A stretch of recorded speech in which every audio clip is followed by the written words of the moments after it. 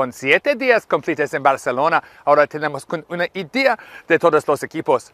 Hoy el grupo C en al campo para comenzar la acción el día 8. Esta es la Fan Code European Cricket Series España y comienza ahora.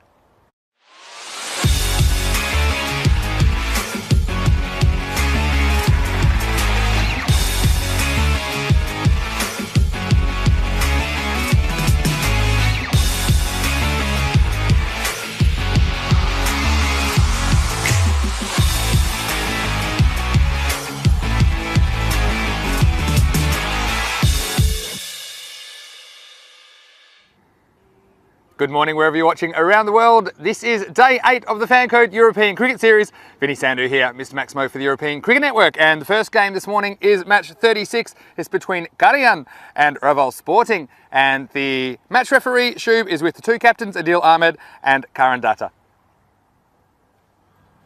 10 is the goal. And 10 is it. So Rawaz have won the toss. What do you like to do? That's it. Rawaz have won the toss and selected to bat first. And you see there, Relive Sporting captain Karan Datta. Well, he had no hesitation in electing to bat, and that doesn't surprise me. They rebounded very well in their second match, defeating Skyways after losing to Minaj in their first match. And I think they'll be relying a lot on the little master, Gaurang Mayavanshi, whose left-arm spinners have been one of the outstanding features of their cricket. And I think that he'll be opening up with himself, most likely with Kishtish Patel. Well, Garian, they had a very good start to their tournament, winning their first ever ECS match against the Barcelona Gladiators, and I'm sure they'd like to make it 2 for 2. Watch out for their opening batsman, Kaiser Sulvikar, who was very destructive at the top of the order. Well, let's talk a little bit about the conditions today in Barcelona, and it's a nice morning. It's currently about 10 degrees, and a little bit foggy, but we think that should clear. The maximum expected is 14 degrees, but the main thing is that the rain is expected to stay away. And let's have a look at this pitch. It's been really well covered overnight. There's a little bit of dew in the outfield and the approaches, but you'd have to say that the groundsman, Rob, has done a very good job in maintaining the pitch at least, so hopefully it'll play very well. And I think it was a good decision from the Relive Sporting captain to bat first. Well, we've got 5 T10 games of cricket coming your way today on ECN. Let's get it started. Let's go over to Rico Fool, who's in the commentary box. Muy bien, Vinny. It's nice to know that homeschool in Spanish is working. How about that, eh, folks? Well done, Mr. Vinny Sandhu, speaking a little bit of the Spanish lingo. Well, he's trying to impress us all, isn't he? And wearing, of course, well, his Spanish colours. The blue shirt today, but almost there, wasn't he? Anyway, welcome, namaste, bienvenidos, assalamu alaikum, and sasri akal to this beautiful city of Barcelona for the Fan Code European Cricket Series here at the Montjuïc Olympic Ground. Well, we are racing away, aren't we? We're now into day 8 of this European Cricket Series, and we've had some fantastic cricket. We're back to Group C today, but before we look at the contest, and there's going to be a thrilling contest as well between Garian and Relive Sporting, let's have a quick recap on yesterday's play. We, of course, welcome back to the European cricket scene to Falco, and they did not disappoint. They were very strong, and in 2 games that they played, batting first, and we saw their strength really. We saw them batting first and scoring runs up the top of the order, 131 for 3 against the Punjabi Warriors that were making their debut. And well, the Warriors, they battled hard, but in the end fell some 21 runs short. Then Falco, we saw the other side, and this is where I say the strength of them. The top order really didn't perform, but the bottom half of the batting lineup did, and they still managed to post a good total from 25 for 5 at the halfway stage, scoring 102, and that was enough to beat Badalona Shaheen. I was expecting Badalona to get closer, but Falco, give them credit, not only did they bat well and recover well, they bowled very well as well. Hawks also then came back to a European Cricket Series. They played the very first one, but well, Punjabi Warriors came back fighting, and they picked up their first victory in the European Cricket Series in that game. Close game. Hawks making 92, but the Warriors getting there with 5 wickets down. Then Badalona Shaheen, I expected them to bounce back, and bounce back they did. And it was against the Hawks. Again, early blips, the top order of their batting.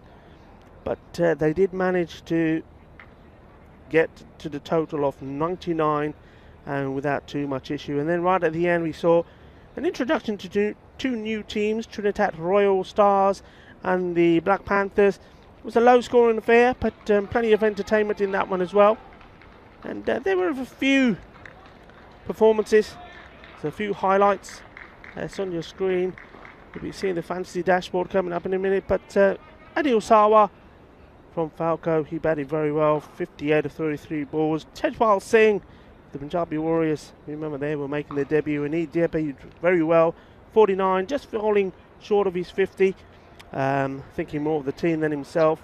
Abid Shahzad of Falco, 47 off 17 balls. He was amazing in that second game when they were in all sorts of trouble.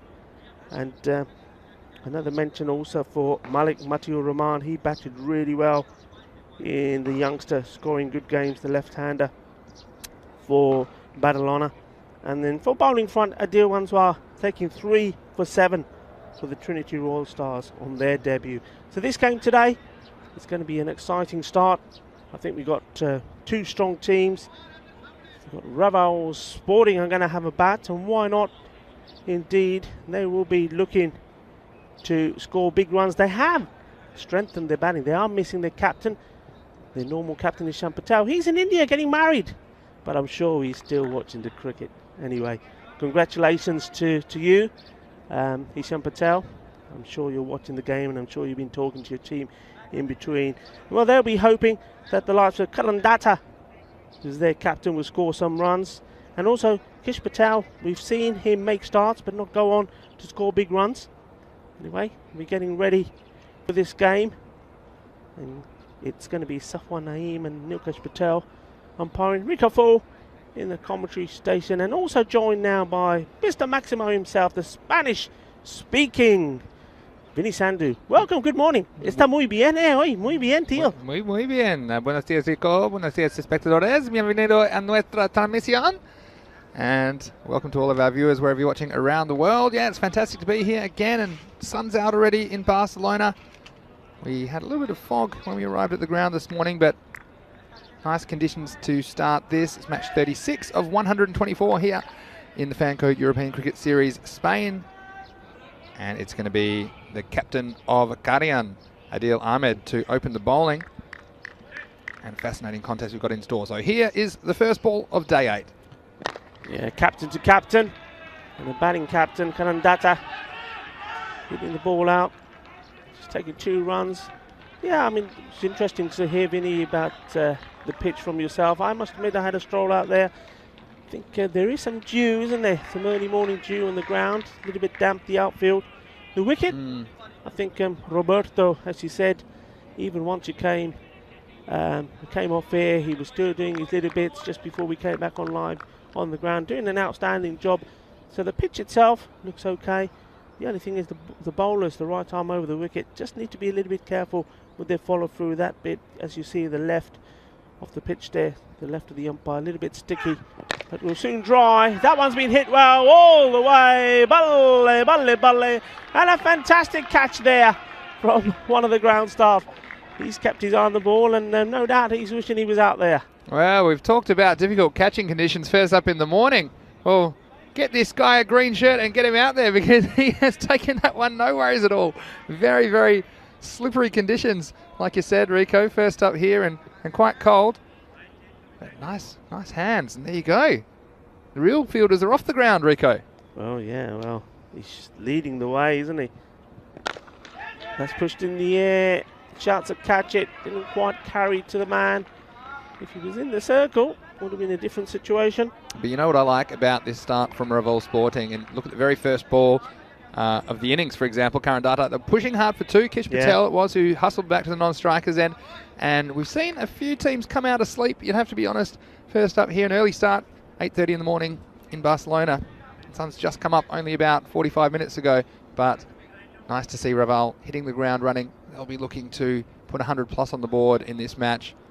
And they do have a couple of bowling weapons, of course, the little maestro, Gaurang Mayavanshi. Going to see him again. But for right now, it's Adil Ahmed coming into Kish Patel. That was angling and going down the leg side. They do take the leg by. Just thought if he just stepped inside that, certainly wouldn't have been a wide ball, but still managing to get some runs. And that's important as well early on here.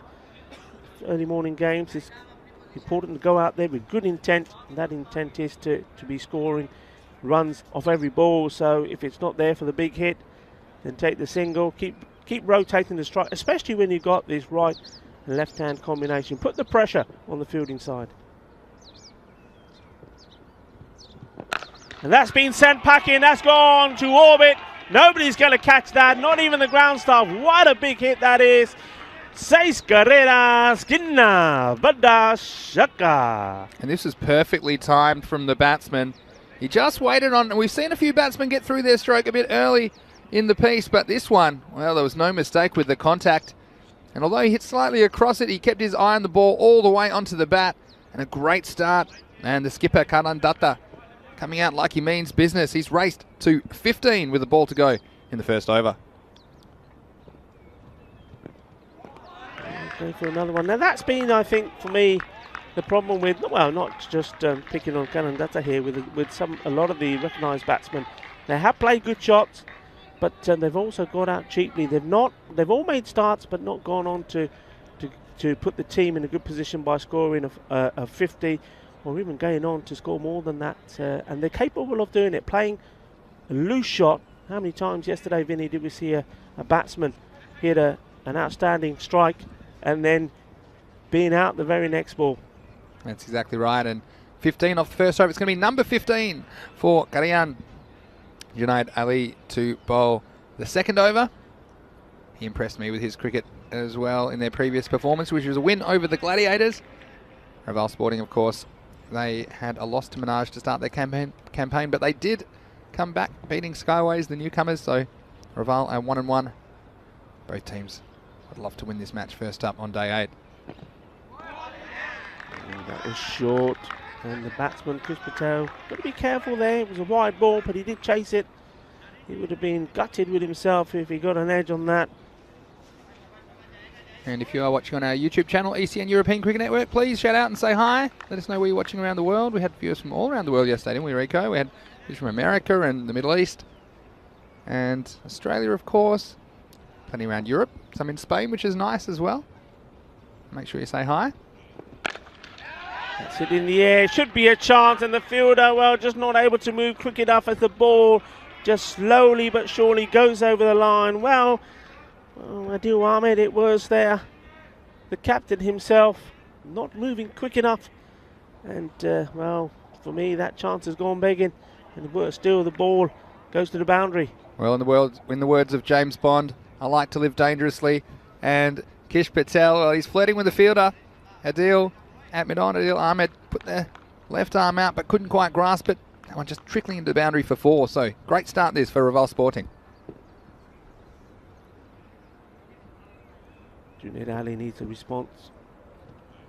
That's too wide for me. Yes, the umpire decides wide. That did come in a little bit, I have to say, but still way too wide, and the umpire there. No problems at all for Safwan. Men in Black doing a great job. Completely different scenario here with the weather today. Yes, there is a bit of dew, but that's going to burn away pretty quickly. Lovely clear morning. The sun is going to be out all day. Temperatures going up to about 16 degrees. Well, that's good to hear, not just for us, but all the players as well. Short.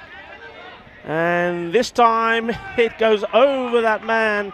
Adil Iqbal was well hit. He was placed, waiting for it, but could only see it just fly over his head. 6 runs for Kashit Patel. It might have been a slight misjudgment from Iqbal on the boundary. He was about a metre inside. It just got over his head. You wonder if he knew where that rope was. Of course, not easy. Didn't have too much time off the bat. It was hit fairly flat. But again, 6 valuable runs, and oh, Kish again flirting with danger, but coming out on top. 6 valuable runs for Raval. Yeah, that score racing along now here. Pitched up. No dugout, and well, that's how I wanted it. Kish Patel did not. We have seen some kamikaze running as well. Just shout outs in the chat. Rico, sorry to interrupt. Mohammed Ismail watching from South Africa. Where are you in South Africa, Mohammed Ismail? Are you in Cape Town? I seem to remember. We've got Akash saying good morning. Where are you watching from, Akash? Also Simon. Hello, Simon. Says, wonderful morning, Mr. Maximo. It certainly is. Yes, buenos dias to everybody. Thank you for tuning in, wherever you are. Whether you're watching via the European Cricket Network YouTube channel or on fan code in the South Indian continent. Welcome to you all. Bienvenidos. Namaste. And hope you're going to enjoy another excellent day of cricket with teams battling it out. Remember, we have 5 matches every day. It's just a feast of cricket for you. Yeah, a lot of people asking who's favourite. I actually just asked in the chat who is favourite here, because we've got 2 teams that are both capable of pulling off a victory. They both had victories already, so I'll leave it for the viewers to decide, I think, in this one. Too close to call for me.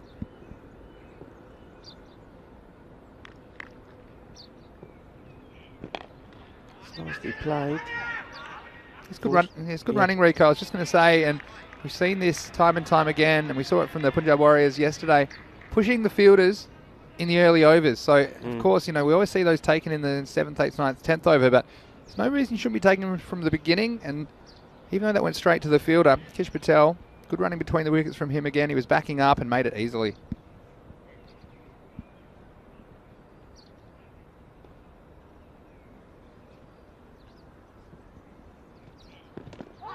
On the legs, we're going way down leg side.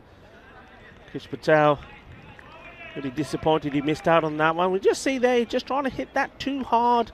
If he just played his stroke, I think, and found the gap, the ball would have, even on this surface, made its way down to the boundary. But that's the end of the second over. 30 runs is the score. It gives me an opportunity just to give you an idea of how this group is looking at the moment. I mean, we're going to see the very strong Minaj coming back. They're sitting right at the top. They've won 2 out of 2. And then other teams like Karayan out there now, Bangladesh Kings, Raval Sporting, they're on 2 points. So they've all played and lost a game. Karayan, of course, they're slightly different out here now. They're playing just their second game. They'll be wanting to make it 2 out of 2 and be right behind Minaj. So this is an interesting battle. Whichever team wins here will join Minaj at the top of the group. And then we have Skyways and also the Barcelona Gladiators that we will see later. So by the end of today, this group, Group C, could be looking very different indeed. Yeah, excellent points made there by Rico Fool, our Spanish expert. Here's Adil Iqbal to bowl the 3rd over, and he's bowled straight away. And this was a little bit unlucky from Karan Dutt. He can't believe it. It was pitched up from the off spinner. It looked like he might have hit that into his boot, and it might have rolled back into those brand new fan code stumps we've got. Rico, let's have another look at this one. And unfortunately, after hitting the ball very nicely, it's the end of the Raval captain. Yeah, he'll consider himself a little bit unfortunate. It's played it and it's hit the bottom inside of the bat onto his foot. As we see here, probably see it better at this angle, and then rolling onto the stumps. Well, unfortunate end, but still a bright start from that man. He set the tone for hopefully a big score. And I was just about to say, you know, there's a bit of tennis going on in the world at the moment, Rico. And after 1 over, it was 15 love. After 2 overs, it was 30 love. Well, it won't be 40 love, that's for sure, because he's lost a wicket. And a very useful wicket for Karayan, because they sorely needed it. Mohammed Ismail just saying he's watching from Johannesburg. Yes, it's a beautiful city. I've been there myself. So it's wonderful that you've decided to tune in this morning, Mohammed Ismail. Devinder Singh called as a new batsman, and he starts off straight away with a single, just managing to get that over the infielder there of Mohammed Naeem. Remember, still inside the power play. Now, Devinder Singh called, if he can get going, we know what an exciting, explosive batsman he can be. But the first few times that we've seen him in this series so far, he's looked a bit rusty, hasn't really got his timing right. And that's understandable, I suppose, for a lot of these players. Remember, not allowed to practice or play any league fixtures at the moment, so this is the only cricket they're getting. On the legs, and well, this time Kish Patel just deciding to push that back towards the bowler. It was certainly, for me, that was there, Vinny. It's a free hit, really. It's on the legs, on the left-hander. Could have gone across and tried to hit that over the top. Nobody on the leg side boundary, but elected not to do so. He's a little bit too full, I think, in the end. He got himself in a bit of a tangle, but let's see how we go this time.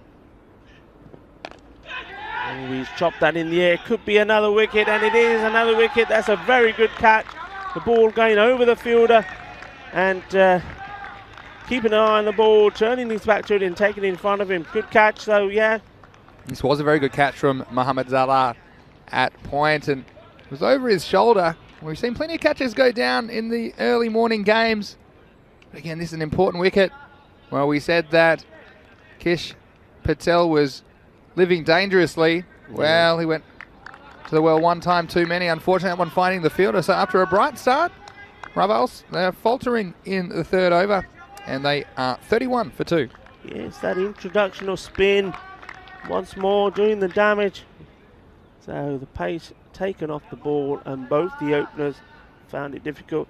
Kish Patel will look back, I think, off the previous ball on the leg side, pitching outside leg, decided not to play a big shot. Even if he could have got a single there, he would not have been there facing that ball. That one stays low. Batsman did well to dig it out. Good running though, you'd have to say, the new batsman, Gurvinder Singh Sidhu, who was at the non-strikers end because they crossed during the completion of the catch. And he'll get a chance to face his first ball now, and a very good over. This from Adil Iqbal, bringing Karian back into the match. You've got two batsmen that do like to hit the ball very hard. Swing and a miss, so that'll be the end of the over. Very good one, for only 2 runs and 2 wickets off the over. So Ravel Sporting, after the 3 over power play, they are 32 for 2. Yeah, and anyone new to this format of the game, just goes to show you one thing that myself and Vinny always say is how quickly the game can change. A few balls ago, Ravel Sporting were looking good. Scored 30, the first 2 overs. Going along nicely, and then all of a sudden 2 wickets in 1 over, and it looks a different ball game. The power play is over, as signalled there by the umpire. This new bowler, Abdul Wadood, coming into the attack, and we haven't seen him so far. He will have the luxury of 5 outfielders allowed. Of course, if you're not new to cricket, there's 11 players in each team, so if you take out the bowler and the wicketkeeper, there's 9 fielders you can put more or less wherever you want, but the restriction is that only 5 of them can be outside that circle. Only 5 outfielders allowed.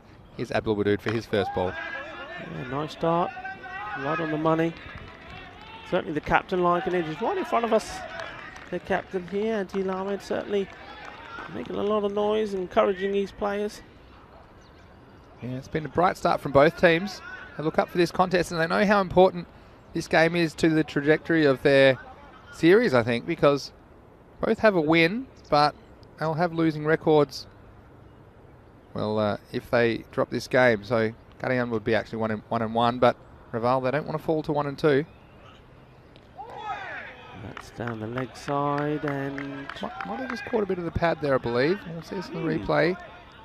Umpire keeping the arms down. Of course, if this doesn't hit anything, it would be called a wide, but I think that was good umpiring. It caught a little bit of something there. No dispute from the batsman. Back live now. This next one is hit down the ground and down to long on. That will be just the single.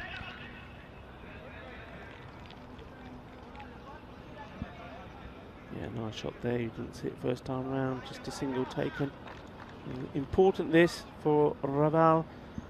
These 2 batsmen, if they can get in, they certainly will accelerate the run rate, but they do need to get in first, and that's a nice shot. It's going to split those 2 fielders, and 1 bounce, 4 runs. And you're just seeing what they are capable of doing. That is Devinder Singh Kaur there. Lovely shot, finding the gap beautifully in between the 2 fielders there on the line. You see just the captain there retrieving the ball, but for him, the wrong side off the rope. Yeah, it was, and it was well placed, wasn't it? Because 2 men positioned back there on that side, and you did mention if he can get going, can be quite destructive. This is this one, yeah, Devinder Singh. Bragging to me before the match how far I can hit the ball as well, so we'll see if he can do it in the game. Just a few other shout outs here on the chat. Luke Belgium, if you're around, good morning to you. Tanjim says he's watching from Bangladesh. Well, good morning, Tanjim. Kabir Talukdar. It's great to have you joining us here on ECN. A couple more come to after this ball. There's those swings and misses. Just planting that foot down the leg side and having a big hoik foot in the wrong place, and he's not going to reach it from there. Got Jeremy Smith watching. Jeremy, where are you watching from in the world? It's great to have your company. That's the end of the over, so 38 for 2. Another good over, only 6 of it. Wherever you're watching around the world, there's a question about, is Russia going to be involved? And I can tell you that, well, we don't have an ECS plan for Russia at this stage. It's a little bit cold up there, I think, but they will be participating, well, the Moscow Foxes, their representatives, will be participating in the European Cricket League, which is coming to you from May 31, and that is the Champions League of European Cricket. It's the champion club from 15 nations. This year it's 15, it's going to be even more, almost double that next year. It's a huge tournament for over 4 weeks, beginning May 31 here on ECN. Here's Adil Iqbal again. Well, that's very cautiously played by Govinda Sidhu. Didn't want to commit too much, just trying to hold back the big shot, I think, for now. We've got Abaz Alam saying love from Nepal. And good morning. And Prakash Mishra. Well, good morning, Prakash. He's watching from Bulgaria. Familiar face to us. And he's gone. That's a good bit of work from the wicket-keeper there. Very well done. Yes. Kasea Zulfikar. Yeah, watch this. A great view of it side on. You watch this, and it was just dragging his toe. And Devinder, well, he's upset. He lined him up. And he missed him the first time, didn't he, Kaiser? But he still had time to recover. You watch this. He takes a big air swing. And this has happened to me. It's very embarrassing. He missed it, but then he still had time. And Kaiser Zulfikar, well, I'm sure he'll feature with the bat a bit later on for Guardian, but it was a nice piece of wicket keeping. Yeah, it was. And if you're watching that again now, a lot of people may be thinking, well, hang on, why is that out? Isn't his toe on the line? Remember one thing, in this game, the line does belong to the fielding team. So, and it's the same when you're batting. You see batsmen running and they put the bat just on the line, and the umpire calls it one short. You've got to be past the line. And that's the reason why that one is out. Great work from the wicketkeeper, Kasea Zulfikar. Yeah, so another wicket goes down. So we've seen this after a bright start. A couple of wickets go down and the scoring's halted. This looks like Manish Manwani coming out the left-hander. A nervy start for him. Yeah, I mean, he's played on this pitch a number of times. He must realise that going back foot early on, especially when there's that little bit of dew, the pitch may just be just a little bit wet underneath as well. Got to get forward, get a big stride in.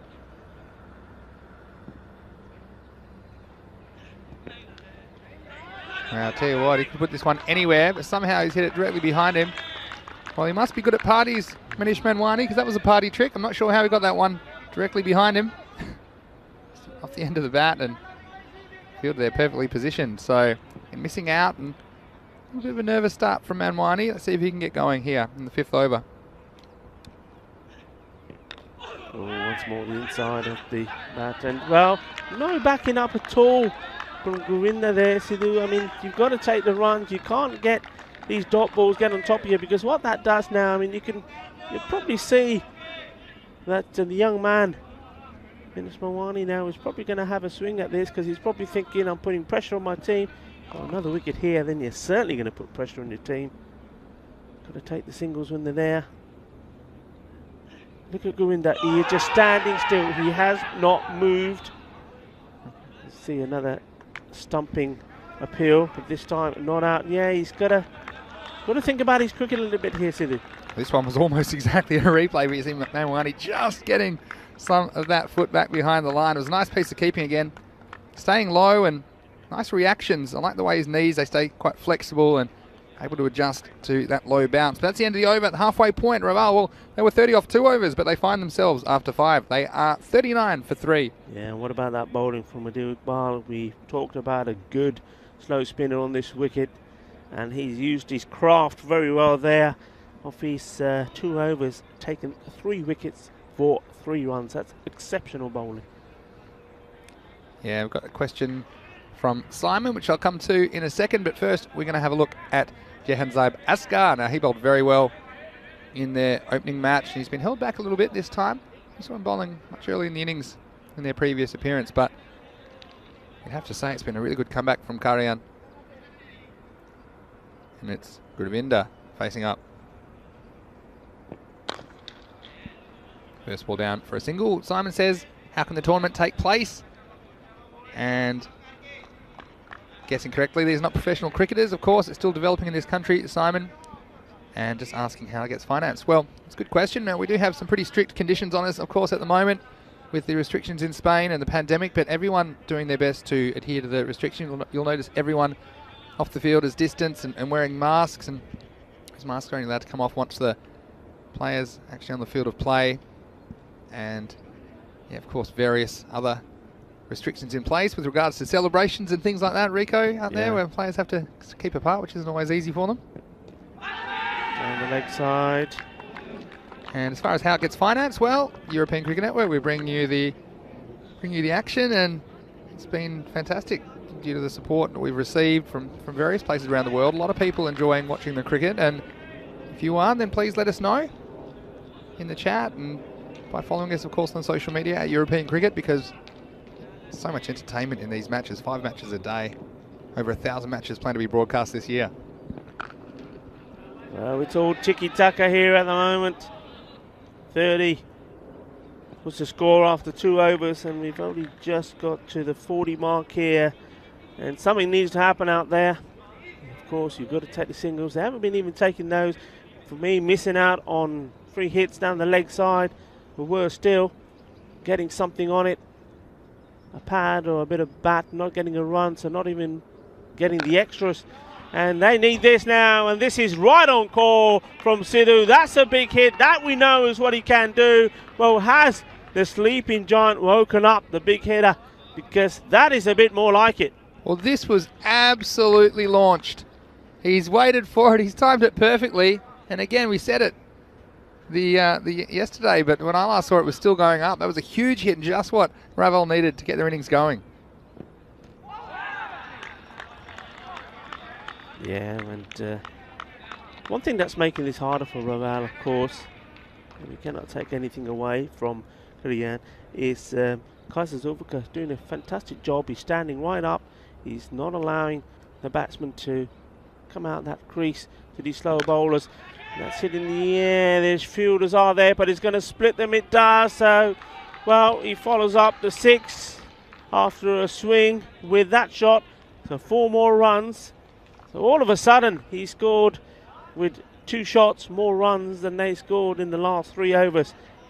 Yeah, and look, that brings up the 50 for Raval Sporting off the last ball, the 6th over. They finished that over 51 for 3. This came right in the balance.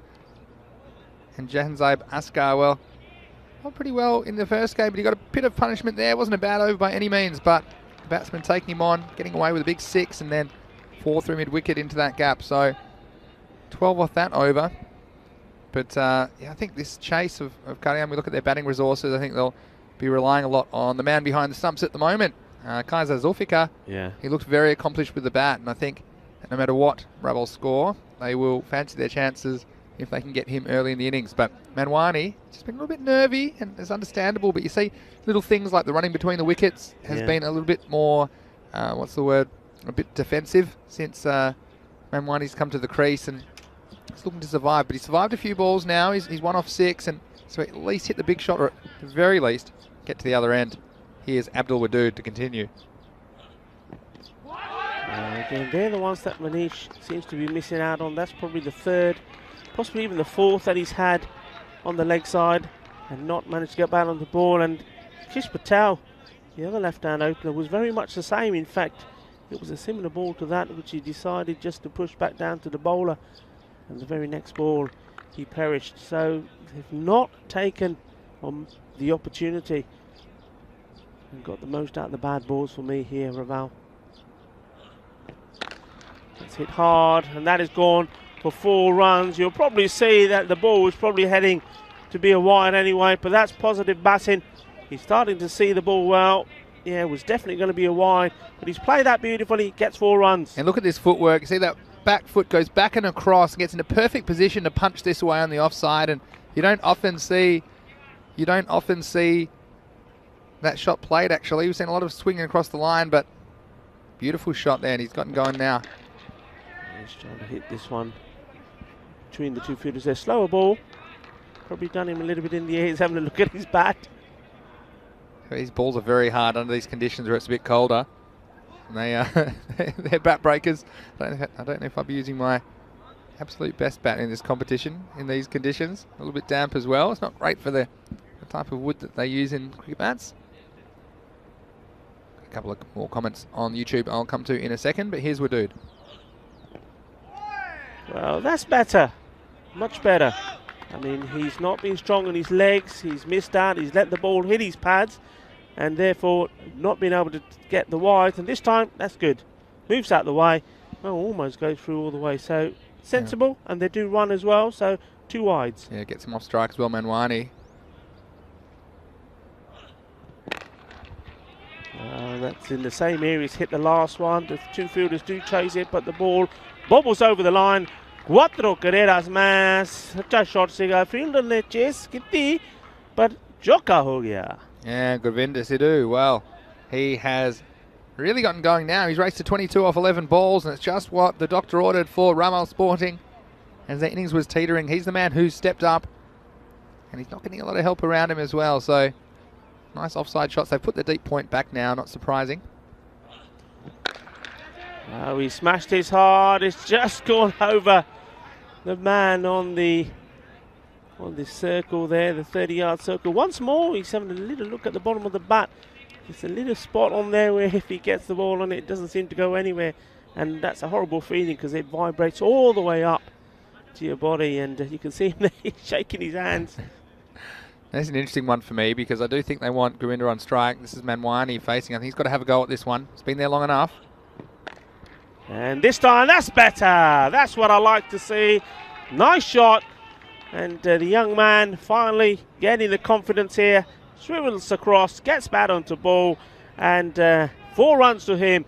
And you're absolutely spot on there, Vinny. Good call. Yeah, he didn't want to be getting a single. It was play a shot, get 4 runs, and then leave the man who's seen the ball well now on strike. Yeah, so 17 off that over in the end. A good one for Raval, and they are 68 for 3 at the end of 7. Let's go back to the chat. Old is Gold saying he plays quite good cricket in India. He's 17. And he says the competition is pretty high in India. Thinks he should come to Spain. Well, you're always welcome here. Not easy to travel, of course, at the moment. Same with Jahanzib Khan saying he's also playing cricket from Pakistan. He'd love to play with other countries as well. So if you ever do find your way to Europe, guys, we would more than welcome your participation in the European competition. And it's great that you're enjoying the action here on ECN. But yeah, we didn't do my six over check-in, but 7 overs, 68. I think they'd be eyeing off something 100 plus. I think that'll be pretty competitive, especially in the first match of the day, where we've seen sometimes some low-scoring matches. It's going to be Danish Abdullah to bowl the 8th over for Karayan. Starting down the leg side once more. This time, Govinda Sidhu, probably the guilty man, hits the pad. They do take the leg by, but if you just stepped inside that, take the wide. These are all things that these teams need to learn, need to pick up on. I mean, of course, yeah, it is always nice to get good bat onto ball. I mean, if you hit that and hit it well and took a boundary, you'd probably be thinking, yeah, I'd rather have the 4 than the 1. But don't forget, you're getting the extra ball as well. Good point there. And Wani, well, we saw him get away with the boundary. Let's see if he can keep it up. He'll be angling into him, so I think he'll be eyeing off that leg side.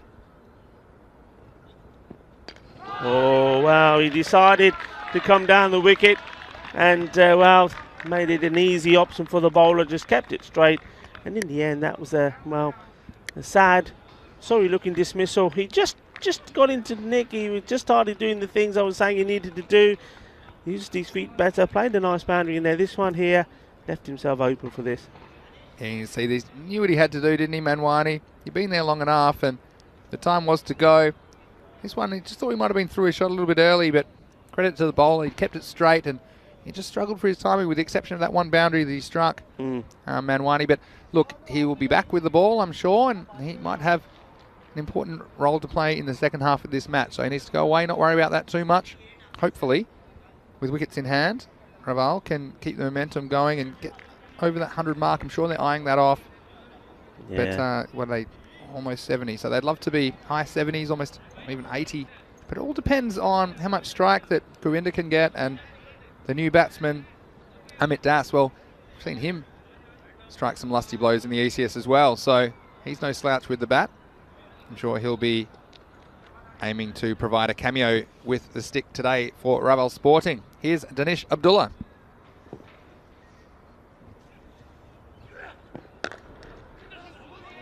Good. Gets off the mark straight away, and this time... Yeah, I was going to say smart cricket, because so often we've seen batsmen come in, and there's 4 to come in the over. We've seen batsmen taking huge swings, not getting close to connecting, but with 4 balls left in the over, that's exactly what Amit Das needed to do. So smart cricket, it gets the man in form on strike. Govinda, he's on 23 off 13 balls, and not wasting any balls. So I think that was very well done by Das to come out and immediately find his way to the non-striker's end.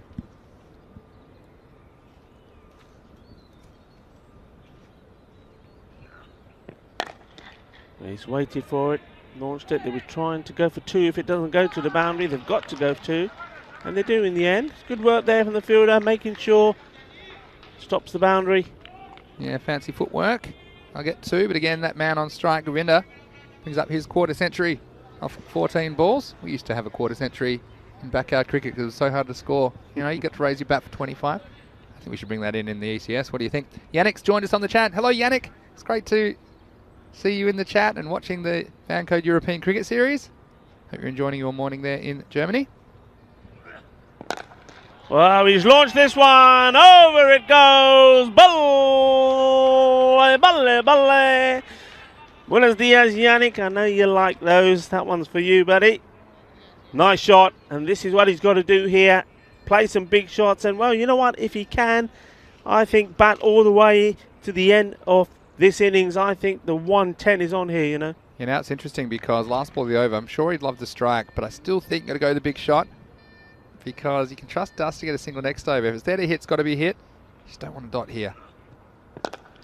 Well, there's no dot there. That's been blasted. That's going out of the ground. It's gone all the way to orbit.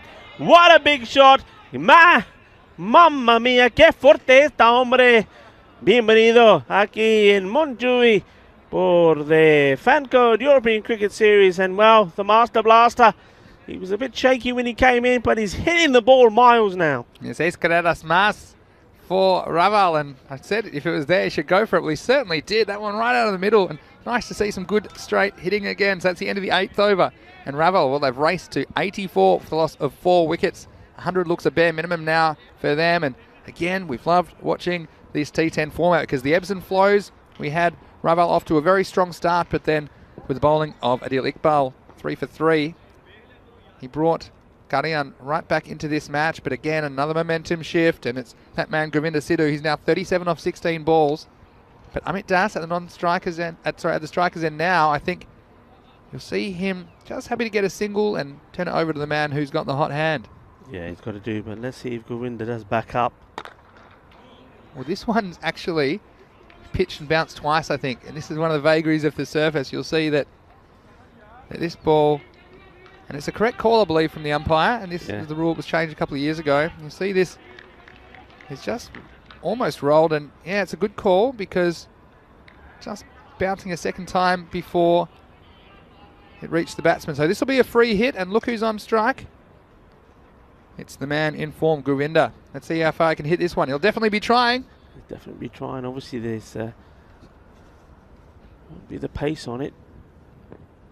And, well, an edge. And good. That's good call, I think, from Das. He could have charged down the other end. It would have been a risky one. I know it would be him running to the danger end, but I think it's probably far better to leave the big man, the big hitting Govinda Sidhu on strike. Yeah, unselfish cricket from Das. And that's why, mamma mia, that has gone miles. What a shot. Kinna Badda Shaka, that is a beauty. Well, take cover if you're across the street. It's another good straight hit. And Das, well, he turned down the single, and you can see why. This one's going all the way to the moon. Six of the best for Raval Sporting, and they have raced into the 90s. Hit hard, it's gone over as well. 6 more. Wow, he's racing along. Wow, he's into the 40s, and one more big hit, and he'll make a very valuable 50 for Raval Sporting. What a knock this is turning out to be. Well, I think he's on 49 now off 19 balls. And what a knock and what a counter-attack from Raval after losing those wickets. So Govinda on 49. Well, that's up in the air. It's gone a long way, but I think it's going all the way over. Shaba, Shaba. Put your bat in the air. Govinda Sidhu, what a knock Fandazzy Dozy, the Master Blaster, has entered this stage. What an innings it's been once he's gotten going. I've loved the way he's hit strokes all around the ground. He's been strong through the point region, and of course, when he gets a chance to hit straight, he's hit them long and strong. Here he is again. Well, he ain't finished yet. There goes another one. Balle, balle, balle. Well, he got to his 50 in just 20 balls, and he's still going. He's dealing in 6 assists. Patake chalpe aquí en el campo de Montjuic. 6-6-6. Es un fiesta de 6 carreras. That's right, 6-6-6, the Devil's number. And I tell you what, Karian there, 6 feet under at the moment, and Jahanzeb Askar, well, he bowled very well in their first match, but he's getting the treatment now, and they're 110 with a ball to go in the 9th over. And this one has been hit hard at the captain. Well, he's probably wondering what's happened here. And well, I said if he stays and bats all the way through, I can see 110. Well, they've already passed that. Super stuff. Well, you can see that how quickly the game can change as well when you get those 6s away, consecutive 6s, and we had a huge over.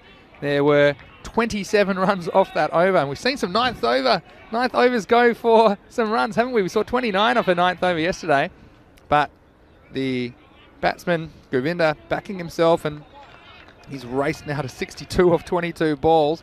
And now Amit Das, well, if he's smart, he will just try and get to the other end and watch it all unfold, because there was that point where they probably could have got a single there early in that over, Rico, but Amit Das deciding, no, it's not worth it for the 1 run.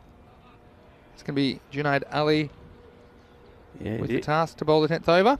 Yeah, it is Govinda who is on strike. Yeah, sorry, it is Govinda. Like you said, there was a single last ball.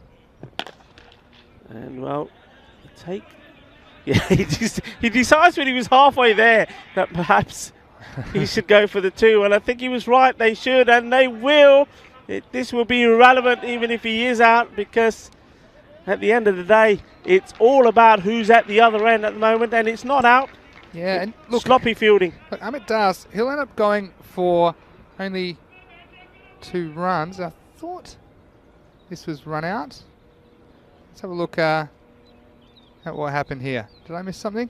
Yeah, I think he for some reason, he's still there, so the umpire deciding it was not out. Well, there we go. Umpire thought he made it. Well, he smashed that, Vinny. That's gone. Has that gone all the way? It probably has. No, it hasn't. Well, I thought that bat was only dealing in 6s. Well, he'll have to take it back and ask for his money back. That only went for 4. Well, again, 4 more. And, well, no time to dwell on the last one, because it was sloppy cricket from Karian to let that man Govinda back on strike.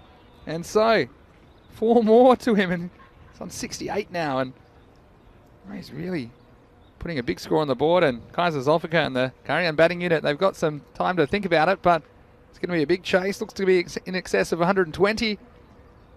And then after winning the toss and electing to bat, Rabel, they've had a couple of staggers, but a very impressive score on the board. Here's Junaid Ali.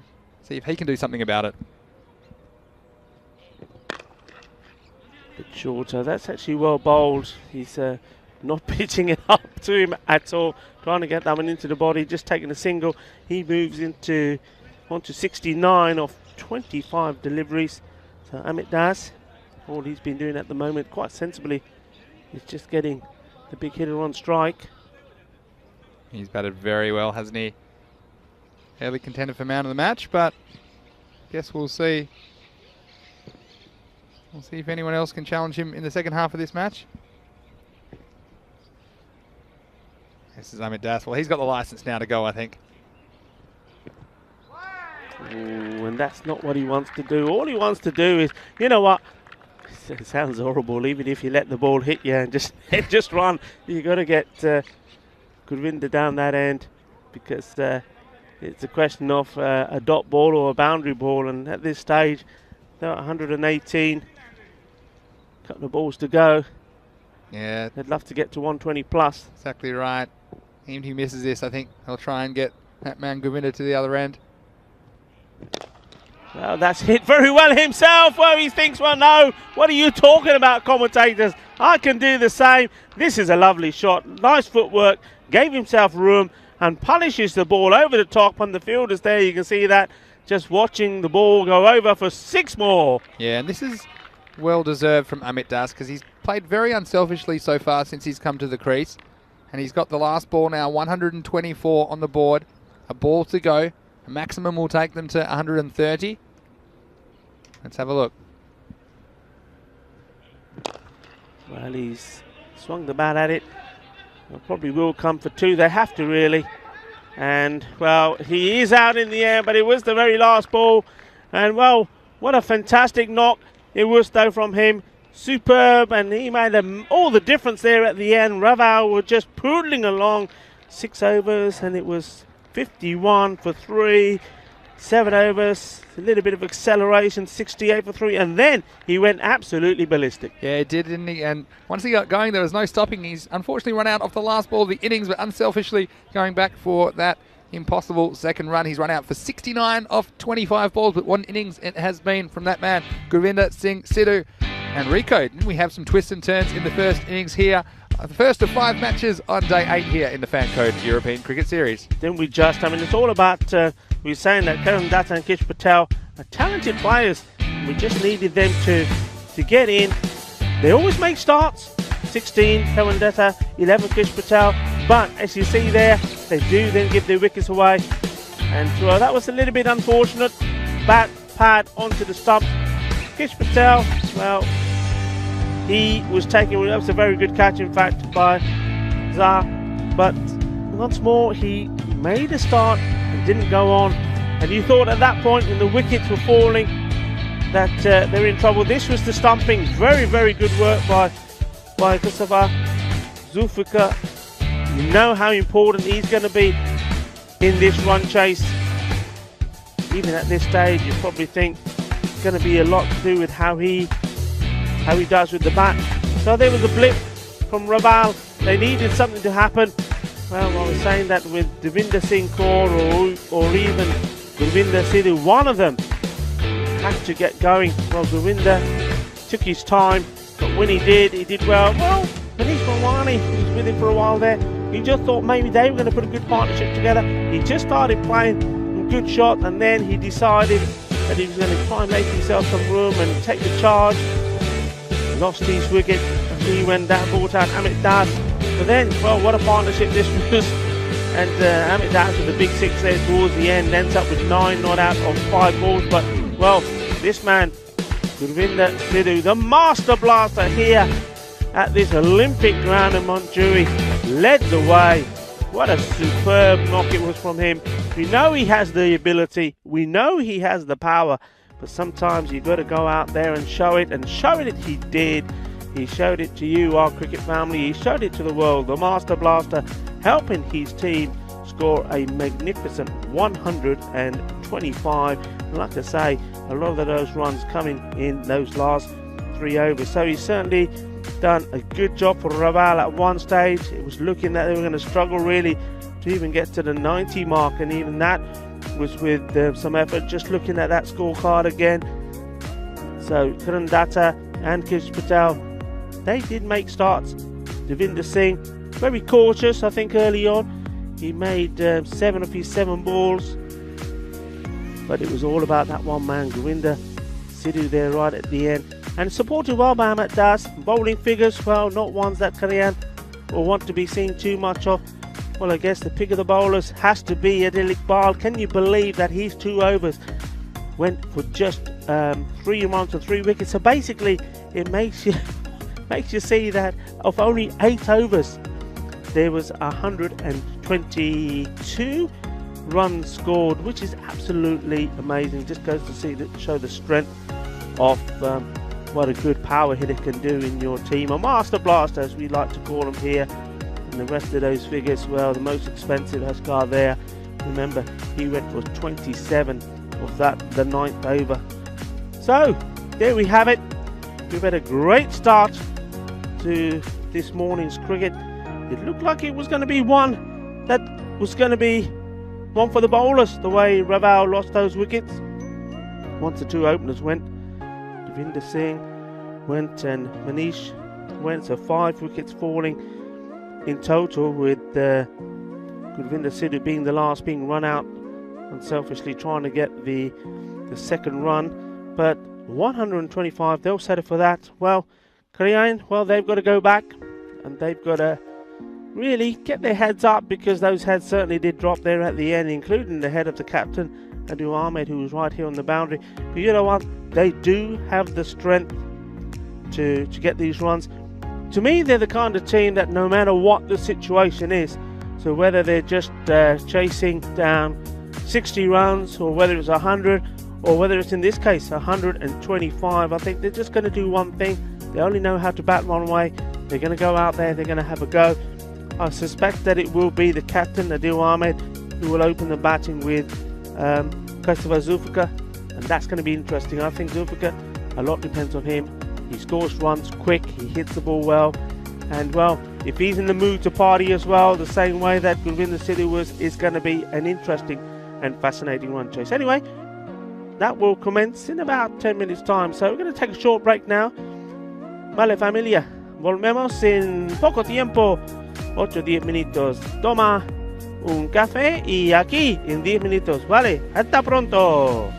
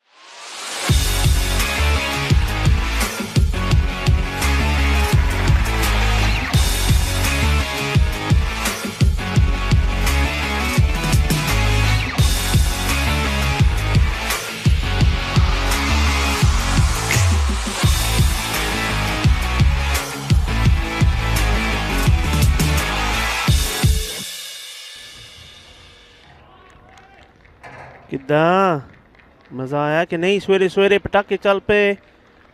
Fireworks courtesy of Govinda Sidhu, scoring 69 of 25 balls, which has put his team in a very good position at this halfway stage. 125 they're posted, and that was despite some fantastic bowling from Adil Iqbal. He only went for 3 runs off his 2 overs, and not only that, he took 3 wickets, and that was when everything was going very, very well for them. Then all of a sudden, one man, the power hitting of Govinda, changed everything. But I don't think Harian are going to let that bother them. They've got firepower of their own, and if they can get going, if they can get hold of some of the Raval bowling, I think they're more than capable of chasing these runs. I think we've got a very, very entertaining run chase here on our hands. As I said at the interval, I think Karayan will just go one way. I think whether they were chasing 60 or whether they're chasing 100 or this target, they just go out and play their shots. So this is going to be exciting. And well, this is an interesting call as well. They're deciding, I think, here. They're going to go with Amit Das. Yeah, it's Amit Das who's going to be starting, bowling the first over. And trying to get the ball to swing into the batsman. The umpire, Nikhil Patel, looks like he's ready to go. And well, as we suspected, it's going to be Zulfikar on strike. So Amit Das to bowl the first ball of the innings of Karayan, and that's just pushed out onto the offside, no run. And remember, Christopher Zulfikar, we saw him score 40 of just 14 balls. So, well, if there's a man who can, he's that man. And, well, that's a free hit, just flicked away. It's only a couple of meters away from the man out there, but you put it on his legs. You know, it's quite often, I remember when I used to play and we used to up against teams that we didn't know so well, a batsman would come in and, well, he'd play a shot like that and everybody would look at each other and say, yeah, he can play. And this man certainly can play. That was a really nice shot. 4 runs. Well, you see that one, a little bit of a banana ball there, starting very wide and coming in, the old boomerang. And, well, just trying to play that on the off-stump Zulfikar. So interesting contest this straight away. This one's pitched up. It's going in that area of behind square leg and it's going to go all the way to the boundary. So Raval may need to, I know at this early stage in this power play they can only have 2 men outside. And at the moment they're opting to have one man at long on. The other is searching around sort of was at mid-wicket on the boundary, but they've moved him round now to behind square. Then that's not a bad call because anything going down there is going to go very quickly. And, well, Zulfikar does play that flick on his legs very well. And there it goes again, but this one's going to go all the way over the top. It does indeed. Well, even if there was a man there, can't do anything about it. So, well, that's the first 6 carreras of the innings of Karayan, and well, they needed a good start and they're getting it. And the danger man that we suspected, Zulfikar, is at the moment delivering.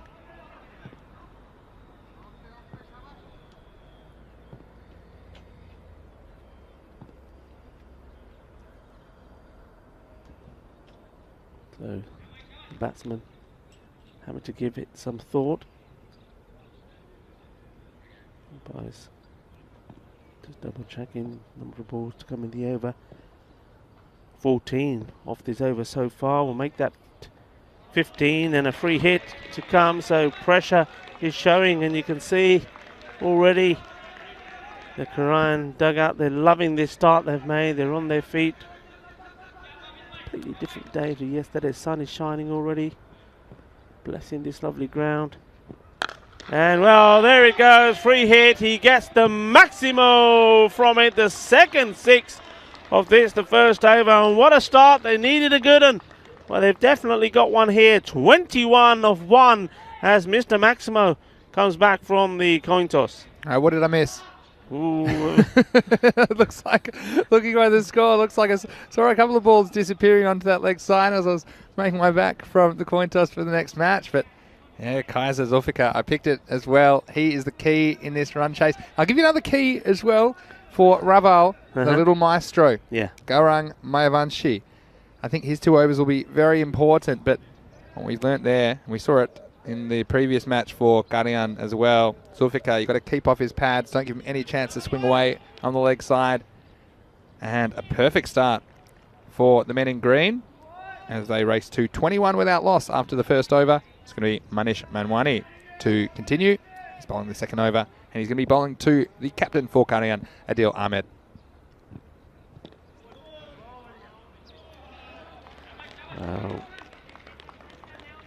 That's another no ball, starting very, very wide indeed.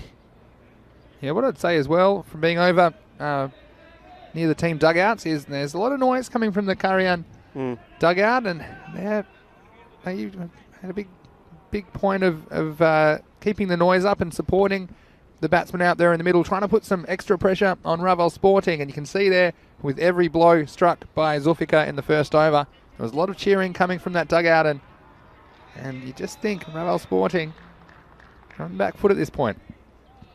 Yeah, very much so. The umpire's just examining the ball, and they're deciding that, yeah, it does need to be changed. I mean, that's the thing. Sometimes we saw that in that last over, the ball being smashed around the park, and it's obviously hit something and caused a little bit of damage to it.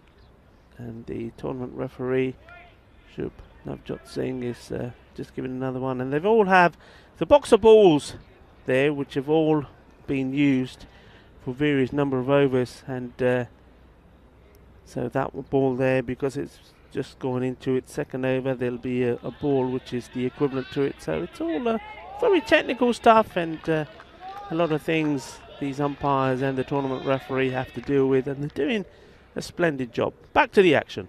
Manish Manwani. Big appeal from Hamid Das. It wasn't a bad delivery, and you know what, he was straight down the leg side, but a little bit straighter. And well, he certainly would have been a candidate of LBW, because that ball's hitting him just above the roll. So that's a little bit of encouragement for the bowler. If you can just get it, push it up a bit straighter, fuller. He goes for it, and this time the batsman managing to get back on it, and the fielder giving it chase, and he's not gonna get to it, just try to put a foot on it. Just goes again to show you how quick the ball does race down there. Nicely timed shot, interesting shot. Yeah, and you see once it got onto the clay of the baseball infield, a bit of a risk taken by the batsman. A hint of outswing for Manwani, but the ball won the race. He tried to put the big foot out, did Sonu Jangra, but could only tap the ball into the rope. So again, another boundary and a good power play so far for Karian.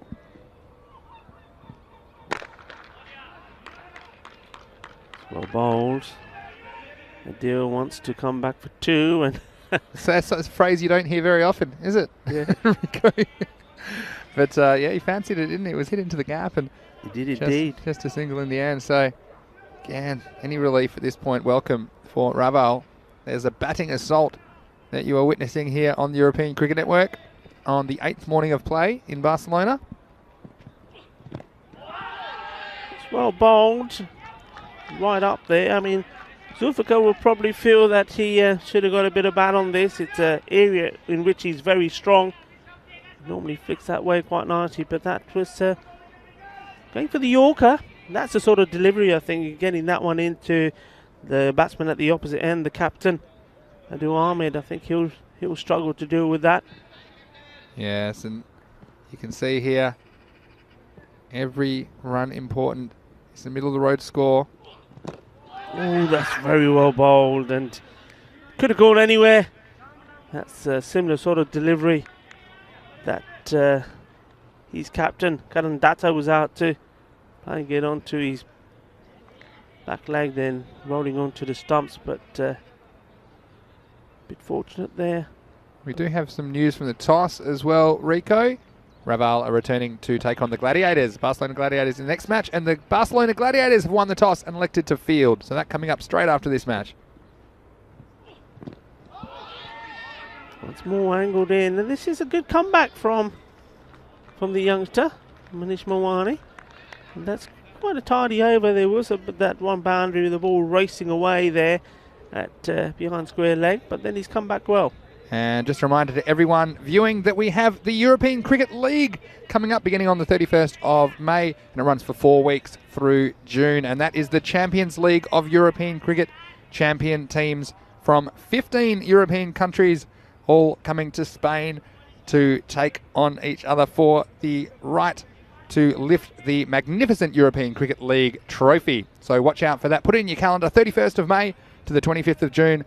The European Cricket League right here on the European Cricket Network. I'd probably say as well, Rico, if you want to go back and watch some European Cricket League action, it was a magnificent tournament in Lamunga. It's almost 2 years ago now. And you can find it on our YouTube channel, European Cricket Network.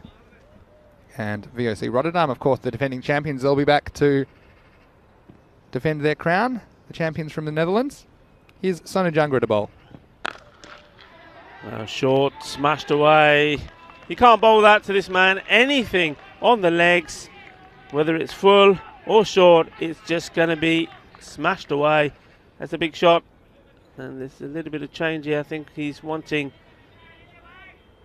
Manish Manwani to come into the ring and pushing one more back out on the leg.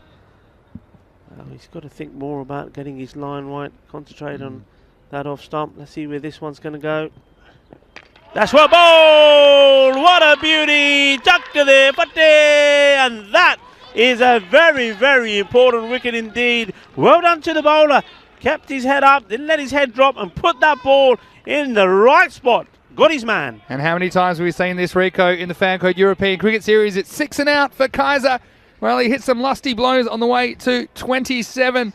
But unfortunately, that one getting through and just getting a bit carried away. And we said, when will the bowlers learn? Well, this one was a bit more pitched up. Again, flirting with danger. Straying onto that leg stump, but that's exactly where the ball ended up. Crashing into those brand new Fan Code European Cricket Series wickets. And an important wicket. And that's an understatement for Raval as Karian. They are 34 for 1 in the third over. Yeah, big wicket that. But, you know, that's what we expect for Karian. We know they're not going to hang around, regardless of who the batsman is. They're going to play their shots well. Zulfikar, he played a few, made 27 off 11 balls, but then done by a beauty from Jangra. So, again, the power play. You can't blame your batsman for being aggressive, but the execution of that stroke, we've seen him play some slightly more technically correct cricket strokes. Yeah. That time just lifting his head, and the stumps were lifted. Here's Jangra again. A bit too full. That's good work from the fielder. That's Devinder Singh Kaur, got down well. If that had gone past him, he would have raced to the boundary. So good stop. Yeah, it's Muhammad Umar Wakas who has joined the captain Adil Ahmed at the crease. He's immediately off the mark. I think it's a fascinating chase. You're needing, what is that, 126? So you're kind of shooting for 12, 13 and over. Let's say 12. You can get a few extras at the end. So they'd want to be something like 36 at this stage, and it's right about where they are at the moment. So fascinating run chase we have set up here in match 36. And well, that's just letting your side down, isn't it?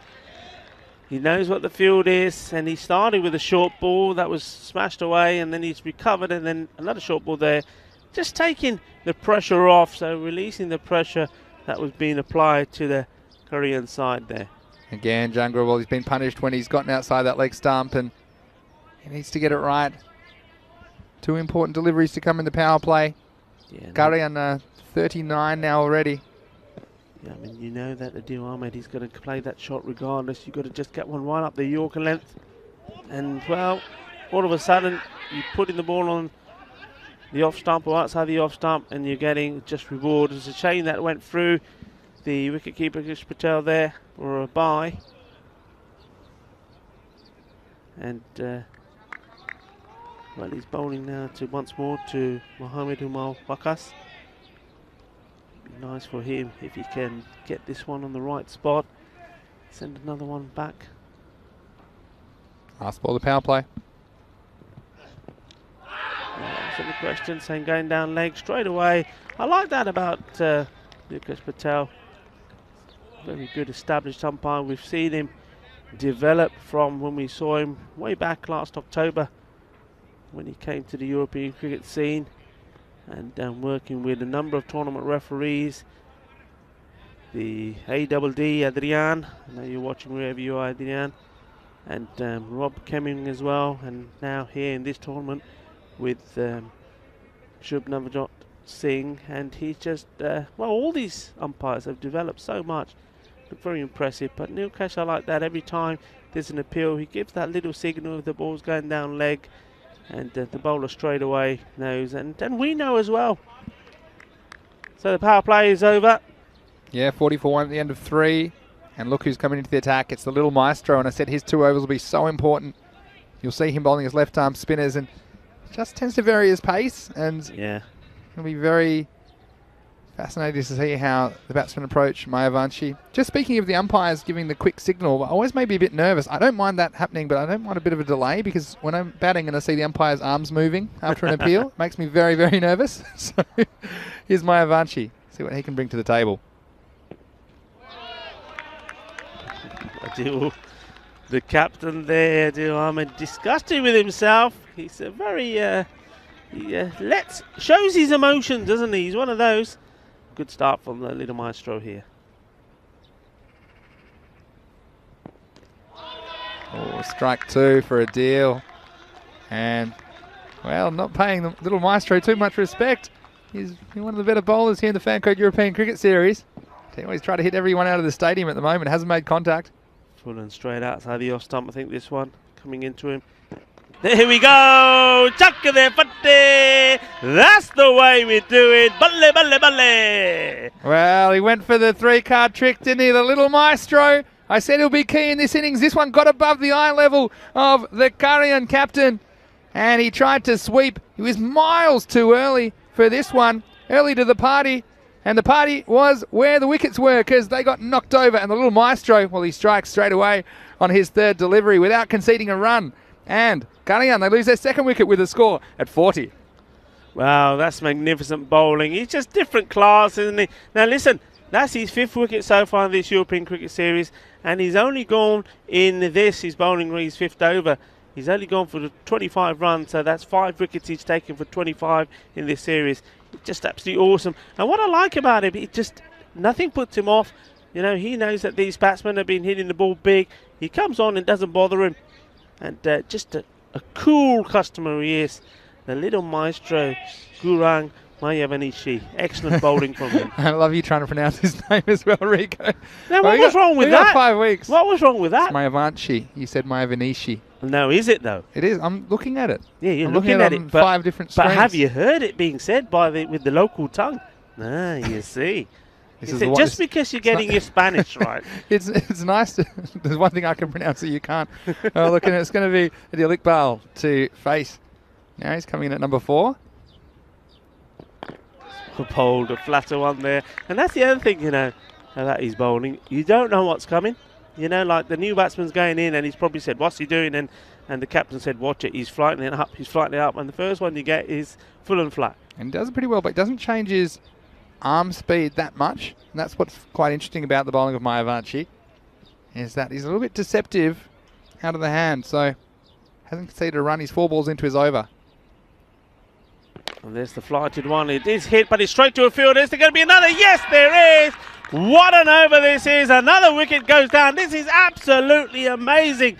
Unbelievable bit of bowling. And you know what?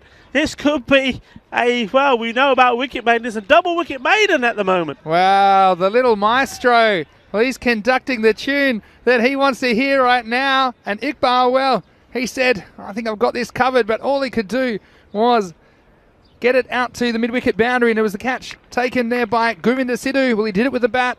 And taking a good catch for Raval Sporting again. Any one of these Korean batsmen could take the game away if they get going. But it's the little maestro. And we said, again, maybe is this a Mr. Maximo's big call? Yes, in MBC. It's a bit early in the day for Mr. Maximo's big call, but I did say the little maestro would have an impact on this match, and so far that's an understatement. He has 2 wickets without conceding a run with a ball to go in his first over. I believe the batsman, I'm not quite sure if they crossed there actually in the end, but he's got 1 more ball to go in this over, and after 40 went in the power play, we've seen the 4th over changing the game here for Relive Sporting. Yeah, bowling to the new batsman. They're asking a question. The little nod on the head. I'm sure we'll see that again.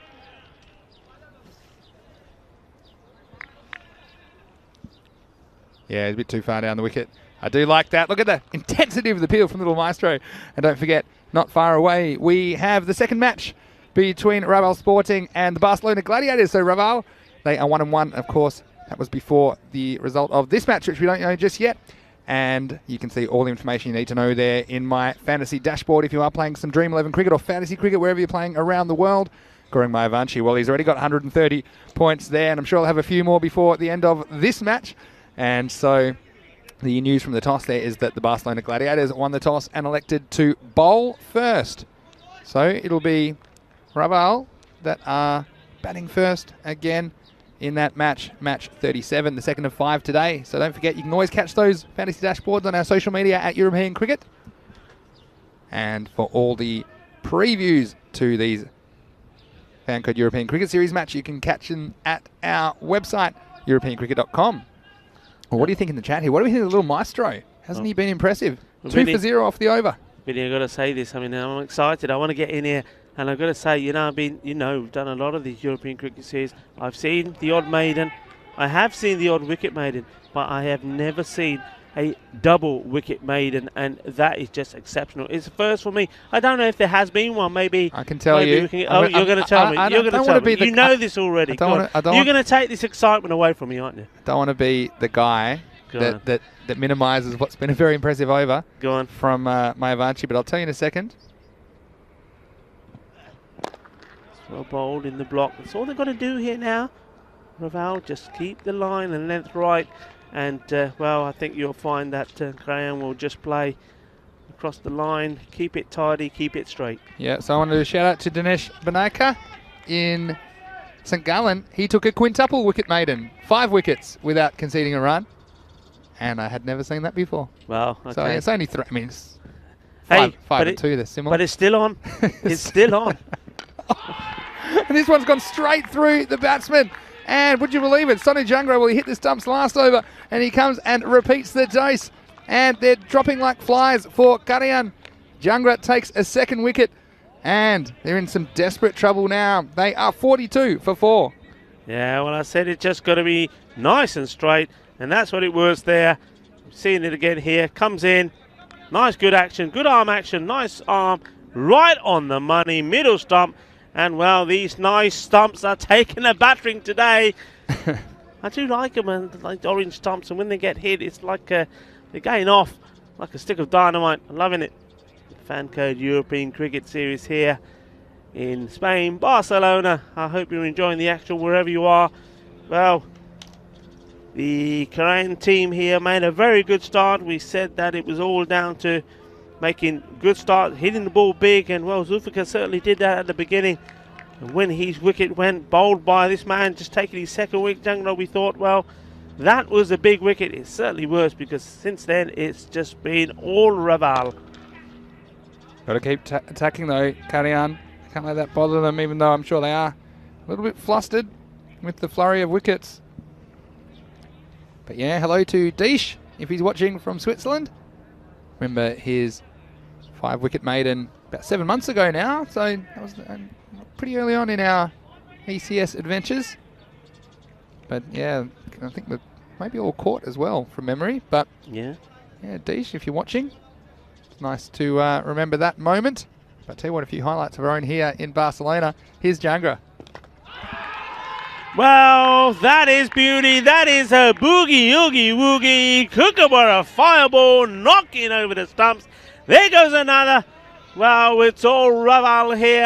And, well, in their innings, late on their innings. It was just sixes all around the ground, and now it's all about wickets. Well, a little inside edge onto the stumps, and I tell you what, it's Jungra Bungra time, Rico, because another one which has hit the timber, and those fan code stumps, they're brand new and they're getting a workout down at the striker's end. Another one goes down, and a fifth wicket for Karayan.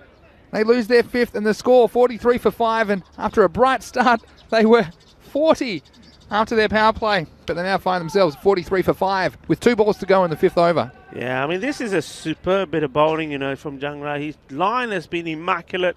I love what he's doing here, and well, just he's on a different planet here, and he's now deciding that he wants to get on the edge. Well, he's going on to take in, is that 3 wickets, only 14 runs. He ain't finished yet. Oh, there they go. There's another one. He hasn't finished yet, indeed. Well, he's on a hat-trick. Can you believe it? Rico full. And in their wildest dreams, Raval would not have believed that this is possible. Another one goes down. This one sneaks behind the batsman. So they're getting him from all angles. And this was the new batsman, Mohammad Zaral. He came in, had to face up, but he has to walk back straight away. And a 6th wicket goes down for Karayan. They are now 43 for 6. Incredible scenes here at the Montjuic Olympic Ground in Barcelona. Oh, what a fantastic bit of bowling this is. That's his 4th wicket. And I'm going to say it, if this is full and straight, it's going to be a fifer, a Michelle Pfeiffer, and it's also going to be a hat-trick, another one in this fan code European Cricket Series. Well, talk about excitement. It's just boom, boom, boom. Those wickets are taking a tumbling here. And Raval, they are on a high. Well, can you believe it here? Could we see the second hat-trick? It's the most pure of them if you can get them all bowled as well, Rico. And it's going to be Danish Abdullah who comes out to face the hat-trick ball. And as in the famous words of Eminem, if you had one chance, one opportunity, he's got 1 ball left in his spell. He has 4 for 14, does Jungra. And all of them are bowled. So he's bowled 4 batsmen. Incredible stuff in 2 overs, and you won't get this kind of excitement. Here's the hat-trick ball. It's in the air. Oh, well, everybody put their hands up there, thought, is it going to go to hand? And the one place there wasn't a red. Raval, sporting player, is where the ball drops. But what a fine piece of bowling. Absolutely tremendous. We've been talking about bowling figures. I mean, with the little maestro himself, he's probably going to bowl, come back to bowl here. Yes, he does, and why shouldn't he?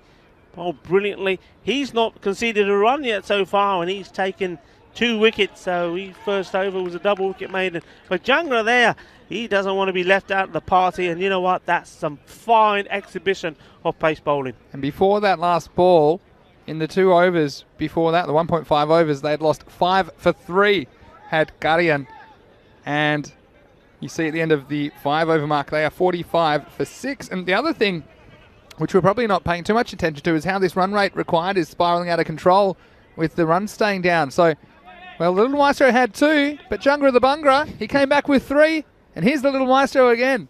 Great entertainment here on ECN. We hope you're enjoying the action wherever you're watching around the world. It's going to be bowling to Jahanzib Askar. He's watched it all unfold from the other end. Here's Little Maestro. In the air, it's just going to drop short of the fielder. And, well, there's probably relief to get to the other end there, for sure. Well, Jahanzib Askar has 2 singles off his 2 balls, and last time he got a single, well, we watched a couple of batsmen come and go from the non-striker's end because the stumps were disturbed. I tell you what, even in these games where you think it's going one way, and we saw Kaiser Zulfikar and Adil Ahmed come and strike the ball quite nicely in the first couple of overs, similar to what we saw from Ravel Sporting, to be fair. And then Ravel Sporting lost a few wickets in the middle, not quite as many as this. They lost 3 wickets in the middle of the innings, but they were able to recover to a score. You wonder, in any of these lower order players stand up for Karayan, get them within range of this target.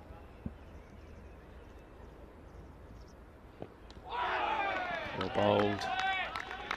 And that's his quicker, flatter one. And like you say, so difficult to pick what he's bowling. Good control. You don't see him bowling too many wides, do you, Rico? Too many extras. He's right on the money. Accurate bowling. That's hit hard and it's sailed away. 6 runs. Well, that's a mighty blow from Abidullah. So, well, the maestro has a little smile on his face. Koi baat nahi is what is being said around the ground. Yeah, don't worry about it. And you know what? He's not worried about it for sure. That's a good hit. He hit that very well. That was smashed. That ball's going to come back as a cube, I think, because it's got corners. But I like that about Mayavanchi. He knows it's going to happen occasionally in this form of the game, and that won't bother him. Let's see if he gets his revenge on Dinesh. Just going down the leg side there. You can see what he was trying to do there, trying to squeeze that in between the bat and pad, but just trying a little bit too much. And you wonder if he's got a third one in him here, Mayavanchi. He'll fancy winning this contest against Abdullah.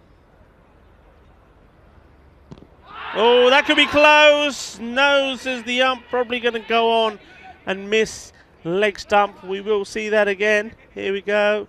It does hit him on the full. Always looks guilty when you hit on the full as a batsman, but you see this one good hitting him, maybe even just hitting him outside leg and the natural angle from the left arm. I was going to take that one past the wickets, but you can't blame him for getting outside.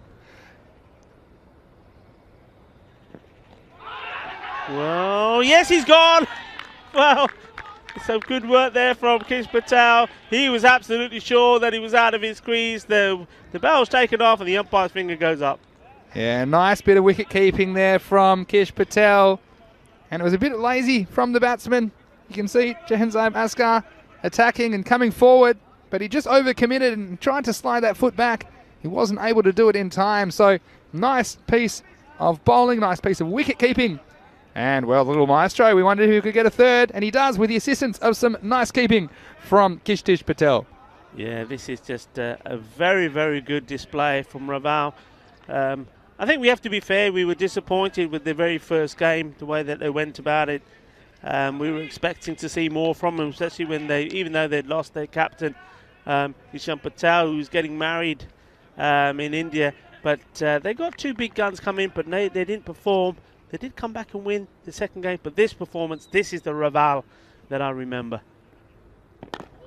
Raval at their best. They picked their heads up with the bat when they needed to, scored the runs. And just a reminder there, fantastic innings from Gurvinder Sidhu. And he, despite Adil Iqbal bowling really well, taking 3 wickets himself in this match for Korean. The Raval Sporting have just never looked back since then, and the bowling has been absolutely fantastic. They've backed it up, and each bowler that's come on has not let the side down, and it looks like Manish Mawani is going to bowl his second now here. A 3 for 9 for the little maestro off his 2 overs. He mentioned he'd have an impact, and Jungra 4 for 16. So what a 4 overs that was for Raval Sporting. His Manwani starts with a wide down the leg side. But yeah, we mentioned how important these middle overs would be. And Raval, well, sometimes it just takes one and it can bring a flurry of wickets. That's exactly what's happened here in match 36 of the Vanco European Cricket Series. Can Manwani get one for himself? Wow, that's been launched again. That's another big 6 for the big man. This one's going out of the ground. That's nice. And, well, he's certainly timing it well. If it's there, if the shot is on, he's taking it on, and that's good. Kinna lumba shakka, that one. Enjoying it, enjoying his time out there. And why shouldn't he? And, well, a few more big blows. And that rate, which is around 17, is certainly going to make its way down. It's on the pads. They do take the single. And have a shot at the stump. So this is what the Raval have to do. Well, okay, if Abidullah is set and he's going to play some big shots, they've got to target the new batsman. Got the opportunity now here. There's Mohammed Naheem. He's a good ball. Needs to make him play. Can't bowl any loose deliveries down the leg. And this Mamwani struggling a little bit with his form, with bat and with ball. He'll love this opportunity to pick up maybe a wicket or 2. Once more there, a little bit short to a more recognised, confident batsman. That's going to be runs, so he just needs to get the ball a little bit fuller. Yeah, like you say, Rico, it's a good opportunity for Manwani to get himself into the game. Hasn't had a very happy morning so far. That's better, that's fuller, and he's gone, and he's into the game. He gets his name in the book for something positive. Takes a wicket, LBW, and this time going right across. And that's what you've got to do sometimes when you're battling to get into form. You've got to go back to the basics, and the basic is full and straight. Yeah, this one was absolutely plumb. Watch this. The batsman shuffling across a little bit. He's right back in his crease. And that one, well, you could still see the bottom of the leg stump. He was right in front. And this is you play back at your own peril on this wicket. And no doubt about that. So another good decision from the umpire. Manwani gets a wicket. And, well, they're cock-a-hoop, Raval. And as they go into their second match, of course, back-to-back matches for them. This will give them all sorts of confidence as they go into the match against the Gladiators, which is coming up right here in about half an hour's time. So don't go anywhere. This is just the first match of 5 T10 games today, and we certainly appreciate your company wherever you're watching from around the world. Make sure you drop in some comments in the YouTube chat or questions. Vinny Sandu here, Mr. Maximo, along with Rico Full for ECN here all day in Barcelona. His man Wine is going to come around the wicket to the new batsman. Yeah, Junaid Ali, new bat. And that's good from Manwani, just getting his rhythm now, even though it's a left-hander, managing to get the ball more or less in the right ear, a little bit leg side-ish, but still. Just adjusting his field now. Just can't believe what we've seen here, really, as the 34 without loss, and now only 28 runs later, 8 wickets down. That will be a wide ball, just trying to bang this one in. You saw him adjusting his field. He did push a man back there on the boundary, so, well, he sent the postcard, told him what he's going to do. We've got Azio 328 joining us for the first time, saying he's becoming a fan, still trying to figure out the game by watching. Well, if you do have any questions, please put them in the chat. We'll try and explain them to you in as simple terms as possible. And straight through into the end of the over, Rico. So at the end of 7 overs, it is 63 for 8. But yeah, it's something we do encourage. If you're new to cricket, of course, we've got people of all kinds of experience levels with regards to cricket watching today. So if you are new to the game, then why don't you ask? There's no stupid questions. You can ask us, what do we mean when we're talking about an over, for example? People often don't understand what's an over. Over what? You know, over the fence, over the hill. But in over, when we talk about a 10 over game, every over is a set of 6 balls or 6 deliveries, which the bowler will throw with a straight arm towards the batsman. And there's 60 deliveries in total in an inning. So a 10 over game, 60 balls. And so please put the questions in the chat. We love to answer them. Of course, we've got plenty of time here today. Why don't you encourage your friends or family, if they've got nothing to do today, to tune in with you. Perhaps if you are at a separate physical location, the chat is a great place to get to know some people that you know, or even people that you don't. So, new bowler, it's Dawood Masood to bowl. Starts with a wide. Yeah, just looking at this field, he's nobody at cow, which is interesting. I would, they've got that one man in the ring there. I would push him personally all the way back. Maybe bring the fine leg up into the ring. Because Abidullah, that's where he's going to hit the ball. Yeah, he's hit a few there already, but it just shows you the power of taking wickets as well, as far as the keeping the scoring down, even though we've seen 1 or 2 big blows from Dinesh Abdullah. I mean, not much else, and every one of those wickets was a dot ball as well, so here comes Masood. Big swing, so you can see that's where he's trying to hit the ball.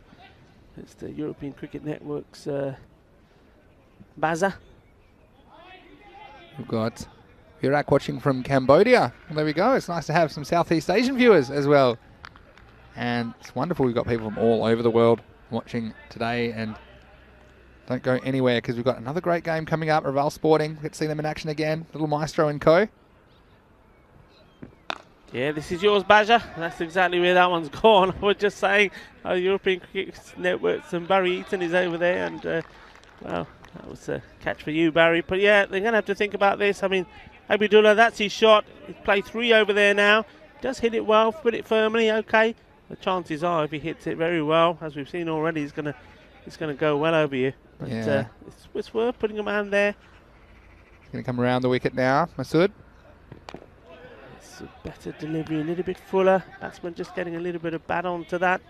Yeah, and you see, with a man that's a tall man, he will get a bit more bounce. So I think if I'm bowling on this wicket, I'm not trying to have too many balls bouncing above the height of the stumps, because it just gives the batsman enough height to go up and under and get the ball out of the ballpark. So especially the taller you are, the fuller you can probably put it, and you still get a little bit of bounce, just the right amount. So see if you can make the adjustment here. It's good work from the wicketkeeper, Kish, going down quickly on that and stopping it. Not sure that Abdullah probably wanted to take the single anyway. He's more than happy. Good work there, good hands. See him diving, but still managing to get the ball in the glove and stop any chance of buys.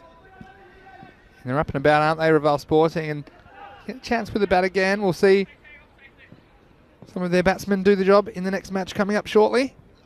That's well bowled, and that's the one. It's on the money. You see it coming out the hands. It's in the right area. Just to change that angle as well, I think.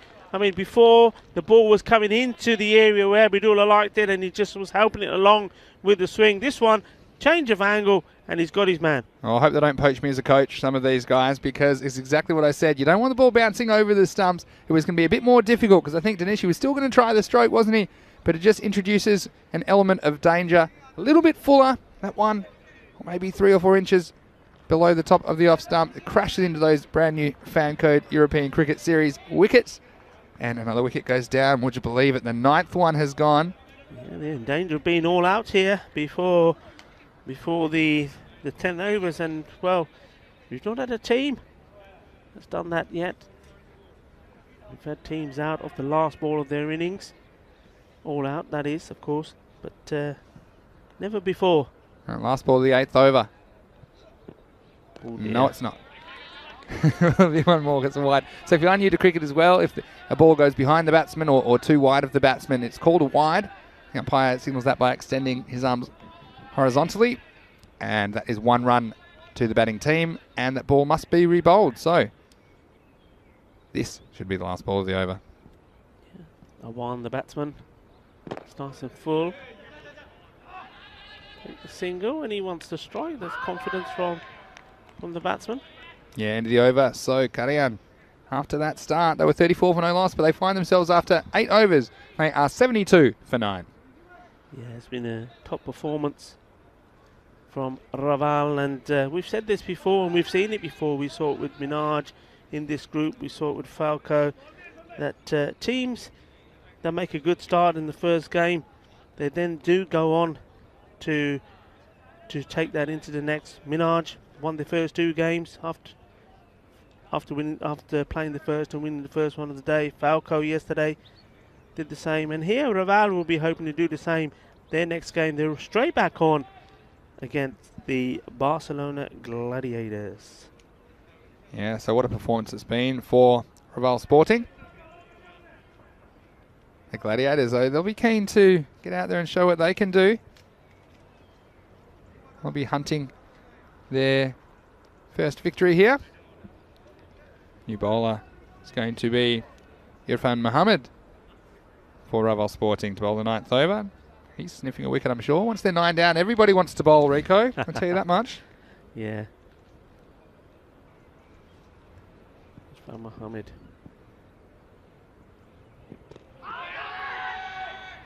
Down the leg side.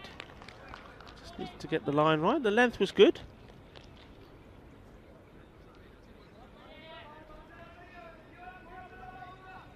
What entertainment we've seen. And Prince Demand saying, well played at Royal Sporting in the chat. Hello, Prince. Great that you're watching. Certainly some highlights for that team, Royal Sporting, this morning. Oh, that one came out completely wrong as a no ball. Yeah, hello to you, Prince. ¿Cómo estás, Prince? ¿Y cómo estás tu pie? Because he did an injury to his foot the last time we saw him. We hope that's healing up well. Yeah, the Prince, I'm sure he'll want that sorted out, because I'm sure once the dance floors reopen in Barcelona, the Prince will be out there. He's a pretty cool cat. He is Irfan Mohammed. Free hit. Well, well, we've seen some very, very unusual deliveries. Now, he didn't realise that was a free hit. He took the catch and thought, why is everybody not celebrating? And then everyone say, throw the ball in. And he thought, oh, yeah, Christ. Well, this was nice. This would have taken the cake, because you look at the non-striker, it's Junaid Ali. He almost didn't run because he thought, well, that's the end of the match. And if he was run out, well, we've seen some run-outs off free hits already, haven't we? But that would have been a disaster. Well, Abdul Wadood, they're playing a nice little shot there.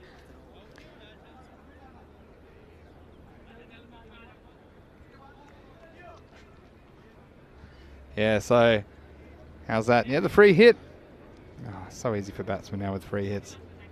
Already they're going aggressive, and they have to go to 1,000% aggression on those free hits. Well, just trying to bat out the 10 overs at the moment at Guardian. That's well done. And, well, a one gets down to the other end. You know what? I don't. Have you ever seen a number 11 play that shot? You don't see number 11s playing too many shots in this form of cricket, do you? But I think, again, just wasn't expecting to be having a bat, but he's out there just doing his best to scrape a few more runs for Guardian. It's pretty close, perhaps a little bit high, towards the top of the pad. And again, ebbs and flows of this match today, and perhaps down leg side as well. Good decision by the umpire, and we do appreciate their efforts as well. The men in black, as you call them, Rico, out there in the middle. Oh, I think he's gone. Yes, he is. He went for a walk. He went for a stroll, and the umpire says, "You can't do that. Not on my watch." And he's gone. Nice wicket keeping, Kish Patel. Second stumping of the innings. Again, we've seen some indifferent wicket keeping, but this was sharp work from the Raval keeper. He stayed down, didn't bounce that much, and was straight over there to take off the bails in a flash. So that's the end of the innings. Karayan bowled out for 75 off 8.5 overs. And, well, after a bright start, chasing 126 for victory, it was Kaiser Zulfikar and Adil Ahmed who were hitting the ball to all parts, racing to an opening stand of 34. In fact, they were 40 for 1 in the power play. Both of those players looked like they had the power to take the game away, but then, well, this sparked a sign of what was to come for Guardian. Zulfikar, the key wicket, he went down, went for one time too many. But then the little maestro came in and the game changed. Yeah, game changed. Maestro Mayavanishi, as he's known. It's his surname, but no, we call him the Little Maestro because he is. I mean, he's been superb. There we go, 2 wickets in his very first over. And, well, also Janglo, and let's talk about this man. I mean, he bowled absolutely brilliantly. There's that lovely ball, just swinging in, smashing in stump. I think these two guys, you know, another wicket from him, and he finished up with 4 wickets. Almost could have had 5. We thought for 1 minute he was going to get 5 and the hat-trick.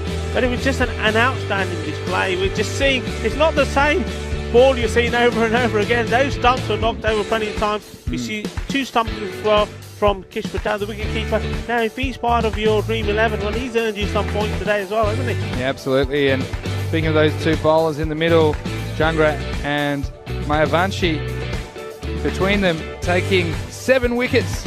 So, incredible stuff from those 2 players. 7 wickets off the 4 overs they bowled, and here was the end of the match. It wasn't going to be far away, and Kish Patel said, well, boys, let's sit down, have a bit of a break, because we're coming straight back in match 37, where they've been sent in by the Gladiators. The Gladiators captain winning the toss, Baba Basharat, and he elected to field. Look, I'm pretty sure Raval Sporting, they would have been very confident batting first anyway. I'm sure they would have chosen to bat first. So both teams happy with that result.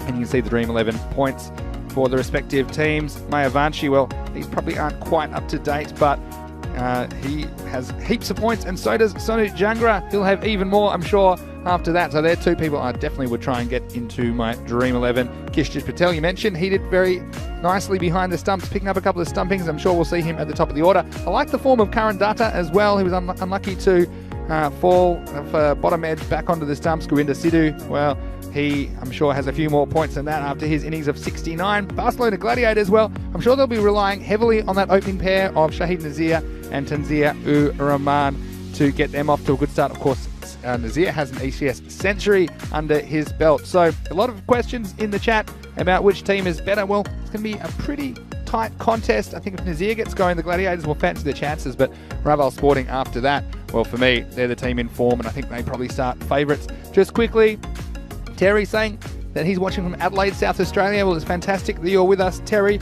I'm sure that it is about just after 7:30 p.m. So what a nice time to settle in and watch some cricket. Just recapping that game then, Karayan, well, it all went wrong for them. It was Zulfikar who top scored at the top of the order, 27, and with the exception of Danish Abdullah, who got into double figure scoring 21. Nobody else was able to crack 2 digits. And as far as the bowling went, well, it was a story of 2 bowlers, wasn't it? It was Jungra with 4 for 16 and Mayavanshi 3 for 9. Yeah, so 7 for 25 off those 4 overs. And when the game needed to be won, those 2 stepped up in the middle overs and cut out. Well, in the end, they couldn't get anywhere near this target, going down by 50 runs. Yeah, I mean, it's you've seen there the bowling figures right at the top there. Ahmed Darcy just bowled the 1 over, but he bowled at the time when he had Zulfikar hitting the ball well. He went for 21, but after that, the recovery was brilliant. They all bowled well. Their heads are up. They're going into this, their second game now. I think, well, with full confidence, and why shouldn't they be? That's right. So wherever you're watching around the world, please go make yourself a cup of tea. Or if it's evening time, you can make yourself a little drink of your choice. But don't go anywhere, because in about 10 minutes, we'll be bringing you into the second match of the day. It's match 37 between Raval Sporting, who return to take on the Barcelona Gladiators. It's Mr. Maximo here, Vinny Sandu, and along with Rico Full, we'll welcome you back in 10 minutes to bring you into that second match of the day. You're watching ECN, and this is the Fan Code European Cricket Series Spain.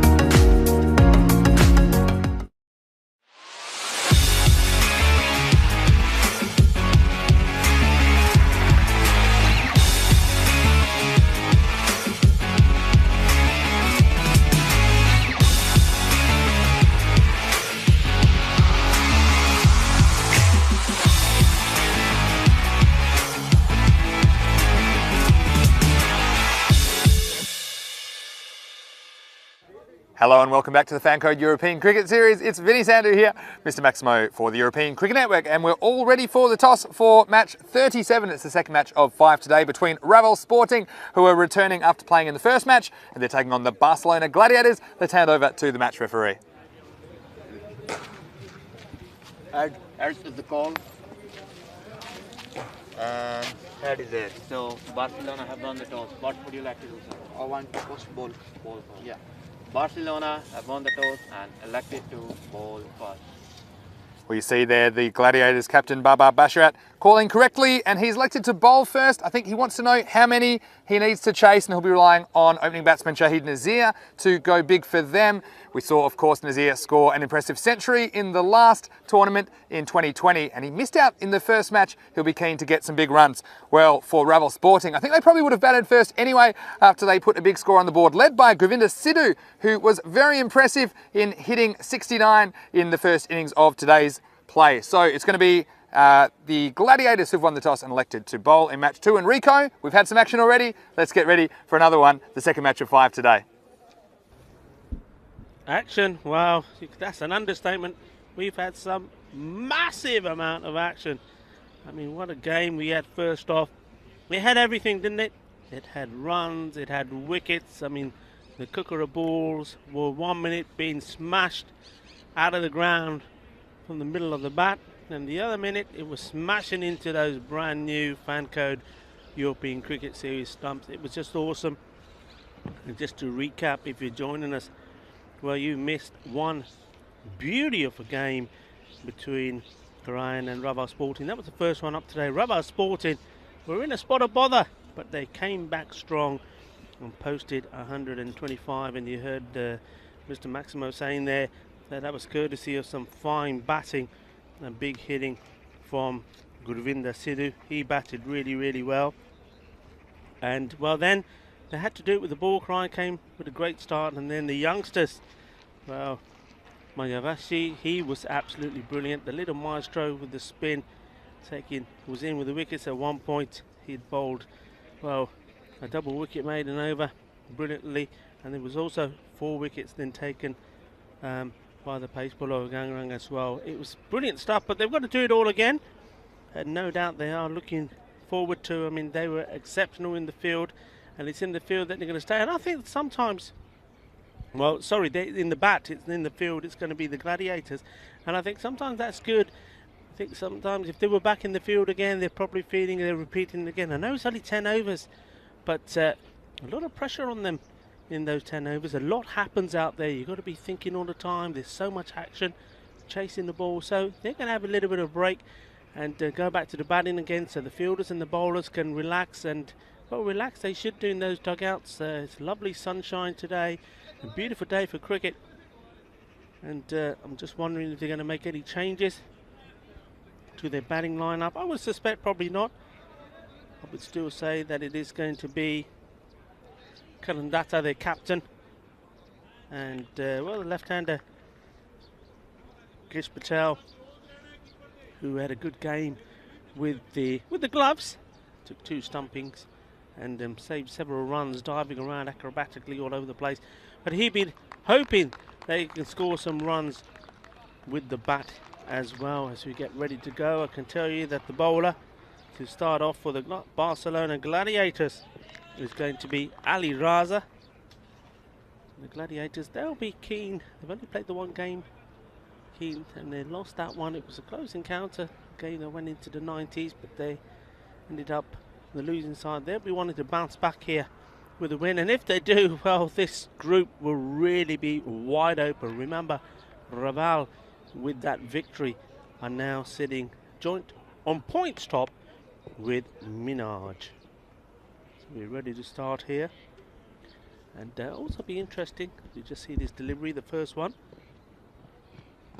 slower delivery, and hits the pad. An umpire straight away saying no. Pitching on leg stump. We will see that again. It's a good start. It's always nice to get the ball right up there and make the batsman play. Hitting the pads here, yeah, you can see that the ball was going to go on to miss the legs. So Kanandata does get to the other end, courtesy of a leg by, and It is Kishit Patel now to bat, and had a very quick chat as I can see Mr. Maximo making his way back here to the commentary station. He'll be with us in a few moments, but I had a nice chat with the Ravel guys. That's hit well.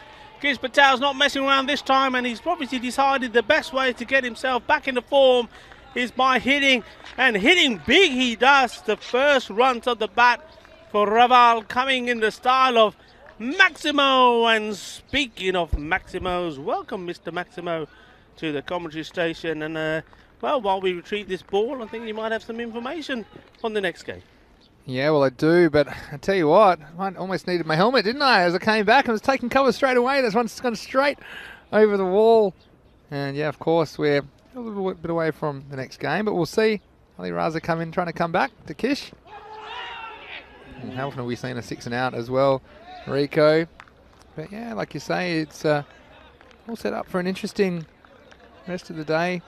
Here, day 8 in Barcelona. So yeah, we've got the Minaj team returning to take on Karian, who they fell in a heap, didn't they, against Raval Sporting in the first match of the day. Welcome back to all of our viewers. If you're coming back to join us, let's have a look at Ali Raza. Played up in the air, aerial, but safe.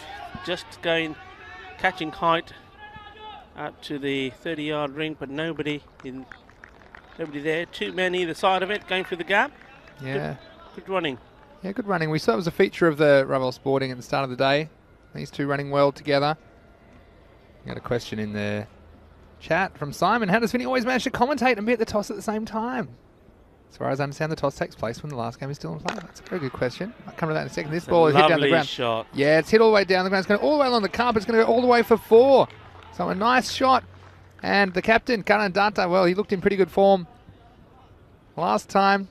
And he's come out and hit this ball crisply for a boundary. Well, it's a very good question, Simon. I'm not going to start going into the secrets of how we do things here, but yeah, you're right. I'll always mention the toss in the second half of the game. We do find the result to be of interest to most people. Here is Ali Raza. A bit of pad this time. It's going to go down for a single. Yeah, that's good running. And these two, they started this the same way in the previous game. And Raval as well. They take their singles, they play good shots, and it's something that the incoming batsmen also need to learn and pick up on, because that sort of dries up when these two are not there, especially the running in between the wickets. So yeah, into the first over, Rico. So 15 love. It's exactly the start they had last time. They had 15 off the first over. Remember I was mentioning it was 15 love after 1. It was 30 love after 2. Yeah. And it wasn't 40 love after 3, unfortunately. They lost a wicket. But here is Baba Basharat, the captain, to bowl the second over of the innings for the Gladiators. It's going to be a no ball. It's hit the edge of the pitch, and it's going to be expensive for the Gladiators. In fact, it's going to go all the way, and that's going to be no ball plus 4 byes. And this was a rule change that's fairly recent in the rule of cricket. It used to be that any runs that weren't hit off the bat, off no balls, were scored as no balls. But now it actually goes down as byes. So if you're the keeper, this is a rule that I don't like. Pretty sure it was called no ball immediately from the umpire. I believe. I'll just wait for the signal here. Get some sort of clarification. Or in the end, it was just the 4 byes called by the umpire. So I guess we'll find out. And yeah, Rico, well, whether it did or whether it didn't. I mean, keepers hate byes, and there's 4 of them right there to start the over. Yeah, we may get a chance to see the ball again. I mean, it certainly, I mean, I'm guessing it did probably hit the edge of the pitch and the match in the way it took off. We may get a chance to see again while the umpires are. Looks like again another new ball is being changed quite early up. We'll see here what happens from the long angle, and that did seem to hit towards the edge of the pitch. I don't know where the umpires judged that it was just inside, but it'll be interesting to see what the call is in the end. So we've got clarification that now that it was just the 4 byes, so this won't be a free hit, but still 4 valuable runs for Raval Sporting to start the over.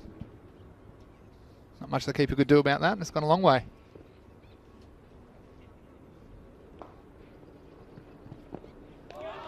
was a wild swing from Karandata.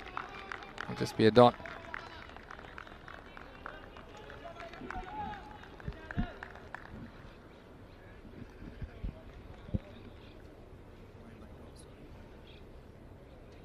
Yeah, so a good comeback from the bowler. And Bravo Sporting, well, we saw them kind of stutter in the middle of their innings, didn't we? But it was Govinda that came out and struck a crisp 69 to get them up to a winning total. And you wonder where they might bat him. He's listed to come in at number 4 again, and I guess maybe one argument would be don't change a winning combination, but I'd certainly be keen to get him out there at number 3 if one of these two were to 4. What do you think at home? Jamie's enjoying the telecast. He's saying, hello, Brother Bundy. It's nice that you've joined us again, of course. Here's Baba Basharat. This time he plays back the captain, Dutta, and he just get a single on the offside. Yeah, please, we love it if you create some discussion in the YouTube chat, and we're keeping an eye on it wherever you're watching around the world. Even if you let us know where you're watching from and perhaps who your favourite teams and favourite players are. There's plenty to choose from, Rico, in Barcelona. We've got 24 teams, and they're split into groups of 6. So 4 groups of 6, and the top performer from each group will play off on day 25. That will be the 12th of March to see who will raise the trophy here at the first Vancode European Cricket Series of the year. And Rico, being Spanish yourself, you can be very proud we've got such a level of involvement here in Barcelona. Absolutely, yeah. It's, you know, I've said it many a times, for us here to be in Spain, to have the amount of cricket that we've had, and we've got to be very lucky, and I think we do understand, of course, that a lot of parts of the world are unable to play at the moment for various restrictions. And here, under very tight guidelines, this European Cricket Series going ahead, and last year as well, we had 3 European Cricket Series here in Barcelona. So it's fantastic. It's great for the players as well. Very frustrating if you're a sportsman, any type of sportsman, not able to play. Let's see, Basharat bowling this one. He's well bowled. Beaten Kish all ends up. And of course we have the luxury of this beautiful Mediterranean climate. Nice sunshine here today. I know that there's the few people listening in that keep sending me messages and saying, stop talking about the sun. It's freezing where we are. There's snow all over the place, and I get all sorts of pictures being sent to me. Mentioning no names, Barry Atkins. Let's see another swish outside the off stump. But it's great that you're all joining us. We love your comments, as Vinny says. And wow, it's great that our European cricket family is growing day by day. And why shouldn't it? Because well, we are certainly being entertained by some fabulous cricket. Well said, Rico. And Basharat getting a couple past the batsman Patel this over. Really well down the leg side, but they'll scamper through for a leg by. And yeah, probably it's quite unusual, isn't it? With 5 games a day, we normally get quite a few close finishes, and the last 2 days we haven't had that kind of last ball or last over finish that we saw a few of in the first week, have we? As we see the end of the over, it'll be 21 for no loss after 2. But nonetheless, I mean, you take a game like the first game, which was 50-run margin, so you think, well, that must have been, you know, not the most exciting game, but geez, it had some exciting moments, didn't it? With wickets crashing all around the place. We had momentum shifts, and this format of the game is so explosive and so dynamic that every game offers something. Yeah. And I mean, to see Sonu take 4 wickets all bowled, and see Little Master at work as well, or Little Maestro, I should say. He bamboozled the top order of the Korean batsmen, and Darren will be back, of course, in game 3 taking on Minaj. Here's Ali Raza again. He pushed away just a single. Yeah, Kish Patel earlier on played a beautiful 6. His first scoring shot was a lovely 6 right over us here in the commentary station, and then after that he's been scratching around. He's been tucked up with balls coming into him, so it wasn't going to be 30 love after 2. Just managed to get to 21. So Karandata now, and straight away now this is something which Raval have to use to their advantage. As soon as the batsmen swap over, the amount of field changing needs to be done. Slower delivery, asking the question for me, going down leg side. It was good change up of pace, but just drifting down the leg side for me. We'll see it again here. Yeah, this was a very slow ball. Watch this. There's almost a leg spinner, and trying to sweep. It was well pitched. At least it was pitched up. Yeah. And it wasn't quite a full toss. I think that was a full toss. That one was going to disappear, but dropping on the batsman almost never reached him. But Dutta only able to scramble through for a leg by. So, yeah, it was pretty good comeback from the Gladiators after they conceded 15 off the first 2 overs. It's Patel on strike now. And he's bowled. Come straight through him. We saw him miss a couple in the last over, but they weren't on target. But Ali Raza, this one was. And it's the end of Kishtish Patel, and the first wicket goes down for Raval Sporting with a score at 23. Yeah, he is struggling with the bat. Kish Patel up the order. He's trying to hit himself out of trouble. And we see once more there, totally missing that one, trying to hit it so hard, and in the end, he took the concentration of trying to get bat onto ball. Sometimes it's all about timing. We saw that yesterday with a lovely fluent knock from another left-hander, the young Matthew Rahman, and he looked scratchy his first innings, and the second time round he came out and he was just timing the ball so well that the boundaries he was hitting was just effortless. And Kish Patel came out hitting a big 6, but that was all really, and going for 8 of 6 balls that he faced. So a new batsman coming in, no change. So it is Devinder Singh Kaur, somebody else who, a little bit like Gurvinder Sidhu, can hit the ball big. In fact, he can hit it miles, but he needs to get going. He also a little bit out of touch. Will this be the game that he finds his form? Well, he faces up now. The first ball's watchfully driven away. Have to hustle, but I think they'll get there for a single. And yeah, Devinder Singh Kaur, very interesting. They have sent him in at number 3 again, holding back the superstar of the last match, Devinder, who I'm sure will come in at number 4. But you mentioned, yeah, Devinder, it's a good chance for him to bat with some freedom because he does have the form player behind him as well, Gurvinder Sidhu. So let's see if he can get into his innings. But I've also been impressed with Karan Dutta this morning. He's unlucky to be dismissed in the first match, dragging one onto his wickets, but pretty good comeback from Ali Raza for the Gladiators in this 3rd over.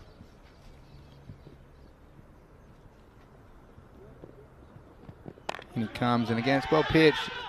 Off stump, but good running, and you mentioned it as a feature of the match so far, or the morning's cricket from Raval, that they're running between the wickets has been good. If they haven't hit a boundary, they're looking to score those singles anyway.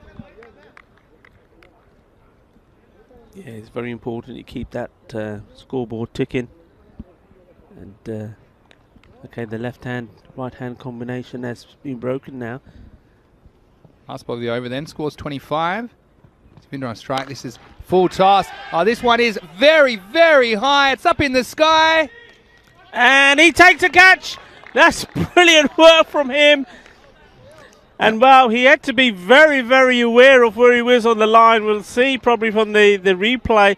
But well, it was hop, skip, and jump, and in the end, take the catch. Now and I think this is 6, and this fielder's caught, and I saw it was right in front of me. You see the last touch when he holds onto it. You see there was a touch of it, and the foot was just over the line. So it was good sportsmanship as well from the fielder. Arslan Yusuf did very well to catch it and was so high up in the sky. Well, and it was the second touch were okay, but the third touch, and we might see that again in slow motion, but you see this 1 second, it's this third touch right here. Great camera work as well from a man up in the sky. And then he got it back inside, but the damage was done, and again, the right decision made in the end. So good umpiring and good management of the game. Want to see the right decision made, and tell you what, that one was huge. That one almost bounced off the moon and came back, Rico. Went a long, long way up. But yeah, well done to Yusuf there. I mean, he did take the catch, but as you saw there, I mean, I didn't see that foot touching the line. I have to say, I thought he took it cleanly. But, well, the right decision made at the end, and that's the most important thing. And yeah, great work there from you, Martin. Good job, buddy, the cameraman. 10-0 Oman to continue. First one short outside off stump and punched away this time. Bit of confusion, but they're not going to get a single. Yeah, normally it's me trying to fire the batsman, Rico, but you were sending him on his way. Yeah. I'd spotted it. It was a quick one at normal speed. It's okay. Yeah, I don't know if you're a little bit older than me, Rico. I don't know if your eyes are leaving you just yet. But it was a tough one. You didn't have the best angle on it. I think I was probably in the way, wasn't I? Kevin Dutta's got a habit of doing this, and he doesn't like taking those wides outside the off stump. That again, he did it in the first innings. Very wide ball, and well, turning it into a dot. And you've got to take it when it's there. It was a wide. Take the extra run. and then take the extra ball as well. That's right. Well, just mentioning in the chat that Yesus is joining us from Seville in Spain. He's saying Fateh all the way, Kuldeep Singh and Happy Lovely. I like that he likes Happy Lovely. It's a bit of a mishmash of two players, and he says that Fateh will come back good. I guess we'll find out. We'll see them next week, of course. Fateh. And what an exciting start to this match we've had. Well, that one, I still can't believe how high that was. I mean, you almost need an aviation license to have something going that high in the sky. Yeah, it was a long way, and with a nice clear sky as well, and that Kookaburra white ball going up there, we could clearly see it going up there, and we're thinking, God, it's still going up, it's not coming down. We mentioned there Happy Singh and Majinder Singh Lovely of Fateh, and while we've got a few seconds here, I'll shout out to Majinder Singh Lovely and his family. Congratulations to you guys. I know you have a new addition to your family. So yeah, congratulations, and like I said before, Laddu leke aayu. Here's Tanzia. This one straight back to him for no run. And a prediction from Sarthak Tushia saying Karan will get caught in the next over. Well, I guess we'll find out about that. And we'd love to see your predictions in there. Wherever you're watching around the world in the ECN European Cricket Network YouTube channel. It's great to have your company. Wide down the leg side, so another one to the total for Raval Sporting. They're looking pretty dangerous at the moment. Yeah, key phase there for them. I mean, they've been here before, haven't they? They've made a decent start. Again, an okay power play, going at more or less 10 and over. But it's when they lose these wickets, when the two openers go and Devinder Singh Kaur doesn't perform, that they run into a little bit of a rut. They relied heavily on Govinda Sidhu in that last game to get him out of it.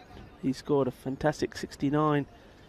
And they'll be like it. They know that to do well in this series, the other batsmen also have to perform. You cannot rely on one player, and that's what the big teams have shown. We saw that yesterday from Falco. Minaj have shown us that as well. And this is what Ravala have to do. The other players have to also perform. Well, this one, he's had a go at it. I don't think he's going to carry all the way. Just bouncing a couple of metres in front of Ali Raza. He fires it back in at the umpire.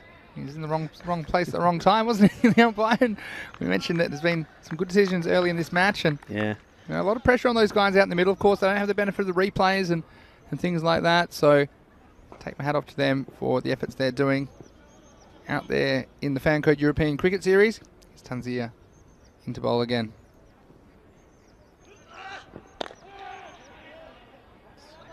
Good running there. The slower ball attempted. I think the grunt gave it away. Grunt slower ball. It's always a good trick. Try that one if you're playing in the park or something. A grunt slower ball gets them every time. Not working this time though, but still only a single. Be happy with that. And again, this game just teetering in the balance. Wickets in hand for Raval Sporting. Last ball, the fourth over.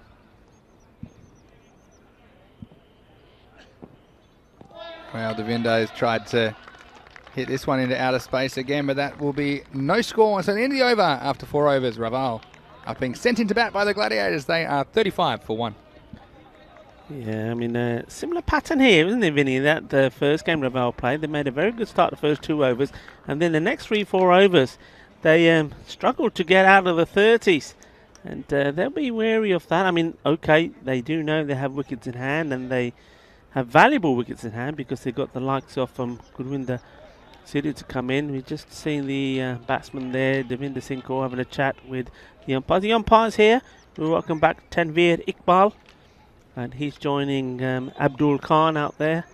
Abdul, the man at the bowler's end at the moment, and they, just to make sure that no time is being wasted, you see that the batsmen have a conversation with the umpire and show them the bat first, and if they do believe the bat is broken, then the bat change is allowed. This one's going in the air. Somebody's got to get there. Somebody's got to call it. The fielder's asking for it, and well, never looked comfortable for me. And I just think there, I mean, I don't know if the wicketkeeper would have got there, but he made a start and then stopped. I wonder if that would have put the fielder off a little bit going for that, and well, in the end, the chance goes begging. Yeah, and I think it probably was the fielder's catch. It was coming straight down his throat. Had short fine leg there, Ali Zafar Khan, but like you say, was never comfortable, was he? And again, the sun possibly an issue in that part of the ground, and Data, well, he might have been a bit unfortunate this morning, and a bit of fortune going his way. This next ball, flat batted straight down the pitch, but not the contact that Devinder would have liked right off the end of the bat. But yeah, I mean, Datta, like I say, that one's evening out for me. I mean, probably should have been gone there, but he survives, and let's see if he can cash in for Reval Sporting as they try and set an imposing target here in match 37. Oh, he's got to get this one, surely. Oh, my word. Off his own bowling. And you see the teammate, well, he could not believe it, could he, this one? And who can you blame as a bowler when you put him down off your own bowling? I mean, this one, he just thought he was all over it. And Datta's on a hat trick of drop catches. And he comes again. And he bowls wide. It's affected him. It's gone to his head. I mean, both these batsmen are just struggling to hit the ball off the square at the moment, aren't they? And you wonder about the wisdom of, perhaps putting Devinder in. We know that he is a strong player, but you've got the form player, Govinda, and he's sitting in the shed, and these balls are ticking past. And I tend to, when in doubt, think you put the form players in the middle. Only got 60 balls, and you want to make sure your players in form are facing as many of them as possible. But if you're Barcelona Gladiators, you almost don't want to take a wicket here, the way these guys are hitting him. This time it could be a chance again. Just going to fall short of the fielder there, Hassan Yusuf, who was the man who almost pulled off a miraculous catch on the boundary not that long ago.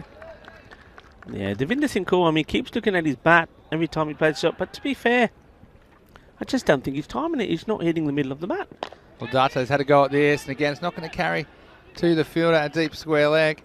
I'll have to hustle, but they get one. So, interesting phase of the game for me, because it's just drifting, and although the run rate's acceptable for Reval Sporting, you have the power of Govinda, fresh off his 69 in the previous game. He's yet to bat.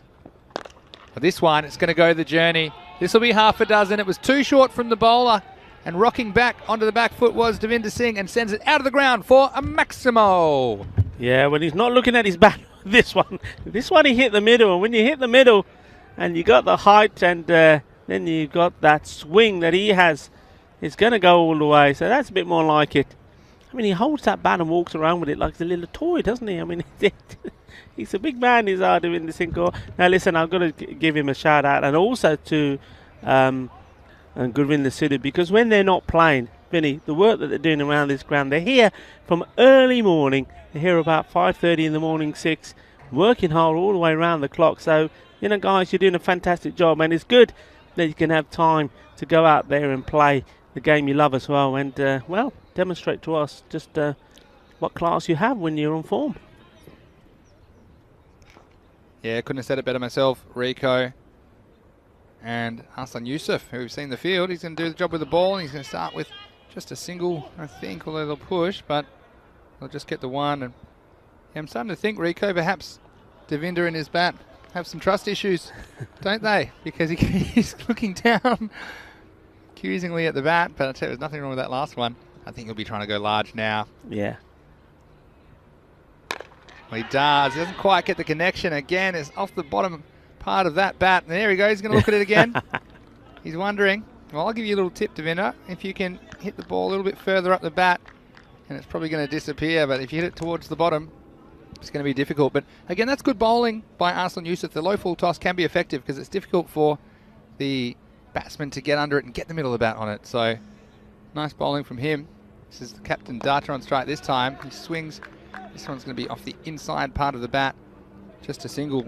But again, you know, we're talking about how this game's going, and Govinda, well, he was so impressive in the last game, and already we're into the second half of the innings, and only about 27 balls left in this inning. So these guys, it's going to be hit out or get out time, you'd have to say. It's Devinder on strike. He tries again. It's the bottom of this bat, and here comes the obligatory look at the bat. I'm sure it's coming. Just a single for that man, Devinder Singh Kaur.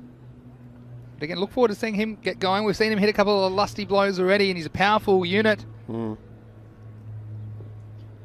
Getting Datta now. Well, he's got this one, and it's going to go over the way. Now this one's dropped by the official down on the boundary. Well, caught a good one earlier. But I tell you what, Raval, they'll be happy with the result. The captain, Karan Datta, making the most of a couple of lives in the last over, and he races to 21. He's into the 20s, and it's 57 for 1.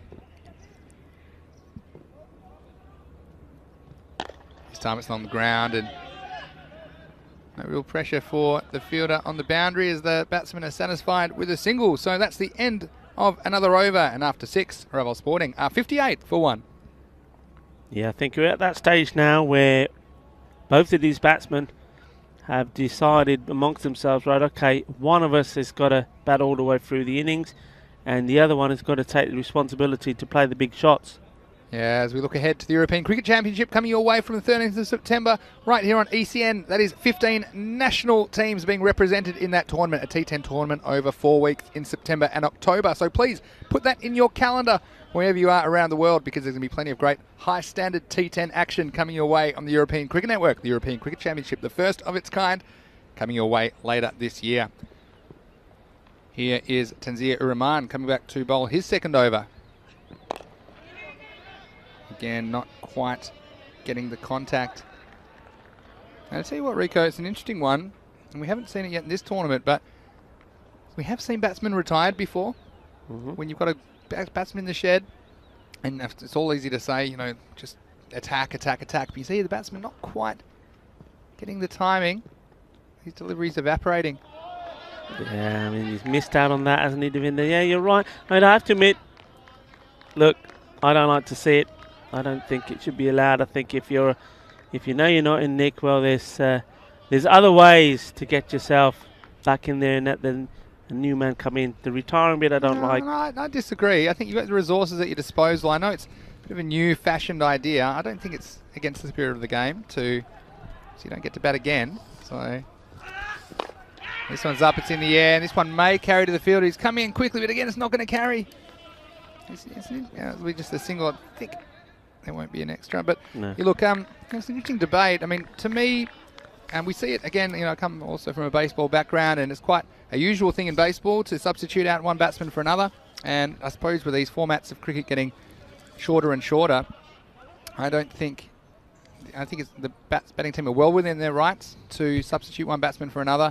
Of course, that batsman that is retired out, he will not be allowed to return. So they pay the penalty as well in that way. Now, this one is going to be fortunate for Relive Sporting. It's off the outside edge. It's going to run all the way for 4 to the third man boundary. So, again, they won't mind how they get them. This one was wide outside the off stump. Karandata will threw the hands at it, got a thick edge, and down to the boundary. Cuatro carreras. Yeah, see, my argument there would be, you know, it's very easy for a batsman.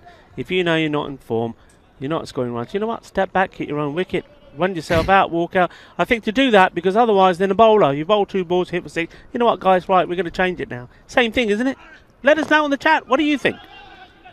Oh, this was hit hard. It skates off the surface. And it's going to get through the fielder. So, again, luck's of fortune for Karandata. He's going to ride his luck all the way to the bank. 4 more runs to Relive Sporting. Yeah, well, it's interesting you say that. And you mentioned, I would just hit your own stumps over. And again, that wastes the ball. And you might go, well, it's only 1 ball. Rico, how many last ball finishes have we seen? Yeah, but you've only got 60 balls. It's their decision. It is their choice to make. If they want to take that decision, then they sacrifice a ball for it. Well, this is well hit. This is more like it. We're going on like 2 old men here having a dig at each other here.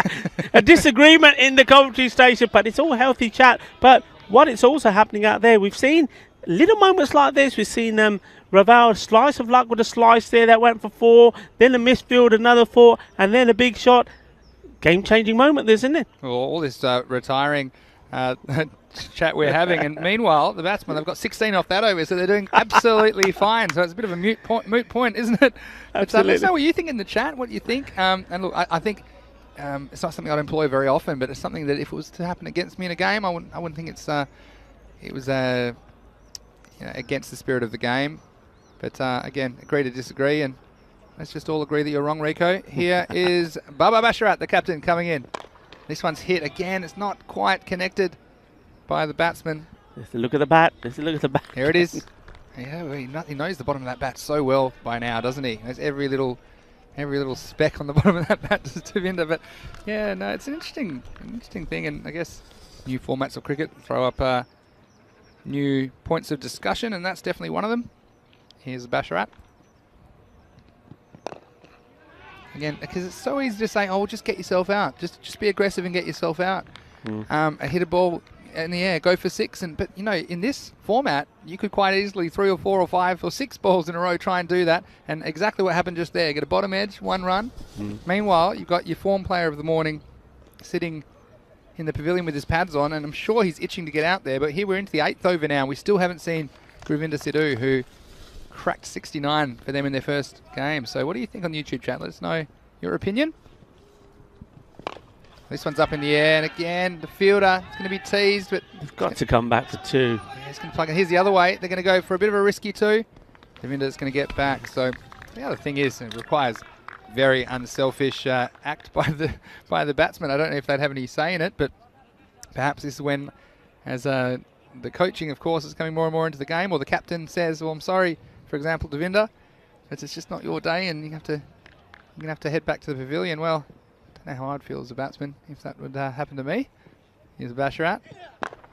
This is good bowling though, and it's up in the block hole, and there we go, Devinder. Well, maybe you should start using the bat upside down, because he knows that bat pretty well, doesn't he? If I was that bat, I'd be saying to you, "What you looking at? What you keep looking at me for? Hit the ball in the middle. You can't be hitting in the toe all the time. Stop looking at me." This is Des Siraj, who just tuned in saying, "First ball I see today, and it's misfield." Must have been that one down the ground a few moments ago. There's been some good fielding today, though, I would have to say. And that man's going to come back into the game, straight down the ground again. It is Tanzir Rahman doing the fielding this time, but nice little comeback, and it does look like Raval Sporting are on the way to, I would call more or less a pass score, something in the range of 100 or so. Perhaps just over that, and with wickets in hand, they'll be hoping to push close to 120, but not quite getting the maximos at the moment. Devinder will have something to say about that. Well, this has gone up in the air again. It's going to fall into no man's land, and we can look at the side of the bat this time, because that's come straight off the leading edge. But Devinder, we've seen him strike a long ball or 2, but he's just struggled to get the consistent timing in this innings, hasn't he? So end of 8 overs, Raval Sporting. They are 82 for 1. Yeah, you can see there, man, out of touch. I mean, that was really a slow full toss on the legs, and well, the Devinder Singh call, we know when he's in form, would have mullered that over the square leg boundary, and he tried and just getting a leading edge and just scooping up for a single. Well, he is back on strike, but he's got to make it count. 80 the score, 8 overs gone, just the 1 wicket down, and that's what we're saying here. Plenty of firepower waiting to come out, so it's do or die really. You can see some action here. It's Aslan Yusuf to bowl the 9th over. Well, he tries the first one. It's gone straight down the ground, and it's going to be 4 runs. It was a chance again. It was a tough one. It came flat to the fielder down there, Tanzir Rahman, who's straight down the ground, slightly on the onside, but fumbling it. Look, he did save 2 runs because it looked like it was headed for 6 if he didn't intercept it, but still would be disappointed to give away a boundary. So 4 runs. Devinder on strike again. Huge swing from that man. It'll just be a dot ball, so no score. Good morning, good afternoon, good night to whoever is watching around the world, depending on where you're watching from. It's great to have your company, and please leave a question or a comment in the chat. We always love to see them. It's great to see the viewing numbers going up day by day by day. It's great that you're tuning in, whether you're watching on Fancode in India or whether you're watching on our YouTube channel, ECN European Cricket Network. It's great to have your company. Mr. Maximo here, Vinny Sandhu, along with Rico Full in Barcelona, Spain for match 37 of the Fancode European Cricket Series. Here's Aslan Yusuf to bowl to Devinder Singh. And he has a go at this and take some stopping. It is stopped, and again, just the single, but you see now the point that I would make there, going back to it, what we were talking about, just to finish off on my side of the argument, is he's played that shot out, he's gone. Probably not going to be 2, but go for 2. Yeah, that's also fair. And then the fielding team, they mess up the 2, and they're still there. But either way, it's a win-win situation, isn't it? I'd say so. Sounds going to be a wide. It doesn't look very good. That's the thing. It doesn't. It's not.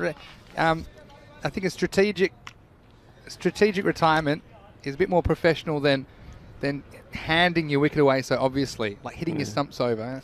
Or running yourself out, obviously. Well, I agree to disagree again.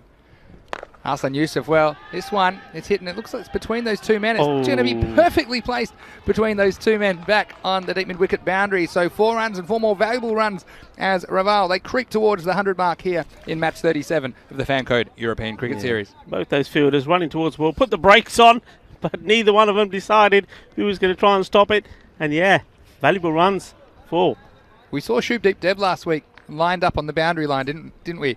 Ready to bat. And I think Govinda Sidhu might be of the same inclination as we see the bowler coming again. This one, it's got the height. I don't think it's got the distance. And it's taken. So finally, wicket falls, and it's the captain, Baba Basharat, at long off, who makes no mistake. It was a nice catch. He had to make a bit of ground in and to his left. And that's the end of a good knock from Karan Datta. He finishes with 43 off 28 balls. And finally, Raval have lost their second wicket with the score at 92. Yeah, as you say, this is a nice catch. Had a lot of ground to make up. But it's all about, if you're watching that, it's all about keeping your balance. It's all about keeping your eye on the ball. Those ones are difficult because as you're running, you got the momentum of your body going into it as well. So you do need soft hands, and you do need to bring the ball into your body straight away. Good catch taken, and that's Karan Datta. He's batted well. I should actually say 95. Obviously, we've got a few problems reading numbers. Now that my opinion's out there. This next one is straight back to the bowler, so no run.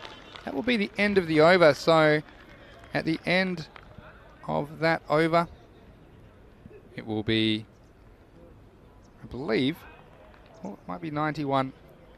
I'm having struggles with the scoreboard here. Rico, maybe you can tell me what the score is. Okay, let's agree 91 for 2 at the end of 9 overs. So third time lucky. And guess who's going to be on strike for the last over? It's that man, Govinda Sidhu, to face up. And again, he's only got 6 balls maximum to face. But still, they've got 91 on the board. Crucial last over. We've seen how many close matches there are in this format of the game, and it's going to be Zahid Akbar to bowl around the wicket. And then you see here straight away, lifts it up over the boundary. He's the man in form. He's the one with the timing. That is Maximo. And 6 runs to start his innings. Govinda is away. Yeah, I mean, top shot. He's just taking over, or continuing, I should say, more like, from where he left off last time. And that's the big shot. And that's what the debate was all about. Is this man is sitting there waiting to come in. Well, do we keep him waiting, or do we get him in as soon as possible? Well, he has finally come in, but he's got 6 balls. One's gone. Tries again this time. It'll take some stopping. Again, the Gladiators are thrilled to see Govinda down the non-striker's end. Yeah, good work there in the field from Ali Raza. Had to concentrate on stopping it first, and then got the throw in quickly. Now this one's bowled, and it's the end of the innings for Devinder. He had to go. Yeah, the only thing, sorry Vinny to cut you up there, just the only thing I think there, that last one, Govinda would have been running to the safe end if they went for 2, and I'm just thinking in the last over here, I don't think Devinder Thinkor would have minded making the sacrifice, going for the 2 and being run at the bowler's end. So something there. Again, these little things make a difference, don't they? It's about smart cricket, because now we got Govinda still at the non-striker's end. There's a new batsman coming in. Yeah, I guess we'll have to see how this game pans out, but if it is close, they'll look at Govinda Sidhu, who looks in very good form. He's only faced 2 balls. This looks like Amit Das coming out, and he did very well in the last game. He showed in the last over that he can clear the boundary as well. So, again, he's a bit of a Sophie's Choice situation here, because he'll want to go big, but what he doesn't want is a dot.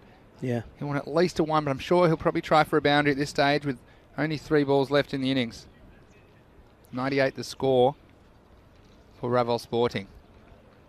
Here's Zahid Akbar. It's in the air. Oh, just over the fielder. And is it going to go to the ropes? Well, this has just trickled into the rope for 4 runs. So, again, bit of fortune.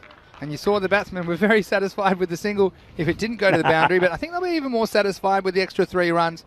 Amit Das, he has struck the ball reasonably well when he's tried to go for those boundaries. He'll have another chance here. That brings up the 100. 2 balls to go.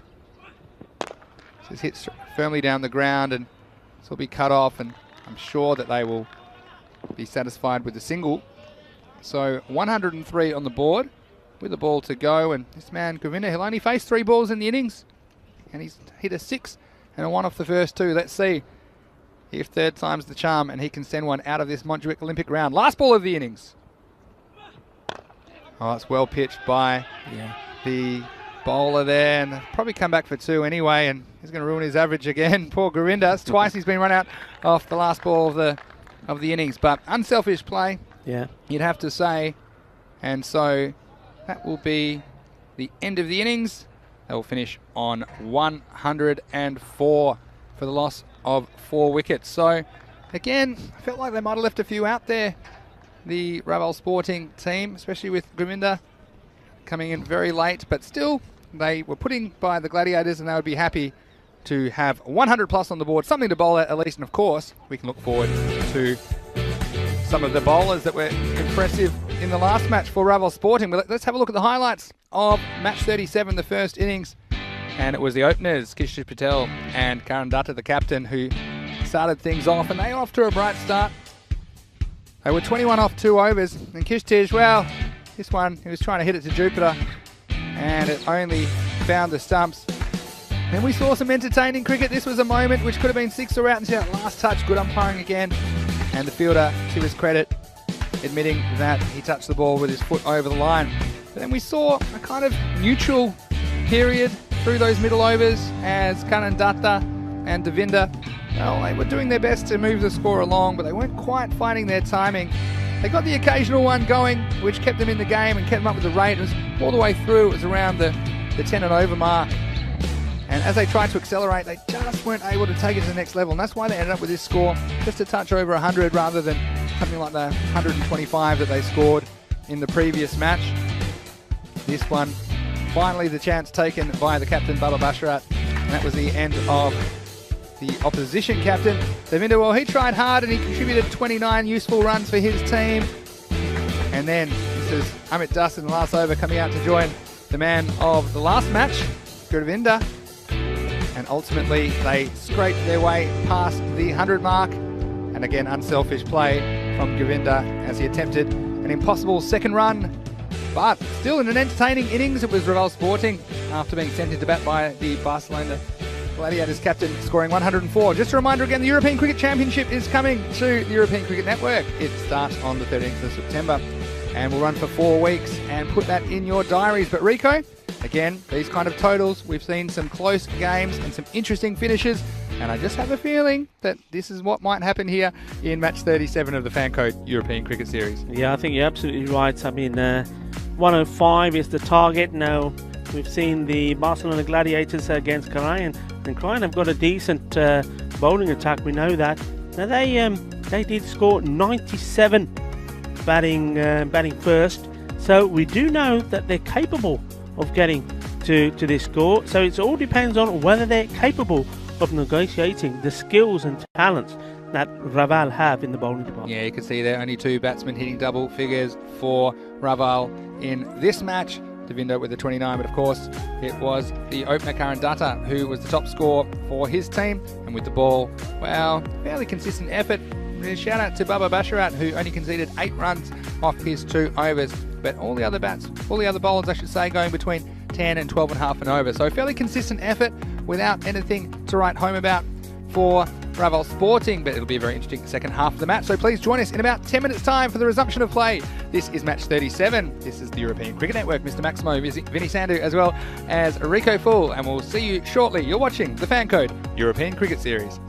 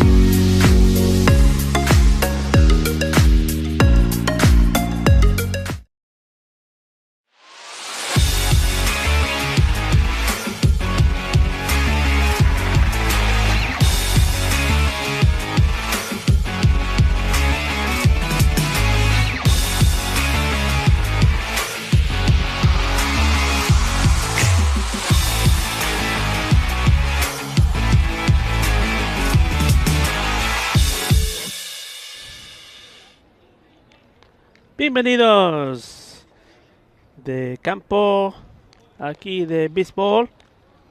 Es un campo en Montjuïc.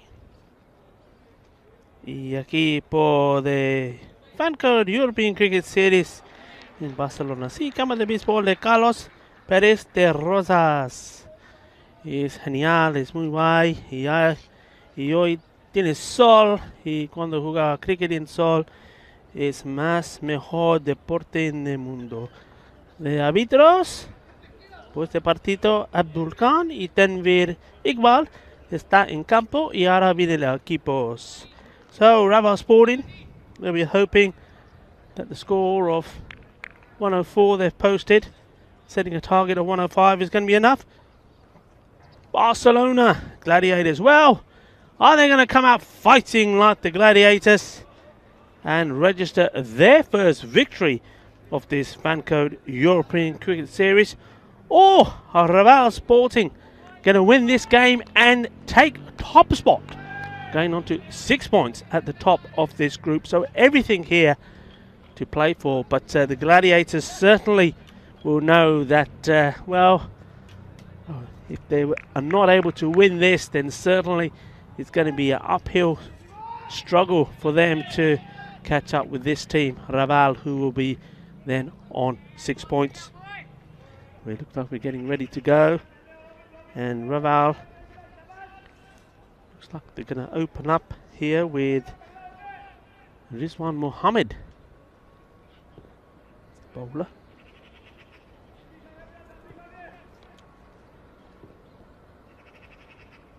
Just waiting for the umpire to give him the signal to go. And a beautiful afternoon here in Montjuïc at this Olympic ground, this Olympic stadium. Baba Bashrat done his job with the ball, only conceding 8 runs of 2 overs. It's been the story of the 2 captains so far this game.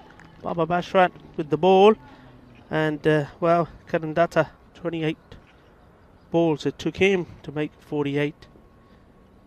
And now it looks like it's going to be Tanzir Rahman to face the first ball from Rizwan. And just see this ball. Just play that on the offside. They will take a single. Good running. Good intent from the Gladiators. And we like to be very neutral here in the commentary station, but you know, I don't know how neutral Mr. Maximo is. And I'm just wondering whether we knew that Raval Sporting would be playing in their dashing red shirts today, and that's why he put on his red suit. Well, who knows? Because that one goes down the leg side, and Kashif Patel, as you would expect, making a good stop. And well, we can ask him himself. He's just about to enter the commentary station. Well, welcome back. I'm just saying, are you wearing red in support for Raval Sporting here, Mr. Maximo? Well, how do you know they're not copying me? And they saw me in the red suit. Here's Mohammed Rizwan. Just falls away. A bit of bat and a bit of pad, and that'll be a single. Yeah, you know, maybe I'm thinking I'm a trendsetter, not a trend follower. But I do admit, do like the way Raval Sporting go around about their cricket and the attitude. And you saw in the first match as they put Karian to the sword. There's a lot of good, positive chat around the field, and they even when there's mistakes, they are very encouraging of their teammates. And yeah, I like the team attitude. Well, this one's hit straight down the ground. Don't think it'll go all the way, but it'll go 1 bounce and 4 runs, and that's just the start that the Gladiators need. Nice shot by Tanzir Rahman down the ground, and the first boundary for the Gladiators. Yeah, it was a nice shot. Very quick to see that, unlike many teams, Raval Sporting have elected not to have anybody straight. Well, there is a man there now, so there's a change there straight away by the captain. So there we go with 105, the target. They'll be eyeing off 10 or 11 and over. They've got 7 already, and make that 8, almost 9, as they was some thought of an extra to be physically run, but that'll be a no ball, and that makes this a free hit. And again, that's the kind of thing when you're defending one of these middle of the road targets, and we've seen they've got the middle over bowlers that have done the job. If you had to be critical of their performance in the last game, they did let the opposition get away to a fast start with some loose bowling. So Mohamed Rizwan will be disappointed with that, and he's got a free hit to contend with here. It's Tanzir on strike. He misses out, so again, a let-off for Raval. Yeah, credit to Rizwan there, under pressure. I mean, you couldn't hear there yourself, but you may have seen on your screens the reaction from his captain. Karandata was not good when that ball was released and ended up being a no ball, but he's come back well, bowling a dot ball to follow it up. This one, a bit of a risk taken by the batsman who swings across the line. It'll just be one, and yeah, I think these kind of totals, we've seen it before, they make for fascinating games of cricket, Rico, because in fact I think the golden ball we had, that was 107, and here we have 104 on the board for Raval Sporting, but I think the game will be won and lost in these middle overs with the middle over bowlers for Raval coming off a fantastic performance in their last match, first up this morning.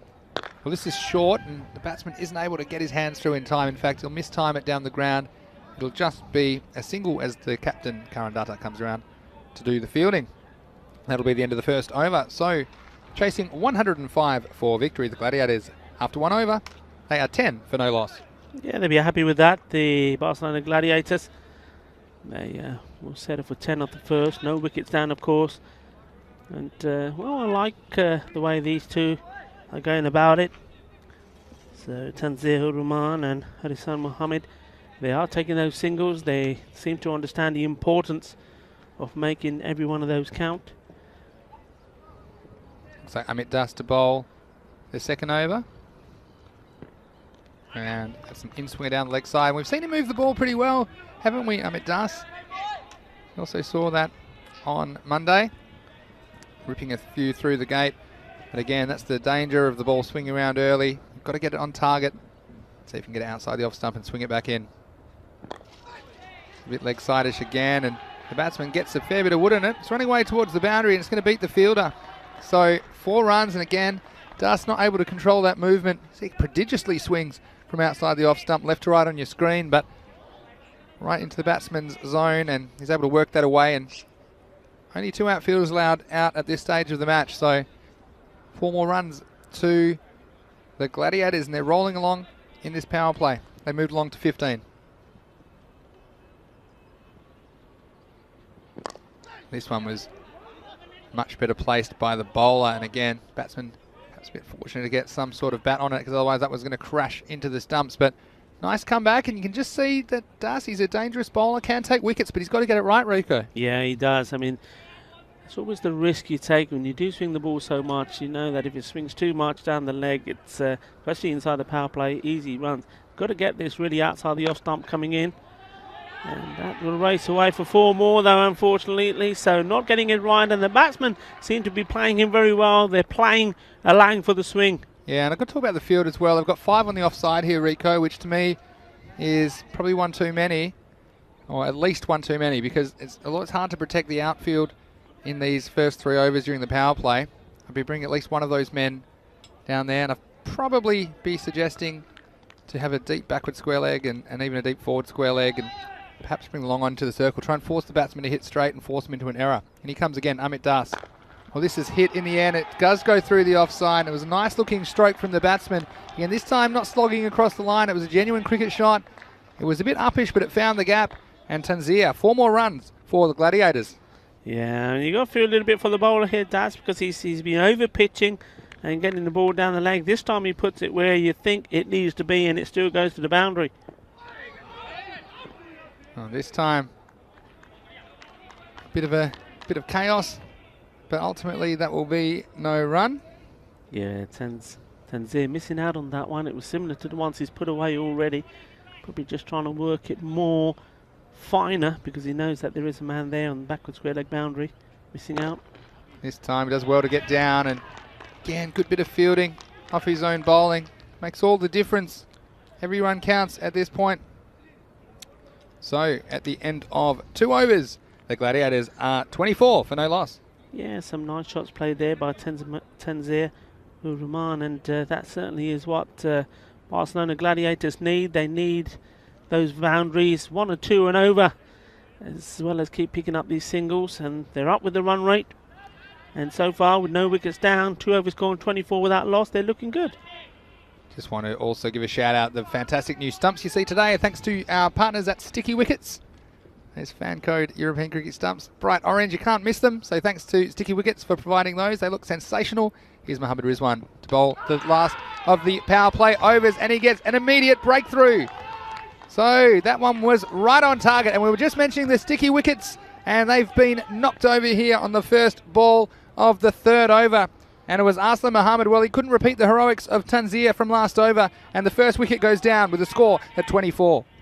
Yeah, that was a terrible shot there. You see this again. He was, well, nowhere near it.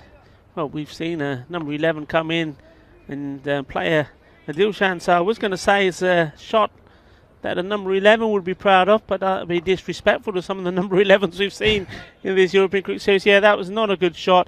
And the other thing about it, of course, was he didn't have to play it. They were up with the run rate. And, okay, if you're not one for hitting the ball big, he had plenty of time there just to get in line with that, play it out of the offside, take the single. Again, not smart cricket, and it puts pressure on your team. Now look who's come out to bat at number 3. It is number 3 on his back, Shahid Nazir. And not opening today, obviously he's holding him back slightly, but he can be a very explosive batsman. He has a century in the European Cricket Series. Let's see how he goes, facing Mohammad Rizwan. The first one's short, and there could be trouble here. He's in trouble. If he hits, he's gone. He's surely. The umpire having a think. The throw wasn't the best, and I'm just wondering about the positioning of the wicket keeper as well in the end. Let's see this one again. What a chance. Yeah, and wouldn't you love to get Shahid Nazir first up and just having a word with his partner, because it was his call. You see, he went straight away, went with the hit. The non-striker, well, no interest. And as this throw comes in, and I just don't think the keeper gathered the ball, and ultimately, I think if he had, he was in some serious trouble. We'll see this again as the throw came in at quite a rate of knots. You see the keeper never gloving the ball, and the stumps, well, they didn't have a great time. But the bat was flying, the ball was flying, the stumps were flying, but a bit of a let-off for Shahid Nazir. First ball, you'd have to say. Here's Mohammad Rizwan again. Strikes him on the pad, but there'll be looks like a man in a hurry, doesn't he? Looks like a man in a hurry. Tell you what, you can be a good player, but if things aren't going your way, it's just human nature to be a little bit edgy early and a little bit nervous, and you can see that from Shahid Nazir. But one thing's for sure, Rico, if he gets going, he's going to be very hard to stop. Well, he's had a big chance. He really shouldn't even be there. I think if that ball was taken cleanly by Kish Patel, he wouldn't be there. Good decision again by the umpires. Well, he works this one away nicely. I think it's going to beat the man at short fine leg, and 4 runs. So Nazir, after a couple of close calls, he's away with his first boundary. Yeah, that will make him feel so much better. I mean, like we was talking about, it could have been gone first ball. The next ball wasn't the best of shots, hitting on the pads, and all of a sudden he's taken a deep breath, he's composed himself and gone back to playing genuine cricket shots, and well, that was nice, elegant little glance, goes all the way for 4. And you just have to keep up with this rate about 10 and over, and they're there and thereabouts at the moment as Mohammad Rizwan comes in again. Again, this perhaps a difference between the Raval Sporting opening of their innings. They were looking for those kind of singles, and that's twice we've seen Tanzania Uraman, although he's hit the ball well, but he's just leaning on his bat, the non-striker's end, isn't he, and not looking for those runs. So, again, at this point, keeping the score ticking when you're not scoring boundaries, I think, could be very important in the context of this match. Here's the last ball of the over. Well, again, I've jinxed it, because every time I say it's last ball of the over, there's a wide bowled, but I'll have to be re-bowled again. But yeah, what do you think about the running so far from Gladiators? For me, it's not quite up to the standard that Raval had it early in their innings. Yeah, I mean, they started well. Started with good intent, these two, and then, yeah, just slackened off a little bit. I think that 1 wicket going down also will affect them. But you know what, Raval, I think it's quite clever. We just, I'll go back to the chat after this ball. And it's a good one. It's in the block.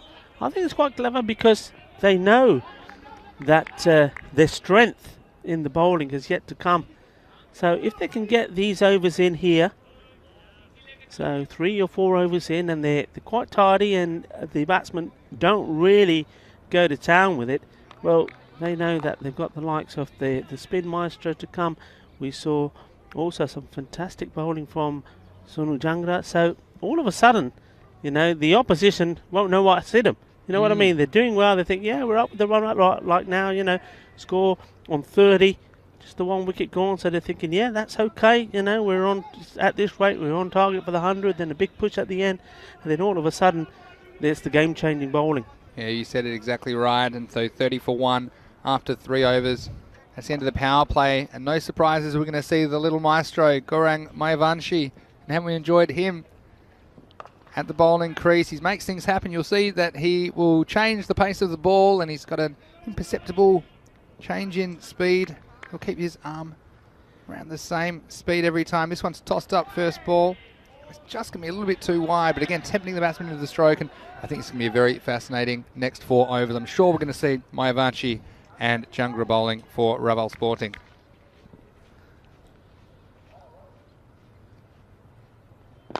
Oh, this one's up in the air. The fielder, well, he can't do much about it. It might have carried all the way. So some early pain, and that's the risk that he runs, Gaurang Mayavanshi. He tosses the ball up. This one just drifting into the pads. A bit of an overcorrection from the ball before, but that is a maximo and welcome runs for the Gladiators. Yeah, I mean, that's a freebie, 2 freebies really. We've had the wide ball right outside the off stump, and then that one is going down towards leg, and anything there, any batsman's got to try and capitalise on, because you know you're not going to get too many loose deliveries from him. Yeah, you know what? You just need 10 and over, and there's already 7 off this one with 5 balls to go, so I won't be doing anything stupid, but famous last words. I guess we'll see what happens as the little maestro comes in again. And this is going to be called a wide again, so fairly borderline call. Yeah. But what we've noticed about Mayavanshi as well, nothing really puts him off, does it? He'll go for a 6 or go for a big shot, or a catch will go down, but he'll keep his cool and just go about his business. He's an old head on young shoulders. Here he is again. Smart cricket as this is pushed away. Just a single, but yeah, fascinating few overs in the middle of this game, I think, Rico, and could set us up for a very tight finish. Yeah, I mean, they know that he's one of their lethal weapons, and at the moment they're dealing with him quite well. They've already more or less got what they need from him. They don't take any risks.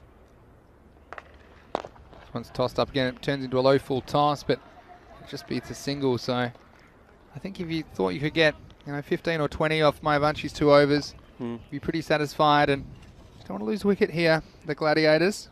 They've got 2 set batsmen now. Faced a few deliveries, and they're going at the required rate. So can the little maestro break through?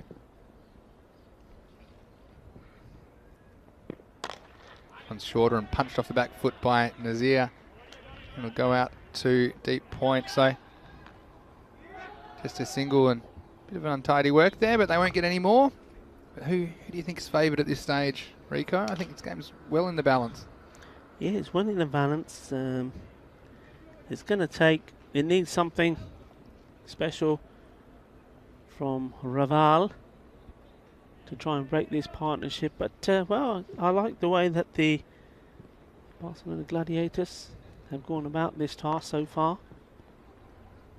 This time's a leg spinning delivery, and we haven't seen that one from him so far. It's been required, and down the leg side. And I know he does have that one, but I wonder at this stage if it was the time to employ it, because he has been very effective with his orthodox spinners. Yeah, I'm just wondering there whether that was a tactic to try and go for a stumping. Pushed through a little bit faster, but the batsman able to rock back, and that was a slight fumble. It'll only be a single, so the ball to go. They'll be very happy with this over, the Gladiators, and they do have batsmen at the crease that are both very capable of taking to this target, but a wicket could set the cat amongst the pigeons, so to speak. Last ball of the over for Mayavanshi. Oh, this is tossed up and very, very close to those stumps off the inside edge, and that's the end of the over. So not a bad one from Mayavanshi, but it did go for 13, and the Gladiators after 4, they're 43 for 1. Yeah, for me, he just struggled in that one. He just couldn't get it right. I think he found his rhythm there towards the end. I mean, that last one, that's one of his trademark deliveries, isn't it? Really gets good flight on it, and the batsman is left in 2 minds. Do I come out and attempt to take it on the full toss, knowing that the wicketkeeper is standing up in case you miss it, or do I wait for it? And you saw there the batsman waiting for it, and well, getting lucky But 13 off 13 runs off the little maestro. Well, that's good runs because he doesn't normally go for too many. So, well, there. Now it's going back to the other top bowler, Sonu Jangra. Can he be the one who makes the breakthrough? The left armour. When he comes, the first ball's whipped off the pads. Goes pretty quickly down to backwards square leg on the boundary. Just a single, but yeah, we saw this bowler, Sonu Jangra. Jangra dancing the bungra, we said, didn't we? Because he hit the stumps 4 times, those sticky wickets. We're in all sorts of trouble. Just want to say a quick shout out to everyone watching on Cricket District as well today. It's great to have your company and we appreciate your comments and questions. If you're wondering what you're watching for the first time, here's Jangra. This one's shorter. The batsman will get 1. And that's all they'll get. So yeah, if you're watching for the first time, this is the Fancode European Cricket Series Spain 10 over tournament. We have 124 matches coming to you from Barcelona, Spain. In fact, we plan to bring you over 1,000 matches here on the European Cricket Network this year. Of course, it's a developing country in cricket in Spain, so it provides some interesting entertainment for you if you are watching from an established cricket playing nation, as we see. That one, no run. But yeah, it is interesting, Rico, because a lot of people tuned in for the first time, and it's not quite like any cricket they've ever seen, but nevertheless, we see some great entertainment here, don't we, on ECN? We certainly do, and it's nice to know that you're enjoying watching it with us. It certainly is action-packed, and it certainly is very entertaining. And this morning has been so far. Now, Sonu Jangra, he's getting good movement. If he can push one outside that off stump coming in, it'll be unplayable. At the moment, he's just sticking on middle and leg, and that's why those kind of shots are being played. Oh, that's very, very sloppy fielding. And, well, Kanandata will not like that at all. You see him there on the boundary giving the fielder the evil stare. I mean, runs like that, those little extras make all the difference. The bowler probably got a plan in his mind. Let the batsman get the single and I can attack the other bat. And now all of a sudden, that's been messed up. He won't be happy. But, yeah, he's getting good in-swinging movement. And I just get the feeling if he can just push this one, starting it outside, maybe a couple of centimetres outside the off stump, it's going to come in wickedly.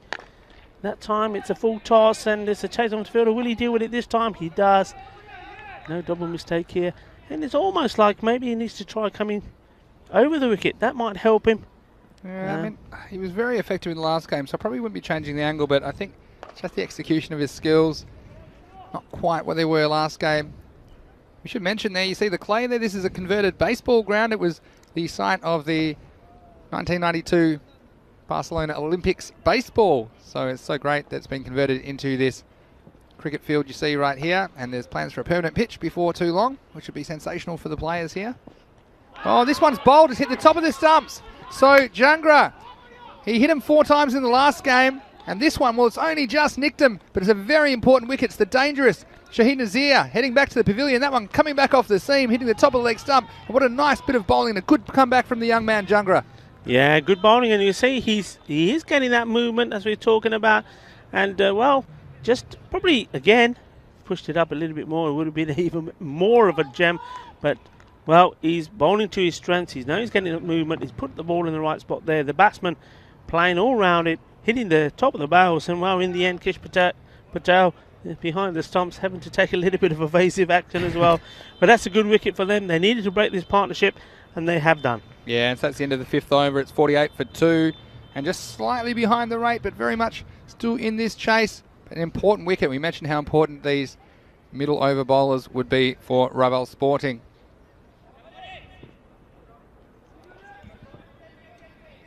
So a new batsman comes in.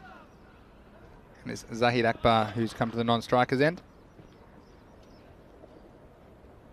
It's Little Master to continue, and so go all the way down to the long off boundary, and the fielder Govinda got very close to the rope there, just checking that he was inside, and he was just. And what a morning he's had, that young man. Striking a very nice 69 in the first match, hitting a nice Maximo in the second as well. So, and this game's in the balance, a very important over here.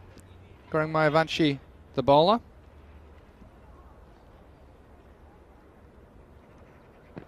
Oh, you see there, he's taken the bait, hasn't he? The new batsman. That's good to see. Akbar. Yeah. the bat, and didn't know too much about that. This is where the current rate, he should be happy just to score something. He doesn't have to hit him out of the ground straight away, and just keep the Gladiators in this chase. Sometimes he's look good at the other end. Just needs to know his role. But Mayavanshi here, I think you might see the quicker one now. I don't want to second guess the young man, but you'll see he does have a pretty good quicker ball as well, and you wonder after luring the batsman into that stroke, if he gets that quick one on target, it could be quite dangerous. Yeah, I think he'd be quite happy just to try that one again, bring it a little bit closer.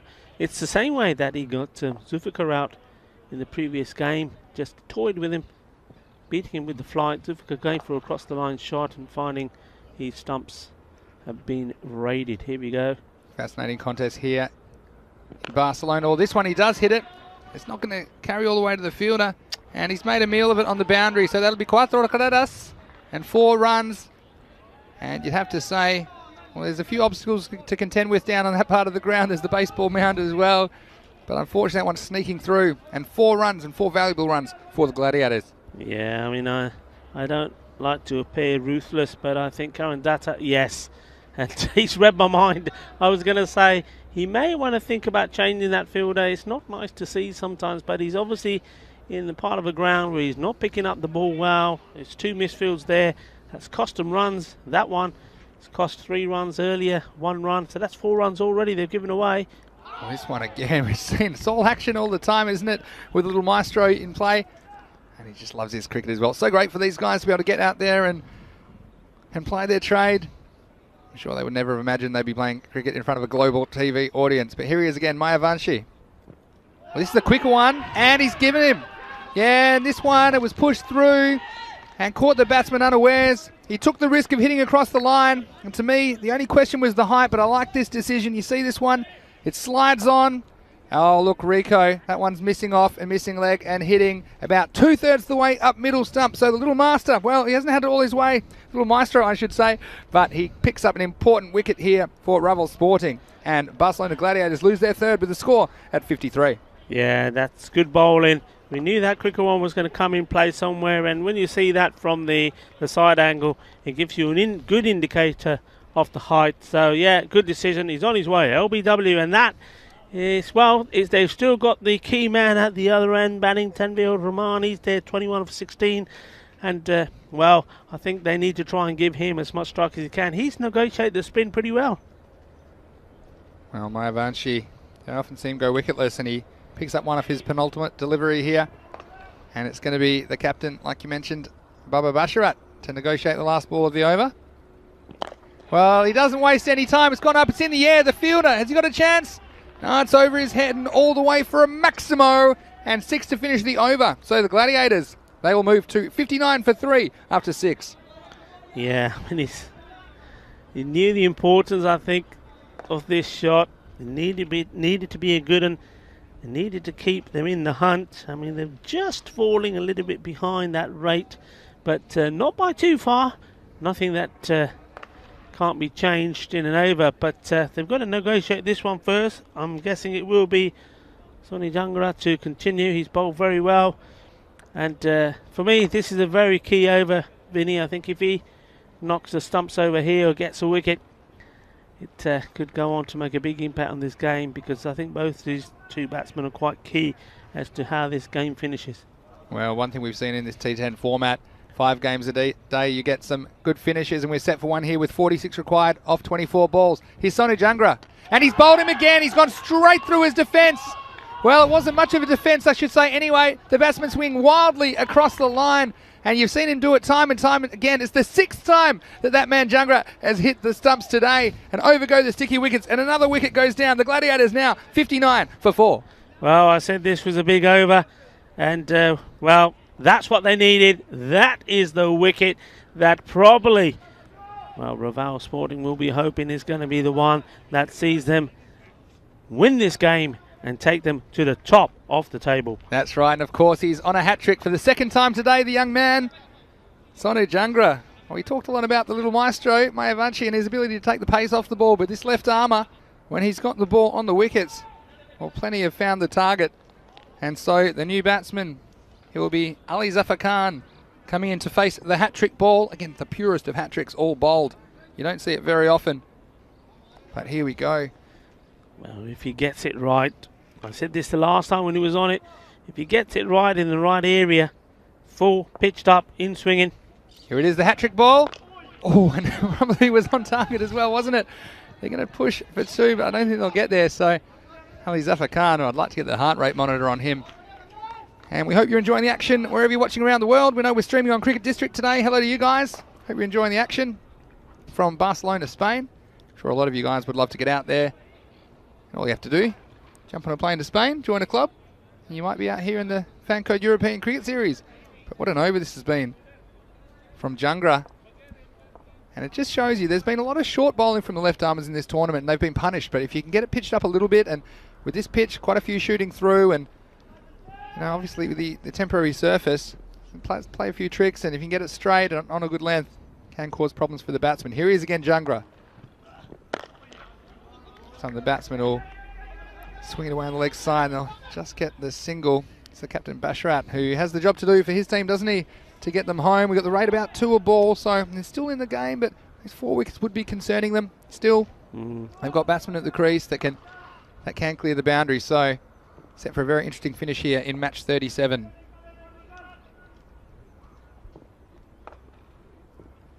Ali Zafar Khan on strike this time. Well, this is up, it's in the air. It's going to go to the fielder's right. In fact, he's not going to catch it. It's going to go all the way. 4 carreras and 4 more runs to the Gladiators. Useful runs. Yeah, this one just, you see, just too much down the leg and was just swinging away. And the batsman just had to make good contact, and he did so.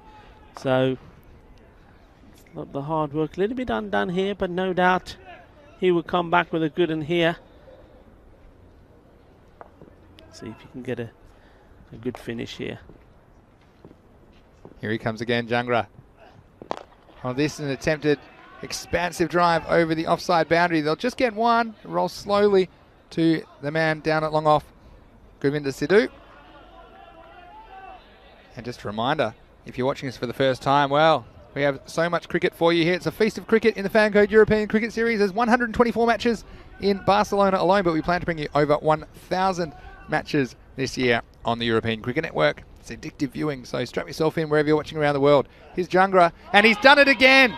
Well, can you believe it? He has 7 wickets today, Sonu Jungra, and they are all bowled, and the sticky wickets are knocked over again. And with a ball to go, the last ball of his over, pardon me, so he finishes his spell with 3 for 12, and he's done the job again. And if you are playing some Dream 11 cricket, he is one to have in there for sure. He'd be the captain of my Dream 11 team, Rico. He hits the stumps again. And can you believe in 2 T10 matches, you have 7 wickets all bowled? I've never seen anything like it. So the Gladiators in some serious trouble now. They're 66 for 5 after 7 overs. Looking ahead to the next game as we pause to take our breath in this one, but Minaj, well, they'll return after 2 impressive victories 2 days ago. They're taking Karian on in match 38. You can see the lineups are out there. And Kaiser Zulfikar, I think he'll be shouldering the load at the top of the order for Karian. He'll be opening batting most likely with Adil Ahmed. We're going to see Awais Ahmed and Asjad Butt. Well, he batted very well on the first day of action for his team on Monday. So stay tuned for that. That'll be starting in just over half an hour's time. Here's the next over beginning now. And it'll just be the single. Dawood Masood has come on for Raval Sporting. And, well, the equation is 39 runs in 18 balls. And after that, it'll be 38 in 17. So 13 over required. But again, they've bowled out their 2 key bowlers, Mayavachi and Jungra. Here he comes again. Well, this is miscued, and it's going to be a single again out to long on. So I'll make it 37 off 16. And yeah, again, one thing about this 10 over format, with so many games in a day, we are bound to get some good finishes, and that's why so many people around the world are enjoying the Fan Code European Cricket Series. Here's Masood. This is whipped away, and it could go all the way. We'll see if it rolls all the way along the outfield. Still a bit slow, but it'll go all the way for 4 runs. So 4 carreras más for the Gladiators and 4 more to the total. They need everyone they can get at this stage, Rico. Yeah, they do, and I'm just thinking at the top of my head, I think in that area of the ground and to similar delivery to that, we've probably seen 4 or 5 boundaries going all the way there. And that's something that Raval or Kalandata needs to think about as the captain. Not just this match, but matches going forward. Needs to protect that area. Too many runs going down there. This one's smashed straight back at him. It almost takes his fingernail with it. And Masood, well, he's all arms and legs. Yeah. Looks like the coat hanger's still in his shirt sometimes, but this one he stuck the big left hand out, the bowling hand.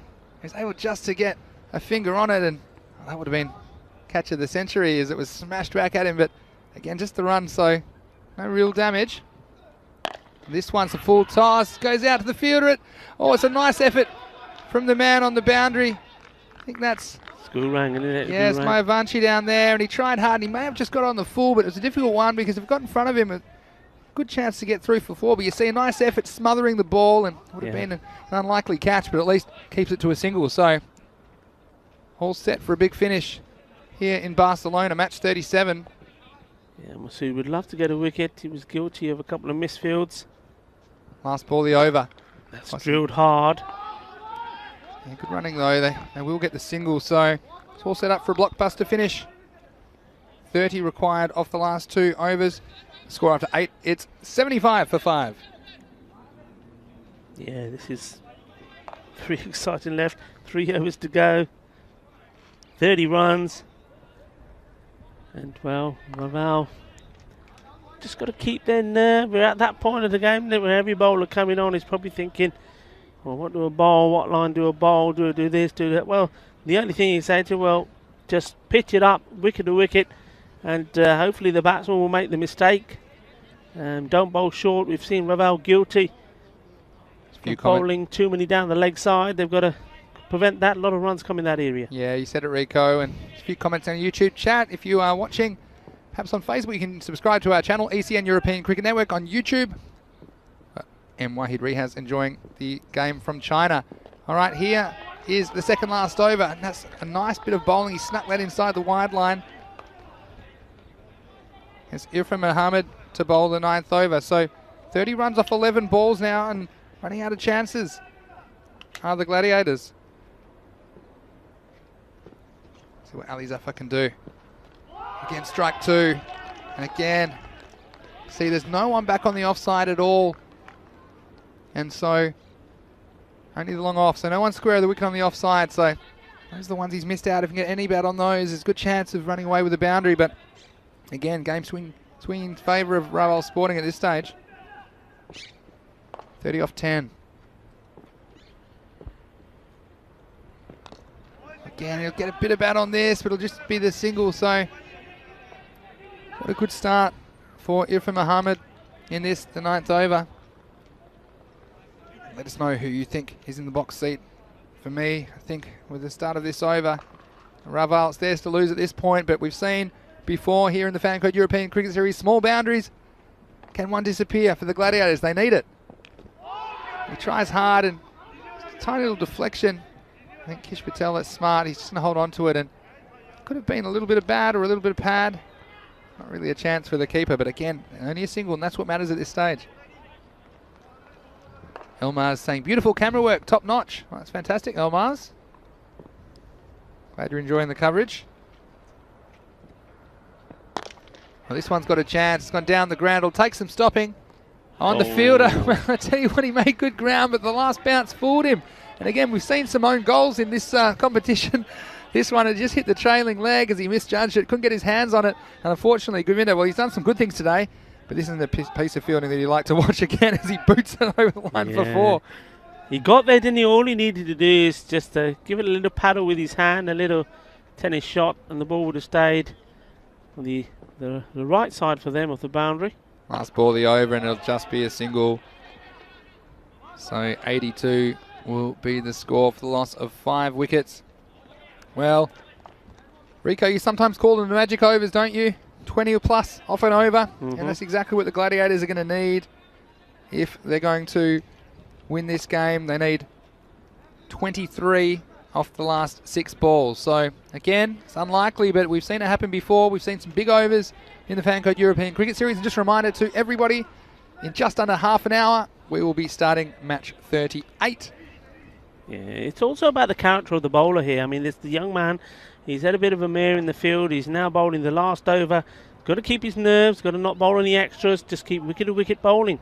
He didn't bowl too badly his first one. Right, they need boundaries. They need them now. Gladiators on strike, and he's bowled, and another one goes down. And Raval, aren't they happy about it? They love their cricket here in Spain. And Raval Sporting, well, after a tough start to the tournament, they've come back strongly today. And it's not a great day to be a set of stumps in Barcelona because they're going over time and time again. And the batsman, well, Ali Zafar Khan, he knew what was required. Yeah. But the bowler was equal to it. And again, Raval Sporting bowlers are hitting the target. And another wicket goes down. Barcelona, their 6th one. Yeah, the Gladiators, they did come out fighting. They knew they had to fight in this Olympic stadium. And, well, they started well. They stayed out with the rate. And then, well, Raval, as we expected, the introduction of spin from the spin king himself, the little maestro. And then the pace man, Sonu, Sonu. He has been muy sona with his bowling. So we should maybe say Sona Jangra, bowling fantastically, taking those wickets. And all of a sudden, Raval just got on top. And then this man here, bowling that first ball, bowling the guy, and taking all the pressure off him. 5 balls remain. But tell you what, this might bring them back into the game. The Gladiators, he stood, he delivered. Another Maximo. Well, that's a big hit, isn't it? I mean, first ball up. Just watch this again. And it wasn't the case of just close your eyes and have a swing. This was a very, very good hit indeed. So, Iqbal, Malik Nabi Iqbal, not giving it up just yet. They want to do it again. This hit very hard, but it's me straight at the fielder again. The way they're going, it might have been worth trying to get him back down that end because he already showed he can clear the boundaries. I'll make it 16 off 3, so pretty unlikely they'd need 2 6s and a 4. So if this ball doesn't find the boundary, you'd have to say it's more or less game over. Let's see if Shabazz can find the boundary. And he can't, so Raval will be very happy about that, and I feel like they know now the game is won. Yeah, 16 now, 2 balls, so as long as this is not a no ball, that goes for a boundary. It's game, set, and match. 2 balls remain. Here's Masood. So we hit away, and that's just going to trot through for a single. So I'll take him to 90. Again, you see the margins for error in this game. They're so small, and there's key wickets at key times for Raval Sporting. Just keeping them on top in this game. I think the wicket of Shahid Nazir, that was a big one. He's one who can do the damage. So there'll be 90 with a ball to go. And the batsman, I think they might end up just trotting for a run, being made to work for it, and that's what you like to see. So that is the end of the 10 overs. Barcelona Gladiators, they finish at 91 for 6 at the end of their 10. So this game, they go down by only 13 runs. Join us again if you're leaving us for a short break in about 20 minutes to take you into the next match, match 38. But first, let's have a bit of a look at the highlights from the innings and the Gladiators. Well, they started brightly. They made it all the way to 30 for the loss of only 1 wicket in the power play. But again, those middle overs, Gaurang Mayavanshi, the little maestro, as well as Sonu Jangra, getting the job done, putting the brakes on. And in the end, those wickets just slowing the scoring rate down enough to put the game out of reach for the Gladiators. That was the end of Arslan Mohammed there. And Shahid Nazir really came to the crease, and, well, he was lucky to survive the first ball. Wasn't quite able to cash in. He got that one away for a boundary. Little Maestro came into the game. Although he went for a Maximo first ball, he was enjoying his time here in Barcelona.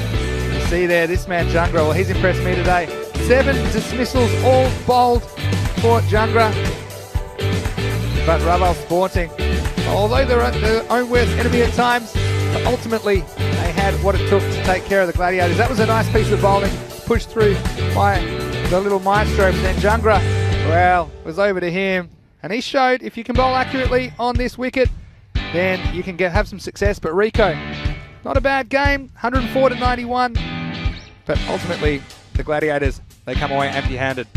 बढ़िया बधाइयाँ Raval Sporting ਨੂੰ सोनू जांगरा सोनू बंगरा पाऊंगा आज Raval sporting bhangra पाओगे ਤਾਂ ਇਹ game ਜਿੱਤ ਕੇ ਅੱਜ ਪਹਿਲੀਆਂ 2 ਗੇਮਾਂ ਇੰਨੀਆਂ ਸੀ ਪਹਿਲੀ 2 ਜਿੱਤ ਗਏ ਇਹਦਾ ਮਤਲਬ ਹੈ ਹੁਣ ਸਪੋਰਟਿੰਗ ਰਵਾਲ group C ਦੇ ਉੱਪਰ ਬੈਠੇ ਆ top team ਹੈ well that's right they are the top team well Minaj will have something to say about that and well if they want to retain that top spot they've got to win the next game and they've got to win it well as well because they will only be able to match Raval Sporting's 6 points but remember Minaj do have that other game later on today the last one of today against Skyways as well so Minaj will know play well, play hard in this game. You'll see the fantasy dashboard come up there against Grind.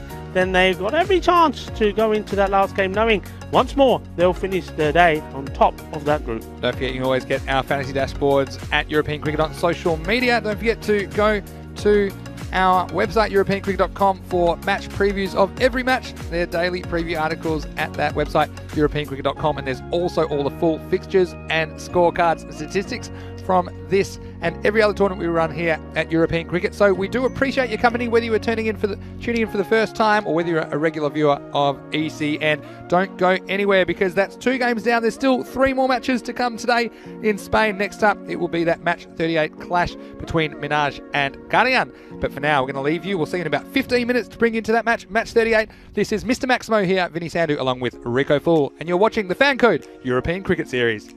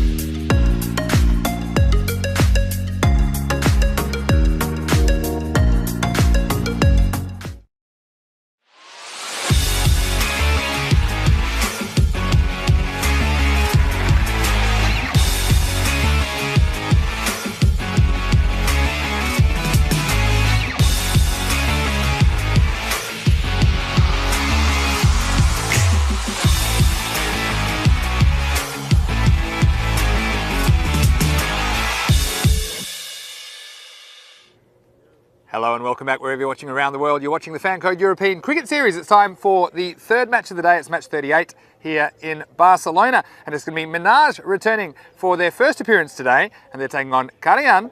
Their two captains are with the match referee. And tail is the call.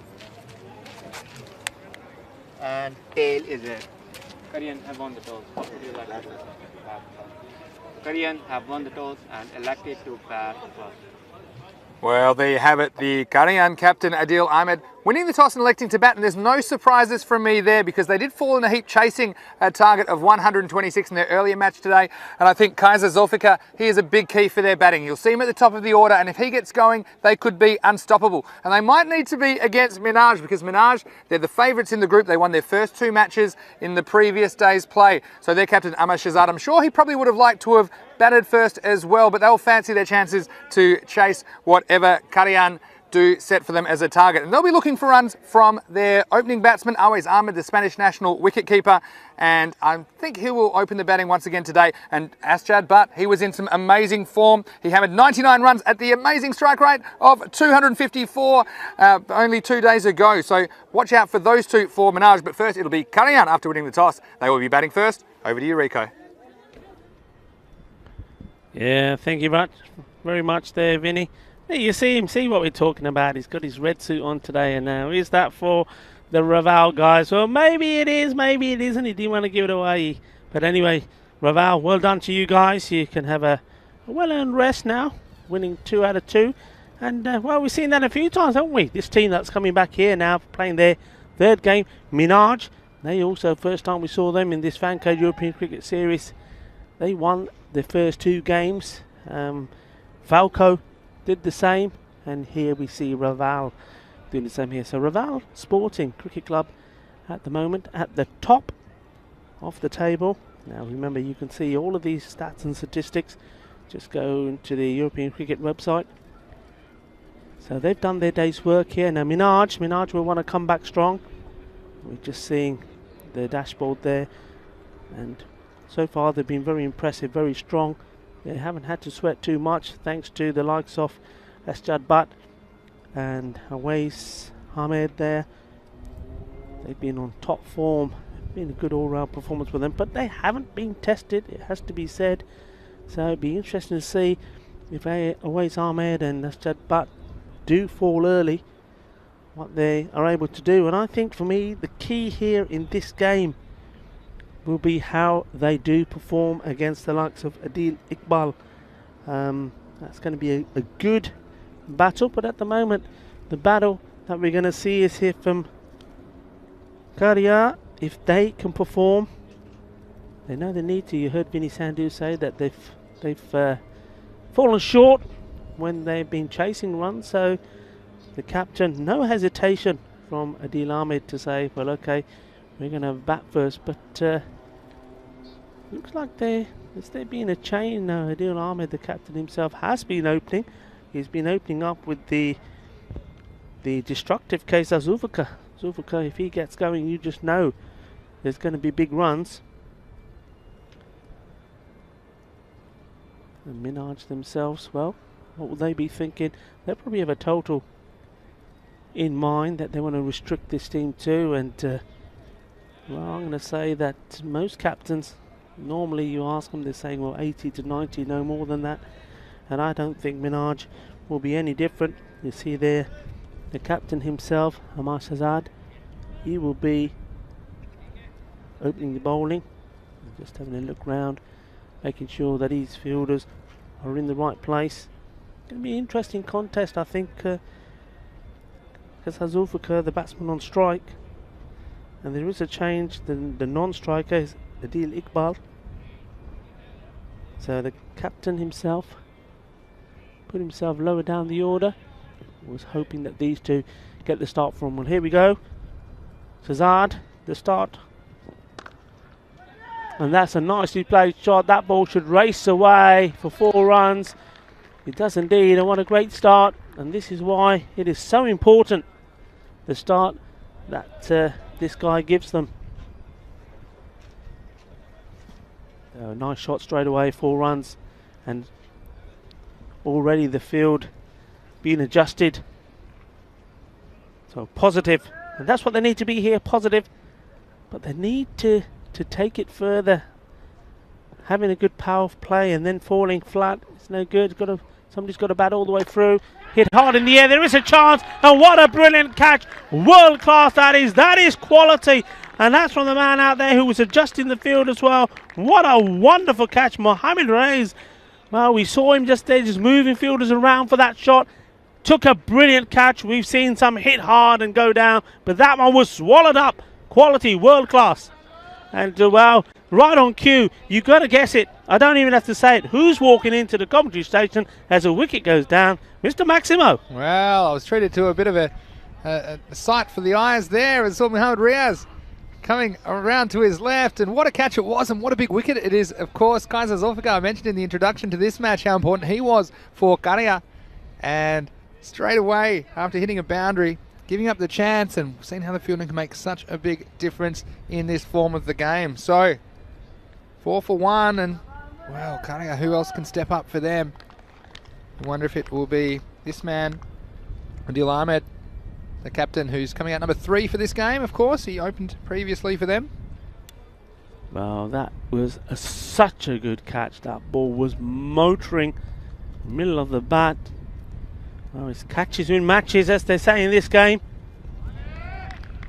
And this next one is a dot, so Adil won't be holding back. A few comments in the chat. It's always great to get the comments. There's a few questions about the captains and the man of the match interviews at the moment. Well, we're under quite strict COVID protocols at the moment, so it might either be that or just no one's allowed to get close to me, Rico, for some reason. But that's why at the moment they're not a feature, but I'm sure they will be back at some stage, as it's pointed out in the chat.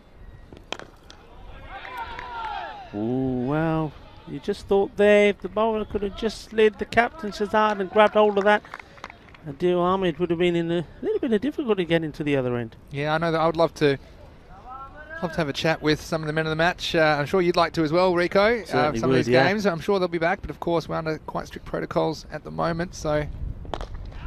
It's hit up in the air. Ashad Butt looks like he's trying to get under it. Oh, well, he's not the tallest of players. He does jump up. I think all he was trying to do there is get fingers to it and try and push it back into the field of play. But it's gone all the way. That's the first 6 carreras of this innings. Well, 100 points for effort, 0 points for result. Asjad Butt did absolutely everything he could. He was right back on the rope and he gave the big jump. That was just out of his reach. So 6 runs to Karia. This time pushing it out. Just seeing as well, Luke saying perhaps we should get some other music between the games, and also ECN responding with there is a mute button that's provided to you if you don't listen, but it's a suggestion as well. And sure, like Tanush asking, ECN has contact with the ICC, yeah, well, in certain things for sure. And of course, you know, ICC, well, yeah, we always love the ICC to get a bit more involved in what we do, of course. If you want to perhaps send them an email and say you're enjoying the action on the European Cricket Network, perhaps they'll take some interest and provide some more resources to us for sure. But the main thing is that we're providing cricket for you, and hopefully you enjoy it wherever you're watching around the world. That's the end of the first over. It's 12 for 1. And we've got, look, it is the man just took that catch, Mohamed Reyes, to bowl the second over. Well, that's picked up beautifully. Just got into position and followed through, hitting that middle of the bat, 6 runs, and that's the second 6 of this innings. So trying to fight back after that early setback here, and this is good batting so far from Adil Iqbal. Yeah, wasn't that a great shot as well, straying onto the pads and just picked up over the onside. It was well timed, and that's forced the field change. Here's Jafar Iqbal going back to the deep mid-wicket boundary. So let's see if the batsman is game to take him on again. It was well struck that time by Adil Iqbal. He's been sent up to the top of the order, and tell you what, he's hit a couple sweetly. See if he can cash in, because Karia, they'll need 100 plus to be competitive in this match against a strong Minaj lineup. It's well played, and this is good sensible batting. On 2 occasions he's played the big shot, but then quite happy just to take the single. Something that we probably haven't seen too much of in the last few days of this Fancade European Cricket Series. So batsmen not only able to play the big shots, but rotating the strike well, thinking about staying out there and getting a good partnership together, these two. Well, And that's smashed away big. Well, that's one of the biggest we've seen down that way. Will also be a no ball because of height. Well, he's taking full advantage of that, and that 7 runs is something we were talking about late on yesterday. Don't see too many 7s, where that's 7 there, and also going to be a free hit. And well, the bowler will also get a quiet word in his ear about the height, and that'll be a first and final, I'm sure, for the bowler. Yeah, well, like you said, we're looking for a 7. Well, this was 7 of the best. The magnificent 7. He gets a free hit to boot, so maybe he can turn it into 13. Oh, he does indeed. Balle, balle, balle. And well, this is what they need. Harai starting to play and starting to hit the ball big. And the captain, is he going to be the man here to show his boys how it's done? Well, 13 a baker's dozen. Unlucky for some, but it is very lucky for the captain of Karia. And Adil lifting that one up, almost clearing the baseball fence. All right, what can Mohammad Riaz come back with? He's trying to hit that through the gap. Will they look for 2? Well, not now, they won't. That's good work from Ashad Butt. You're going to see a lot of work from him today. And, well, Minaj will be hoping that it won't be just work in the field, that when he gets his opportunity to bat, he'll do it there as well. He's in good form at the moment in his last match, 84 or 32 balls. We've got Cricket District streaming this on Facebook as we come to the next ball. That looks to be another boundary. Can he stop it, Ashad Butt? Oh, so close. He did somehow manage to get fingers to it, but the ball still just managing to spin onto the boundary rope. So 4 runs, and well, they're certainly taking on Mohammad Riaz. Well, he may have made a brilliant catch to get the first wicket, but well, he's getting no respect in his bowling department. In fact, they're taking him on. Well, certainly are, and I was just sorry to interrupt that ball, but Cricket District watching on Facebook, it's great to have you with us if you're watching on that platform. Through for a single, so that'll be the last ball of that over. Another over goes past. That was a very good, that was one of your magic overs. There were 26 of it, and after 2, it is 38 for 1. So Andrew Gibson on Cricket District saying Maximo, so he's obviously working up to it, and it's great if you're watching this for the first time. Again, sometimes it's a bit confusing if you're wondering where this cricket's coming from. If you're watching for the first time, especially from a regular established cricket playing nation like Australia, New Zealand, or UK, or perhaps in the subcontinent as well, West Indies, South Africa. But yeah, it's great to have your company because there is cricket happening in Europe, and it's happening in February. We've got 24 teams here in Barcelona, and this exciting, fast-paced T10 format. It's a great way to introduce the locals to the game as well. And so it's magnificent that we're able to spread the word of the game across this great continent. And plenty of these guys, they love being out there. And it's going to be Amar Shahzad, the Minaj captain, to see if he can stop the bleeding for his team. Swing and a miss. No need for that at the moment here. Let's have a look up at the score. You've got 38 of 2. That required rate. Well, not required rate here. They're setting the target, but what we always say is that you're trying to look for 10 and over. They're well above that.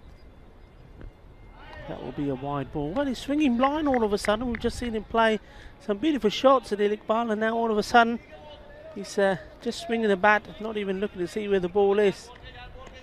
So, well, will the bowler, the captain, Shahzad, get one in and knock these stumps over? Well, he tries. It's in the air. Should be a wicket taken here. Needs to be some communication. Who's going to take it? And, well, that's absolutely brilliant. Ashad Butt, I said that he's going to be a man that's going to be involved in this game. Super in the field. I tell you what, you would say that wasn't his catch. There's another man there, much closer to it. But Ashad Butt running in, shouted it, said it was mine. And the fielder said, okay, mate, if you think so. And in the end, took a very, very good catch. Well done, Ashad Butt. That was quality. Ashad Butt's doing some special things in this series already, and I think that probably was the outfielder's catch. It was always blowing towards the outfield. There's a man coming in, so it was a slightly easy catch for him. It was Mohammad Riaz, the man who was coming around from mid-on, and he had his eyes on it. Of course, he already took a screamer in the first over, and so perhaps he thought it was his for a second, but we thought we might have a collision there for a second. But Ashad Butt, again, holding on. He had the distraction of the fielder, who then looked like he squatted down in the I formation, if you know any tennis doubles terminology. But again, a big wicket, another handy one for Minaj. Yeah, new batsman Comes in at the now will be on strike. See, batsman did cross. But what a big wicket that is. And sometimes we've said early on in the power plays when we've seen difficult chances go down and the teams have gone on to score big runs. Well, you can see the difference here that it makes when you take those catches. I mean, I have to say though, Adil Iqbal, he just seemed to be on a mission. He was just swinging blind at times. Just had the feeling that if Shazad could get a good ball in, there's a chance of a wicket, and that's exactly what happened. Yeah, expert comments there from Rico Full, the Spanish national. It's great to have you with us, of course, and enjoying all of your commentary in various languages here on ECN. This time it's in the air, and it should be gone, and it is. Another one goes down, and Rico, they're holding on to their catches. Minaj is making all the difference in this power play. Yeah, Mohamed Wakar's gone. First ball came in at the non-striker's end, gets his opportunity, and well, it's catching practice at the moment, isn't it? And Minaj are holding on to them. And you can see there the captain who's left-stranded out there, Adil Ahmed, shouting all types of instructions to the bench, probably trying to say, right, okay, no, not you, now you. And, well, he's got to try and get something, inspire the new batsmen that are coming out here to hang around a bit, because he's hitting the ball well. He's 15 off 6 balls, but the others are falling apart around him. So Sajjad has taken another wicket in this over. That's 2 in this one so far. What a great comeback after that very expensive second over. Yeah, and big captain's effort for him to bring his team back into the game. Hello to Kieran Coulton, who's watching from New Zealand. He said he's loving having some free cricket to watch. It's great to have you with us. Here's Shazad again. Quite a bit of pad down the leg side, so good no call from the umpire. And yeah, if you are watching for the first time, please throw some comments and questions in. It's fantastic. We've got a question here from George Heptonstall. He's asking, lively batting, how many overs? Well, it's a 10-over game, so 60 deliveries. Already into the third here, the final over of the power play with Ahmed Shazad bowling. That's very well bowled as well. Right in the block. That's the fielding himself and stops a single. Brilliant. The captain leading by example. Certainly was, and well, we've seen so many momentum swings in this form of the game. It was quite a lively power play. Karayan, they are 40 for 3 at the end of 3. Only 2 runs and 2 wickets off the over, so he can be very proud of his efforts. He ends up with 3 for 14 off his 2 overs. Yeah, what a great comeback. I mean, sometimes when the game seems to be slipping away from you, you need something to happen, and the captain decided he would bowl himself out. You see there, Tanvir Iqbal signalling that that is the end. The power play is not telling us to clean the windows, and well, it is now Yasin Javid is coming to bowl. Adil Ahmed is not interested in the singles. Well, the non-striker, Asghar certainly is, and well, you've got to take him. Big man, captain, you've got to take him. You need these runs, you can't do it just in boundaries. Yeah, I think he fancies it though, the captain. Bigger deal. He said, well, keep me down the business end because I got some business to take care of, and he's got Yasin Javid steaming in. Well, this time he does take it. So, well, he's obviously decided that he might as well do the business slowly rather than try and do it with big shots all the time. So, single taken. Asghar now will go on strike. Yeah, we've got some more YouTube comments. If you're watching on our YouTube channel, ECN European Cricket Network. Got Lebu watching from Bangladesh. Hello to you. Ooh, closer than you think, I think, Rico. Also, Mr. Bone Stripper from Scotland. Hello. Well, hello, and you'd be happy to know, Mr. Bone Stripper, that we've been listening to some bagpipe practice in the distance. Of course, no spectators allowed, so you can hear everything from the hinterland here up in the Montjuic in Barcelona. So we're hearing some bagpipes right now, and half Scottish myself. I like it for the first couple of minutes and it gets on my nerves a little bit. But anyway, here's Yasin Javid.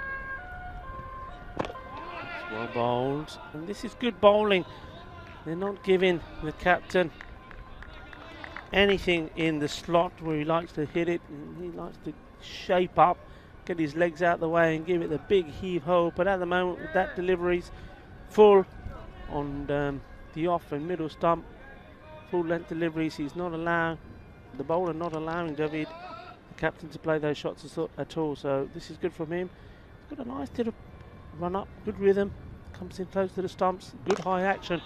Bowling a very good line. I like the look of him. Yeah, and he gets up in the block, like I said, and see that one again, just dug out by the batsman. And it's really, really hard to put that one over the boundary. And yeah, a lot of saying Lamanga Cricket Club. Oh, he said good morning to us, Lamanga Cricket Club. Sorry, Lamanga Torrevieja Cricket Club, I should say, in Spain. It's good morning to you, or good afternoon now in Spain. And yeah, saying, thought they heard some bagpipes. Love to see it. Yes, buenos dias to you guys. And as we see that one being pushed out to leg. Also to say, well done to you. You're making a terrific effort. Obviously raising money for charities. Go check it out, people. Just go onto their Facebook page, Lamanga Cricket Club. You see they're doing the Lamanga Cricket Club to Lords Challenge. And in fact, it's all about whatever, just in a nutshell, whatever the distance is in kilometres. Well, because they, remember, Lamanga Torre are a team, they're waiting to have the playoff against this team, Minaj. Yeah. And the winners will play in the ECL later on this year that we've been talking about. And because they can't practice, they've decided what they will do is either walk, run or cycle the number of kilometres it is from Lamanga Cricket Club all the way to Lords. And they're doing a fantastic job raising lots of money for 3 charities. So congratulations to you, and well, what a nice thing to be doing. So well done, good luck. And keep us updated. Keep us updated on the progress so far. All right, so look who's coming in. It's Ashad Butt. Well, he's had the golden touch, hasn't he, for Minaj with the bat and also in the field. Let's see if he can do it with the ball. He's going to bowl to Adil Ahmed. And it's going to drop safe. Giving it the big hoik. TK is what they're saying. Yeah, it's fine. Singles are not going to hurt them. And get the new batsman on strike. Asghar, he's faced 4 balls and 1. It's hard this time, just clear the infield. Javeed doing the fielding. Not as acrobatic as Jad or as quick. I think the bowlers have taken each other's place.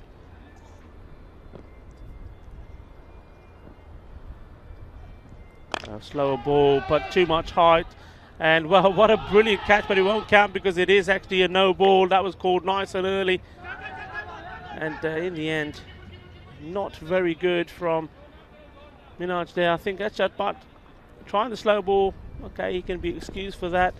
But very good fielding to start off with. I mean, the catch which stops the 6 runs, that was Jafar Iqbal doing wonderfully well there to stop it. But the throw, nobody backing up. So they do get the extra runs. Yeah, we'll cue the circus music, Rico, as we saw a no ball too high, well caught, and then the overthrow, so too. But this is a free hit. It's well bowled, falling up to him, took the pace off it as well. Good little competition happening out there now. There's a battle between the bowlers and Adil Ahmed. Got some questions in the YouTube chat I'll come to after this ball from Asjad Butt. That's nicely played, or is it? He's played it straight into the hands of the batsman off the field. And now we saw that earlier on a free hit when the number 11 batsman did it. And it looks like Asghar was watching and thought, I can do that. But, well, he's done exactly the same thing, though. He's flicked it into the hands of the fielder. And, well, quite an embarrassing way maybe to get out. If it works and it looks great.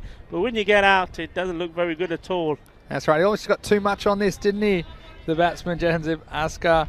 And it went straight down the throat of that man who was alert to it at short fine leg. And this is the thing, when you're playing that stroke, if they do have the fine leg, you have to be aware of where he is. And he was quite fine and had to get it more or less over the keeper. So, yeah, you do wonder about that stroke, but still, you know, it's up to the batsman to bat around Adil Ahmed and just trying something innovative. Didn't pay off that time, but like the innovation, but brings the new batsman to the wicket. It's Ehsan Hussain. It's hard. It's going to go over, Javed. 6 runs. That's a good shot.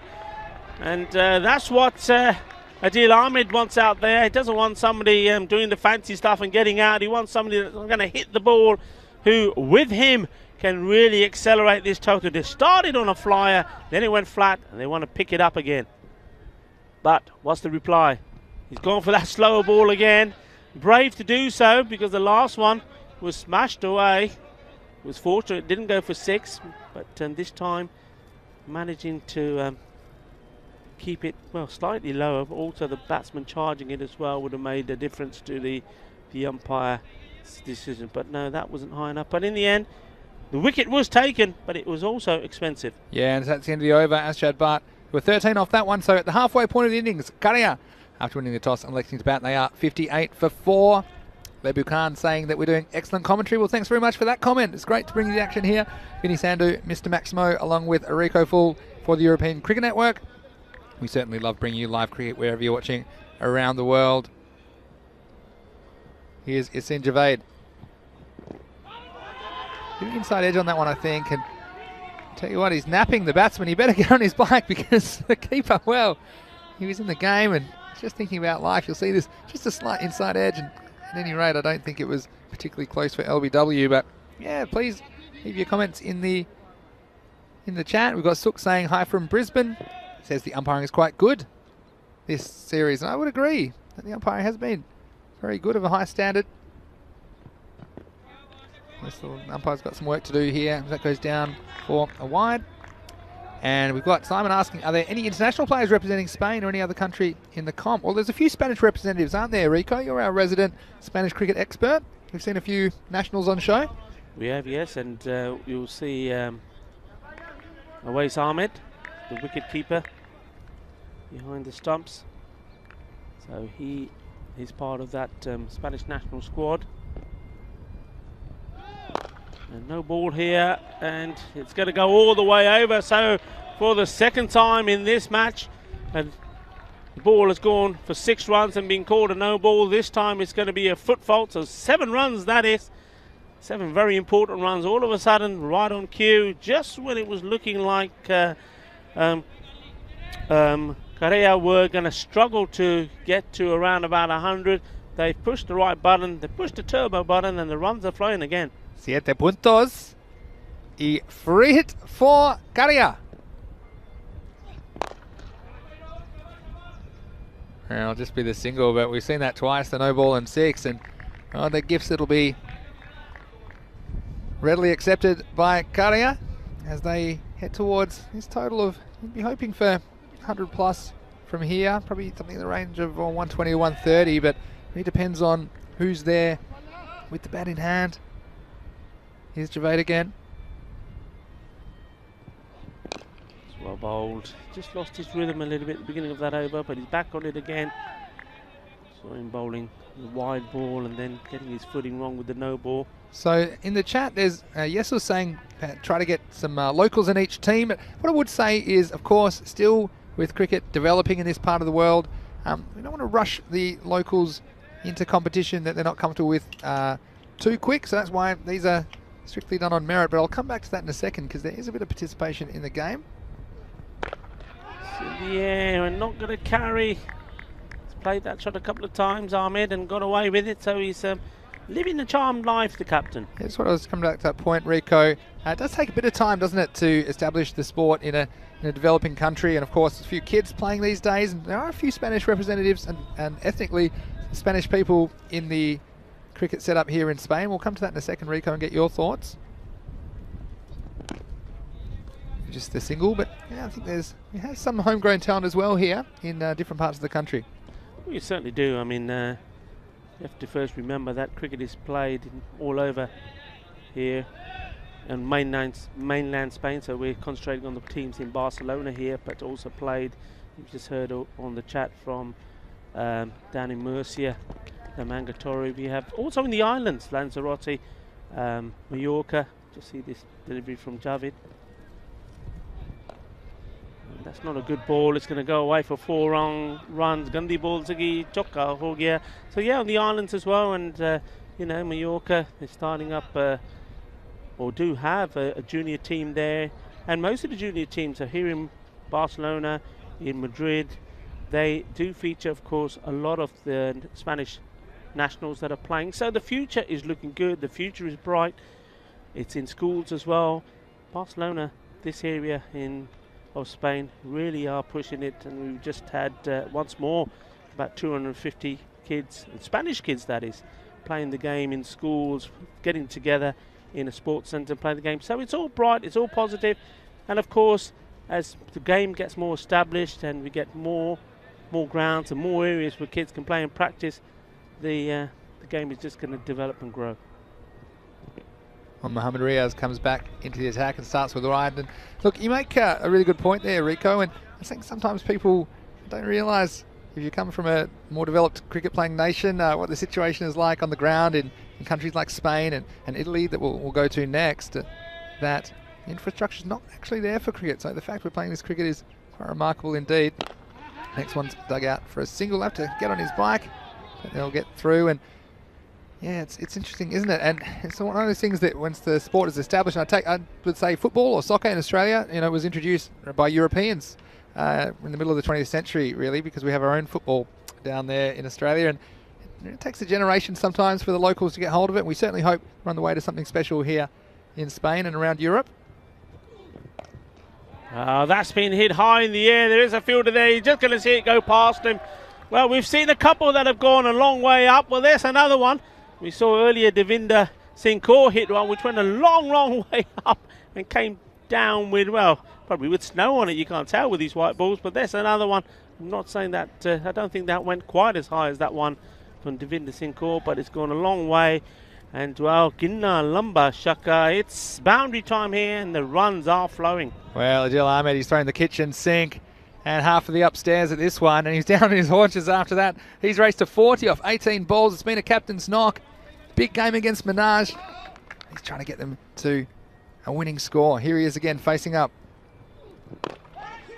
He can guarantee every ball at the moment, Rico, that Adil is going to be giving him every ounce of force that he can muster in that frame.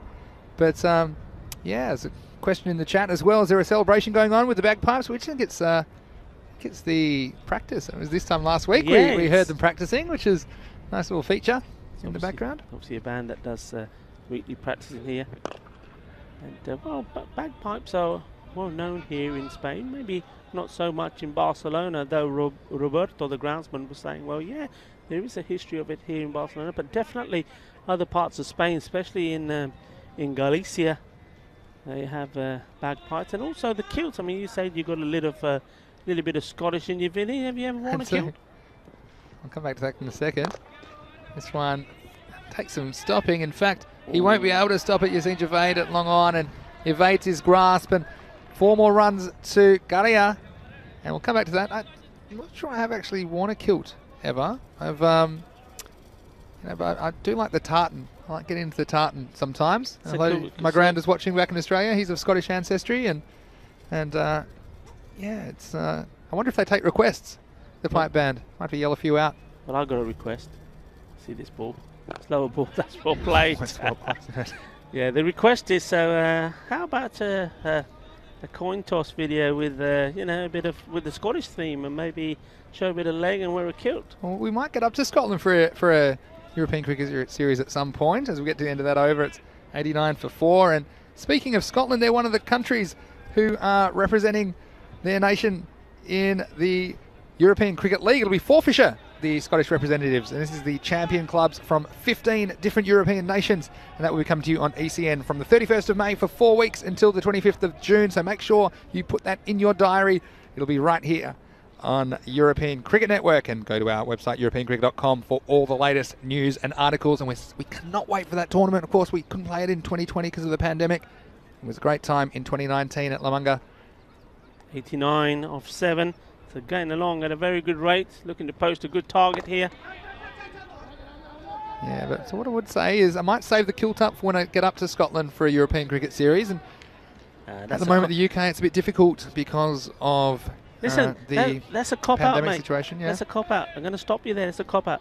Where would you rather wear a kilt? In the sunshine or in the freezing cold? That's a good question. Wow, this one's lifted up and away. It's going to go all the way and racing to a half century. In fact, that'll bring it up. That's 50 for Adil Ahmed, and it's come up of only 22 balls, and he struck the ball very nicely, lifting that one over the mid-wicket boundary for 6. Yeah, didn't he just, to the cheers and the delight of his dugout? Well, he's a lovely character, isn't he, captain? And, well, Adil Ahmed, he'll be enjoying that moment there. European Cricket Series 50 for him. And he's still going. That's going to go way over the head. of Ashad Butt, and now he's having some fun. 6 more. Qué fuerte está hombre. El capitán de equipo de Caraya. Vale, ahora es el tiempo para poco de fiesta. 6 más. And will it be 3 times? You face up again. Sí, 4 más. It's raining boundaries here at the Olympic ground here in Montjuic. And the captain, Captain Marvel at the moment, Adil Ahmed, is having some fun, and he's giving his team something to cheer about. Well, isn't he, Evan? They've raced past the 100 mark. They've raced up to 106 now. And there's plenty of balls left in this innings. There's still 14 balls left. So you wonder if he stays there, what they might make. And time for Think Music for Zakaullah, who comes in again now. Pushes this one right in the block. He'd be happy maybe just to take the single, stay on strike. There's still a ball to go, but I think it's true. And I don't say there's many quick singles there with Adil at the crease, but he certainly has shown an ability to clear the boundary in this first innings of match 38. It's match 38 of 124 here in Barcelona for the fan code European Cricket Series Spain. It's the first series of the year, but by no means the last. This is the last ball of the over.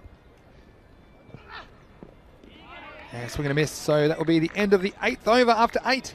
Karian, they are 107 for 4.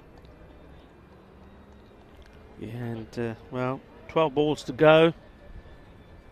And yeah, I mean, there's no reason why, if he's hitting the ball as well as he is, the captain, obviously on strike here, probably knows the importance of him staying to the duration of the innings, because it's you're talking maybe 130, 140 if he can. I think they're calling upon Ashad Butt to bowl this one. We've often seen many runs scored off the 9th, 29, 27. Yeah, that's true. So this is an important one, and I think the important thing for him to concentrate on here, not to be too clever, just bowl that, because he's a bit deceiving with his pace. He bowls at a good length. Just cut out that slower ball is the early advice I would give to him, and just bowl wicket to wicket.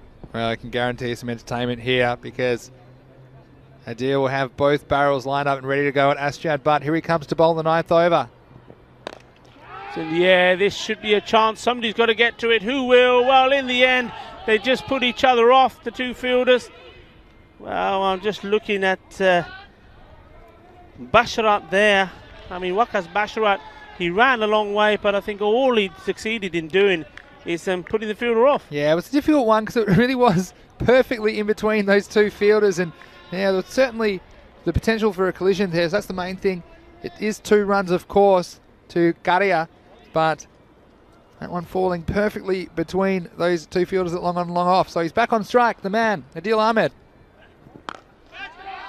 This is gone a long way up in the air. No chance.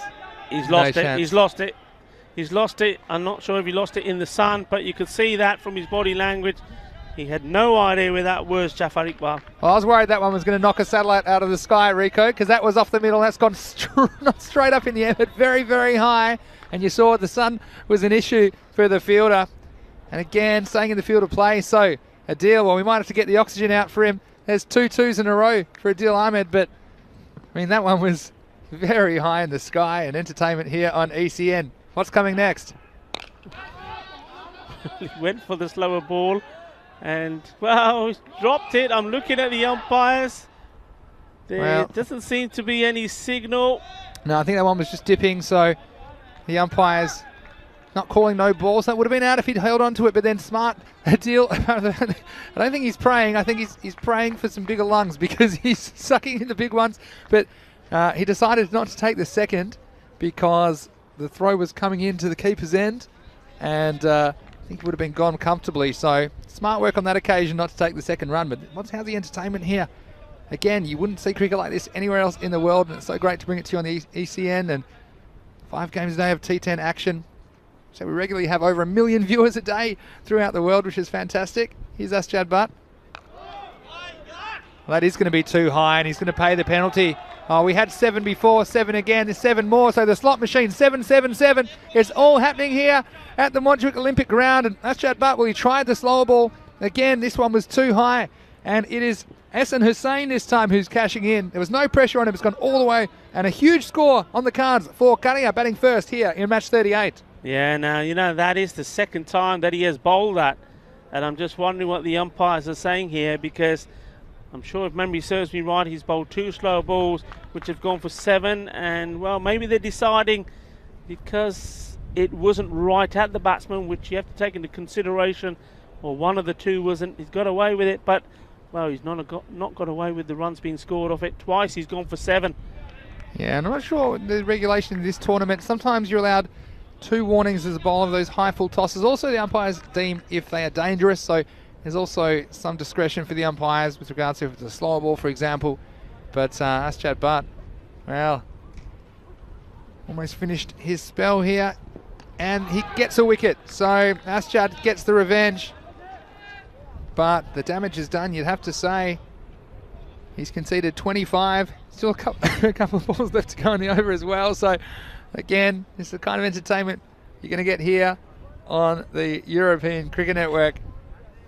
And I mean, that is his second wicket, but he's been expensive. And this is what I was saying before he bowled this over, that all he needs to be doing for me is bowling that type of delivery. You know, not trying to be clever, not trying to bowl those slower balls. And well, okay, I can understand you wanting to do it and try it, but at this stage of the game, when you've got an established batsman hitting the ball big all over the park, well, the last thing you want to do is give him freebies, and he's done that. But he has taken a wicket, but unfortunately for Minaj, it's not the one they want. Yeah, but this is the man for the situation. Danish Abdullah is going to come out to bat, and with 1 ball to go left in this second last over, you know that Adil Ahmed wants the strike. Yeah. And so Danish, well, we saw him hit a couple of lusty blows in the previous match for Karia, and I'm sure he's got the license to wind up and just try and get a 4 or a 6 here. They don't really want a single, but let's see if Asjad Butt can close out. He has 2 wickets to his name. Well, my goodness me, that has gone a long way. That is a biz away. Super 6. What a shot that was. Well, we know he can hit it big, and that's exactly what he did when he came in the last game. In fact, he hit his first 2 balls for 6. That was massive. Big hit. Oh boy, that was a big one, Rico. That was, and that brings up 125 for 5 after 9. And I said he was the man for the job. Well, he certainly lined this one up, and this one, well, that one's going to come back with corners. That was hit very, very hard. And Asjad Butt, well, we've seen him with the bat in the field, but with the ball, he did take a couple of wickets. It was a bit of all sorts from that man. I'm sure he'll have his eye on whatever target Karia set for them in this match. And 125, and that man, Adil, who's on 67, approaching the highest score we've seen today. And it's going to be Zaka Ullah to bowl the 10th and final over for Minaj, who are under some serious pressure here in match 38. Yeah, He's big come in time. to start the 10th over. Didn't have the best Ullah. And, well, that's gone all the way through. It's going to be buys. We're going to find out in a minute. Yep, 4 buys. Yeah, and this is a risk. And it's not easy for the keeper. You'll see this one, I think, goes through the batsman's legs. So the keeper making some good position, but there's a bit of guesswork involved if you're keeping up to the stumps. You see this one, he actually made the ground sideways to it, did the keeper, Always Ahmed. He's a pretty good wicket keeper on his day, but he wasn't staying low enough. In fact, went through 2 sets of legs all the way to the boundary. So 4 runs and 4 valuable runs to the total. They'll take him how they can get them. Hard fielder should get down now. Asjad Butt does well. Gets the ball in quickly. You know what I like about Asjad Butt there? He gambled a little bit. He came in off the boundary because he didn't want to have a deal coming back for 2. And so you see he was all over that, actually put him in pressure for the single as well. So they were very conscious. But I tell you what, Danish Abdullah, the way he hit that first one, that one went a long way. So let's see if he lines one up again. I'm sure he'll try. It's in the air. It's Shaka. Well, qué fuerte está hombre, De primeras 2 pelotas es 2 máximos. 2 pelotas por 6 carreras. Eso es de Fancode European Cricket Series aquí en España, aquí en Barcelona, en campo de béisbol de Olímpico en Montjuic. I was going to say 3 balls remaining, and this could be a worst case scenario. It's down the leg side. Is it going to go all the way to boundary? Yes, I think it is. Oh, look. 5 free runs again, and you thought here, did get through the keeper. An awkward bounce, you see. through the legs again, and they weren't moving that fast at normal speed. And that one's rolled into the boundary past Faizan Ali, who's down there at fine leg. So, well, this is going to set up a really entertaining run chase, I think, because the Minaj, well, by no means are they out of this game, because they do have some firepower at the top of their order. We saw them firing earlier in the tournament. So, still 3 balls remain. Well, you say 3 balls remain. This one Good is luck. going a long way up, and it's going to go to the boundary as well. Well, what a terrible time he's had out there. Well, Jafar Iqbal, he's put 3 down in that area. 2 of them have then gone on to go to the boundary. Oh, Jafar, you got to feel for him a little bit. I mean, these balls have been hit so high. And Danish, well, I don't know, could be a weightlifter in a former life. He's really muscling these balls into the sky. So 4 more. Abdullah the Mullah. And he's mullah this one as well. It's straight. It's going to be 4 more. Boundaries all over the place. And, well, the team there in the dugout, the players of Korea, well, they're absolutely going berserk. Well, how's the entertainment factor here in the Fancode European Cricket Series match 38? And with a ball remaining, Korea, they're 149 with a ball to go. So 150, it's on the cards. Yeah, they're gonna have to come back for 2. I don't think they'll go all the way to the boundary. Run! Surely. He's surely not going to get there. No, he's not. Well, he's got the muscle to muscle the ball, and it's one short as well, would you believe? Oh, no, it's not, is it? So he's got the muscle to hit it over the boundary, but it's not any good for the running. And, well, that means there's no runs there. Yeah, it's a long 0, wasn't it? He's feeling it at the moment. And the captain, he's tearing strips on him, just saying, all you have to do is touch your bat. And I tell you what, it'll set up a chase of 150 regardless for Minaj. And, well, we saw, again, some ebbs and flows in the innings, but Korea, they started strongly and they finished strongly. Lost their way a little bit in the middle as they lost 4 wickets in at the halfway point of the innings. But, well, coming back, and I'll give you some statistics here. In the first half, they scored 58 runs, and then they scored 91 runs in the last 5 overs, Rico. So what a finish for them. And they were led expertly by their captain, Adil Ahmed. Well, what a captain shot that was. He scored 68 of only 30 balls, and he hit the ball to all parts, hitting 6 maximos and 3 fours. And shout out as well to Danish Abdullah, who finished with a bit of a flurry as well. He ended up scoring 20 off the 5 balls, but 2 of those balls disappeared. I don't even know if they've landed yet. This guy, well, they can hit the ball hard, some of these guys, and also we saw a few catches go down, but I tell you what, some of these balls, I know it's a nice clear day, but I was worried they were going to come down with some snow on them. You hear Jafar Iqbal, he's having some issues out in the mid-wicket boundary.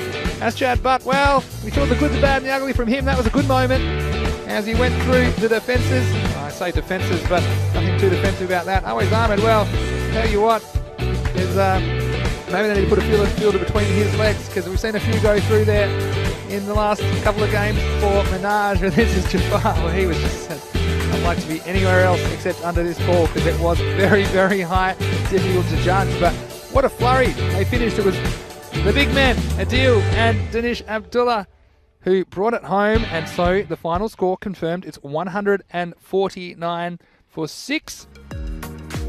And we're going to see Minaj chase 150. And I tell you what, if there's a team in this group who would fancy their chances, it could well be Minaj. And we're going to see some firepower at the top of their order. Always Ahmed, I should say, as well as Asjad Butt, who will be coming out, I'm sure. But you see their confirmation, Adil Ahmed with 68 and Danish Abdullah 20. Also, shout out to Ihsan Hussain, who scored 18 for the batting side. And with the bowling, well, it was Amar Shahzad who really came back in that 3rd over after they were blasted for 38 off the first 2. He had 2 for 2 in the 3rd over, and he had figures of 3 for 14. Also a couple of wickets for Asjad Butt, but as I said, he also took a bit of punishment. So Rico, we'll be back in about 10 minutes here in Barcelona for what I think is going to be a very fascinating run chase as Minaj aim to score 150 to keep their unbeaten run alive in the Fancode European Cricket Series. Yeah, it's going to be very interesting. We know that Korea, they've won 1, lost 1, so they know that if they can win this and they're set, well, in a very good position to do so. that they're right back in it, and it certainly makes this group look really, really interesting. Minaj, well, the first time we're going to see them go out and bat under pressure. They've got it all to do. I mean, we've seen some run chases in the European Cricket Series, but this would be something 150 needed. But I think the key for me is going to be the slower bowlers. I think they're going to take the wickets. Well, we haven't seen 150 chase down as yet in Barcelona, but we'll see a team give it a good shake after this. This is Mr. Maximo, Vinny Sandhu, along with Rico Full. We'll see you in about 10 minutes for the chase. You're watching the Fan Code European Cricket Series.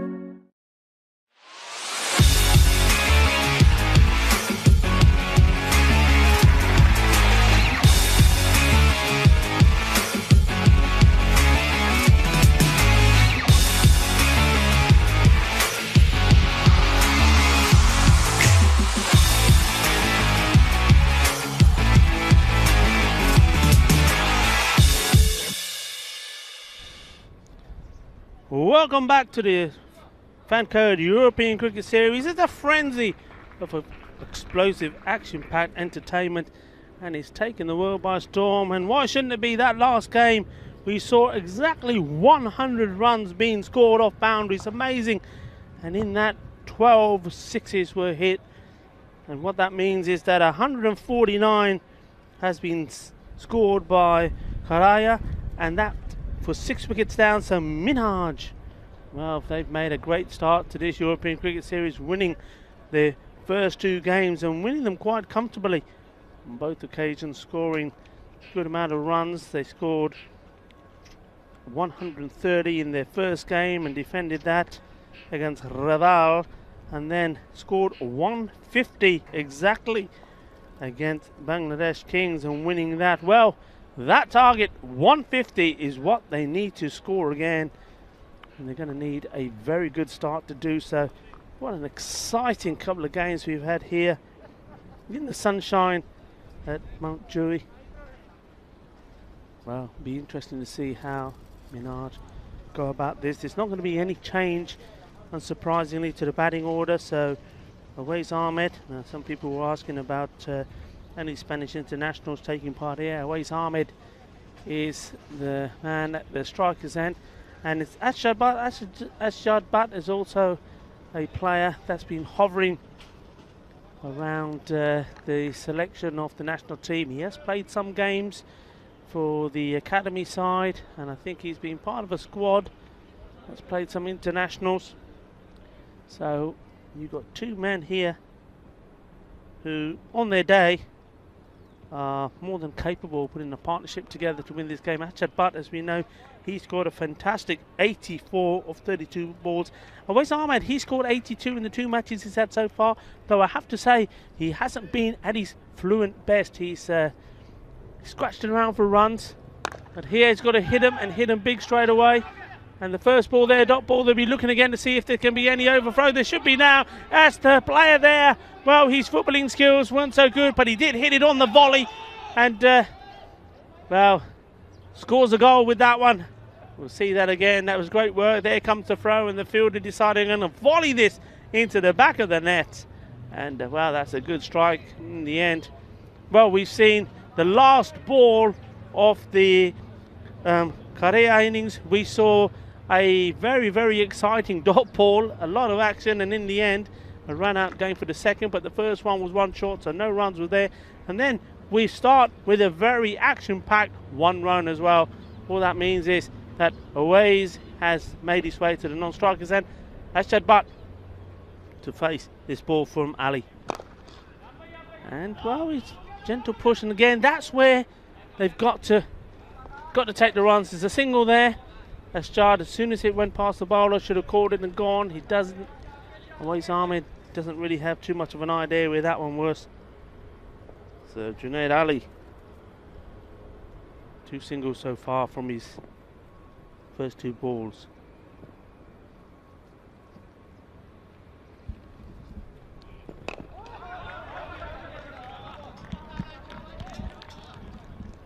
I'm getting ahead of myself. Just the 1 single. Should have been 2 singles, of course, but Ashad Butt not taking it. So still on strike, and then a dot ball. Well, this is not the start that they want, but obviously they're quite comfortable, or quite confident, I should say, that they're able to pick up the runs later on. They're not going crazy. But how about that, hey? 149 scored, 100 of those runs from boundaries. And that is why this game is so exciting. Once more for me, not taking the singles. Wakey, wakey, guys. You're chasing 149. You need to be taking these runs, not standing there watching. Come on, wakey, wakey, get going. Ashad Butt. Yeah, to get off the mark. You should have.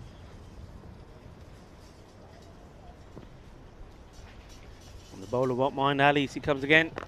This time it's short down the leg side. Ashad Butt gets enough on it. It's going to race away there. The fielder's not going to catch that once it goes down there, even though he didn't time this to perfection.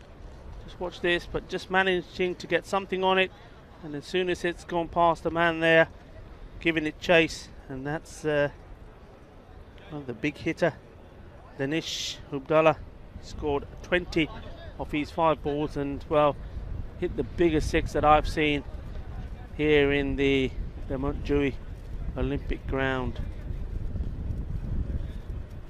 Well, it's a good start. The boundary will help matters, and they can just, for me, pick another boundary up here. They'll be satisfied with what they've done so far. In fact, there's a ball in the block, and once again, well, Awais Ahmed, I mean, I have to say, and I'm going to say this, I'm sorry Awais, but you've been taught and coached to do better. You can't be there sitting on your bat. You should have been, well, at least halfway down the pitch, trying to put pressure on the field. There's an easy single there. We've seen other teams do it. In fact, I think we've seen that in every inning so far today. The openers have really taken those singles and put the pressure on the field. And here, when you need to be doing that, when you need the runs, you haven't. And, well, only 5 runs. I say only because, just to remind you, if you don't know, it's 150 that they need to win. And, well, Mr. Bright himself, ultra bright today with his lovely red suit on for Spain. I like that. Mr. Maximo, welcome back. Thanks, Rico. Interesting first over. Too much damage for Karia. This was a chance down the leg side. It's called a wide, but again, when you love to see Awais Ahmed, I just caught the end of that over, and Awais not taking the single and putting pressure on himself then, because he's in the hot seat now. He's at the striker's end, and a sharp chance down the leg side for the keeper, Kaiser Zulfikar. Oh, he's got hold of this one, and, well, he needs to play a few more of those. He knows that he's pretty lucky still to be there. I mean, good chance of a stumping goes. I guess if Zulfikar, he's been pretty good on those. We saw him take a couple the last time that they were playing, but missing out on that one. They're not easy down the leg side, of course. And look, as a keeper myself, you do lose the ball and the batsman for a moment. So there's a bit of guesswork, but there's also a bit of technique and instinct that goes into it to be in the right position with your hands and staying low enough to put yourself at least in with a chance for that ball to stick to your gloves. You see Kaiser just practicing at the moment his footwork down the leg side, but he's been pretty good behind the stumps. That was a tough one, but again, that would have been a very handy wicket early in this innings. That's well bowled. Now this is good from Adil Ahmed, the captain. He scored a blistering 68 of 30 balls, and straight away he's deployed spin, and that's a good call. He's keeping the pace of the ball, and also, look, you've got the runs on the board. If it doesn't go right, you can change it later. Yeah, they'll be looking to go large in the power play. Minaj. In comes Iqbal again. Well, you see there for me, so, okay, there was the wide there. Then he hit a good shot for 6.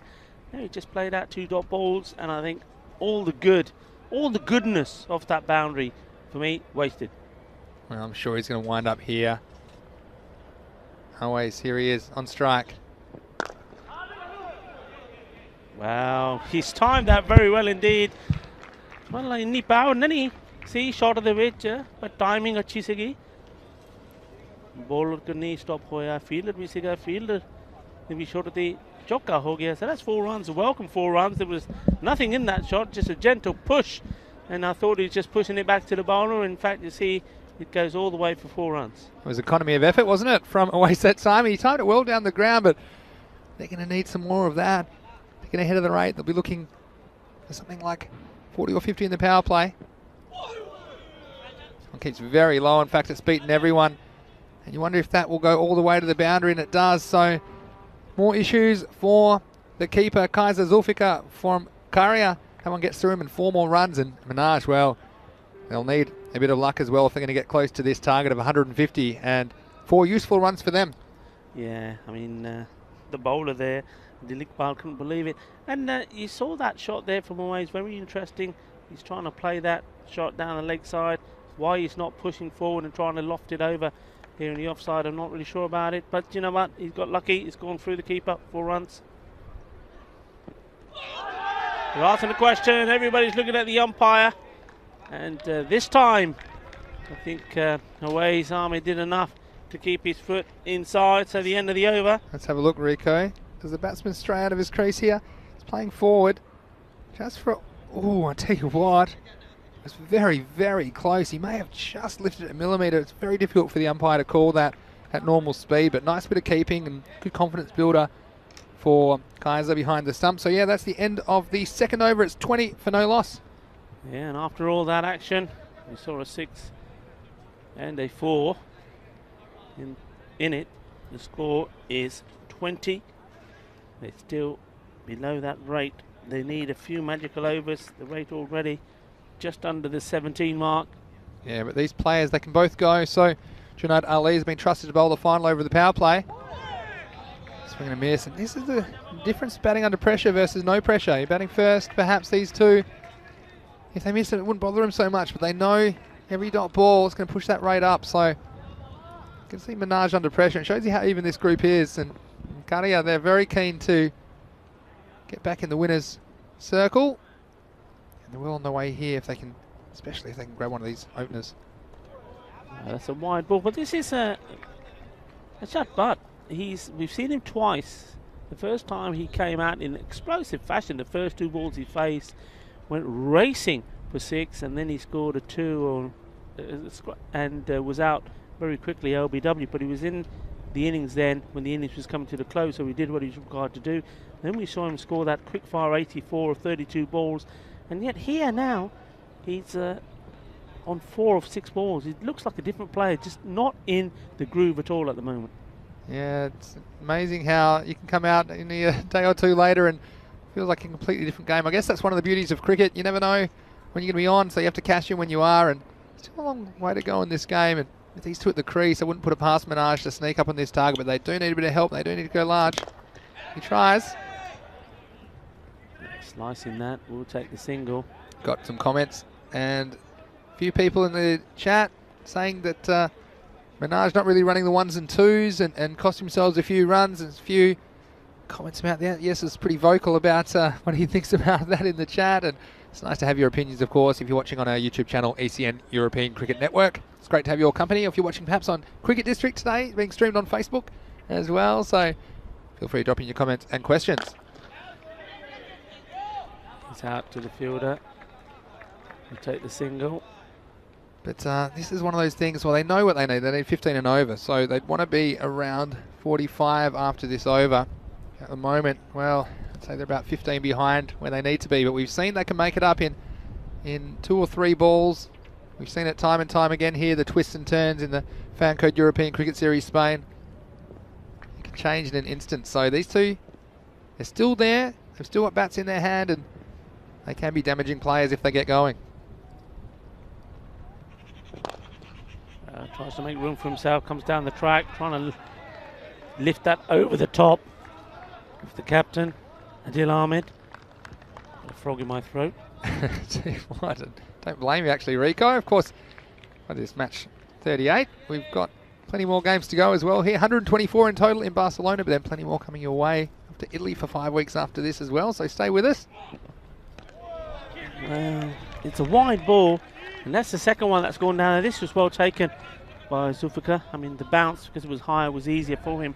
But where's Ahmed? I can't remember the last time that I've seen him miss out on so many balls there on the leg side like that. Just a bit out of touch at the moment. We know what he's capable of. He does have a T20 international century to his name, of course.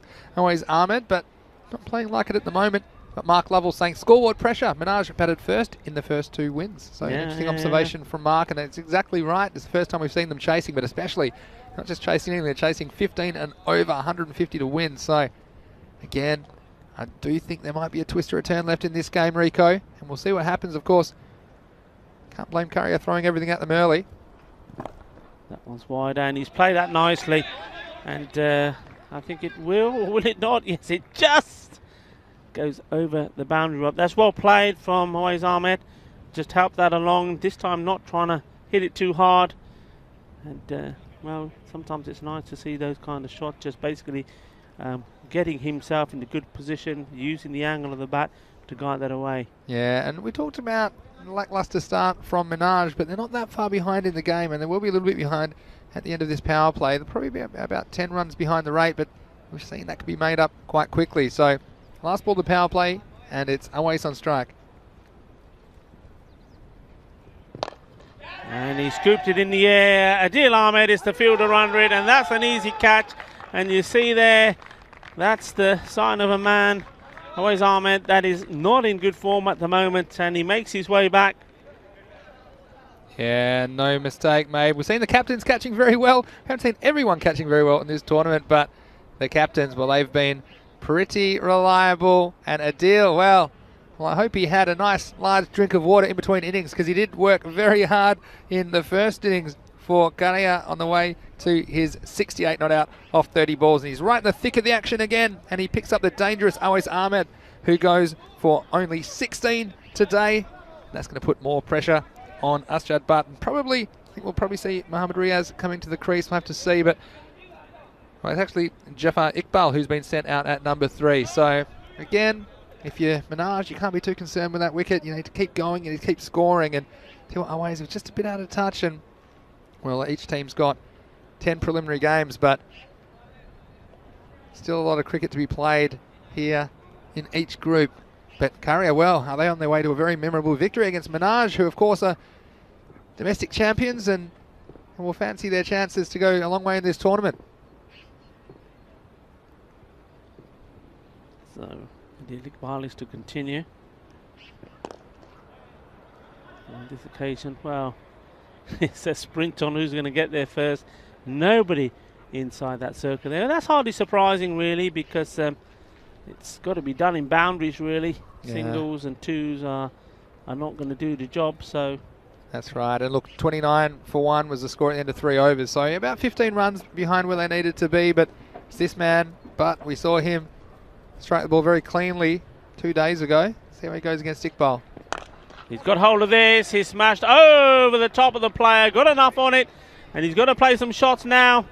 And that one will give him a little bit of confidence. Let's watch this. Gets himself into position. That little shuffle across and gets down low. And literally almost whips that away. There is a fielder there, but that's gone over him. 6 runs.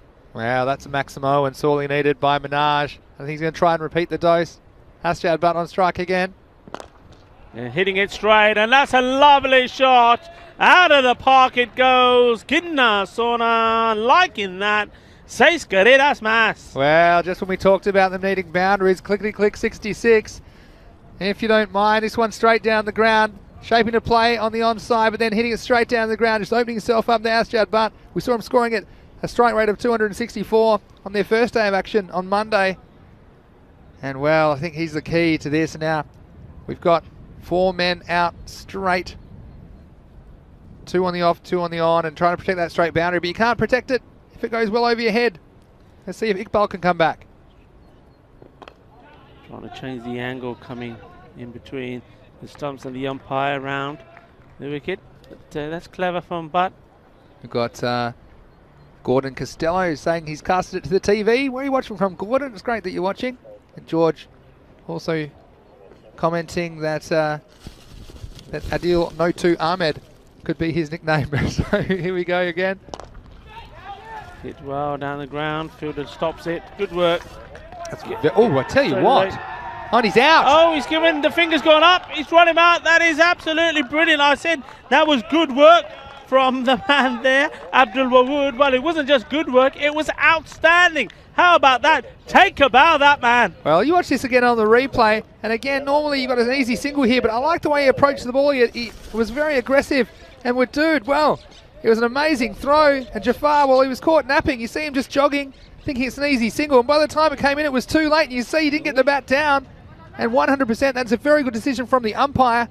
And Garia, well, can you believe it? A wicket from nothing. And well, Jafar Iqbal, we know that he can hit the ball sweetly as well, but he won't get the chance in this one. You see this one from the reverse angle, crashing into the middle stump. And Adil Iqbal, well, he's very relieved to see a Minaj wicket.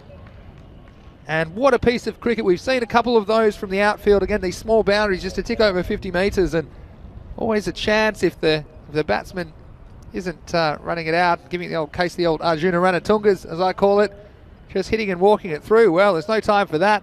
But well, that ups the pressure on him. He's on strike now. Strikes this away beautifully off the back foot. And there's no one back there, so that'll be 4 runs. So that's not going to slow him down. No, he just needs to, I mean, he's starting to hit the ball cleanly now. He needs a partner to stay there with him. And, well, that's probably what the two of them are having a chat there, standing in the middle as that over comes to an end. Well, it was looking to be a good over for them. Score going on to 47 now, with two wickets down. Well, if that wicket hadn't gone down, it would have looked a little bit brighter, but they have got batting, they have got depth, and they've got to call upon it, and they've all got to work around Butt here. Yeah, exactly, and you said it, and the fact that second wicket went down will affect them somewhat, but still, from a runs point of view, 18 runs off the over, so a very good one for Minaj, and they just need to stay in touch. And look who it is. It's the man who just pulled off that miraculous run out, Abdul Wadood, who will bowl. And I was going to say it was a great piece of fielding regardless of the result, but he came back and fired it back, and again, just doing the little things right. They've been pretty solid in the field so far. Played out to the man there. And yeah, one of the things that a lot of cricketers will know when they are training and the coaches are with them, one of the things they practice a lot is attacking the ball. You know, you'll hear that a lot. Come on, attack the ball. And that's exactly what we're talking about there. That's why you attack the ball, because there's every chance you're going to get the wicket. And, well, that was just sheer brilliance. This is a fascinating matchup for me as Butt's on strike now to Wadood. Again, just getting away with a dot, and that could have probably gone for a boundary. There was no one back there at the square leg boundary, only the little fine leg in the circle, but got more people watching. Chris Purcell watching from Nova Scotia, Canada. Well, good day to you, and we hope you're enjoying the telecast. It'll be very early in the morning there, I would have thought, but it's fantastic you can join us here. We're in Barcelona, Spain, as Butt pushes this one away on the offside. It'll be just the single. Of course, it's Usman Mushtaq that has joined him. We've seen him up the top of the order, so he's also very capable with the bat. But Vaughan saying that he's at his desk in County Durham in the UK. And he's loving the coverage, so that's great that you're joining us. Well, he's out on a mission, and he's been given the permission to go ballistic. And, well, so he needs it, and there he goes down the track, smashing it big. 6 runs. And again, can't be worried about the wicket falling. You just need to keep going when you're going for this many. And again, they're keeping that rate down. It's about 3 a ball or just over at this stage, so doing their best to stay on top of it. Here's Wadood again, round the wicket. Turning down the single, and yeah, it's fantastic if you're joining us, whether you're joining us on Cricket District, which are streaming this one on Facebook today, but also you can always catch the coverage on Fancode if you're in India, or you can catch it live on our YouTube channel, ECN European Cricket Network. So we see this next ball. Oh, he's got him! Ginna Badia catches the guy. Balle, balle, balle, shabash. We've seen some great cricket here.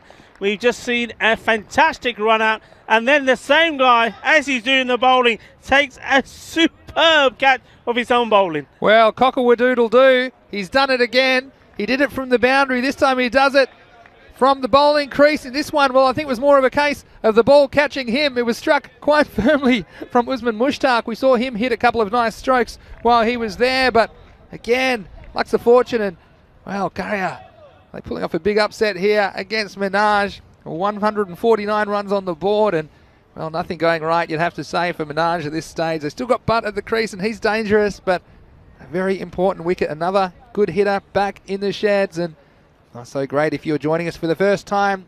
We welcome you, and we would encourage you to subscribe to our YouTube channel, ECN European Cricket Network, and follow us on social media at European Cricket, because there's over 1,000 matches of T10 action coming your way this year, and there's no substitute for the action you'll get here. It's going to be 55 then for 3 after 5 overs, so halfway mark. They still need 95, but often 5 matches a day, you get some good finishes, and you wonder if we're set for a good finish if Butt can get going for Minaj. So stay tuned, and it's Vinny Sandhu here, Mr. Maximo, along with Rico Full. It's great to be bringing you the coverage from Barcelona, Spain. A beautiful day in Spain, actually. Up to about 15 degrees now, and just some light cloud, and the sun's out, so it's nice to see some promising signs after a difficult period for so many, and we know so many of you around the world still under some pretty harsh restrictions, so hopefully you can stay and enjoy the coverage and encourage your family and friends to watch as well. So Wadood, he can be very happy with his effort.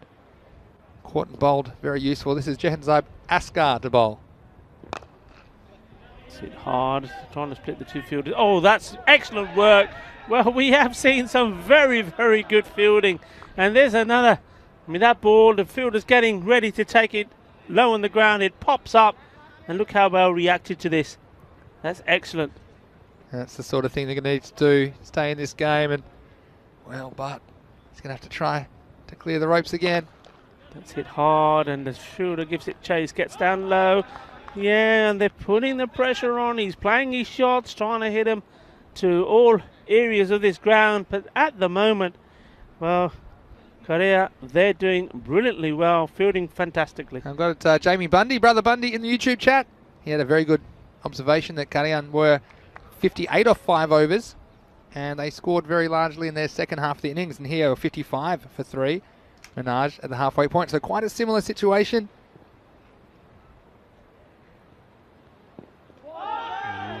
Well, this is great stuff. Korea looking to cause a big upset and really open up this group. And, well, the team that will be happy about Sporting having won both their games, sitting pretty on 6 points at the top of the group at the moment.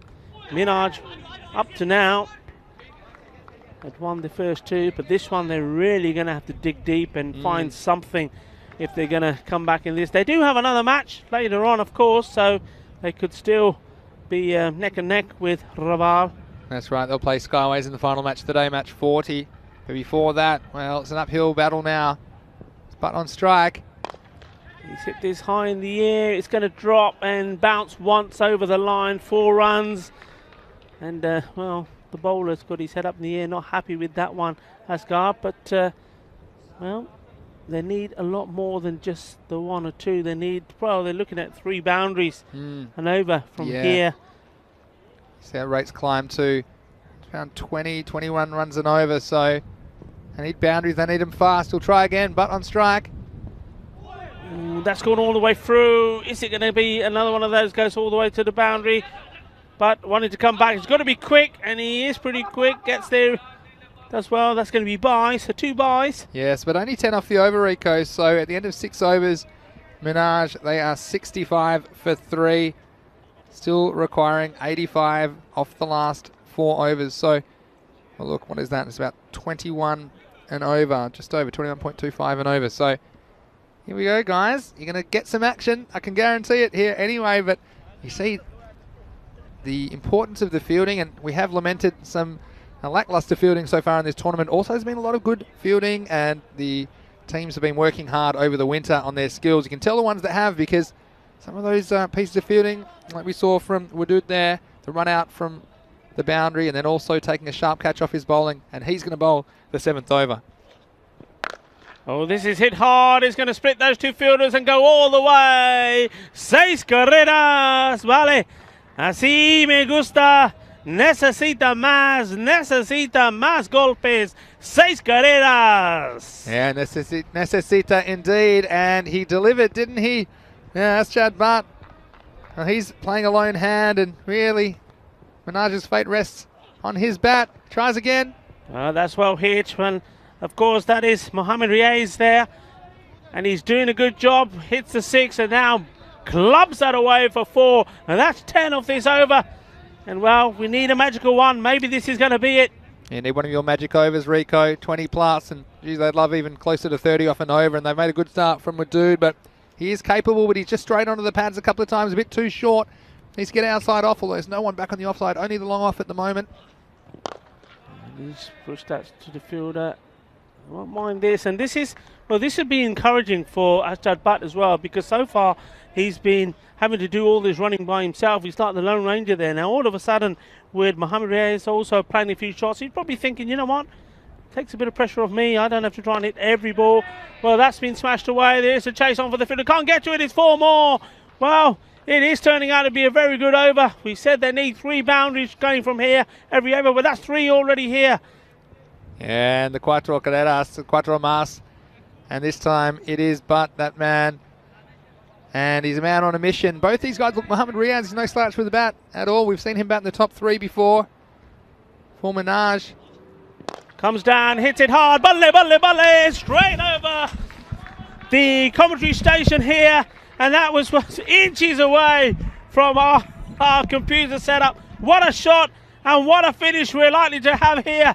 This is absolutely brilliant. Ginna badda shaka. Oh yaar chakke mari yaar sano na maar. Wow, I don't know what you said then, but it was almost the end of the telecast. Then I'd agree with you because that one's come straight at us. I thought it was going to smash into our monitor. I'm just glad it didn't hit my laptop. And that one has been hit for 6 of the best. And I can tell you, personally, these cricket balls are very hard after that one. But you're going to get the action here. And, oh, well, dude, what an adventure he's had in this game. Match 38 of the Fan Code European Cricket Series. As he's gone the journey there. And this is one of your magical overs. And still a few balls to come. He's drilled that away. Oh, that was important. It was hit hard like a bullet. Well, we saw, I think it was Mohammed Ray's take one earlier there today, this morning, the first wicket. It was hit like a rocket. So was that one. Well, it also take a run. So though it doesn't go to the boundary, Ashad Butt takes a single and he'll be back on strike. What an over that was. Yeah, so there were 22 runs off that over, the magic over, but that was actually all that was required. We go look ahead to match 39 coming your way in just over half an hour's time. It's going to be Skyways against the Barcelona Gladiators, and Skyways winning the toss and sending the Gladiators into bat first in that match. So if you're playing some Dream 11 cricket or fantasy cricket, wherever you're watching around the world, make sure that you check out those fantasy dashboards at European Cricket on social media. I'm sure Skyways will be happy to get back into the action. Shireen Bashir and Hamid Khalid listed to open the batting for them. And the Gladiators, well, they'd love to get they'd love to get a win on the board after they've slipped to an 0-2 record in this series. So Jahanzeb Askar to bowl the 8th over. Starting now. Oh, it's gone through. And that wasn't very far away. So where are we in this game? 62 required off 17 balls. So you see what's required. It's almost, 2 magic overs and, really 3 magic overs you'd have to say. Maybe one's going to be a super magic over, but they need to put it all on the line, and it's going to be Mohammed Riaz with a job to do. Comes down the track, manages to get back onto it. It will go out for a single. So far, just 2 runs from 2 balls, 4 to go. They need boundaries. Yeah, and Askar, look, he took a bit of punishment in the last game, but he's come back well, and he bowled well, obviously, on Monday as well. So nice to see him, but I'm sure the batsman will be attacking him here. Yes, and this is good for me. They got it for not looking there. The batsman running to the strikes there, but had enough time to hear the call from Butt and come back for 2. Yes, and every run important, but they need boundaries. They need them quickly. And see here, Jahanzeb Askar just getting it up in the block hole, making it difficult for the batsman. Comes down, hits it hard. That's going to be 4 runs. 1 bounce 4. And that's one of them. Just keeps it interesting. As long as that ball keeps finding its way over the boundary ropes, it keeps this match alive. It's almost at the stage where it is 4 a ball now as well. So that just keeps them up with the rate. So it's almost like you're on one of those spinning kind of rides at a fun fair, and you're just trying to, the mechanical bull I think is what I'm thinking of, and you're just gaining pace and you're about to fall off. But staying on at the moment are Minaj, requiring, like I say, about 4 a ball at this stage. There's 4 of them there, and well, but we've seen he's capable with the bat. Hasn't quite found the best of his timing. He'll need it now. Hit hard, it's coming our way again. Balle, balle, balle. Shaka, kinna badda shaka. Well, this game is going to be an exciting finish in that final over. And if this man is still there, anything is possible. Yeah, and I think that brings up his 50 as well. Asjad Bhatt, who brings it up off 25 balls, but he needs more. And he smashes that away. Chase off for fielder. That's going to be 4, is it? No, fielder gets down. Does he keep it in? He does. Think about 2. No, just a single because he wants to retain the strike. Asjad Bhatt. So he's gone past 50. He moves on to 55. So good innings from him, but he's playing a lone hand at the moment at the end of the over. Minaj, they've gone past the century. They are 102 for 3 after 8 overs. Wow. 48 is required to win this match, and well, who's going to be the brave person to say, nah, they can't do it? Well, this is T10, and so far we've seen what T10 is all about. This Fan Code European Cricket Series is a frenzy of explosive, action-packed entertainment, And well, no wonder it's taking the world by storm. I know you're loving it, our European cricket family, and also people there watching via fan code and the sub-Indian continent. Let us know how much you're enjoying this cricket in the sunshine in Spain, Barcelona. Yeah, Jamie Bundy commenting, if this gets chased down, it'll be a serious effort. Well, that's the understatement of the century. But look who it is. It's Adil Ahmed, the captain. And he's coming on to bowl the 9th over. Number 9 on his back. That's hit hard as the fielder is there, and well, he had the whole of that area to hit that one to Arshad Butt, but finds the fielder. It's just a single. Yes, and well, you've got to feel for Arshad Butt. He hasn't had much support in this chase, and Mohammad Riaz, well, he's hit a couple of nice shots as well, but the other batsmen just not helping him out enough as they on the way to quite a respectable score, but it doesn't look like it's going to be the 150 required to win the match. Here's Mohammad Riaz facing up now. It's nicely hit. It's a lovely shot. There is a fielder coming under it, but he can only just see that go over his head. 6 carreras más. Vamos, chicos, vamos. Qué partido tengo aquí en campo de béisbol, de campo de Olímpico en Montjuic. Well, necesito 6 más, and you said it exactly right there, Rico. They need them. And 4 a ball, well, that's not going to do it anymore. Although 4 a ball will take them to a tie, so they need boundaries every ball at the moment. Otherwise, they're going to fall off the ball. And Karian will be in the box seat. Here's Adil Ahmed. Hit hard along the ground. They've got to try and go 2, but Arshad Butt is quite happy to just stroll to the other end, take strike. Yeah, and look, it's good bowling, isn't it, from the captain, Adil Ahmed. We saw him do it with the bat, of course. Top scoring for them. Tom took a good catch earlier as well, so he's led his charge as well, and they were desperate for a win after letting that opportunity slip earlier in the day. Oh, well, that will help. It's a solitary run, but it's a freebie because they'll get another ball. So, Mark Lovell saying, what a game. And yes, us agreeing as well. What a game, fellas. Well, we've seen a lot of runs, haven't we? And we said it was good batting conditions today. The sun's out and yeah, the field drying out nicely, and perhaps there's more runs in store. Of course, the next game only about half an hour away. So make sure you tune in wherever you are around the world on our YouTube channel, ECN European Cricket Network, or on Fancode in India. Here's Adil Ahmed. Well, he's made space. Has he got enough on it? The fielder is under it, and he's not only dropped it, he's dropped it on the wrong side of the park as far as Karayan are concerned. That's 6 more. Well, get out the jaws of life, Rico, because this game's still alive. It's got a bare little pulse, but he's keeping it alive, isn't he? Arshad Butt. And this one, well, you do it as, hey, the fielder at least wanted to keep it in the field of play, but he dropped it and over the boundary it went. And Mohamed Umar Wakas, I mentioned to him as I was walking towards the commentary box, he was in the hot zone. Well, it might have taken a few overs for him to get into the action, but that was his chance to be a star. Unfortunately, that won 6, and this game stays alive. Well, this is just awesome hitting. 33 off 8 required. Here he goes again. Balle, balle, balle.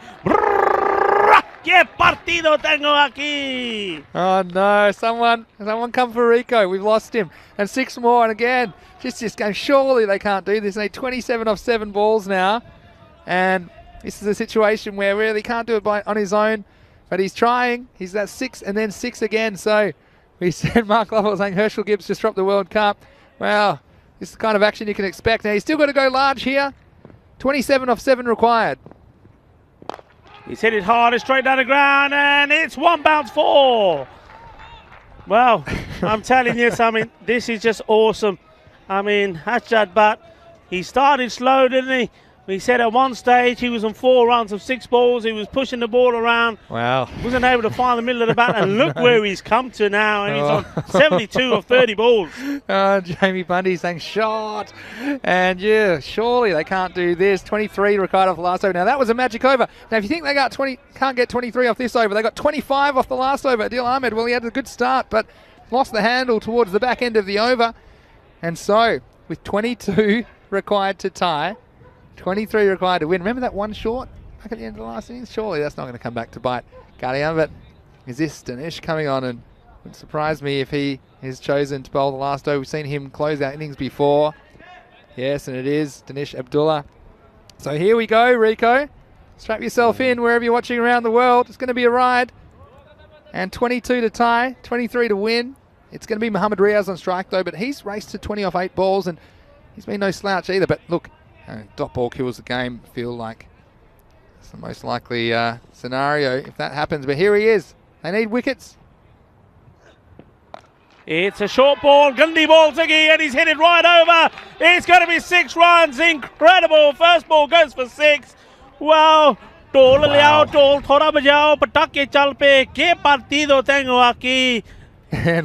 me. George Heptonstall on Cricket District saying, what a chase.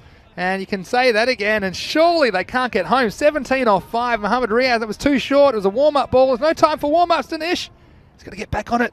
Still, 1 or 2 good balls can put the game away for Currian.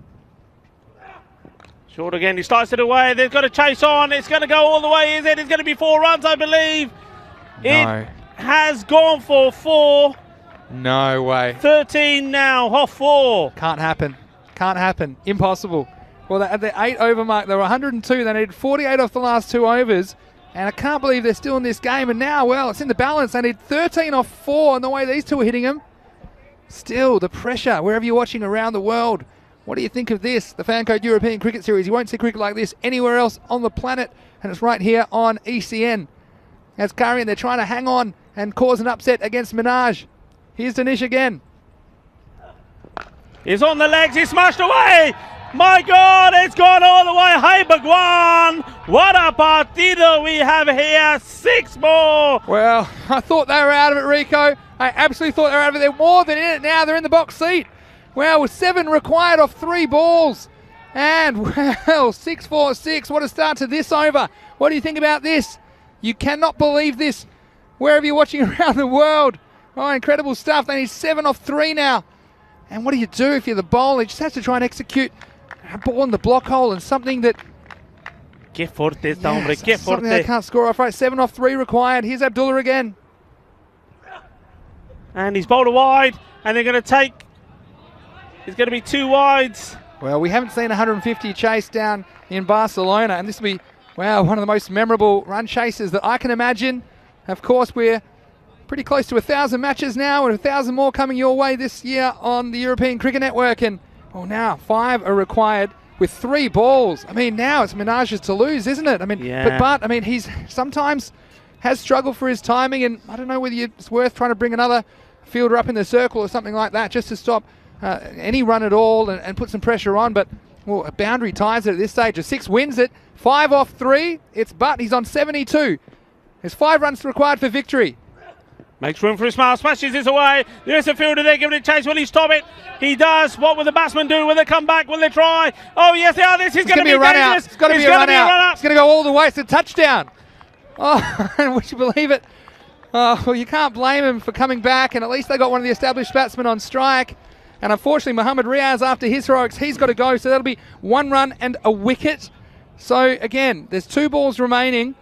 There's 3 to tie and 4 to win, and smart cricket in the end. The keeper, well, he realised that the jig was up. Kaiser Zulfikar, again, 20-yard touchdown run. Down he goes, breaks the stumps, and, well, they just didn't want a new batsman on strike at this stage, so they do have the man on strike. And Rico, wow, I mean, just said this game was on the emergency table, and there was a faint little pulse, but well, hasn't it roared back to life here in match 38 of the Fan Code European Cricket Series? Yeah, I think Riaz there, if he went, he would have got there. He just didn't read the plot. Maybe he didn't look up and see Butt coming. But anyway, you've got the accomplished Butt on strike. 2 balls, 4 needed. 4 needed, 3 to tie.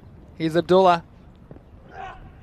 And it's hit hard. It's not going to be the winning shot. He's got to go back, Sean. He's got to go.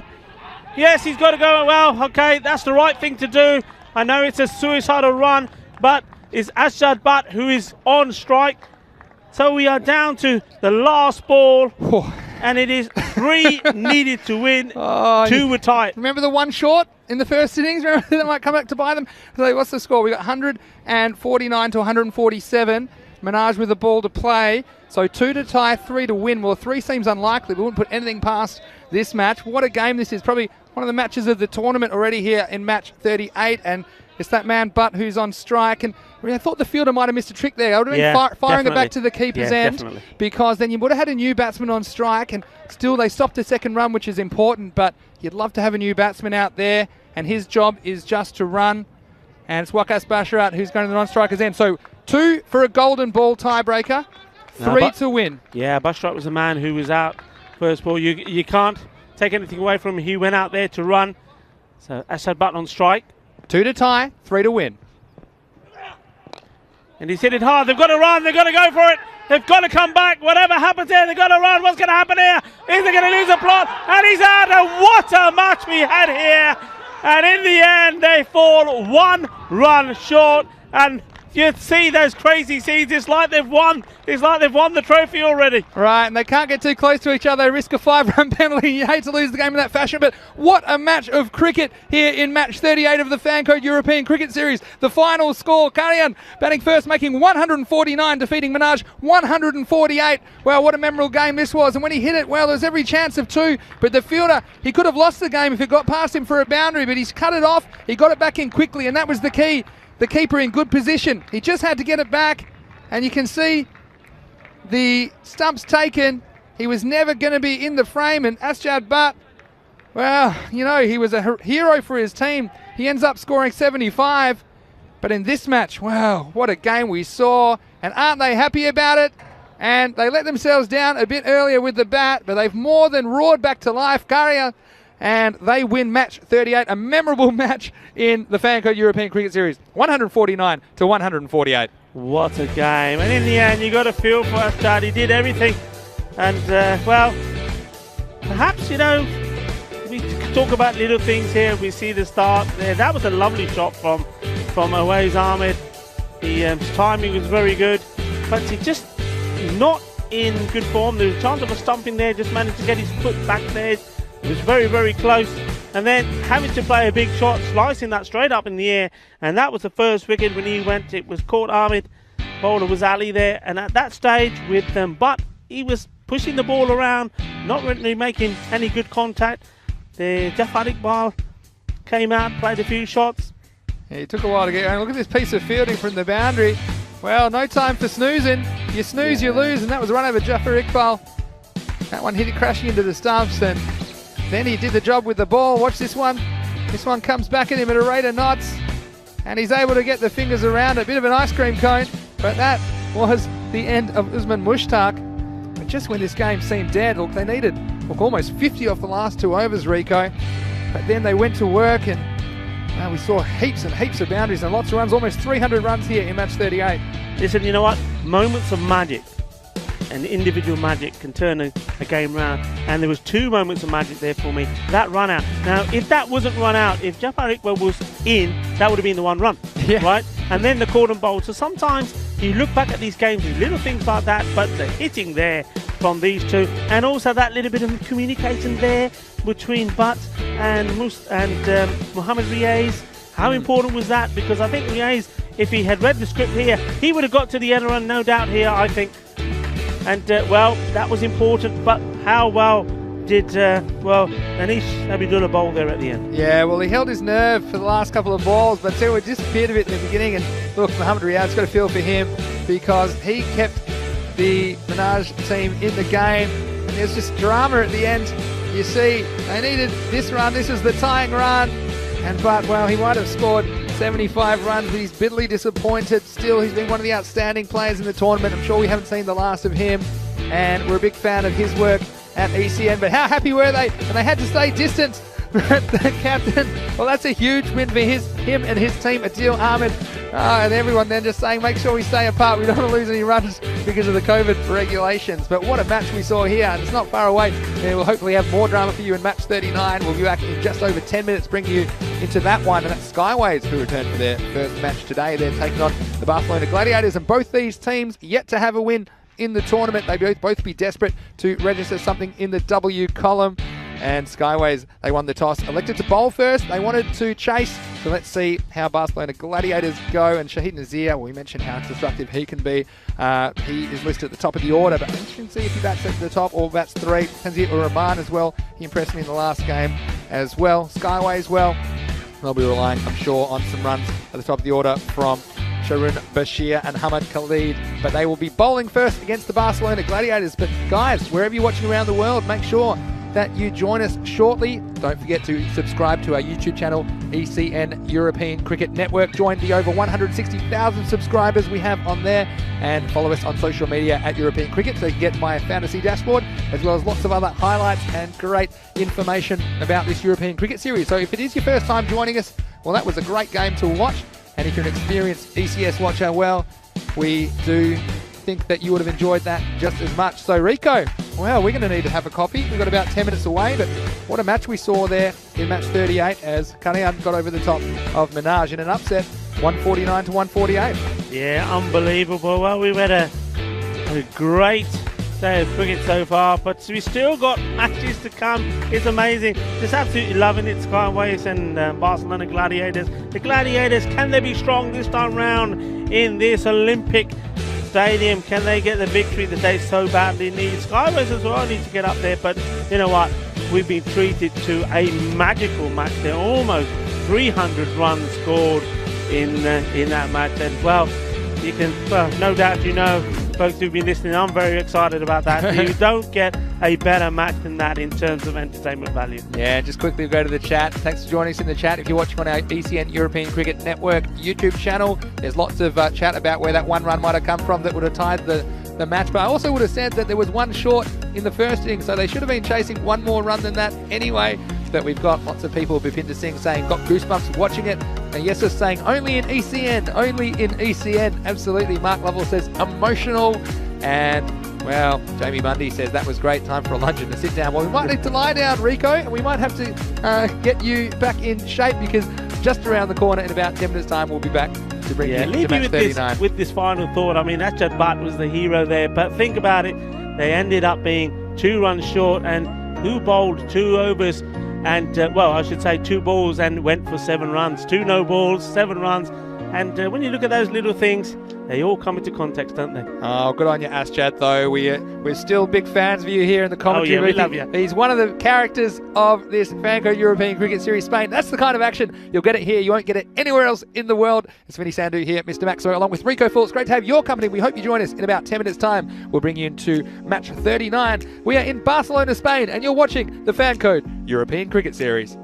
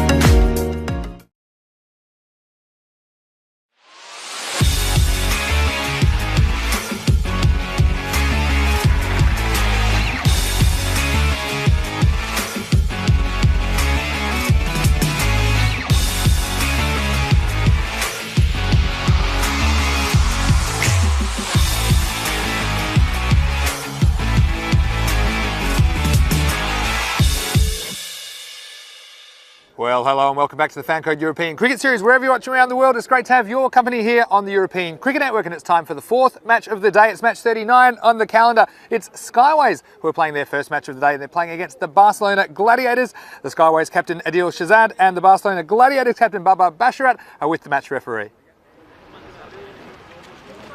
L is the goal. And it is head. So Skyways have won the toss. What do you like? We would ball first. Skyways have won the toss and elected to bowl first.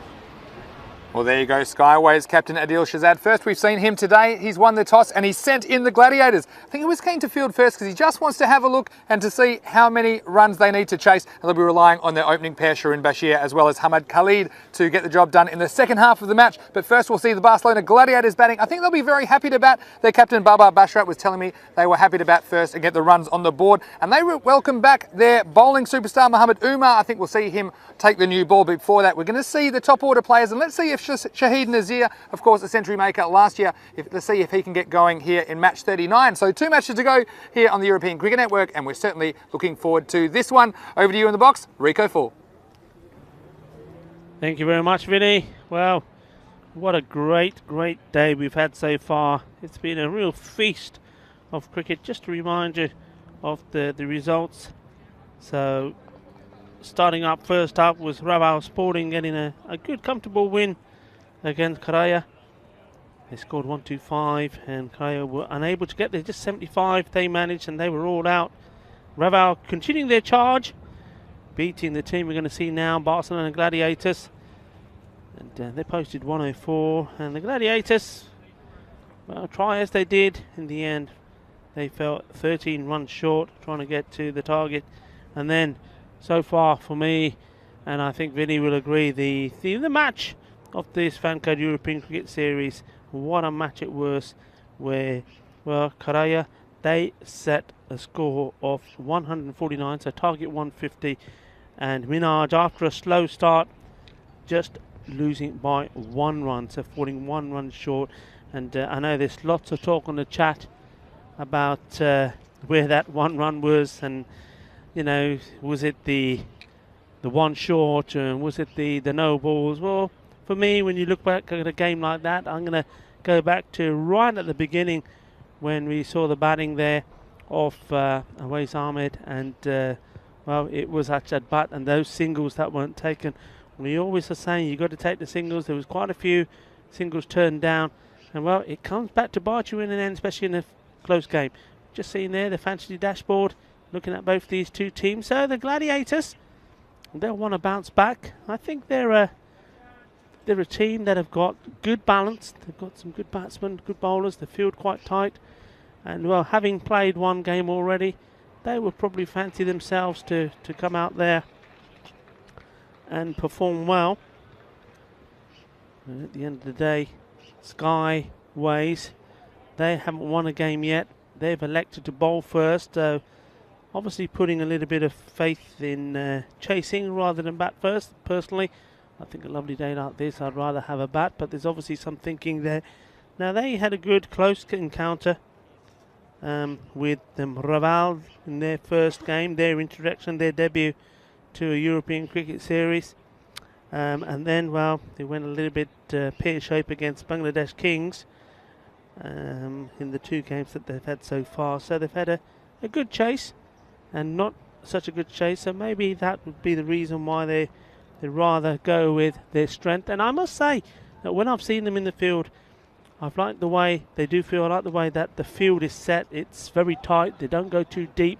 They put a nice net, if you like, around the batting team and say, well, okay, you know, if you want runs, you're going to have to work from them. And I quite like that philosophy sometimes. So it will be interesting. There'll be interesting battle. Both teams, though, if the key players do kick off, are capable of winning this game. Just give you a call on the umpire. So Nilkash Patel and Abdul Khan, they're the men in black, and it's nice to see that viewers wherever you are around the world are appreciating the work, and very good work it is indeed that the umpires are doing. So we're getting ready to start. The bowler is marked these run-ups. I can tell you that's starting up is going to be the captain. No surprise there. Adil Shahzad. He's going to bowl the very first over of this match number 39. Remember, in this series there is 124 matches in total. We are in week 2. So this Fancode European Cricket Series is spread over 5 weeks at this lovely, splendid setting at the Olympic ground. We're getting ready to start. The Baba Basharat to face the first ball, and the first one a wide ball. So it's captain to captain. The battle of the captains first up in this match this afternoon. Beautiful setting, beautiful weather to play a beautiful game of cricket. Thank you for joining us wherever you are. I'm Rico Full, as ever, and soon to be joined by Mr. Maximo himself. And well, he went for the Maximo and didn't get it. That's well bowled. So the first wicket goes, and well, you know what I'm going to say. It goes as Mr. Maximo Vinny Sandhu enters here the commentary position. That sort of nipped away from him and hitting middle stump. First wicket goes. Vinny, welcome back. Well, there's always something happening when I'm walking through the door.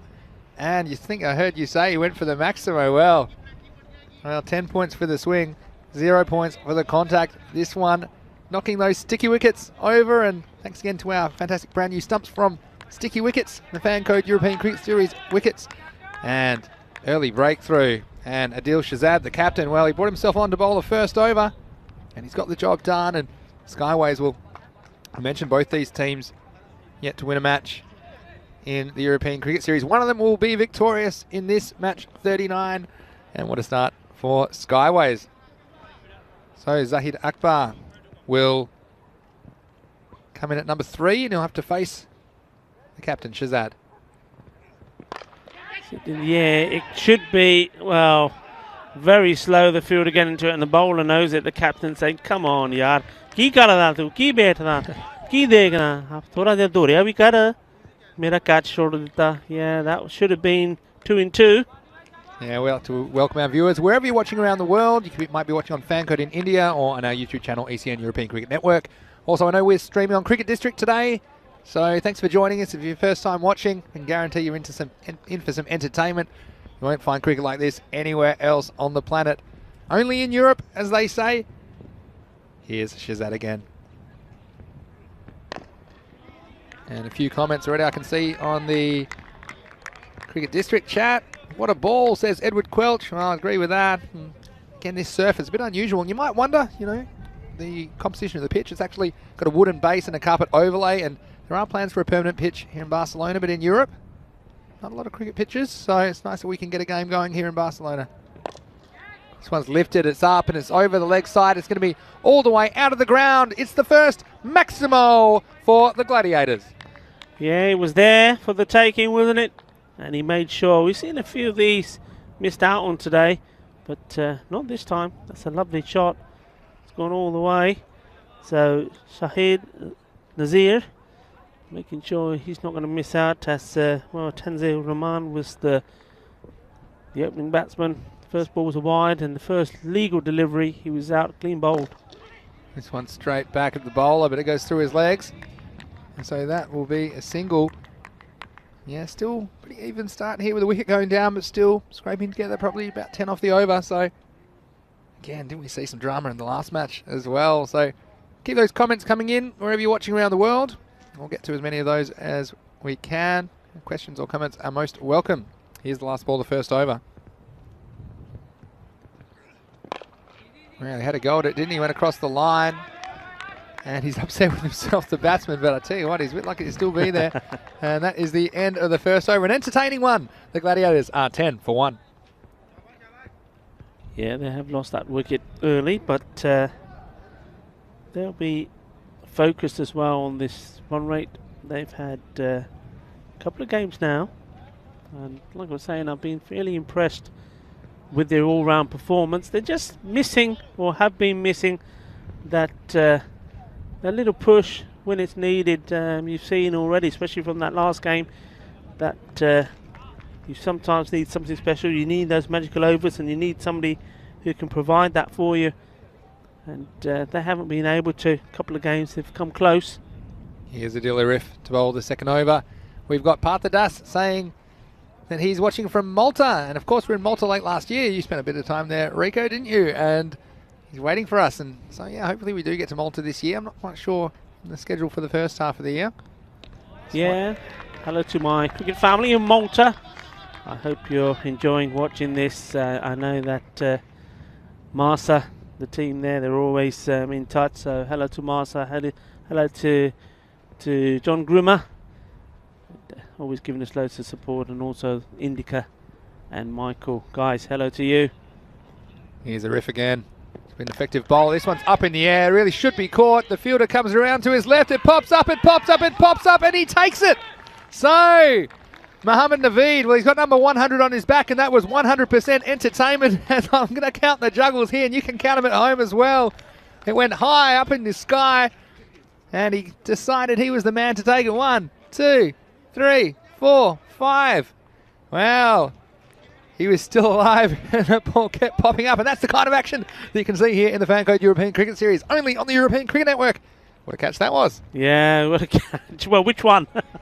The fifth one was the best one for his team. But hey, what a great start this is from Skyways. They've, well, winning the toss. We're talking about their decision.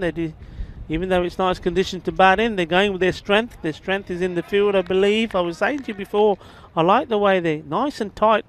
And by being in close and being in tight, those sort of chances go to hand. And, well, they're looking good at the moment here. Well, Indian cricket can drop the ball 5 times but still dismiss a batsman. Here we go, Arif in again. Wicket under his belt. Someone's going to angle into the pads for a dot. Yeah, please. Keep those comments coming in. So, Partha, yeah, we're not sure about Malta at the moment. But if you go to our website, europeancricket.com, you will see all the latest news and views to do with European cricket. And, of course, a lot of cricket happening. It's been exploding in popularity in the last couple of years. It's fantastic to see. Zahid Akbar on strike. Oh, he's hit that firmly, and that's, I think, hit our umpire there. So one of our men in black, I think that's Abdul. It's catching, isn't it? He's seen some of the fielders do some lay-ons and some half volleys, and yeah, that one was a bit too straight, wasn't it? And Aslam Muhammad, I should say, that's now at the crease. So again, see Skyways, both these teams fairly evenly matched, I'd say, Rico, and I think that man in the middle, Shahid Nazir, have a bit to say about this match. This one's wildly down the leg side from Arif. A rare loss of control from that man. That allowed them to get through for an extra as well, so it'll be 2 wides to the total. And yeah, Shahid Nazir, we mentioned that he scored a century in the previous edition back in 2020. Hasn't gone that well with the bat at this stage, and wouldn't he love a confidence-building knock against Skyways in this match, match 39. yeah, and sometimes that's all that it takes. You're not in good nick, and understandably, a lot of these guys haven't played cricket, haven't had the opportunity to play like thousands or millions of you at home. You know, it's not happening at the moment. You're getting frustrated, and it's the same here. So when you're out there, you're a bit rusty, but what you need is time at the crease. I know in this T10 setup, not allowed too much time. You've got to go and play your shots. Last ball the over then from Arif. This keeps low. The batsman adjusts well. It's a nice piece of fielding as you fight it back in towards the keeper's end, but that will be a single. So that will be the end of the over, and at the end of 2, the Gladiators, they're 14 for 2. Yeah, so going back to saying, yeah, you've got to try. We've seen a number of players, I think, in this European Cricket Series who've not been in good form and gone out there and just decided, right, you know what, I'm just going to go out and play my shots, going to play my own game. Well, by doing that, they've managed to get themselves going and play some nice shots and end up, well, making a match-winning innings for the team. So sometimes that's what you've got to do. So no surprises. The captain coming back to bowl the final over of the power play. Adil Shahzad was successful in his first over, producing a magical delivery to disturb the furniture. Let's see what he can bring in the third. Well, he tries his best. It was up in the block hole. And in the end, it was a comfortable single to Nakash Butt, who's in the circle at mid-wicket. Of course, if you're new to cricket, the power play, only 2 outfielders are allowed in the first 3 overs of the innings. So encourages the batsman to be attacking and less chance of being caught in the outfield. I'm sure that's what's on the batsman's mind here. Here's Shazad. This one's hit straight down the wicket, but it'll be straight to that man on the boundary. Johnson Gill for Skyways. So just the single. Yeah, once more. This time it's the other umpire in the firing line. So both umpires here, Lucas Patel and Abdul Khan, well, having to do a little bit of dodging and diving. Comes the captain once more. Yeah, nicely played away on the offside again. It's intercepted by the fieldsman, but couldn't pick it up cleanly. That is Rabi Asif. Well, I enjoyed watching him on Monday for the first time, and so many of these guys are new to the European Cricket Series, so it's great to have them out there, and lots of chat on the various platforms at the moment, and I hope you're enjoying the game wherever you're watching from. It's played away nicely again on the offside, and it's the same gentleman, Rabi Asif, doing the fielding. Sami fires it in, but another single to Aslam Mohammed. And yeah, often we talk about what teams are trying to score, and obviously a lot of what you can score depends on how well the other team bowl and field. But yeah, something like 100 I think they'd be comfortable with against Skyways. And haven't seen Skyways chase anything down successfully yet, but 3 figures on the board I think in this format, always a bit of a confidence booster. Here's Adil Shazad. Well, this one's lifted, and this one is huge. It's gone all the way over the fence. That is a Maximo, and 6 valuable runs to the Gladiators. Yeah, that's a very nice shot. We've seen him play one already, and this was in that slot once more. He does like it there. Gets into shape nicely and sends it packing. Nice shot, middle of the bat. Beautifully executed. So a bit of punishment for Shazad, though he's bowled pretty well, I have to say. He's gone for 20 now. Ball to go in his spell. Last ball of power play. Well, again, no it's not. I keep doing that. Of course, if a ball is bowled behind the batsman or too wide of the batsman or too high, it's called a wide, and that's 1 run to the batting team. And the bowler will have to re-bowl that ball. So Shazad, well, he has to bowl again, but it's another chance to take a wicket. And I just feel if a 3rd wicket fell at this stage, it might put the Gladiators on the back foot. Here he is now. Well, it gave the fielder a chance, a square leg. He was flirting with danger, but he got it over that man. It's Adil Arif who's square of the wicket on the leg side, but it races away to the boundary. So 4 more runs. Nazir, well, he's into the 20s, and we know how dangerous he can be. And that's the end of the power play. At the end of 3 overs, the Gladiators are 29 for 2. Yeah, they're just feeding him, aren't they? Yeah, no, that's where he likes it. The ball just, well, Saad couldn't keep the ball from not going down that leg side line. And when you've got a batsman like Nazir, that's his favourite shot. He hit that well. There was a chance, I suppose. There was a shot of catch it, but that was hit and timed so well. Well, Arif there, I don't think he knew too much about it. I think the hand went up as the ball had already passed him. So they're going to bowl. It's an all Adil first 4 overs. Adil Shazad and then Adil Arif. Adil Arif's going to bowl his 2nd and final over. His first one's a pretty good one. Only went for 4 runs and picking up a wicket as well. So let's see, but I think for me, Rico, Shahid Nazir, he's the big wicket. I think that if he stays there and gains some confidence, then he could get a very big score. Of course, you don't know how many's enough. I mean, 150 almost wasn't enough in the last game. If you were joining us in match 38, well, I hope you've settled down. It's taken us a while to come back to earth there. We almost saw a miraculous run chase from Minaj. Here's Adil Arif. That's a nice start, and again, no loose deliveries. That's the key if you're bowling this format. Yeah, what a run chase we saw, and it was almost beyond. Minaj, they needed more than 4 a ball. In the end, you have to say, they were in the box seat with a couple of balls to go, but wow, what a game, and that's the kind of entertainment that we're going to provide for you here on ECN all year. Oh, this one, well, it doesn't get up at all, and the batsman was fooled as it shot through, and the keeper was fooled, and the fielder's fooled, and I tell you what, in the end, well, we've seen some interesting cricket. In the end, this goes down as 4 byes. And coming back, and you mentioned it's a bit difficult with the keepers. Well, the fielder, he tried to do everything right down there, didn't he? He got down, tried to get behind it. In the end, oh, he just knocked his teeth out and took a bit of a bobble, and 4 runs. And again, No matter where you're watching from, we guarantee you won't see cricket like this anywhere else on the planet. And it's great to bring it to you on ECN. Here's the dealer riff again. Well, this one, he has got hold of it. There's nothing biased about this. It's just bye-bye to the ball. It's gone all the way into the fence. And 6 more. That's another Maximo for the Gladiators. Yeah, what a super shot this is. He just took his time. It was too short.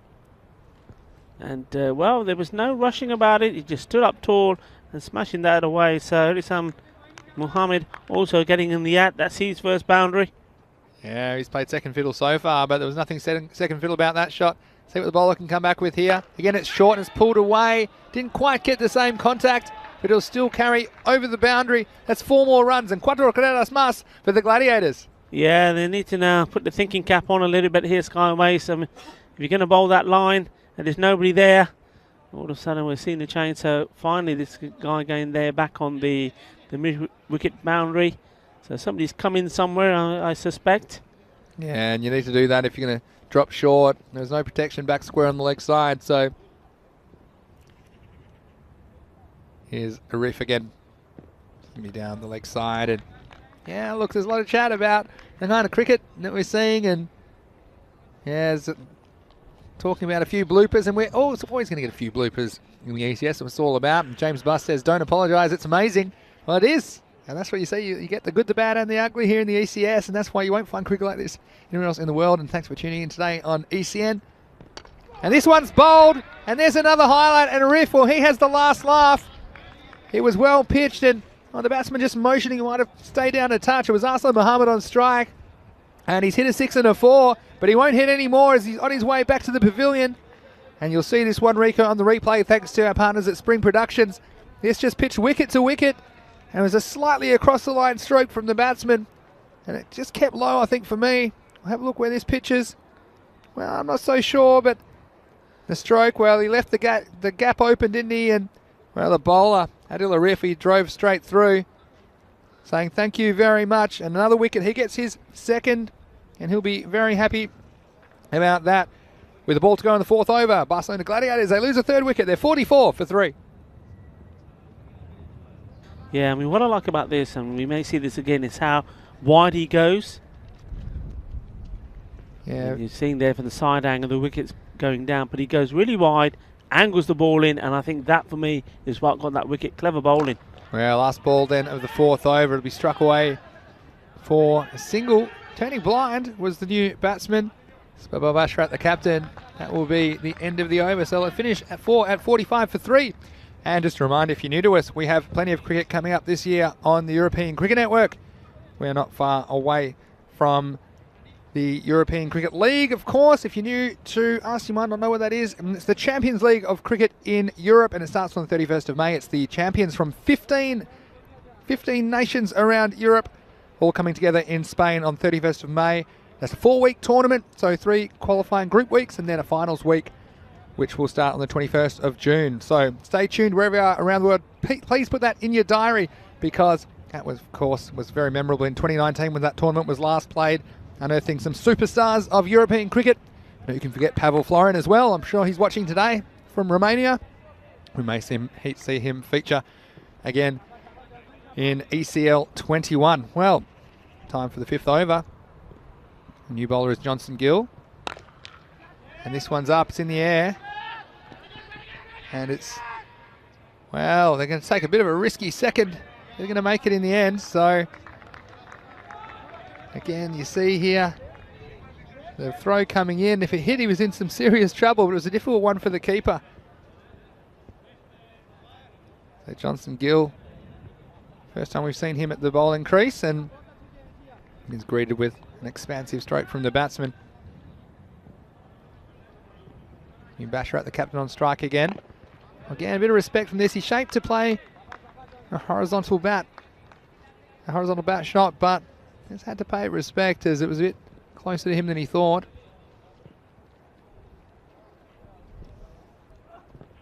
Oh, this one, it's a big shout and kept low again, attempting the cross bat shot, and you play that stroke at your own peril on this surface, this artificial surface in Barcelona.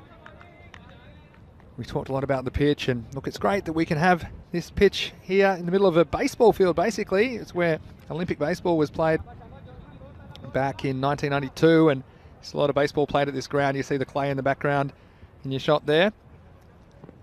But the players love being out here, and Gill in again. This is, well, he's put off a bit by the batsman advancing on him there, I would think. Shahid Nazir. The result is a no ball, so this will be a free hit, and Nazir, we talked about he is a talented player, and he's been out of runs lately, and free hit's just what he would want at this stage to get his confidence back. Free hit, and it's just going to be called a wide, and this was a borderline call, but I think it was the right call from the umpire. A lot of chat about the umpires too. You see this one here, well, he's just the wrong side of that wide line, so good call from the ump. Free hit still, and this one sneaks through. It's the old Spanish drive down to fine leg, so just the one run. So getting away with it there was Johnson Gill. But yeah, there are plans for a permanent pitch a bit later in the year. Hopefully it shows you things are moving along, but all sorts of approvals are required, of course, to do that. And here's Basharat on strike this time, and this one will sneak inside the line. So no run on that occasion for the Gladiators. He's got away with a few here, hasn't gone for a boundary. Johnson Gill. Last ball of the over. Well, put the mocker on him, except the fielder's in there and he's dropped it. Well, it was hit firmly to mid-wicket. Wasn't off the middle of the bat, you'd say. It was kind of up in the inside half, and a life for Babar Basharat. The fielder down there, not able to do anything about it, so you see that at the end of the over, it's 52 for 3. A chance going down, and well, Skyways searching for their first win in this format. And they're not helping themselves at the moment. We've seen some interesting cricket from them so far, but the halfway point this game, well, for me it's evenly poised, but with Shahid Nazir at the wicket as well as the captain, Baba Basharat. They're two wise heads. We may see them accelerate in the second half of this innings. Don't forget, you can jump in and leave a comment or a question in the YouTube chat as we see new bowler bowling the 6th over. It's Rabi Asif coming into the attack for the first time. Yeah, we love your questions and comments, so please keep them coming in. It's Vinny Sandu here, Mr. Maximo with you. Rico's just popped out for a spot of lunch, but I'm sure he'll be back, and enjoyed working with him, of course. Bringing a lot to the table. He speaks more languages than I've got hot dinners. I've had hot dinners, Rico, so loving your work. This next one's pitched up and it's driven down to long off by Nazir, so that will be just a single. So Skyways, I think from their point of view, more or less, if you offer them 100, they take it at this stage, because these two could take the game away from them if they get in. Or this one, it's up, it's in the air, but it's in the gap, and that may have carried all the way. No, I think it's just bounced inside the field of play. So 4 runs, and again, loose delivery from Asif, you have to say. It's full on the pads, and well, the batsman needed no more of an invitation to swing away at that one on the leg side. So 4 more runs to the Gladiators. Halfway through this 6th over. This over's gone 1-1-4. A bit of an even wrestle at the moment. Well, this is up, it's in the air. And the fielder at long off, well, he's just going to have to watch it go over his head. So that's a Maximo. And there might have been 6 in the first half of the over. Well, it's doubled on the 4th ball. So make that a dozen. And again, once you can hit it up in the slipstream, the breeze always taking that one over the fielder's head. And 6 more valuable runs. And this time, it's the captain doing the job, Baba Basharat, for the Gladiators.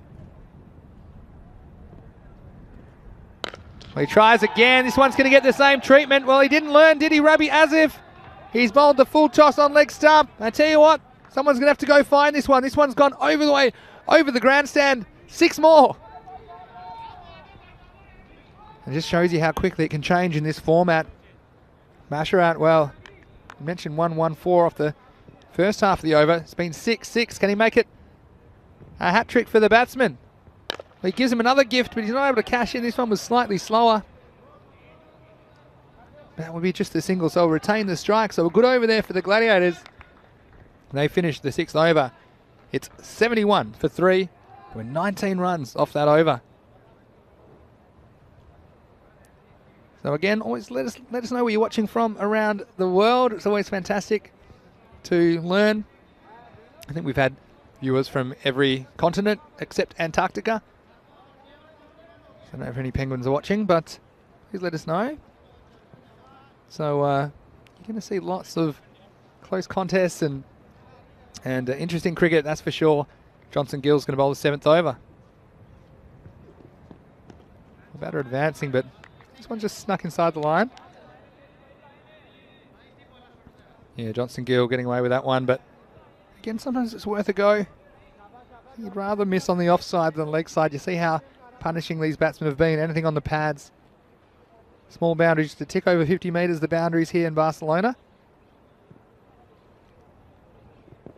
Well, he's shaped up, and again for me, the batsman there, he's picked his spot on the leg side, and you just wonder with when that ball was pitched, if it's not worth playing more orthodox cricket stroke because the value's there. There's a big gap over the cover fielder's head, and that's where I would have been sending that one, but that's how he goes this time. Skill in again.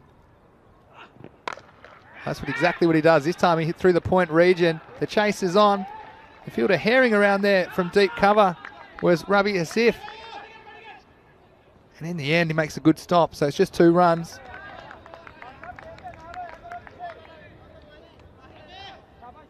.73 the score halfway through this. The 7th over. On target for something in the range of maybe 120 or 130. I'll do a check-in at the end of this over and see where this innings is at.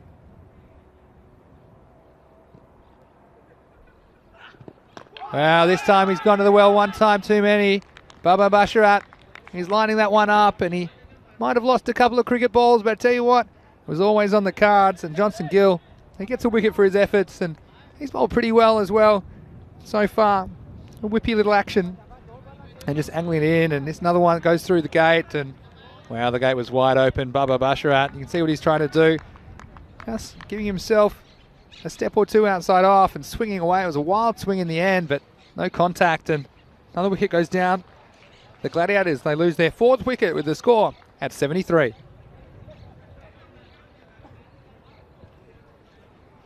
They'll bring a new batsman to the crease.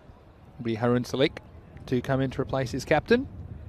And that's the thing, Gladiators, that they do have a bit of batting depth, and you can see here Harun Salik coming in at number 6. 2 to come this over, and still 2 to come. And look, I tell you what, as a new batsman, you love facing a free hit first up, which is exactly what Harun Salik's going to get. And Gill just letting himself down there. He bowled a good ball to Basharat to dismiss him. Still 2 to come. He's not able to cash in, the new batsman, and I suppose that's a bit fortunate that the free hit is to a new batsman who hasn't quite got his eye in yet. So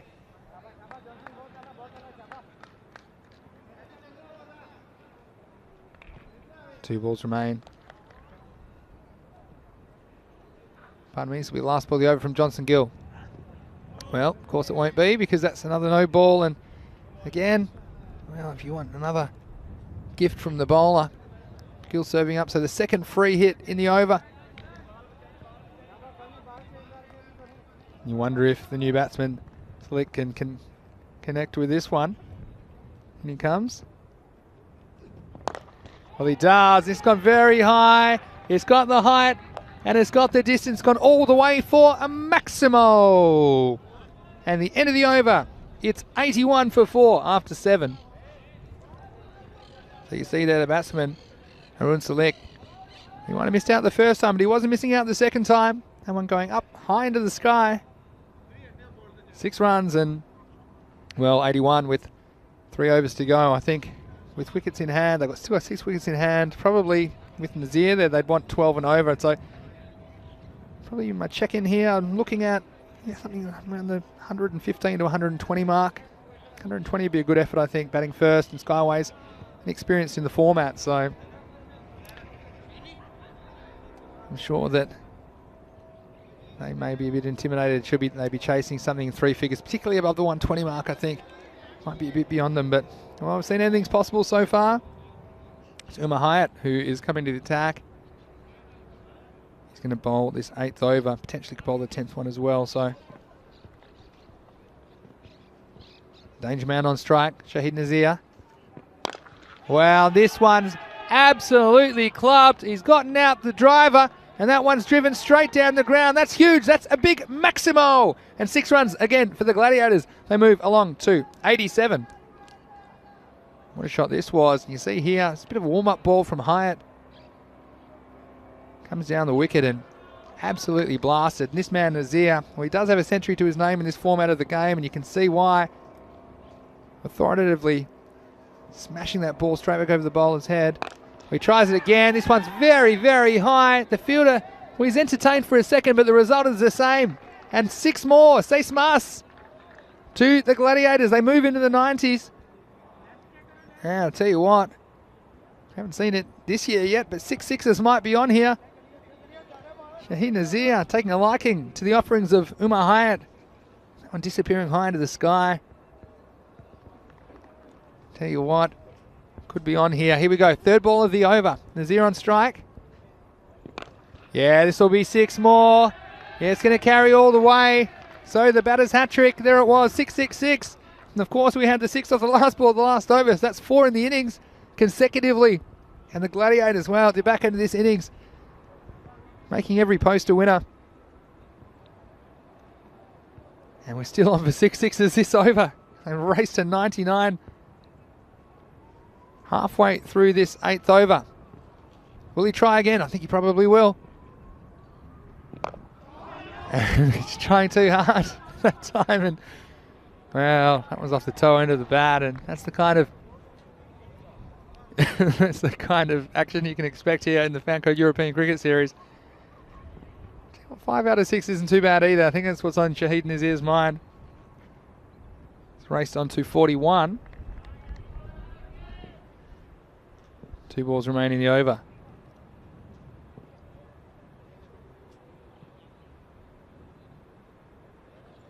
Well, he came down to the pitch and he made it into a full toss. That's another one they're going to have to go find. That's 6 more. Seis mas, another maximo to the Gladiators. And Nazir already, he's raced to 47 off only 19 balls. That brings up the 100 for the Gladiators. We mentioned perhaps that 115 or 120 might be a good score. Well, looks like they're going to get more than that now. Almost there already. 105 the score with a ball to go. Umar Hyatt, no love for him here in match 39. Well, one more time. The fielder's entertained. He comes around, but all he can do is tap it over the boundary. So there we go.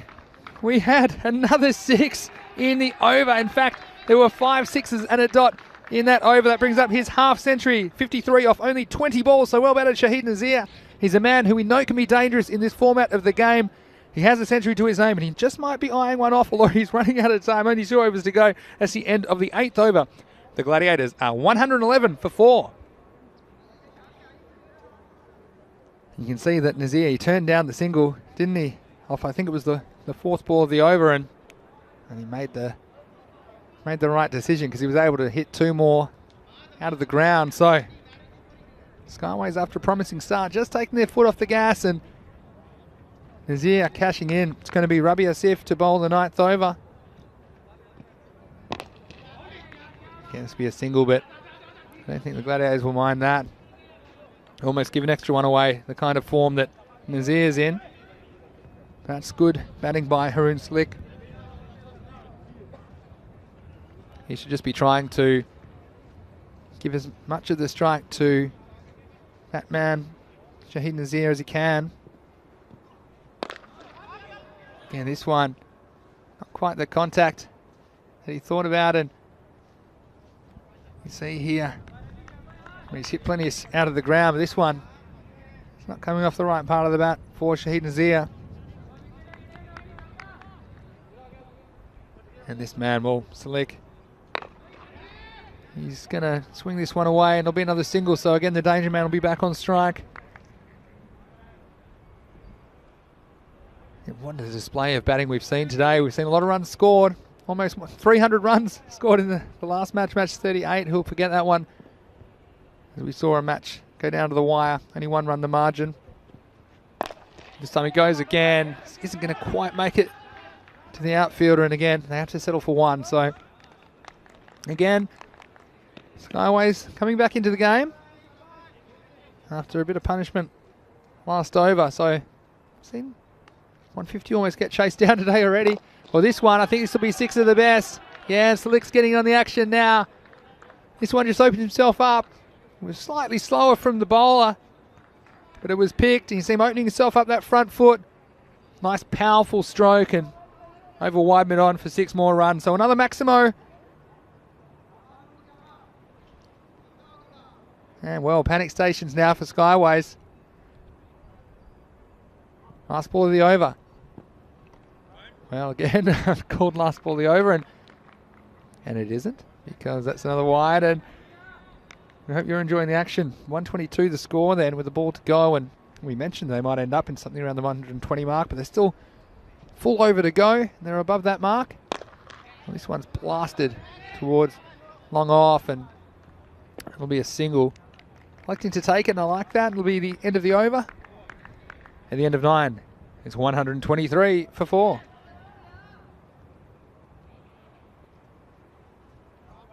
So let us know where you're watching around the world. It's Vinny Sandhu here, Mr. Maximo with you. Joined by Rico Full today, and we've had an interesting day's cricket so far. Skyways, well, been a few balls disappearing, Skyways, during this innings. The Gladiators have gotten going, and man, Shahid Nazir, mentioned how dangerous he can be, but he's at the non-striker's end at the moment. And last over will be Nakash Butt, who we haven't seen at the crease yet, but he will bowl this important last over. See if they can keep this down to a reasonable target to chase. Well, the first one's a wide and just wrong side of that line, so you'll find the Gladiators here, they won't be holding anything back. Looking for something in the high 130s now, perhaps even 140 if they get a couple out of the ground. So big job for Nakash Butt to try and put the brakes on. Well, this is a bit fortunate for Skyways. It was short down the leg side, but it's a bit of pad. In the end, they'll come back for 2, and well, I'd be a little bit relieved if I'm honest. That man, Shahid Nazir, is not on a strike. He's 55 off 22 balls and struck the ball very nicely. You see, I've given him any length to work with on this surface. Does sit up, and he has the hands. They're quick enough to send the ball out of the ground. Well, next one, well, big swing, but thick inside edge down to the deep backward square leg. It will just be 1. So the danger man, Shahid Nazir, on strike.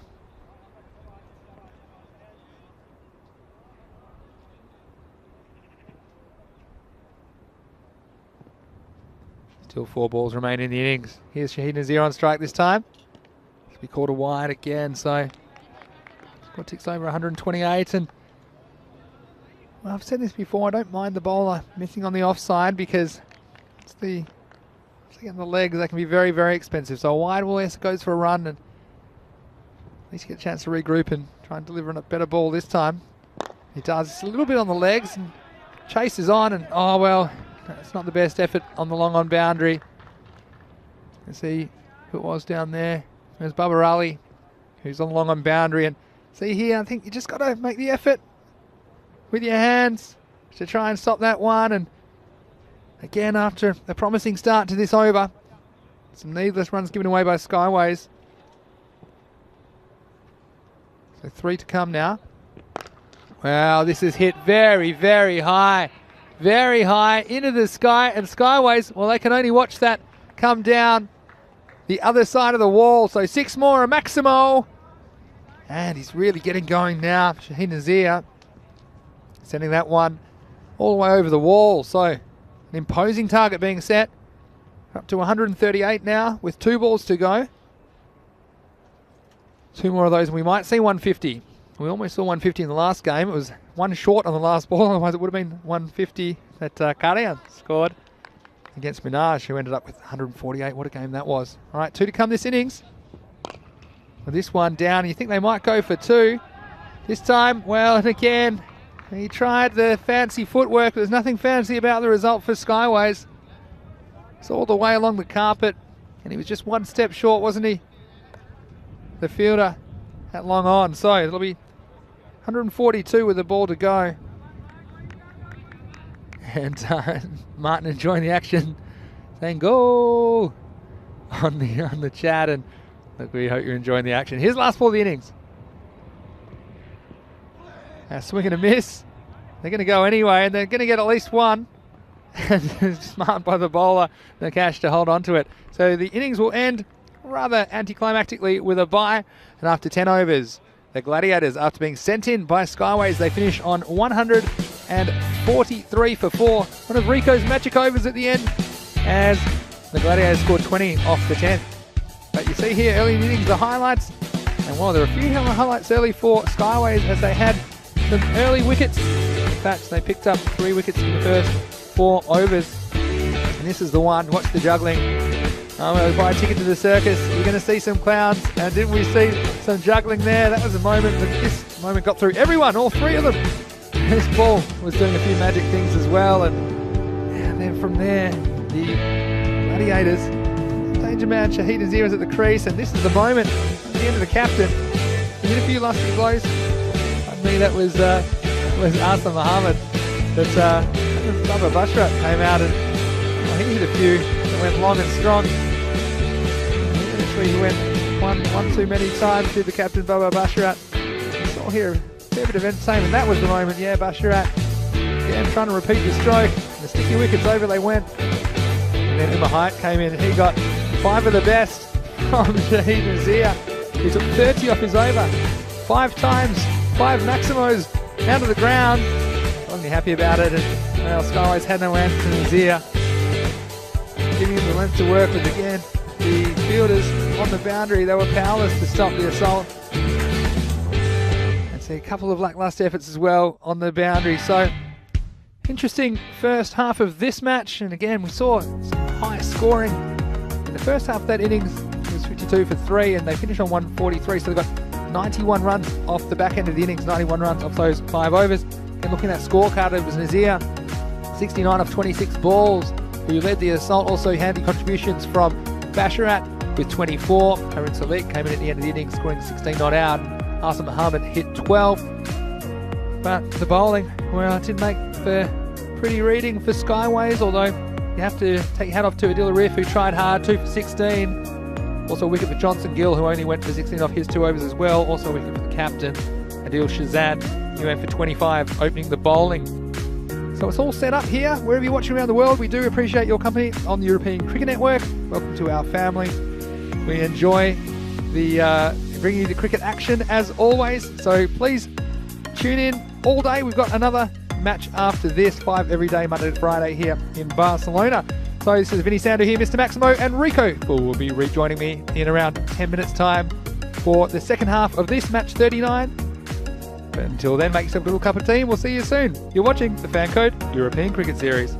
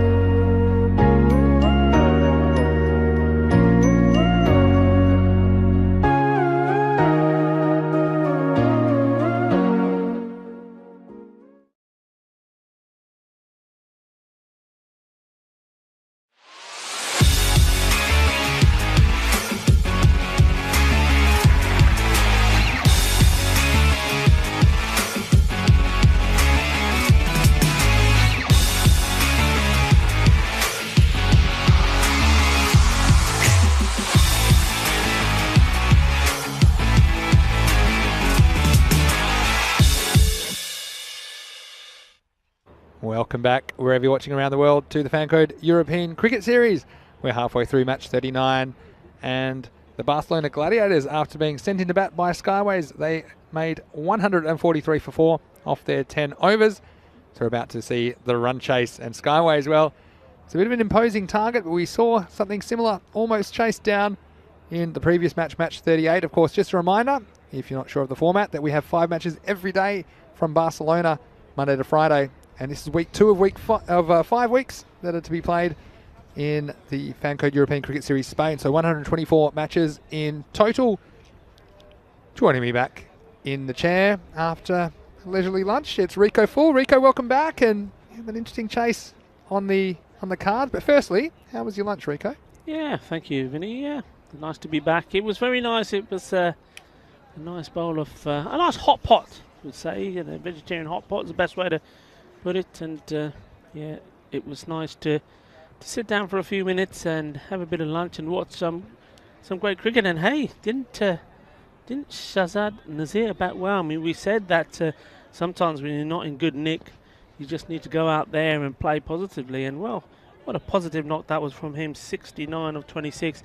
And I did enjoy watching it. The ball was going all over the place at one stage. You had to watch yourself, didn't you, in the lunch tent? Because, yeah, there were a few flying out of the ground. He took 5 sixes in an over at one point, and he set some carnage. We saw 91 runs scored off the second half of the innings, so 91 off the last 5 overs. And we've seen some big backends of innings so far today on day 8.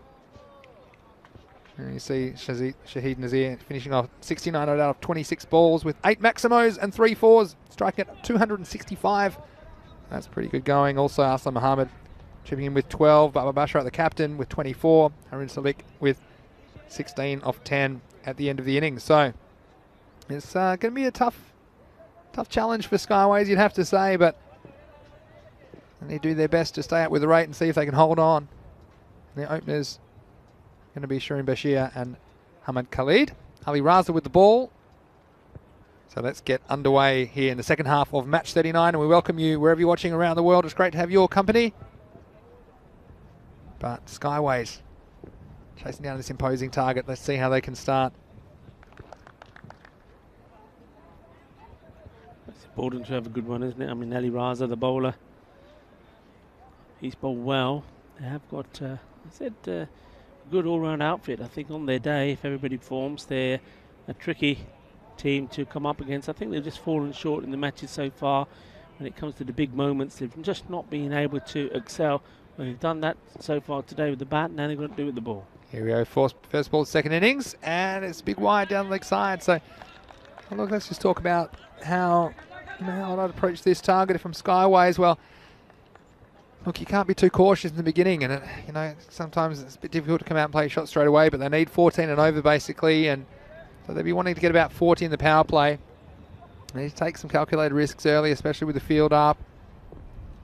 These two will have a lot to do with how successful their chase is. So it's nice running down the ground, and so pushed away for a single, and Bashir is off the mark. But we've seen before that you can just hang in the game. It just takes a few big hits towards the end of the innings, and you could be in touch. But the start is also important.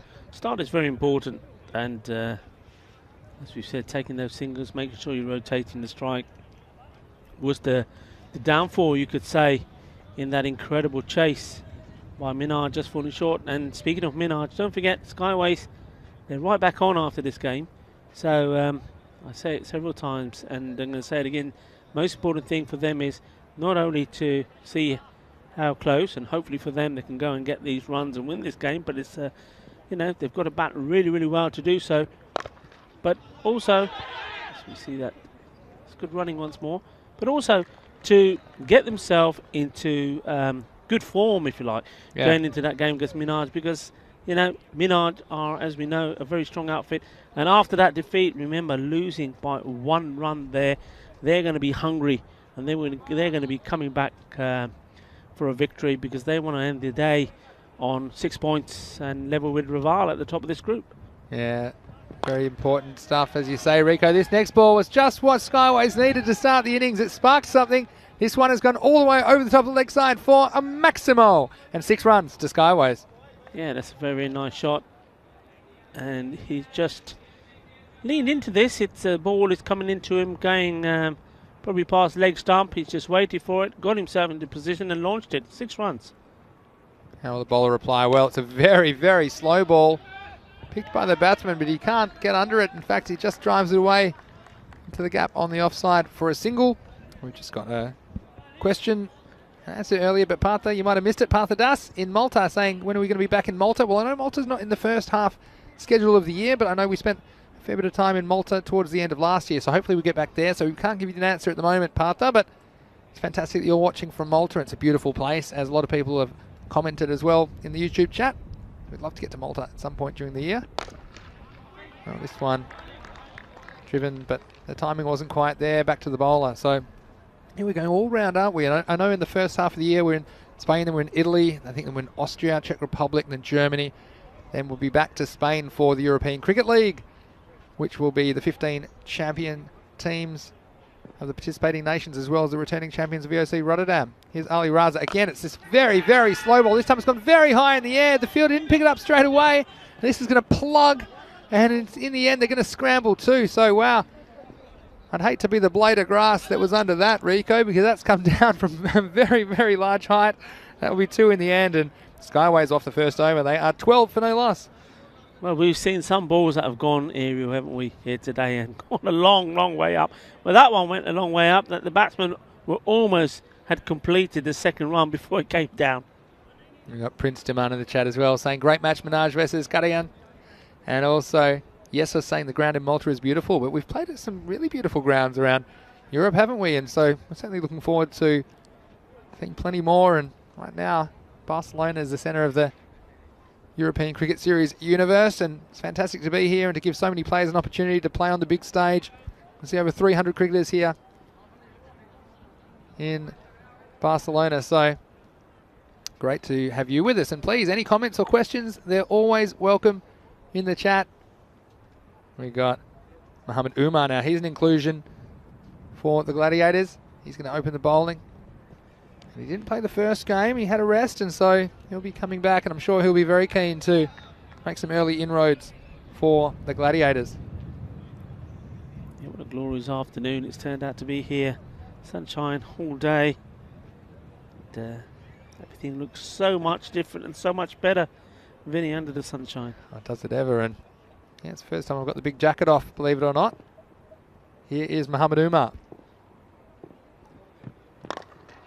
He's driven uppishly, but it'll just be a single as the captain, Baba Basharat, is around to his left to clean up. So, again, Skyways wasn't the worst first over, but 12, they'll be hoping for to be close to, well, close to 30, you'd think, after this over, and you wonder where it'll come from at the moment. Mohammed Umar, tall man, won't be easy to get away on this surface either, so we're looking to be in the high 20s at least at the end of this over. They do need to take some calculated risks, especially in this power play with only 2 fielders allowed outside the circle.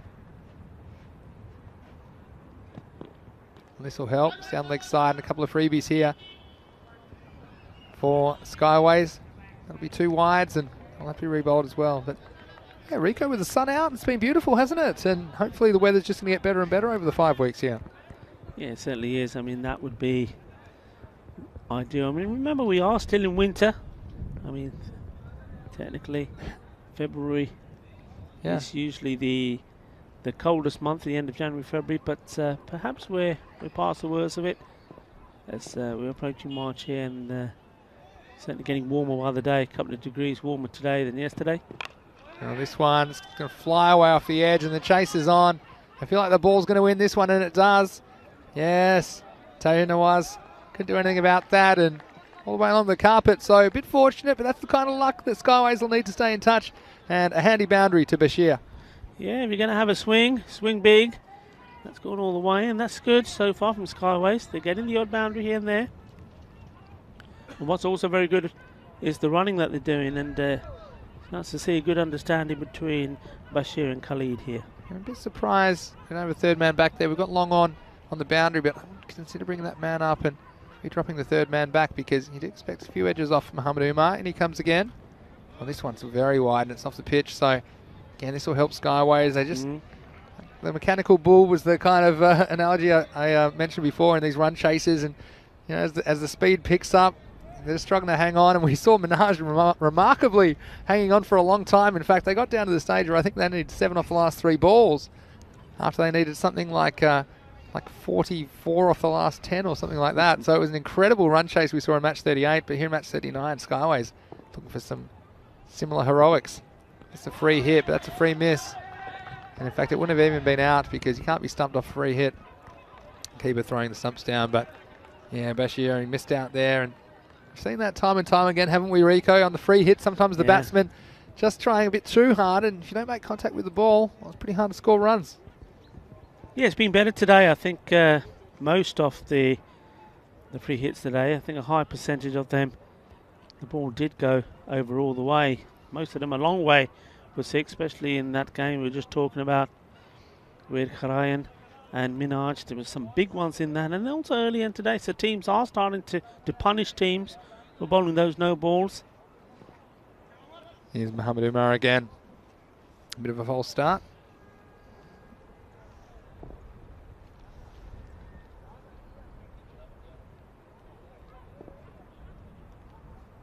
This time he comes in. Again, he's catching a bit of pad, and again, I know it's not easy as a batsman in this stage, but if you spot the ball going down that leg side and you're just nurdling it away, well, you know, you're probably better to try and get that pad out of the way, because that was heading comfortably down the leg side, and that would have been a wide. And again, with only 60 deliveries to be bowled in each innings, that's one that's wasted for me, and a dot for Skyways. Yeah, I agree. I mean, there was a dot on the free hit, and then that one there, you just got to learn. You know, you've got a good idea as a batsman which line the ball's going. If it's going outside that leg stump, you just got to learn to step inside it, take the extra. This time he beats him on the offside, and some handy dots. And that's exactly what the Gladiators are after, and they're chasing their first win in the Fancoat European Cricket Series, and well, both these teams are really. So one of them will be walking away with their first ever W in the series, but it looks at the moment the Gladiators are well on top, but Skyways, they've still got 10 wickets in hand. See if they can challenge this target. It's Muhammad Umar. This again is going to help, and no ball, and Bashir, he's said, well, I was no good on the free hit, so I'm going to give you a go, my friend. Ahmed Khalid will be the one facing the free hit, and Muhammad Umar, we mentioned he's a promising bowler, but haven't really seen the best of him so far in this match. He's coming in, didn't play the first match, and so just taking a little bit of time to find his range. It's going to be the left-handed Khalid to face the free hit. Yeah, important here, not just to swing wild, get something on it. They can't afford a dot ball. Well, here's this one very well over cover. It's going to take some stopping, and the fielder really almost did. In fact, it got him on the leg. It was a bit of an awkward bounce, but in the end it'll be 4 runs, so at least something off that free hit for Skyways. That's the end of another over, and the score after 2, it's 24 for no loss. Yeah, you see that there. He's managed to york himself, the fielder, then coming off his shins and going over the ropes for a boundary. So a good end to the over. The score now moving along to 26 off 2. Oh, yeah, 26, gotcha. I was going to say, missed the last couple, but yeah, 26 off 2. So see that rate, 13 and over at the moment, and they want to keep pace with that 14 and over required, so they want to be somewhere around 40. I'd say they've had a few gifts from the fielding team at this point in the form of wides. Now here's the captain, Baba Basharat, bowling the 3rd over. And this one is flicked over the leg side. It's not going to carry all the way to the outfielder. In the end, it's just a single to Bashir. But yeah, Baba Basharat, and I don't think he'll be giving them too many freebies.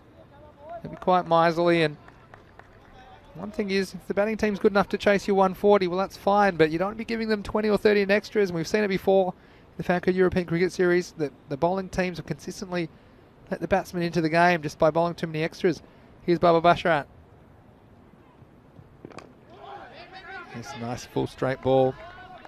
It's well bowled, and the captain, well, he's been pretty reliable for the Gladiators, hasn't he? He's had a good day. He had a good knock there, low down in the order. 24 or 15 balls, supporting Nazir well, and both of them combined in a good partnership to help post a good total. One point I thought it was going to perhaps get the 150 up. It's a bit slower from Basharat, and again, the Skyways batsman just a bit inconsistent with their contact, and just the time you see almost moving away the leg stump slightly, trying to give him room, but with nobody back on the leg side, I think the smarter tactic would be to get across, if anything, and try and open up that leg side. We've seen left-handers peppering that leg side boundary so far in this series.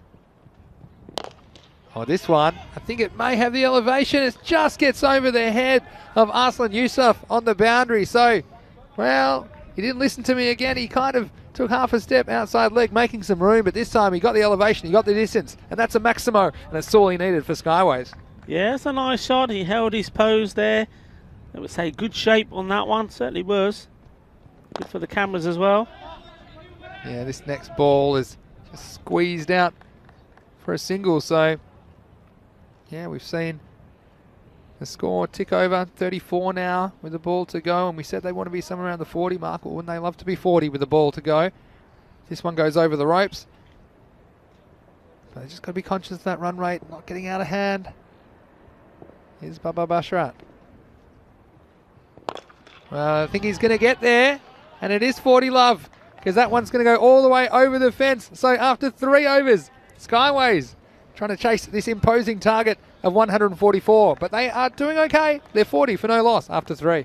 Yeah, right on cue. You're saying they need to be on 40, and that's exactly what they've done. That's a good hit there. Some nice shots being played there by Bashir, and he's certainly keeping his team in it.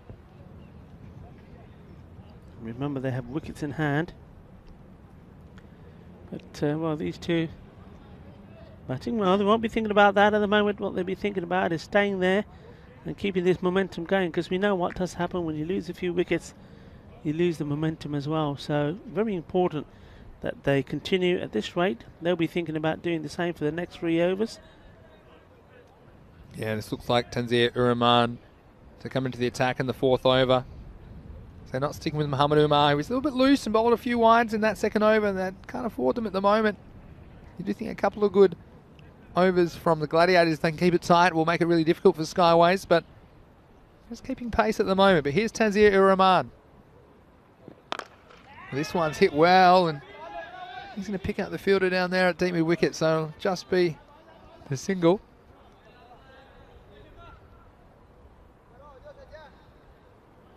Interesting here. A lot of talk from the Barcelona Gladiators, moving fielders around, and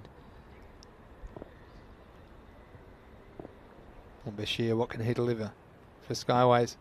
Well, it's a huge swing, and it's a slow ball from Tanzir Uraman, I think, and well, Bashir very lucky to still be there. This one went between his body and the leg stump.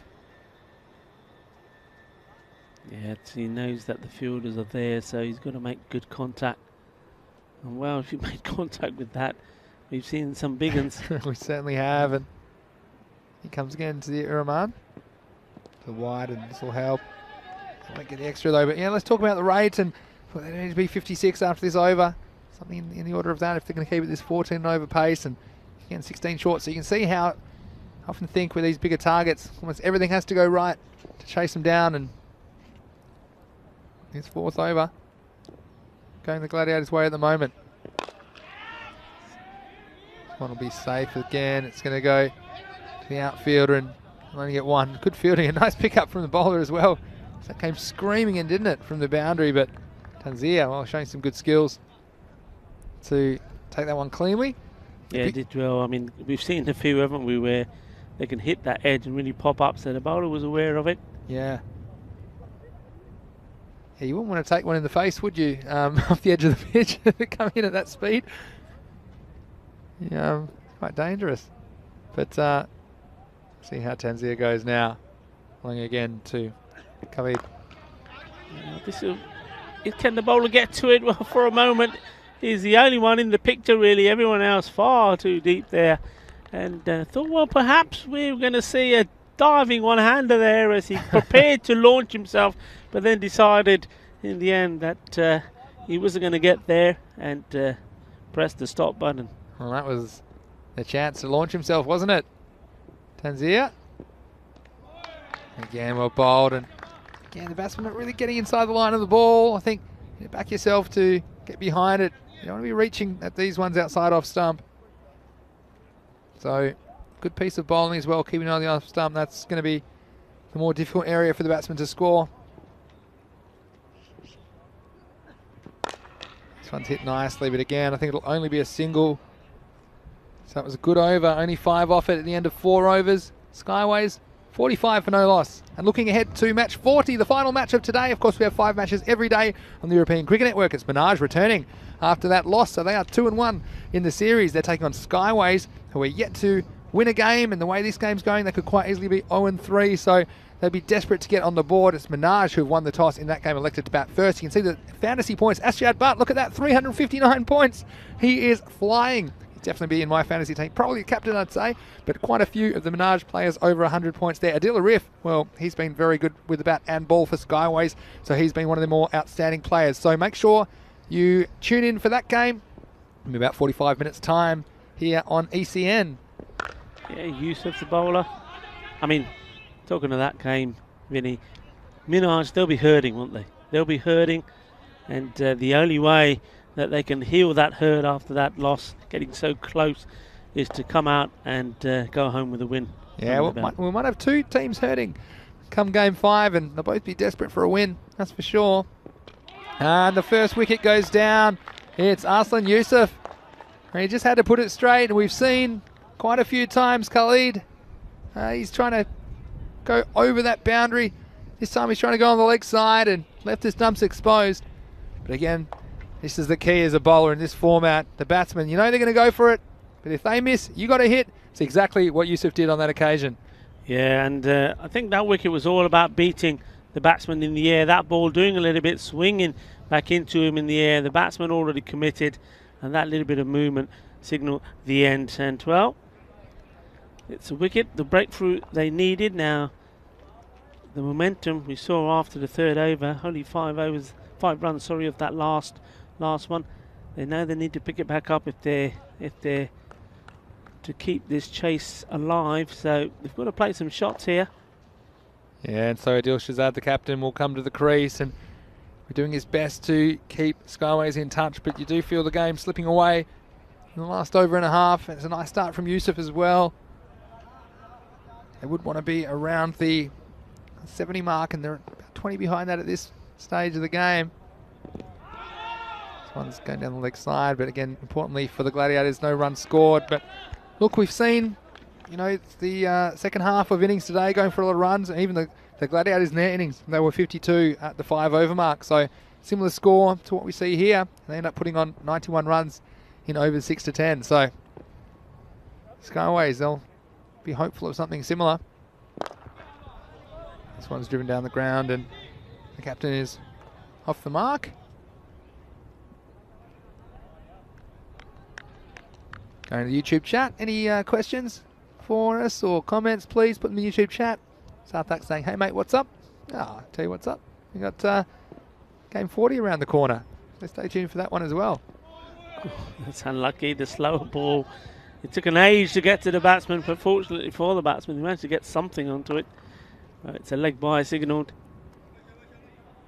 We've got quite a few new viewers today, a few people tuning in through Cricket District, watching on Facebook, and we would tell all of you that you can tune into our YouTube channel, ECN European Cricket Network, every day from Barcelona. This is just week 2 of 5 weeks in Barcelona. Tries to catch it. One of the two have to stop it. They do. I thought they were going to get in each other's way again for one moment. Yeah, we'll do the best with the social distancing, don't we? Of course, some quite extreme COVID protocols. That time they were really challenging the 1.5 metre rule, that's for sure. But that's the end of the over. So Skyways, another good over for the Gladiators, as they restrict Skyways to 4 in that over. And they also took the first wicket. So after 5 overs, Skyways are 49 for 1. Yeah, we'll just keep an eye on that. Rate required is now on 19. So we've just seen the last couple of overs how that's changed. They were doing pretty well. Then one very good over. And then, of course, the wicket there from Yusuf. Oh, it's up in the air. The fielder's got half a chance, but it's only half a chance. It wasn't hit that well by the batsman. And even though Baba Bashrat, the captain, was coming in very quickly from long off, he spotted it early, but didn't have the legs to carry to him. So, captain to captain, the Skyways captain survives. Well hit, lovely sound round the ground with the bat hitting that Kookaburra ball, but finding a fielder, so single. Captain going back on strike. Yes, and you see the game just drifting away from Skyways at the moment, don't you, Rico?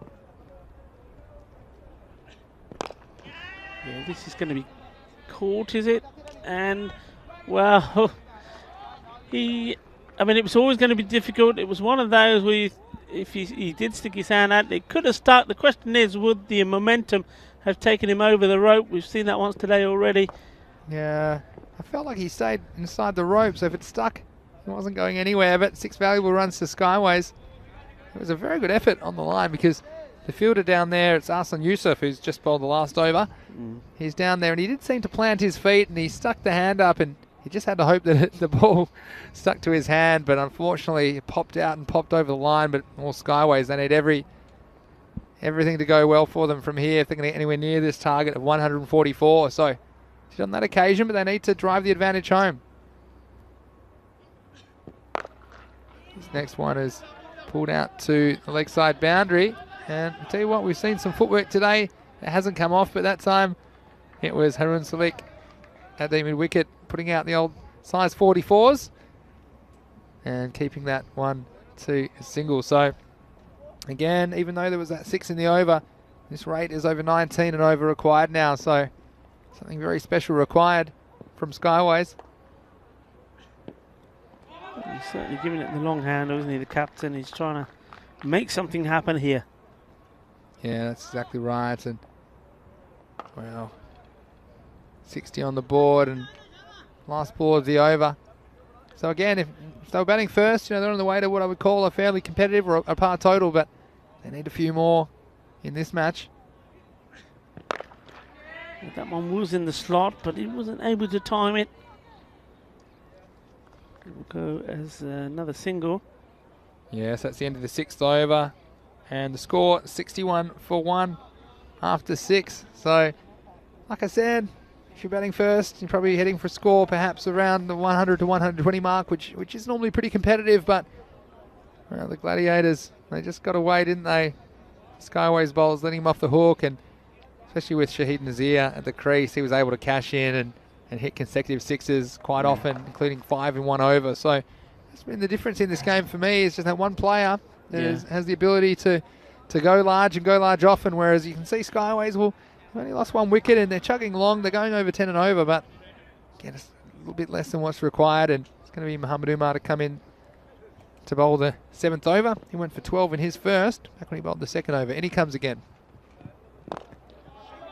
This is well bowled right to the block on. Yeah, we saw him struggling with his control, Muhammad Umar, earlier in this match, and it's a nice start for him to his 2nd over. Yeah, no free runs there this time. Right in the block. He knows that Najir Shazad, he's just going to have a good old-fashioned swing, trying to get underneath the ball. So he's got to get it right up there, these Yorker length deliveries, and chances are one of them will go all the way through into the stumps. Well, this one is an easy catch and an easy drop. And Ali Zafar Khan, well, he's been in the wars a little bit in the field today. This one, we picked him out and really couldn't have had it in a more comfortable height.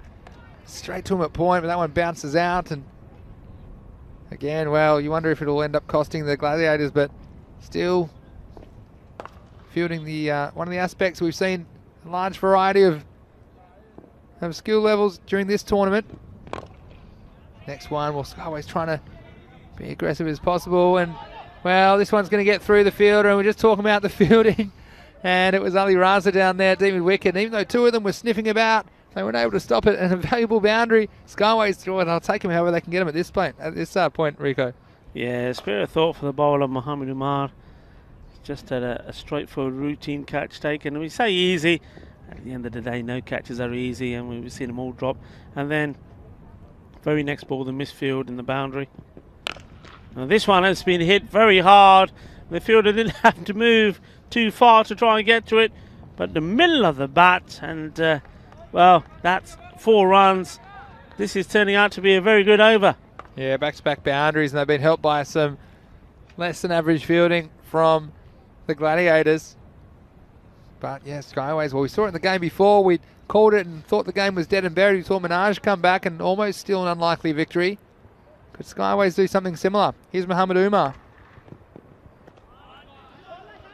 The umpire is going to signal, is it be buys or will he give wides for it? Yeah, it's going to be buys. So, I mean, Sharoon Bashir has not had a lot of the strike, to be honest. I mean, ever since the deal Shazad, the captain's been in, he sort of hogged most of it. And, well, when he does get it, he hits the ball so well. I'm just wondering if, well, him being kept quiet at the other end is certainly helping Barcelona Gladiators. And last ball over for Muhammad Umar. And a wild swing and thinking about a bye, wasn't he? But he was thinking about it, but well, just mentioning that Sharoon Bashir has not had too much of the strike, and straight away that hand was up there saying, I ain't going anywhere. yeah, Get back there. Wants to have a go, doesn't he? And well, that's the end of the 7th over. There were 10 off that one, so 71 for 1. Yeah, don't forget, not far away, we do have one more match for you today, but of course you can tune in every day to the European Cricket Network, Monday to Friday at the moment. We have 5 matches every day from Barcelona, Spain for the Fan Code European Cricket Series. This is week 2 of 5, and then after we leave Spain, we'll be heading to Italy for 5 weeks there, and then to various other locations, and then back to Spain for the European Cricket League starting May 31. So make sure you subscribe to our YouTube channel, ECN European Cricket Network, so don't miss any of the action, and follow us on social media at European Cricket. All right, here's Ali Raza to bowl. I'll tell you what, there's different types of slower ball, Rico. Oh, well, look at this. This is one, oh, what's happened here? Well, it's just, I'm not sure whether there was a need to have that throw at the stance from the keeper. There was nobody backing up. I don't even think the bowler was watching. Yeah, I wasn't watching. And keepers hate buys as well, and if you give your own buys away, it's even worse. I was just about to say, though, we've got one game to go today, so make sure you don't go anywhere, wherever you're watching around the world. This one's wildly down the leg side and played the Skyways cause again. But yeah, European Cricket League back here May 31. We've got 4 more weeks in Spain. More chance for me to practice my Spanish as well, Rico. Be hitting the books while I'm on the road, and looks fantastic to have your company. And if you're one of our over 160,000 YouTube subscribers, thanks very much for watching. And if you're not a subscriber yet, why don't you get onto that YouTube channel, ECN European Cricket Network. Hit that subscribe button so you know exactly when the games are on. At the moment, it's every day from 7:30 AM GMT. That's 8:30 in Central Europe, and it's 1 PM in India. And yeah, like there's a lot of cricket coming your way. So over 1,000 games we plan to bring to you this year. And with this format, there's 5 chances a day for a close finish. And geez, we've seen a very close finish earlier today, and just wonder if there'll be 1 or 2 more around the corner. Here's Ali Raza. Just playing this back out. 2 men there straight. See them make massive one earlier, but this time Yusuf, it's an easy enough ball to get back to the bowler. So there they are, getting a few extras and picking up the odd boundary. It's not enough at the moment. We're almost over 25 runs required. Yeah, and we saw the rate come back down from somewhat impossible. Well, I normally have my PONR, which is my, oh, this is going to be a run out for sure. Well, yeah, it has to go, and well, I had to try something, I suppose. And well, Sharoon Bashir, he's hit the ball well at times, and he's made his way to 33, but he thinks it's time for someone else to have a go, try an improbable second run, and so he has to go. Yeah, I mean, Bashir, for me, he was, if anybody was hitting the ball cleanly, he was. I said I don't think he got too much of the strike there, running himself out. Well, he's batted well, and I did say that one thing that Skyways have to do is, well, whatever the outcome of this match, so if it is that they end up losing it, but lose it well, and by that what I mean is they've got a game coming right up against a very strong Minaj team, one that we know is reeling from that defeat where they were, well, chasing the impossible, made it possible, and then still, when they did the hard work, I thought, not able to bring a very famous victory home losing by 1 run, as we see this one hit way out of the ground. What a lovely shot that is. He just picked his spot and sent it packing. So that's a lovely shot, 6 runs. Yeah, well, it all helps for Skyways. And I mentioned before, if they were batting first, and they wouldn't be that dissatisfied with this effort with the bat. But the problem is they're chasing 144 for victory, so it'll be very difficult for them to reach that mark. But still, like you say, heading into that final match of the day, I want every bit of confidence they can take out of that. Another slow ball from Ali Raza. And this one, again, the interception from Arslan Yusuf. You know how I feel about the fielding with the feet, Rico, but I'm not going to get on my high horse about that one again. But I was going to say about Ali Raza's slow ball, there's various types of slow ball. This is the one where you run in really fast, but just surprise everyone by swinging your arm over slower. So you won't see that one in the coaching manual, but that's the end of the over. And again, Skyways, well, they've tried their best, and it was a big Maximo that over, but they find themselves at the end of the 8th over at 83 for 2. Yeah, the captain once more taking a strike. He's a fair amount of it. He's at 13 balls so far. He's moved on to 20. We've got a comment on the Cricket District stream saying, Sanjam, where's this being streamed from? Well, we're in Barcelona, Spain, the European Cricket Series. Here's Arslan Yusuf. Wild swing and a miss. And yeah, it's great to have your company. Like I say, if you're watching for the first time, I think you'll find this cricket is pretty addictive. I know that I find it to be as well. I mean, so many games and the 10 over format, so dynamic. Always action. And you're guaranteed it. Almost 10 hours of cricket action here a day on the European Cricket Network. Vinny Sandhu here along with Rico Fall in the booth. This one's going to be off the pitch. There'll be no ball. The next one's a free hit. But yeah, if you're joining us for the first time today, perhaps through that stream and Cricket District on Facebook, it's fantastic to have you with us and welcome.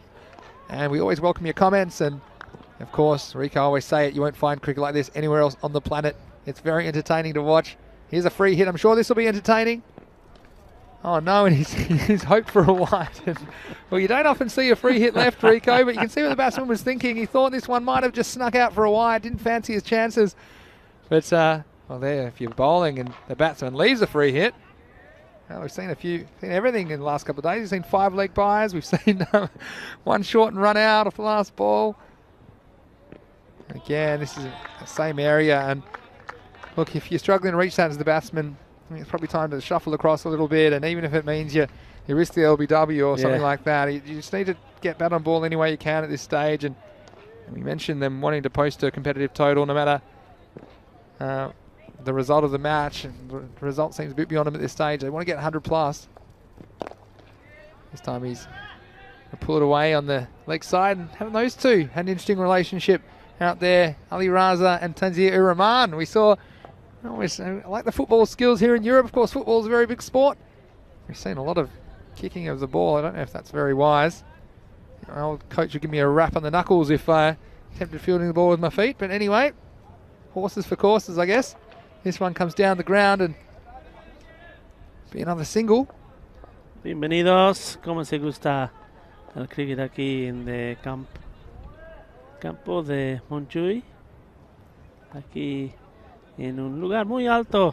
Hay muy buena vista aquí de Barcelona.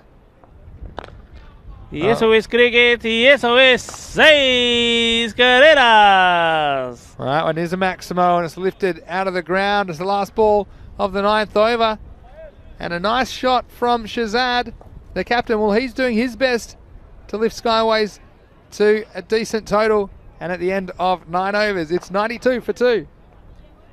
Yeah, nice shot that was. You just seem to think, well, not think, you get the feeling that with Skyways, it's almost like they're being controlled by a man with a button. You let them do their thing, take the singles and play and miss, and all of a sudden somebody thinks, okay, we'll just push the button now. There's the turbo boost button. They play a few shots and say, all right, you can calm down now. You just get the feeling that if that button got stuck, which in a game like this, if it did, anything can happen, because these guys, you see there, they can hit it, and that's going to go over the ropes. That's 6 more. It is 6 more, and you see here the breeze favouring that side of the ground, anything in front of the wicket, and this is a Dillarif this time for Skyways. Hit is high into the sky. Well, that's what they're called, and this one was heading for the Skyway, just getting over the fielder. So 6 handy runs try again this time. I think it'll be just a single to the fielder out there on the boundary. Nice bit of fielding and rifles it back to the bowler's end, and well fielded by Tanzir Rahman. Yes, and some nice shots there. Captain. It's up and the fielder's in the game. This time the sun's an issue. He goes back, and he just holds on. And I'm not sure if he stepped on the line. We'll just wait for the decision from the umpire. I think he's just stayed inside the fielder play, so he'll be on his way. So a nice bit of fielding by Tanzir down the mid-wicket boundary.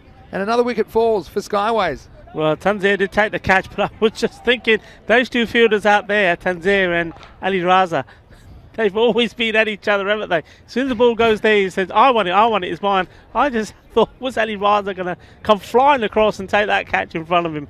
But, well, they're having a chat about it now and said, no, I left that one to you. I didn't want to put you off. Yeah, so a wicket for Zahid Akbar. He's bowling the 10th over for the Gladiators. They look very close to their first victory, except first they're going to have to pick this one. This one's gone over the wall. It's going to feed the Snakes, Rico. We don't know what's on the other side of that fence, but that's 6 more runs. Another Maximo to Skyways, and they bring up the 100 in style. Yeah, good on them. Just accelerate it. You see, that's what I'm saying. Governor, leave that button pressed. Don't take your finger off it, because when it's pressed, they're playing their shots, and they're looking pretty good, and you just think, well, you know what, if they could just have a little bit more confidence, a little bit more self-belief in themselves and their ability, who knows? And it's nice to see. I mean, they're not going to win this game, but they've made their debut in this Fan Code European Cricket Series. Now this time should be out. My money's on the ball here, and down it goes. So there you go, Mr. Maximo. He just had a feeling sometime that one was spiralling away, but that will finish the innings for the Skyways team. They'll end up with a single off that one, so they'll finish at 106 for 3, losing this game 143 to 106. And well, Rico, they looked in the hunt early, but they just fell off the pace, didn't they? It was a bright start from the openers, Bashir and Khalid, aided by a few loose deliveries, you'd have to say. But it was always going to be a tough ask for the Skyways team. The Gladiators, well, they can be very proud of their first ever victory in the Fan Code European Cricket Series. Yes, बताइए तो the pehli victory, Barcelona Gladiators. And well, I was saying before, I think they're a nice compact team. They have a little bit of everything. And when they get the top man there, Nazir, you know he can score runs. We know he scored in the European Cricket Series 100. When you get one or two of your key men playing well, whether it's a bowler or a batsman, you're always going to fare well in the competition. That was important for them. And they, well, congratulations. Good victory for them. Yeah, but also Skyways. Well, they didn't make the 100 mark in the end. And we saw here, this was Bashir. Well, he tried his best to get things moving, but was struggling to lift the rate. And we had a couple of big blows as well. The reef came to the wicket a bit later on, and this was a good catch on the boundary, just staying in the field of play by Tanzir. Now heading for match 40, and we'll be joining in just about 20 minutes time for match 40's Minaj, fresh off that loss, an upset loss you'd have to say earlier today.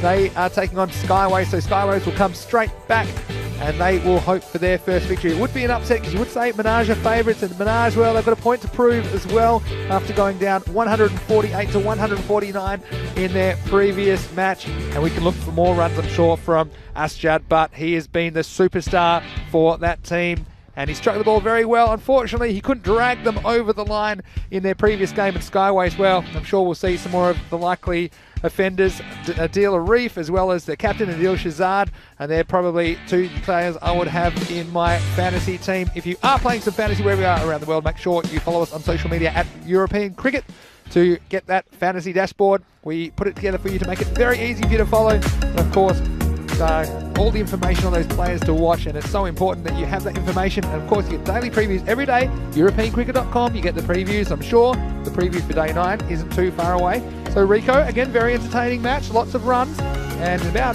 just under 20 minutes time, we'll be heading into the 5th and final match of the day. And what are your thoughts on the final match? We see Minaj come back, and we think it could be an angry Minaj. Are we ready to go out there in Skyways? We'll have to back up after a disappointing performance, and they'll be hoping to be giant killers in match 40. Absolutely, they're gonna go out there. They've got a point to prove, and you know what? It's going to be a good show of their character as well. Are they going to come back strong, or are they going to fall apart here? Yeah, just confirmation of that result, and of match 39, 143 to 106 in the end. You can see there Bashir with 33 and Shazad with 28. And so 4 batsmen getting into double figures, but they just couldn't quite get the rate required.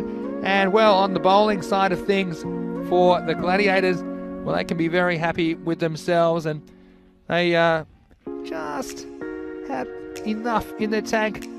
Hassan Youssef only conceding 12 runs off his 2 overs and picking up a wicket, also another wicket to Zahid Akbar, but it wasn't so much the wickets they took, it was the restriction of the run rate, and that's what ultimately saw the Gladiators to victory, with the margin of victory 37 runs. So, Vinny Sandhu here, Mr. Maximo, along with Rico Full. We will see you in tick over 15 minutes time now. Please don't go anywhere, wherever you're watching around the world. It's great to have your company on the European Cricket Network, and you are watching the Fan Code European Cricket Series.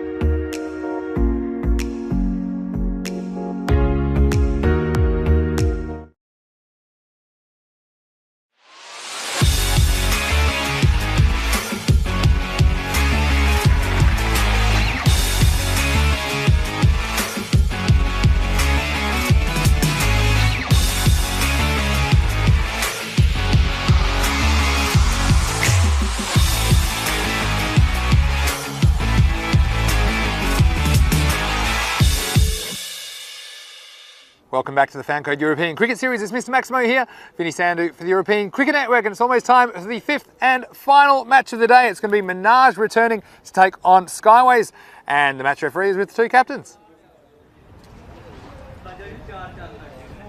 Head is the call.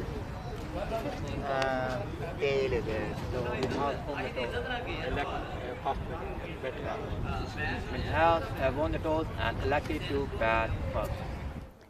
Well, you see there, Minaj captain Ahmad Shahzad calling correctly and electing to bat first. No surprises for me there. We saw them play a very exciting last match in match 38 where they almost chased down 150 to win. I think we'll see some fireworks at the top of their order as usual. Always Ahmad as well as Asjad Butt, who's been in good form. Mohammad Riaz also batted very well towards the end of that innings, but they'll be looking to bat first and put a big score on the board here in match 40. Well, Skyways, we saw them go for a few, and they'll be looking to keep things under control and keep Minaj down to a target that they think is within reach. But Rico, it's been 4 good matches so far. The 5th one's on the way. It's over to you in the commentary box. Well, you're absolutely spot on there, Vinny. Thank you very much. There have been 4 very good matches so far. And this one is going to be interesting for me as well.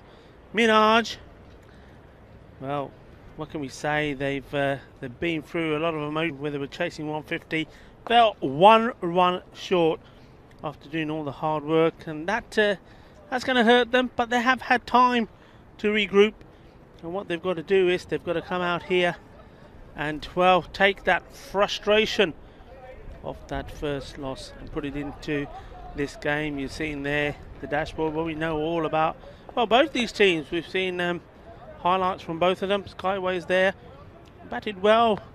And I was saying that I do believe that we haven't seen the best of them. They're just getting a feel for this European Cricket Series. I heard them talking to Vinny earlier, and the captain was saying, you know, we're getting used to it, we're getting better and better, and certainly they are, and already looking forward to the next one. We've still got 90 odd games here, but they're already looking forward to the next one. Minaj, well, they're going to come out here and they want to go big. They'll be careful though, because we've seen many times a team who wants to come out and really wants to go ballistic, really wants to put behind a defeat, but if you don't follow if you don't follow your own rules, if you don't follow your own agenda, if you like, the way that you normally play, you try and play differently, it can fall flat. It doesn't look like they're making any changes to start off with, so looks as though they're still going with Awais and Asjad Butt. Well, what a knock he had there. He's already made a massive impact, and if he's part of your Dream 11, well, you're doing well. It's going to be Adil Shahzad. Now, interesting whether these two captains are related. A question we could ask Vinny when he comes back. Ahmad Shahzad, the captain of Minaj, and Adil Shahzad, the captain of Skyways. Well, it's going to be Ahmed. Awais Ahmed. Now, I don't think he's really got into any sort of groove at the moment, and he's looked rusty. Certainly hasn't played as much cricket as he would like to. We're getting ready to start, so the umpires for this final match today is Tanveer Iqbal, Safwan Naeem. So match number 40. It's amazing how many matches have flown by.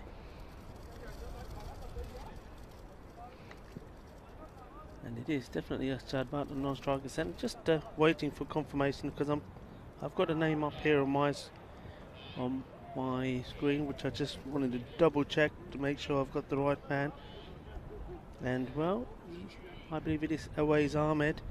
It's not what I've got on my screen, so we're going to stick with what I think I know. So Awais Ahmed to face the first ball, and having a swing and a miss, and the ball, well, he did stop it with a slide as well, but managed to keep his hands on the ball. It's been given as a wide, so starting with a wide. So 2 wides to start, and that takes Asjad Butt on strike. Now, one criticism I had when these two were in earlier on in that game against Korea was that They just did not take those singles earlier, so I wonder if we'll see a change in their attitude in this game. Well, it's up in the air. Could he be gone? First ball. Oh, he's been put down, and they know what a vital catch that is to go down. It's just a reaction from all of the fielders. And in front of us here, Umar Hayat saw that go down, and well, he wasn't the man involved in it, but seeing it, hands on knees and down, thinking the big man has been given a life. Could have been gone first ball for 0. Well, this time it should have been a wicket as Vinny Sandhu enters the scoring station, but he gets a life. Still could be. Welcome, Vinny. This is gone in the air. Will it be gone this time? Oh, Vinny, you're a kiss of death, you are. Well, how about that? It's all action. This is not safe to walk in the open air here on the way back to the commentary box. Well, but he's been so destructive. Awais Ahmed, well, on his day, he can be as well. And you see here the catch taken by Babar Ali for Skyways, and they need something to spark him early. And what you would probably say is that their only chance in this game is to get early wickets and try and keep Minaj down to something reasonable. And Awais, well, he's had a miserable time so far, hasn't he, today? And, well, that one, consecutive chances. He's probably wondering to himself, well, Asjad, you're the lucky one. You hit one straight up in the air. You got away with it. You saw Johnson Gill put that one down, but Awais, he wasn't so lucky. Wasn't so lucky, and the first ball he faced was a wide ball. So that was his first ball. So he's gone for a first ball golden. And, well, he's just not able to get out of this sticky patch. I mean, he did score 48 the other day, has to be said, but he's nowhere near his best. So what a great start for Skyways. The wicket for the captain as well, who's decided to take the responsibility of bowling the first over. And it's quite imposing bowling to these two. Well, this top order of Minaj, I mean, they've got Galaxy of Stars in the top 5, and it's really important that they take wickets because Minaj, well, they're going to be on a mission, especially after dropping that game. It's between them and the Bangladesh Kings. They'd be favourites to go progress from this group. So dropping that match, Minaj, you can see they still put... Swing and a miss, and, well, it is a wide ball, but that's not the way you see in Asjad bat. And we said this before, when he tries to force the ball through, he's nowhere near as good as when he plays with his normal elegant style. It does maybe take a few balls for him to get in, perhaps. It's well played, takes a single. Usman Mushtaq goes now to the striker's end. He can give the ball a good blow, and I think, Vinny, that Usman Mushtaq, he's probably not the more accomplished of batsmen, but I think he's sent in here in this stage just to hit quick runs. That's my feeling I get when I see him bat. Come back to that in a second. Here's to that. In fact, gives us a chance to talk about Usman Mushtaq. Yeah, we saw him at the top of the order, and he's a pretty effective player, I feel, in this form of the game, and it doesn't take too long to get into his innings. So, especially with the resources they have, throwing someone like Mushtaq in early, I think it's a good call from Minaj. Don't want to waste any time. Only 10 overs to bat.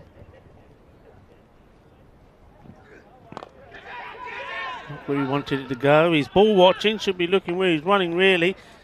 And he was the one, was he not, who was run out by Wooed with that direct hit in that game. I thought that might have been Jafar Iqbal, actually. Was that Iqbal? But oh, what a piece of fielding that was. And we've had so many highlights, haven't we, Rico, here in the Fanco European Cricket Series. We've seen run-outs from the outfield and run-outs off free hits, all sorts of things. Last ball of the over, Shazad. Hit hard and straight fielder will have to get down, and does a very, very good job. Excellent work. That was a very good stop from Umar Hayat at long off. That was absolutely rocketing around. And we've seen some lackluster efforts when we've seen fielders just going with the boot. But this time, the big man Hayat, well, he got down and was able to cut it off. So that's the kind of thing which Skyways are going to have to do. They're going to have to do all those little things right at the end of the first over. And a pretty quiet one for Minaj. They're 7 for 1. Yeah, and well, and also with one man back, Awais Ahmed has come and gone.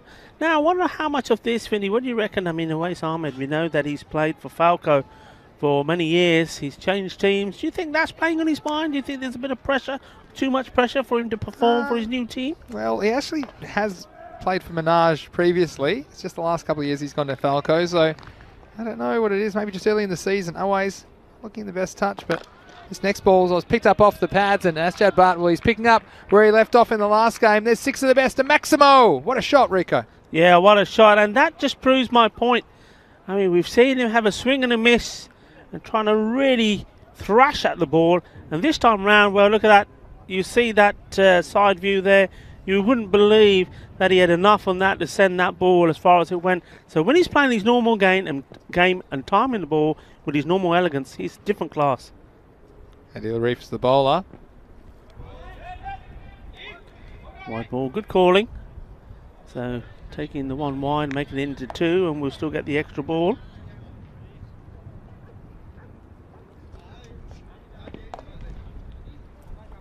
So Arif, good player, he's always in the game. Bowls well, always tends to field in the important positions, Adil Arif.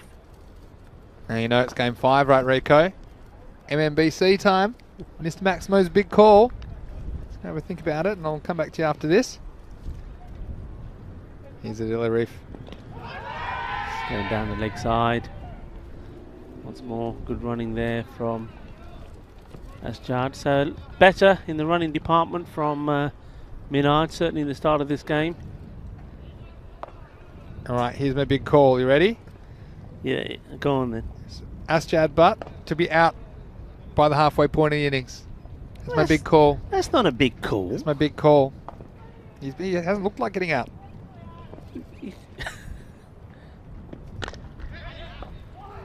I've already burnt one of those overs as well, so wish I hadn't made it. That's what you're going to get in game 5 if you've been tuning in. Mr. Maximo's big call. Not here to make the easy calls, Rico. We'd love to have your questions and comments as well in the YouTube chat, ECN European Cricket Network. If you're watching, even if you're in India, you can get into that chat room, ECN European Cricket Network.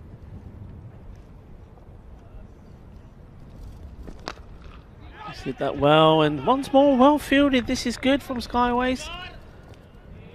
Well, Asjad, you know, I'm not saying he's not capable. Obviously, he's been one of the standout players we've seen, and he's going, but I think he's due for a bit of luck to go against him, and he got a bit of luck in the first over, didn't he? As that chance was dropped, it was Johnson Gill that put down, well, a fairly straightforward chance. I don't know if there are any straightforward chances in these conditions, but still, he's on strike now, but he's the danger man.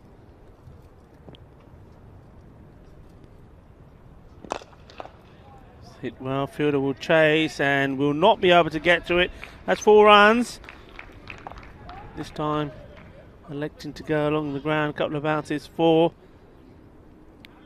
Then just having to stay focused with the task at hand and rebuild again after that early wicket going down. And well, Asjad Bhatt, he could have been gone very first ball himself. A very straightforward catch going down, and then literally that time round. Interesting here, they were going to put Umar Hayat down at deep mid wicket, and they feel that's a key position. He's one of their better fielders, Umar Hayat. So he's right back on the deep mid wicket boundary. Short and hit straight, and there's nobody there. That'll be 4 runs. I mean, good shots these in the power play. So if you are watching and wondering, well, why are we not plugging these gaps? Well, very simple. In this format of the game, the first 3 overs is the power play, and only 2 men are allowed outside the 30-yard ring. That's right, so that's the end of the second over. Pretty good one. There were 19 runs off it, and after 2 overs, Minaj are 26 for 1. Yeah, and that's just how quickly they can recover. Just giving you an example of that. So 7 off the first, and now 26 for 1 off the second, and it was very similar in that run chase against Krayan. Remember, Krayan were 149 of their 10 overs, and well, at one stage Minaj were needing 4 runs a ball to get anywhere near it, and somehow they did manage to do it, and they did all the hard work and then left themselves like 5 runs off 3 balls or something like that, and well, fell a run short. Captain to continue. That's a chance, is it? No, it flies agonizingly in an area where, well, there are 3 men deployed around there, but through the gap, 4 runs.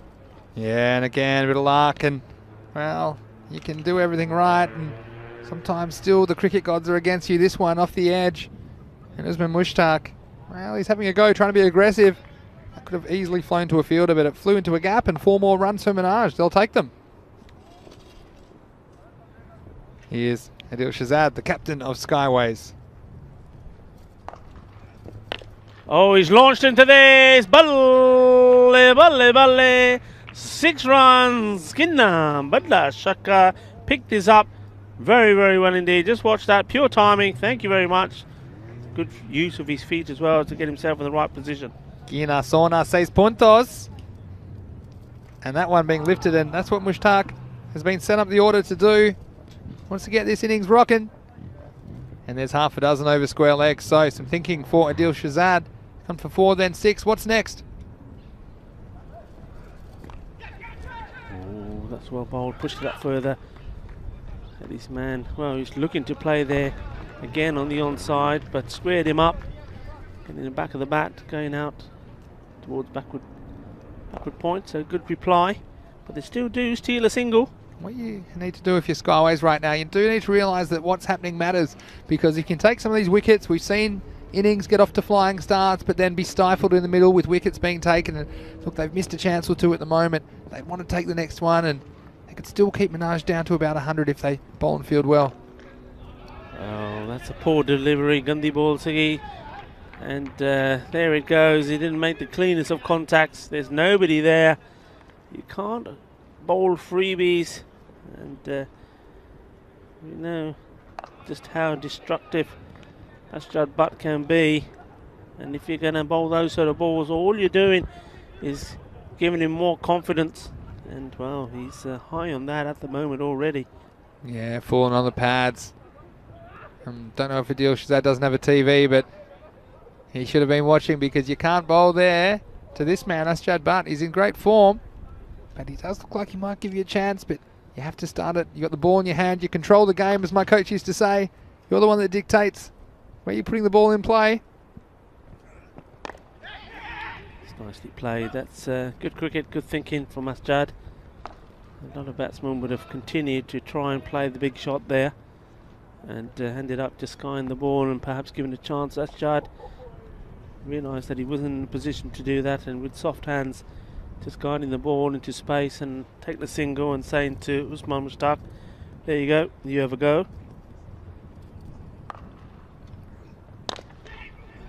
And that's nicely played. He's living dangerously, isn't he? Mushtaq, but that'll end the over. So after 3, a pretty good power play for Minaj. They're 43 for 1. Yeah, you see that acceleration right on cue, just what they need. And the umpires cross over, so it's Safwan Naeem coming to the bowler's end. And well done, and another great day for the umpires here, led by Shubh Navjot Singh. Really very professional outfit.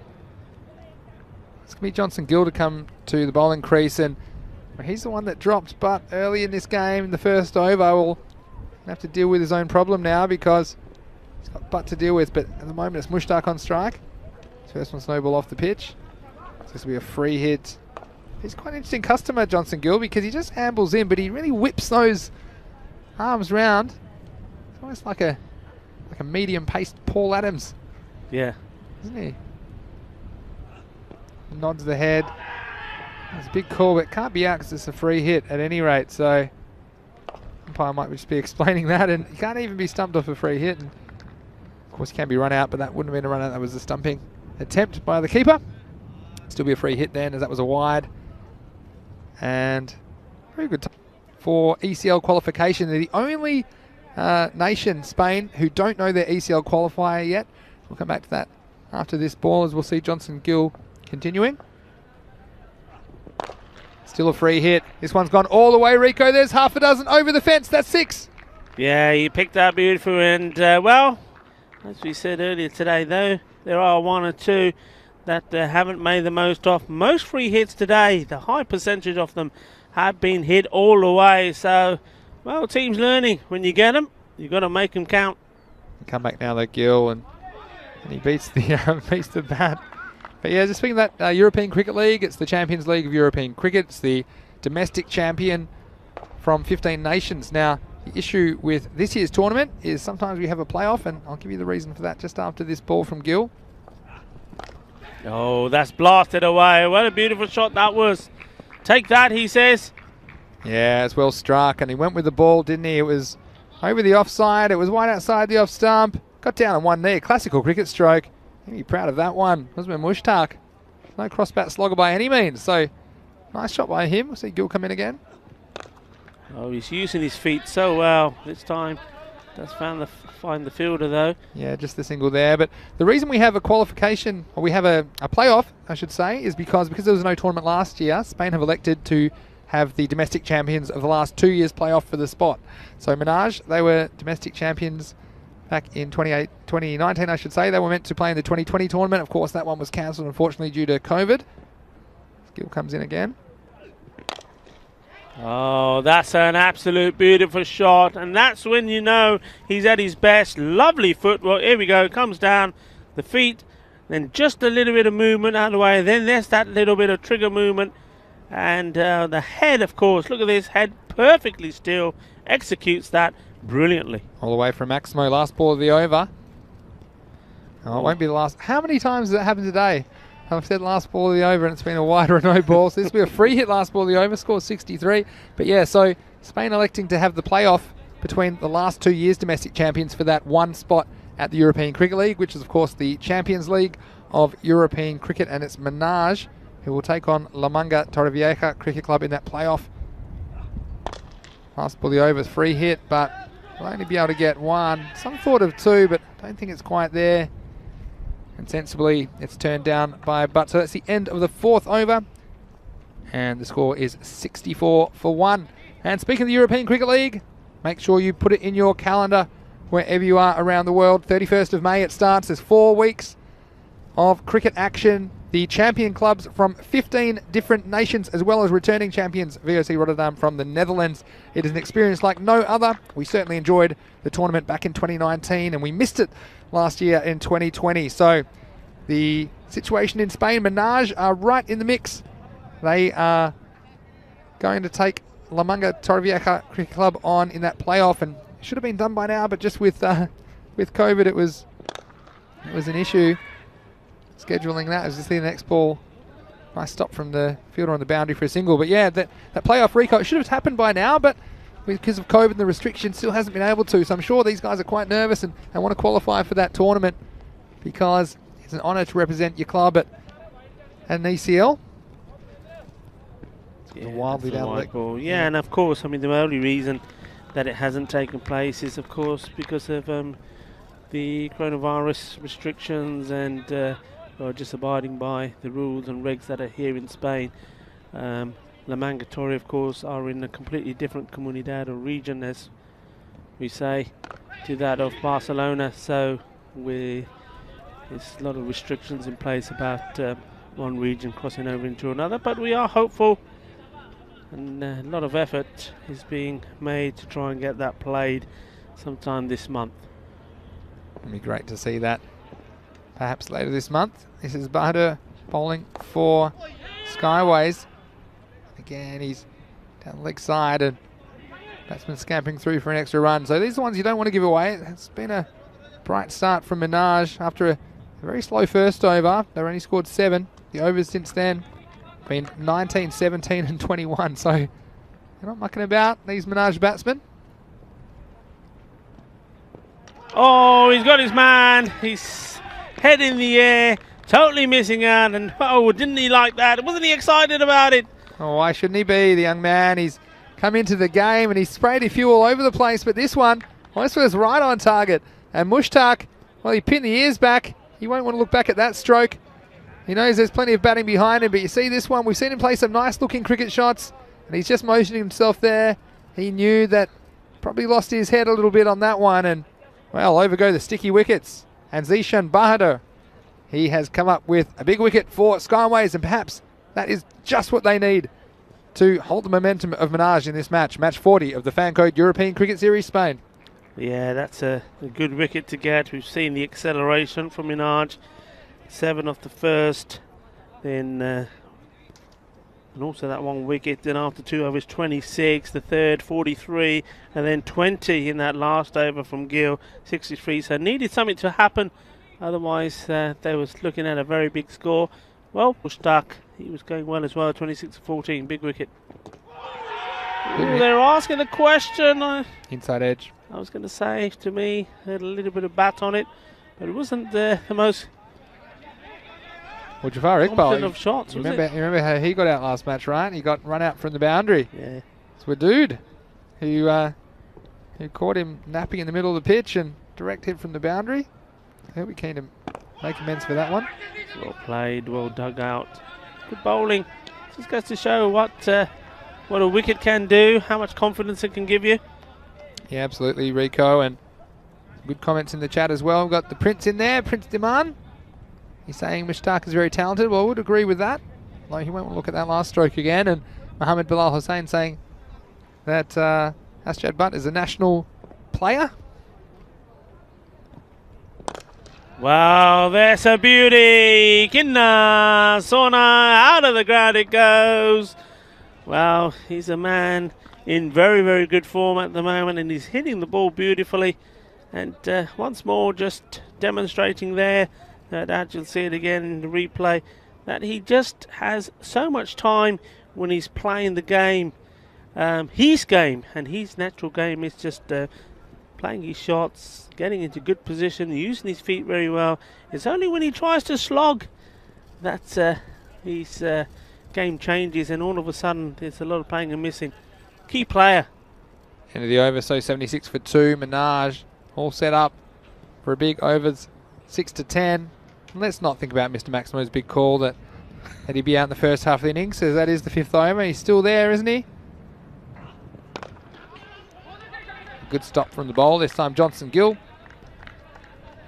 And he doesn't look like going anywhere, does he, at the moment? Asjad Butt, he's making every poster winner in the fan code European Cricket Series Spain. These players love being out there. Of course, this match 40 of 124 matches. So 120 preliminary matches plus 4 finals on day 25. Here's Johnson Gill.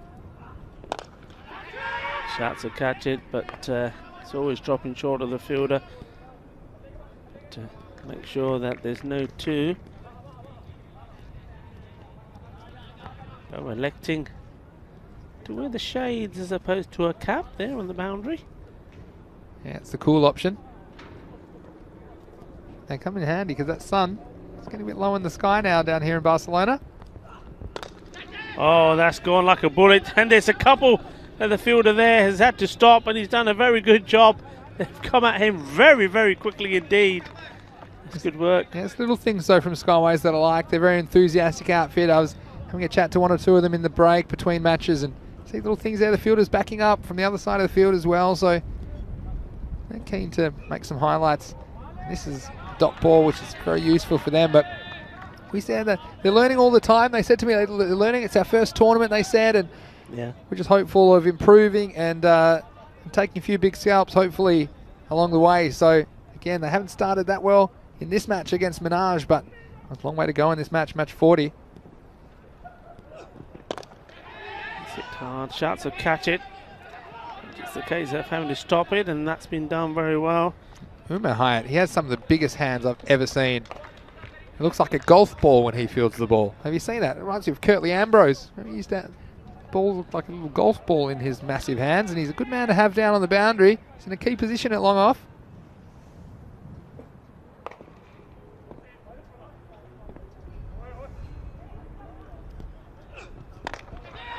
Once again, hit out on the offside, and oh, this time the fielder, unfortunate, had a little bit of ground to cover. He's made some blinding stops there, but on this occasion, just not able to stop the ball.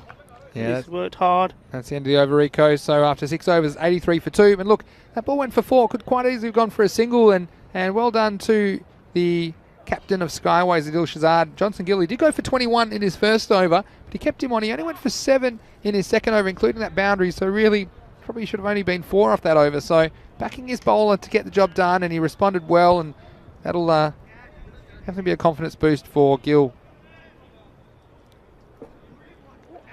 So Adil Arif to continue. He bowled the second over. It went for 19. Well, he'll be hoping he can do something similar to Gill and be more effective and more economical in his second over. So 6 over check-in time. 83 on the board. Well, with the batting that Minaj have got, I think 12 and over is probably a bare minimum. They're probably looking for 50 from here. I'd say they'd be eyeing off something in the high 130s, perhaps 140. A lot of factors. It depends on how much strike Astro Butt gets, I think. You see Jafar Iqbal, well, he's capable, but at the moment he's 3 off 6. So 24 balls remaining in this innings. They have to get a wriggle on with their overs as well. Got to bowl the next 3 overs in just under 14 minutes. Starts down the leg side. It's a wide ball. You can see now some of the fielders there on the leg side. Boundary to the right hander are starting to having to use their hands to try and keep the sun from out of their eyes. Even Mr. Cool there with the shades on.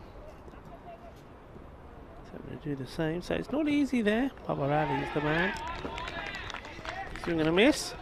Yeah, and the difference here, Rico, we've said it again, got to get outside that leg stump. We've seen a lot of bowlers employ this tactic, right them around the wicket to the right hander, but if you leave it outside the leg stump, well, the batsman's under no real pressure. He gets a free swing in the arms to swing it away on the leg side. Difficult to protect that area. So that was nice from Arif getting it outside the off stump. Pushes that out to the fielder. And Mahayat with the buckets down there at long off. And well, this man, Asjad Butt on strike. He's on 42. And he's been very impressive today. Just keeps scoring runs. He's a run machine. I'm sure he's in almost everyone's Dream 11 team, that's for sure. Going to get another half century under his belt. Well, you bowl there. Well, it's at your peril because he's so quick onto it. And he's seen the ball so well now. Look how quickly he latches onto that. He was coming forward.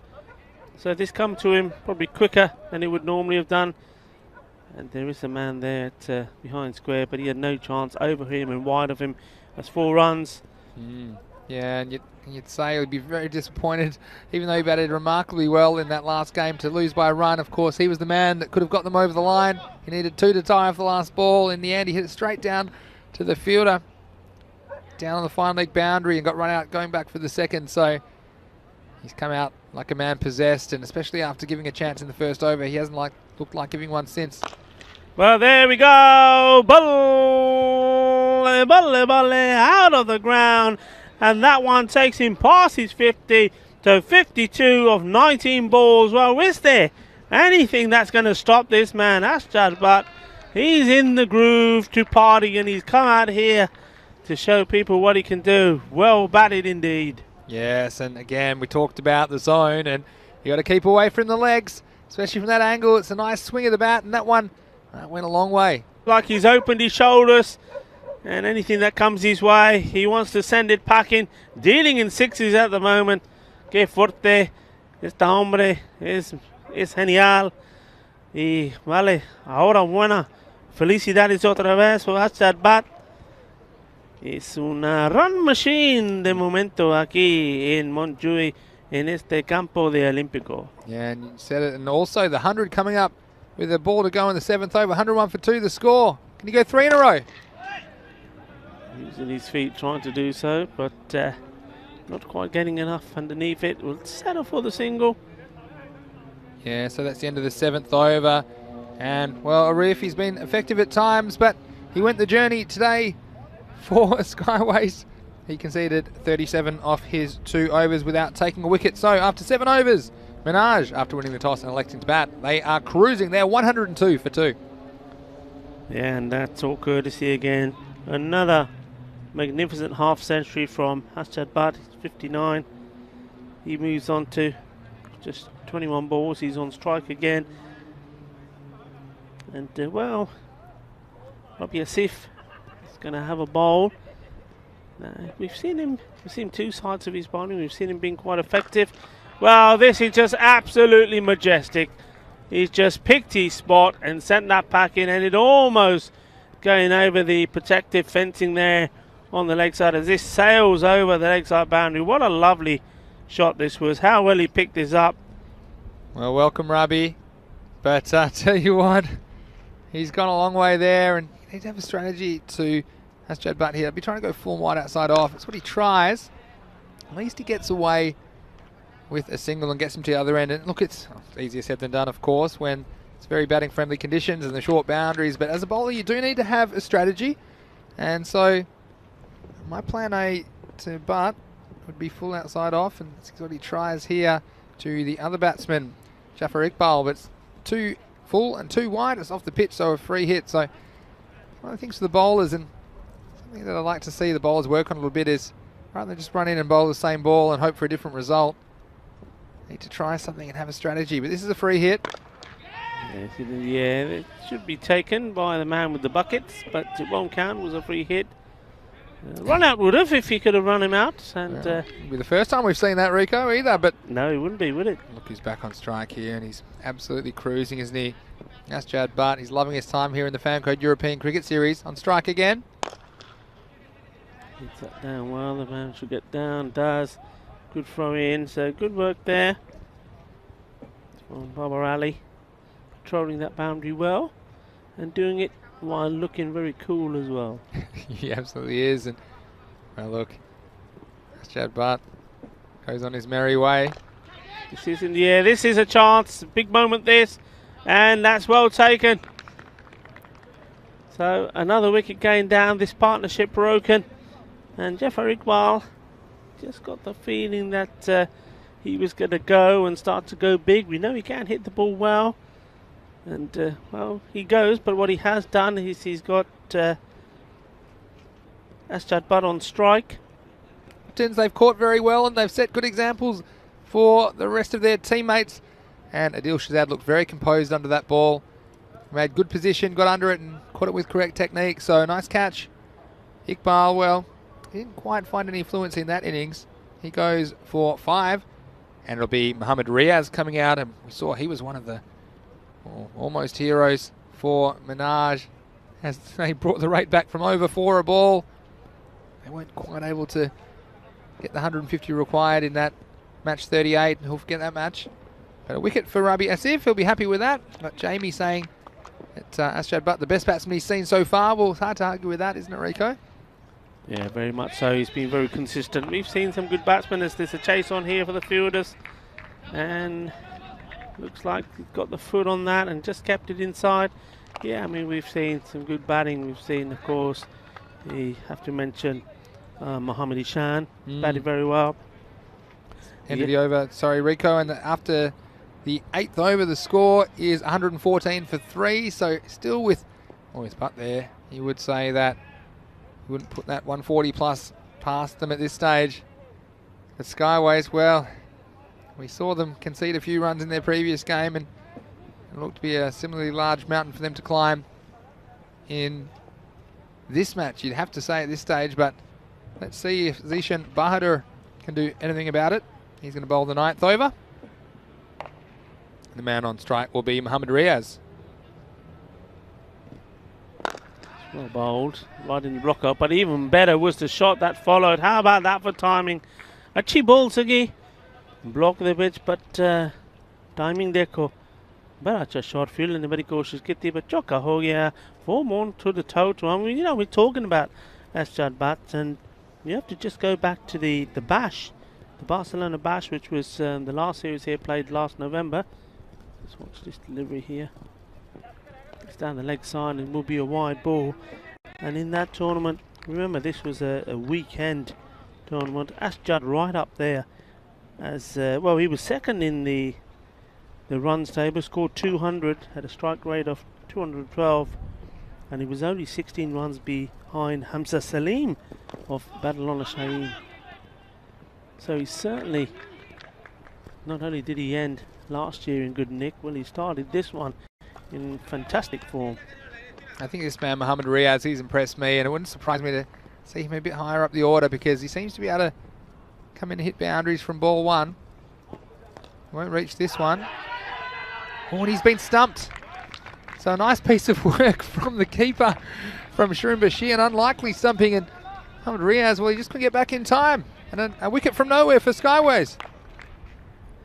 Yeah, it was one of those where if he had swung the bat all the way around and continued the swing, he probably could have got back easier. But that's very good work. And, well, the umpire had to give it because the wicket keeper from Skyways, Bashir, was charging right at him. And, well, the umpire thought, OK, you can have this one. I don't fancy it. Well, it looked like he was going to take off there. They called Skyways.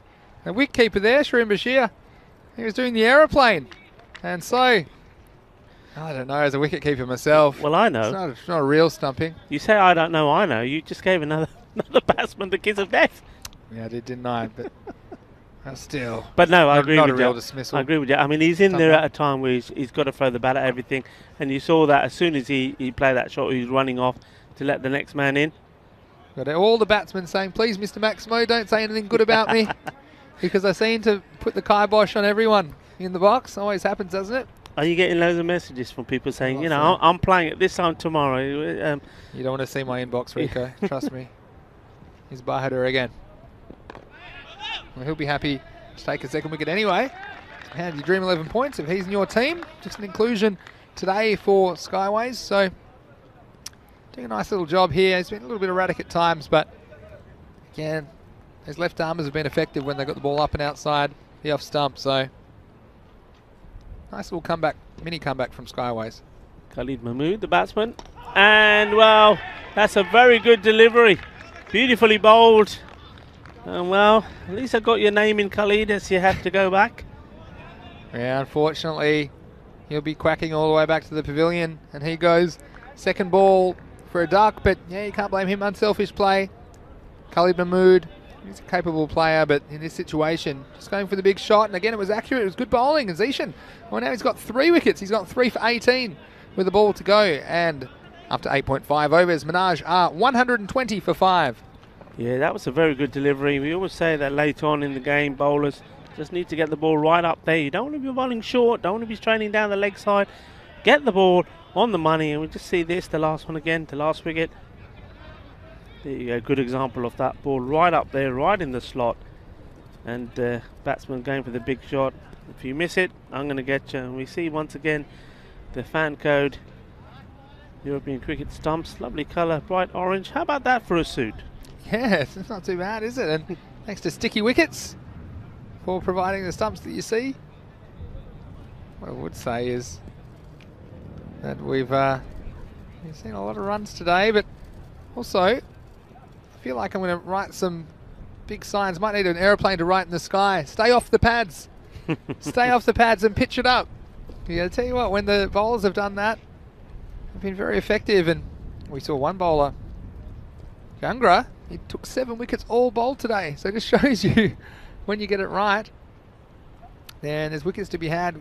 All batsmen chancing their arm on this surface. And but the bowler, they got to pitch it up and get the ball away from the pads, because from this angle, anything that pitches outside leg stump, well, we've seen it fly out of the ground quite a few times today. So, good effort from Zishan Bahadur. He's got 3 for 18 with the ball to go. He's got his last delivery now. It's the last ball of the 9th over.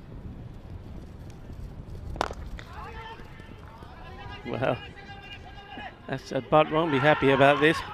Wow, that's good running from him. Very good running. He just saw the hesitation from Umar Hayat there. He saw that he wasn't in control of the ball and very quick to come back, even though he was running to the danger end. But of course, that was all about him getting on strike. Yeah, it was. And I think they were going to take it, but there was a little fumble from the Skyways fielder, and it just gave Asjad Butt the time he needed to decide he was off. And yeah, at that time, I mean, you wonder what they might cost them having Asjad Butt on strike for this, the 10th over. So at the end of 9, it's 122 for 5.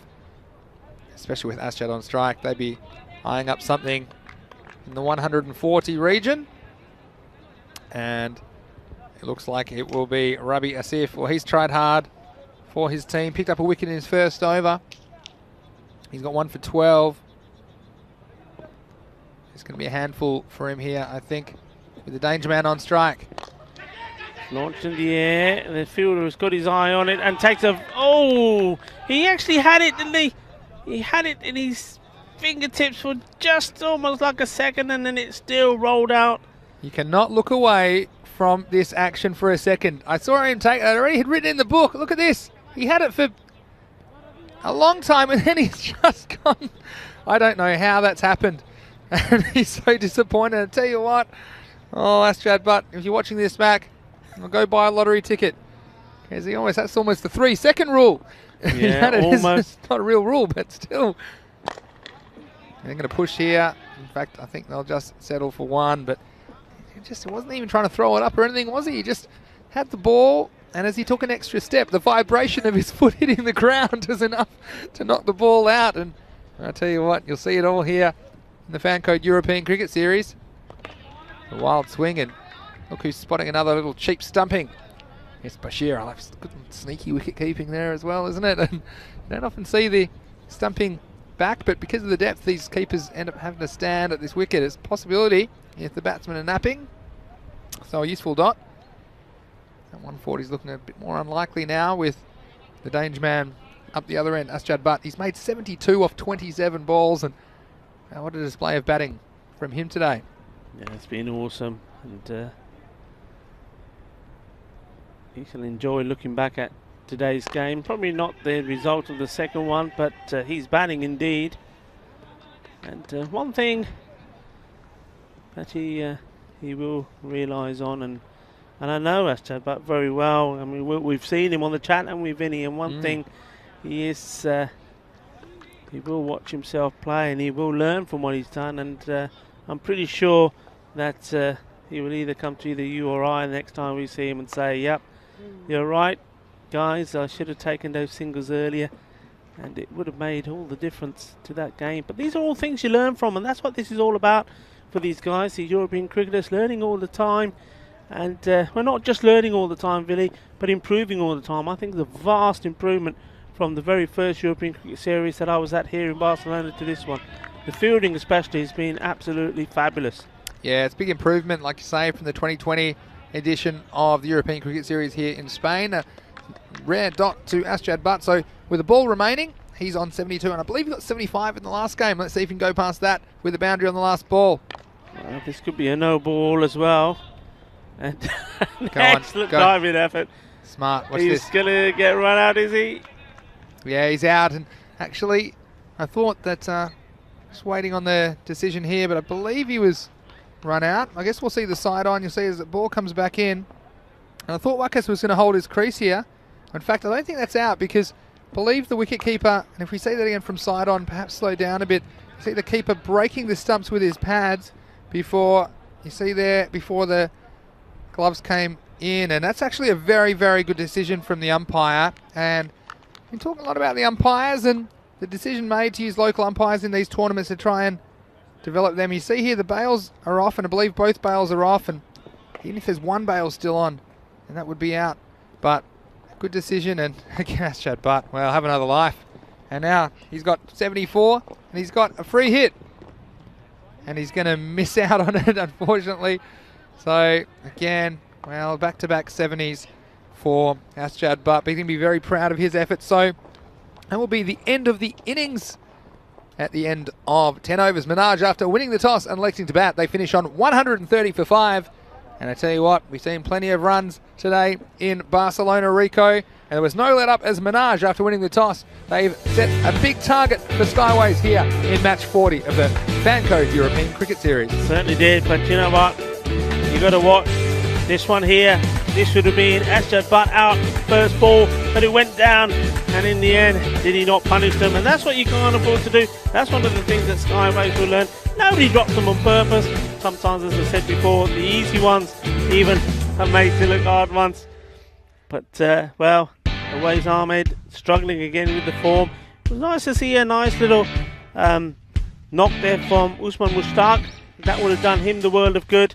But in the end, after playing some lovely shots, tried to play one too much. Used his feet very well most of the time. That time, didn't get in the right position. And this man, well, he just kept going and going and going. That time round, the fielder there, who did, I think, a very good job out there. He stopped some brilliant ones. he couldn't stop. And then here, this one, this was the catch that was taken, but we see one a little bit later on that you'll see in the highlights, which was very, very unusual. We always see it here. This is why the cricket in the Fancode European Cricket Series, it's not like any other cricket you'll see anywhere in the world. The kind of things you see. And this was a nice moment for that man, Bahadur. He came on and he took 3 wickets, took 3 for 20 off his 2 overs, and he applied himself very well. Now this is the one. How long did he hold on to this? He thought he's got it, and he's already relaxed. He's too relaxed because his fingers, they opened up and out went the pill. And what a moment that was. And then there was more hijinks to be had. I think that was a no ball actually to the too high. And just when you think it's a wicket, the keeper's going, don't worry, I got this one covered. Give it to me now, give it to me now. And the pads dislodging the bails.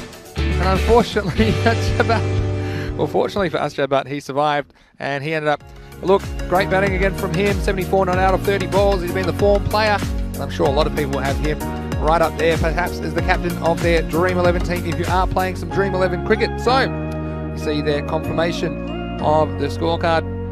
130 for 5, 74 of course. The outstanding performer was Asjad Butt, but also aided by Usman Mushtaq, who contributed 26 of 14. He hit 2 Maximos, Asjad Butt hitting 6 of his own. So they were the main performers, everyone else in single digits. 18 in extras, quite a few wides and no balls in there, so that not helping for Skyways.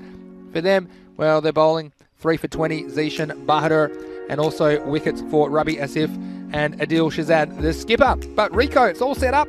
Don't go anywhere because in about 10 minutes time, we'll be back with the chase for Skyways. They'll be chasing 131 for victory. But just another reminder as well to tune in tomorrow from 7:30am GMT. That's 8:30 in Central Europe. It's 1 p.m. in India. So wherever you are around the world, we'd love to have your company because we have 5 more T10 games like we do every day, Monday to Friday at the moment, and plenty of action and adventures here on the European Cricket Network.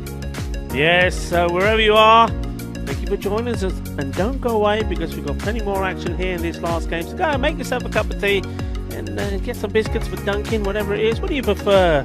Rich tea, is it? Is it going to be those digestives or the chocolate ones? I like the chocolate ones.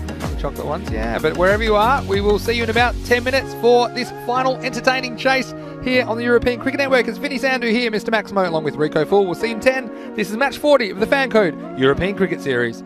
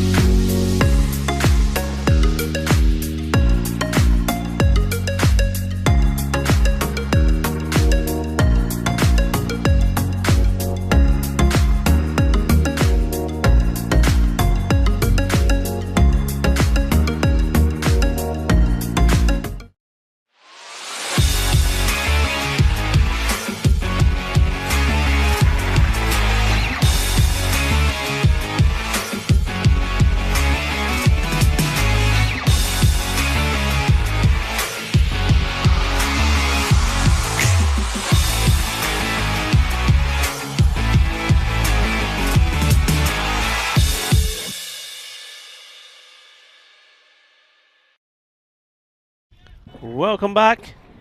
And we're, well, see another thrilling run chase. Target 131 has been posted by Minaj. And Skyways, so they need a good start. The power play is going to be key.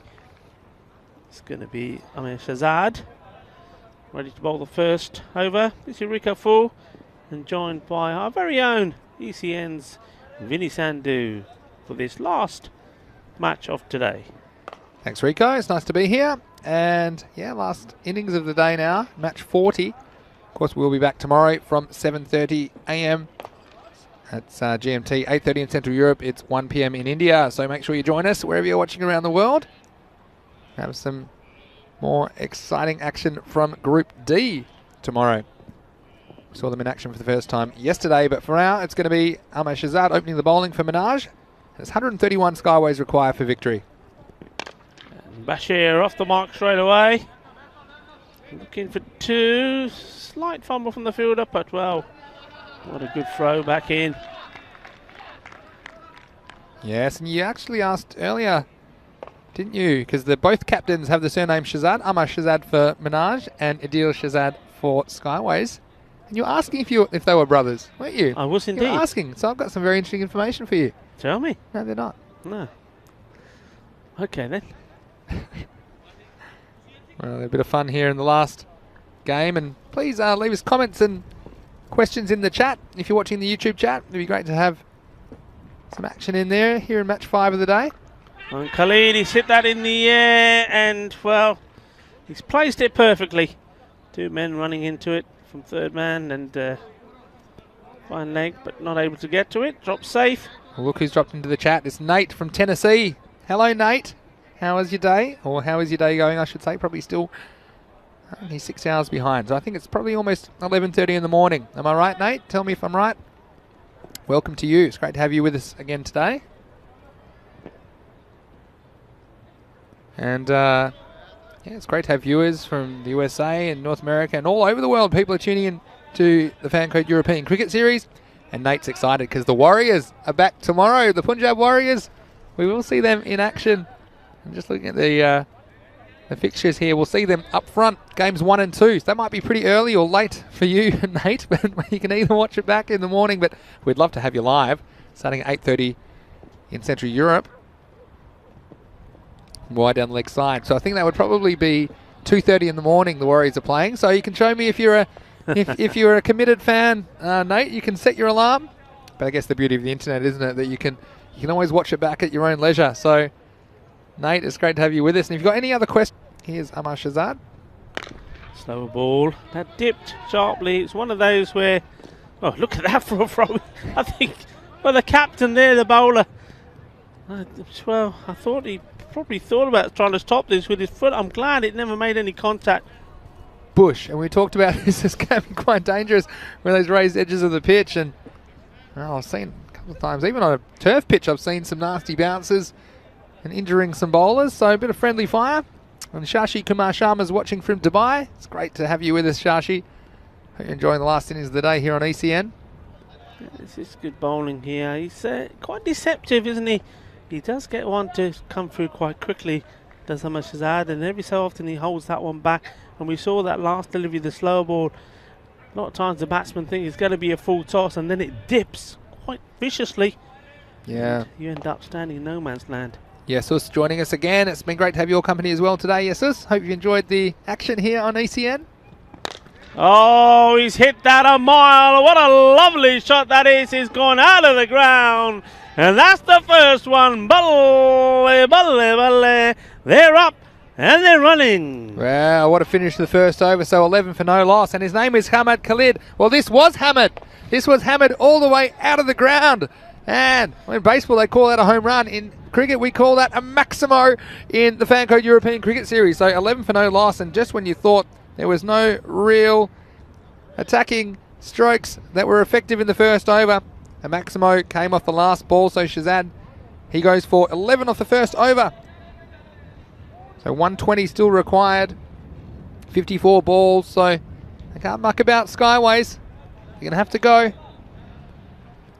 Khalid Mahmood is getting set to bowl the Second over here. Gaurav Sharma's watching from Bahrain. That's great. We've got some more viewers from that region, and yeah, let us know where you're watching from. Last match of the day. Rico and I love to be entertained. You can entertain us in the chat. It's always great to get your comments and questions. It's going to be Khalid Mahmood to bowl. Play that. The off-fielder comes in, and there's that. Oh, well. See, that's lucky there's no one behind that, because that one has jumped off the surface and take out the bowler. I got a rude shock if he was behind this one. Lucky he was out of the danger zone. Watch this. Hit the pitch and jump.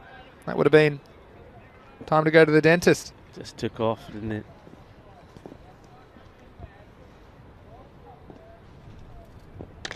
Well, that's a nice shot, and well, it's just slowing up, but I think it's still, yeah, it was starting to slow up there, but still makes it all the way to the boundary. Lovely shot. I love the positioning here, and look at the way he executed that. That's nice.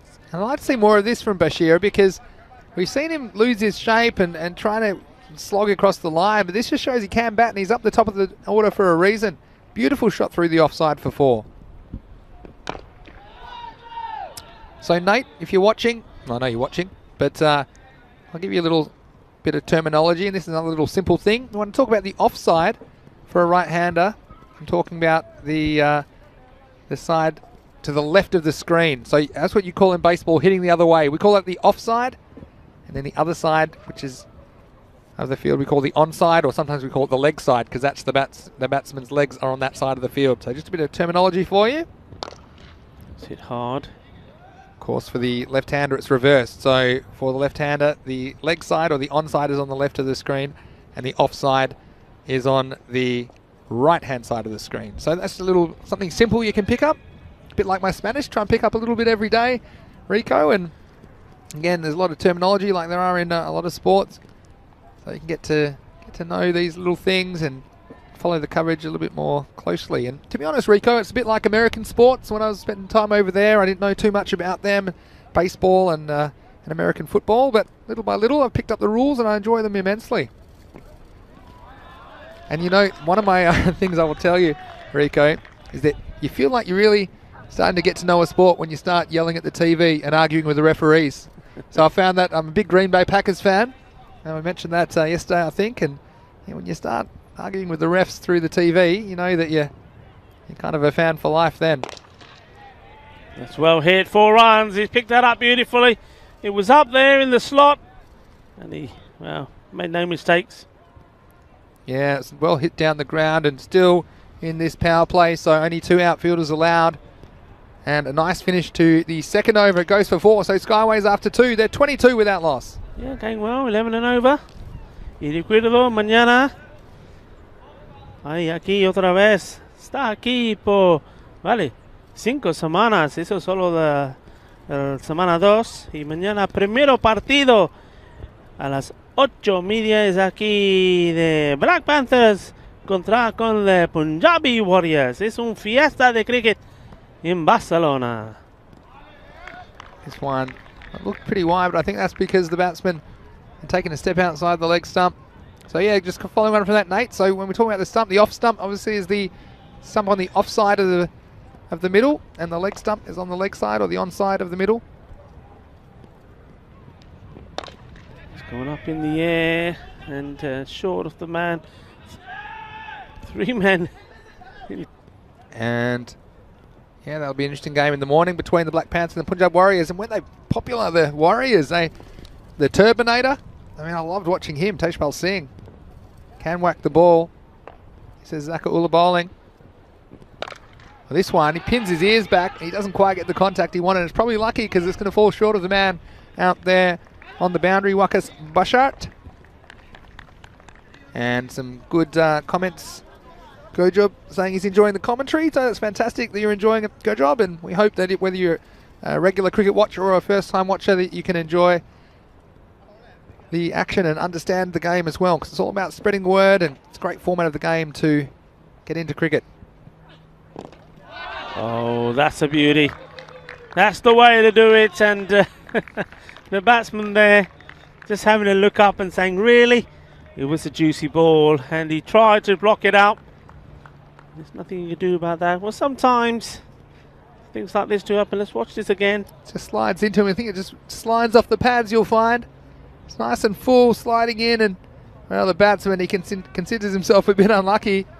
But again, if he gets inside of that, he probably gets a wide. So it's an entertaining but brief stay for Shireen Bashir. He played 1 or 2 nice strokes, but a wicket for Zakaullah, and Skyways, they lose their first one with a score at 25. Yeah, I mean, the reason that was good is the bowler knew. Let's watch this. He knew the batsman was trying to give himself room outside that, moving outside the leg, trying to play that shot. So he's followed him and he's darted it in. Now, sometimes the bowler, by trying to do that, ends up bowling it short, ends up being a free hit. But that was full and, well, gets his just reward. Oh, balle, balle, balle. There's another one. Well, I talked about getting his just reward for the last one. Well, a new batsman, that's the way to do it. You don't waste it down the leg side. You fire it right in. It's 2 and 2. Are we finally going to finish the day at a hat-trick? We've been here many times. Only the one so far in this European Cricket Series. Well, what an opportunity this is. Well, the action's never far away. I don't care if it's late in the day, wherever you're watching around the world. Watch this one, Adil Arif. I just finished writing his name down in the piece of paper in front of me, Rico. And I saw he went for an expansive stroke and, well, right on target. The stumps go down again. We just fixed him up. And Zakaullah, he's on a hat-trick. He's got 1 ball left in this over. And Umar Hayat, well, he's going to come in. He's got the buckets. He's got the bat in them right now. And he's going to be under pressure because we've already seen 1 hat-trick. And a hat-trick, and you might know the terminology from some other sports, but in cricket it's 3 wickets from 3 consecutive balls. And it's going to be Umar Hayat to face up. And of course, it's a prized thing. Often cricketers will go their whole life without taking a hat-trick. And he's got a chance here, Zakaullah, in front of a global TV audience on a hat-trick. It was up in the air, and again everyone had come in an attacking fashion trying to get the ball if it popped up in the end. It did pop up, but it went over the fielders at 4 runs, so still a fantastic end to the over. So Skyways losing a couple of batsmen in that over. They are 29 for 2 after 3 overs. Yeah, very well bowled there by Zakaullah. And you just get the feeling that if they left the field, I mean, it's one of those hat-trick ball everybody does, traditionally always come in trying to put the pressure on the batsman. If they left the field as it was, that one probably, well, I'm not sure the batsman would have played the same shot, but it was going to be caught at backward point. But anyway, fine bowling from him, and Skyways in a spot of bother now after losing those 2 wickets. So it's 29 for 2 at the end of the power play. Yeah, so that's exactly right. And well, we saw some action, didn't we? Saw some stumps flying. It's going to be Khalid Mahmood to bowl his second and final over. And a few more good questions in the chat. And Nate's just wondering about a free hit. Well, free hit's a fairly recent innovation in cricket, and if there's an illegal delivery, not a wide, but an illegal delivery, whether it's through overstepping or for some other reason, then the next ball the batsman can't be dismissed except by being run out, and that's what a free hit is.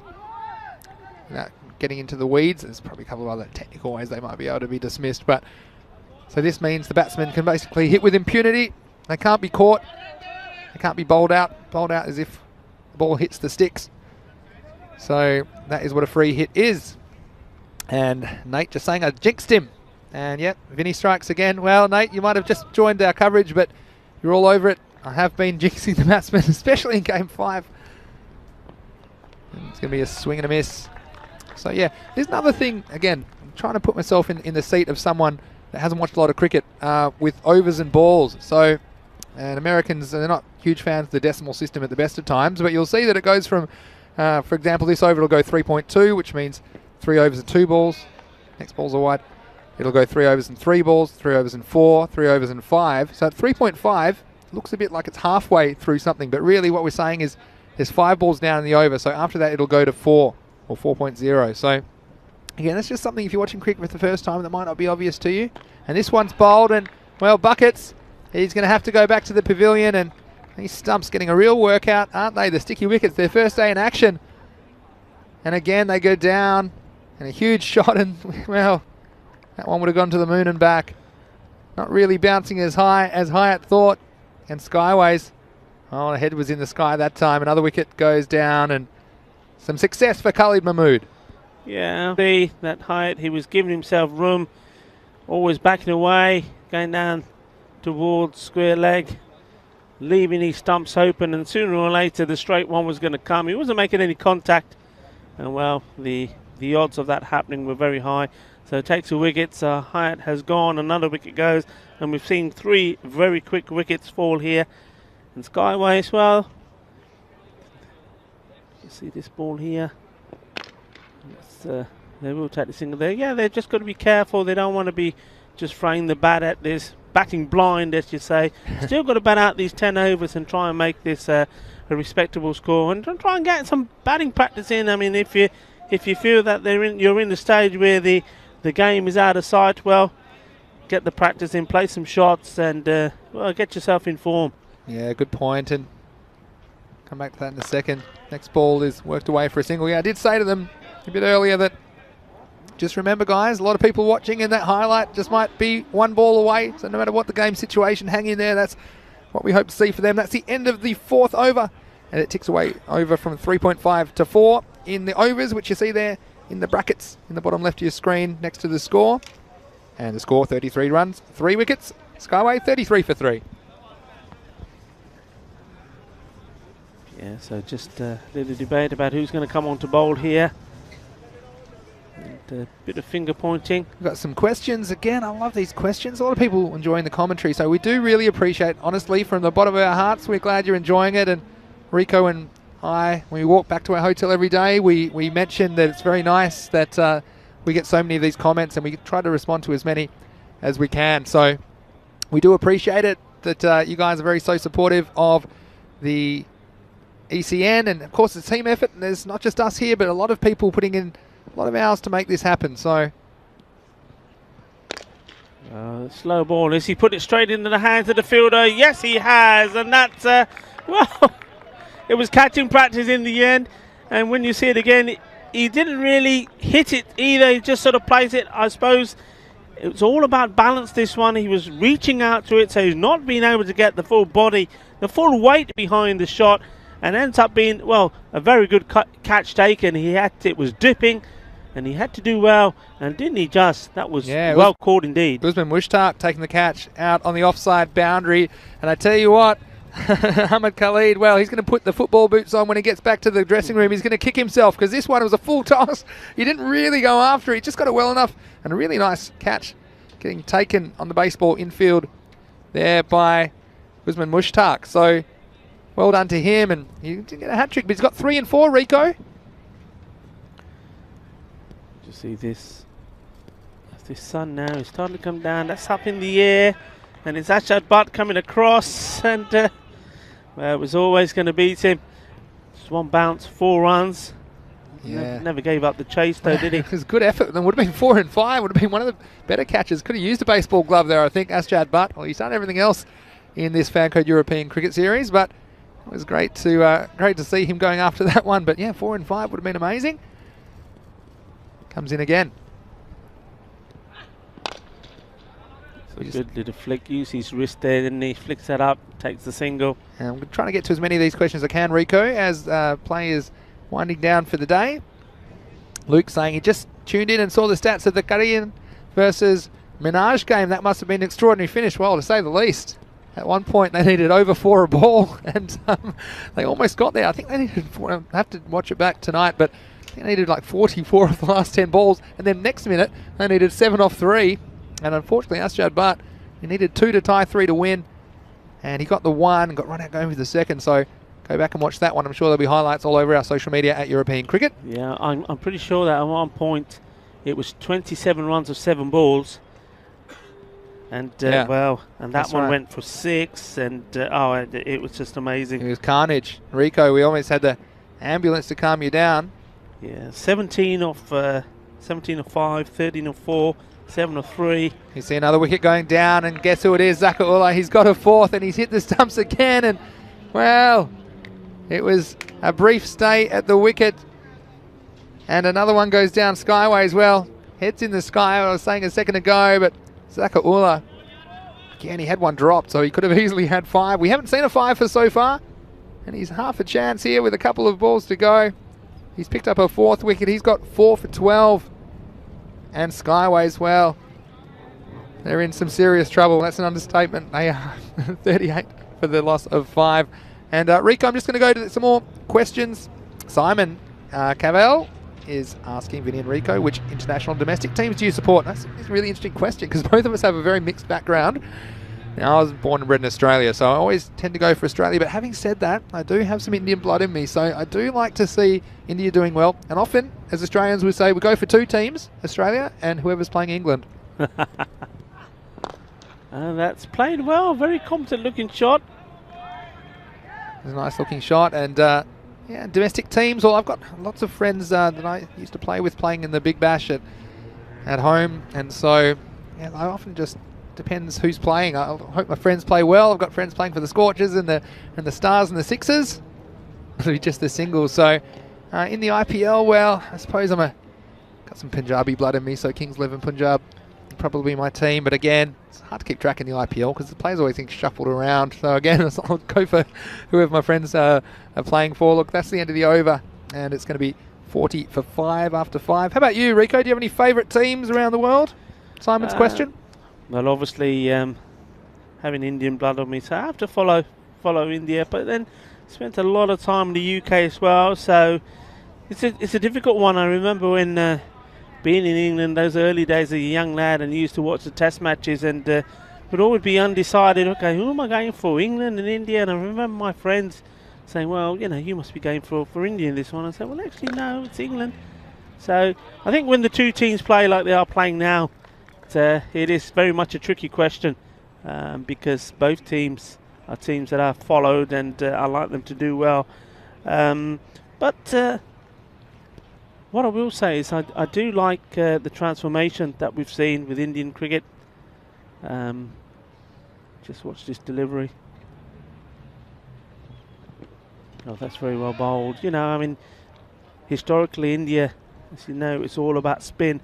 And I think I'm very excited at the moment with the number of pace bowlers that they've got in the attack and world-class bowlers. So that's good, very encouraging for Indian cricket. And England, well, England are probably doing it the other way around. They've always had pace bowlers and getting good spin in the act. So yeah, some good points you make there. The changing face, and it's a no ball from Yasin Javed. It's gone over the front line there, so this one will be a free hit. Yeah, it's interesting to say that. I think the IPL has been amazing for Indian cricket because it's exposed so many of their domestic players to the kind of pressure and the kind of standard, and the fact that it's unheard of 20 years ago that you'd have international superstars playing in the same teams. Yeah. And I do everything that I hear from my friends playing the IPL is that these guys are very generous with their time, and people like AB de Villiers, who played with one of my friends, Josh Philippi, at the Royal Challengers Bangalore, he said he had plenty of time to pass on the wisdom to Josh and helped him with his mindset and his batting, and in so many other ways. I've had my other friend Andrew Ty, who plays for the Perth Scorchers. He's spent time playing in the same team as Dale Steyn, and I think these guys, when it comes down to it, especially once they've been around the scene for a while, they're very generous with their time and in trying to pass on that knowledge to the young players. So I think the fact that India has so many of these domestic players playing that competition, you can see how they're so strong now at international level. Hit over the top off the infield, and Asad Jawat comes in to do the fielding. Yeah, the other thing I would say, I mean, I must admit that recently the larger format, so the test match format of the game, doesn't appeal to me as much as perhaps it used to when I was younger. I know there's a completely different art and skill involved, but I far enjoy watching the shorter version, T20, and this particularly for me, T10. T10 for me has been a game changer. I think it's just fantastic that in a day like we are here, you can watch 5 matches, all different teams. It's entertainment, and it's one of those things we've seen it, haven't we, with cricket? I mean, let's go back, 30 years and what cricket used to be, and well, look at it now, and forget the batting and the bowling.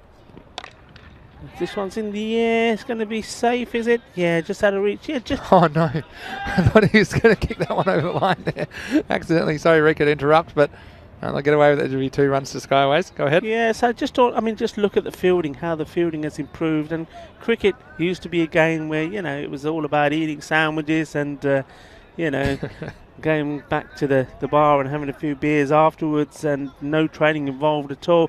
Well, it's all different now, and it's become a skill, it's become an art form, and I just love the way the game's changed. I love the way the new techniques and new skills have been introduced. I think it's absolutely fabulous. And you know, they are athletes now, these guys, you know? Yeah, absolutely. And, you know, change is the only constant, as I like to think sometimes, and we are always changing. And look, I sometimes say, well, Test cricket is a huge test of skill and mental ability. But it's kind of like, that's like your kind of filet mignon, your very fancy dinner. You know, you got the best of the best, and just pairing it with the correct wine, for example. Come back to that in a second. And nice pick up from the keeper this time. There'll be no run. So captain at the crease for Skyways, Adil Shazad. Yeah, and look, you've got your T20 and you've got your one dayers, which are kind of like your nice pub meal or whatever. ECS, 25 cheeseburgers a week. Like, there's a lot of them, but by God, they're delicious, Rico. And that's why there's nowhere I'd rather be than right here in the ECS, bringing you the action on the European Cricket Network.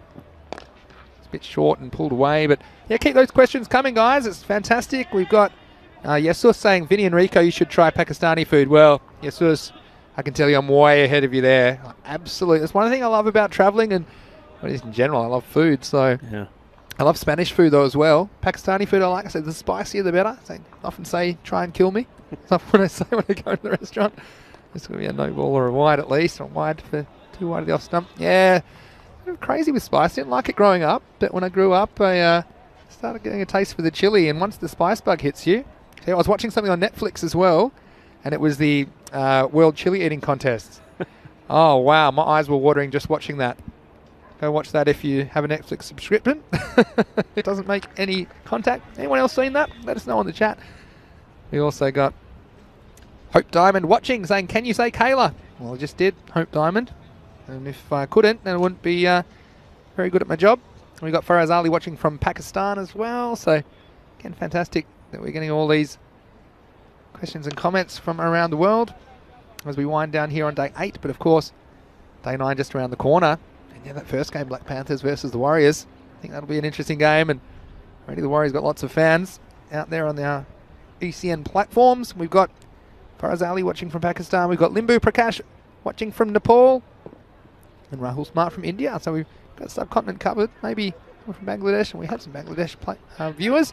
This next one, well, it's up and it's going to go all the way. It's a lovely shot from the captain, Adil Shazad. Well, he's doing his best to create some highlights for Skyways.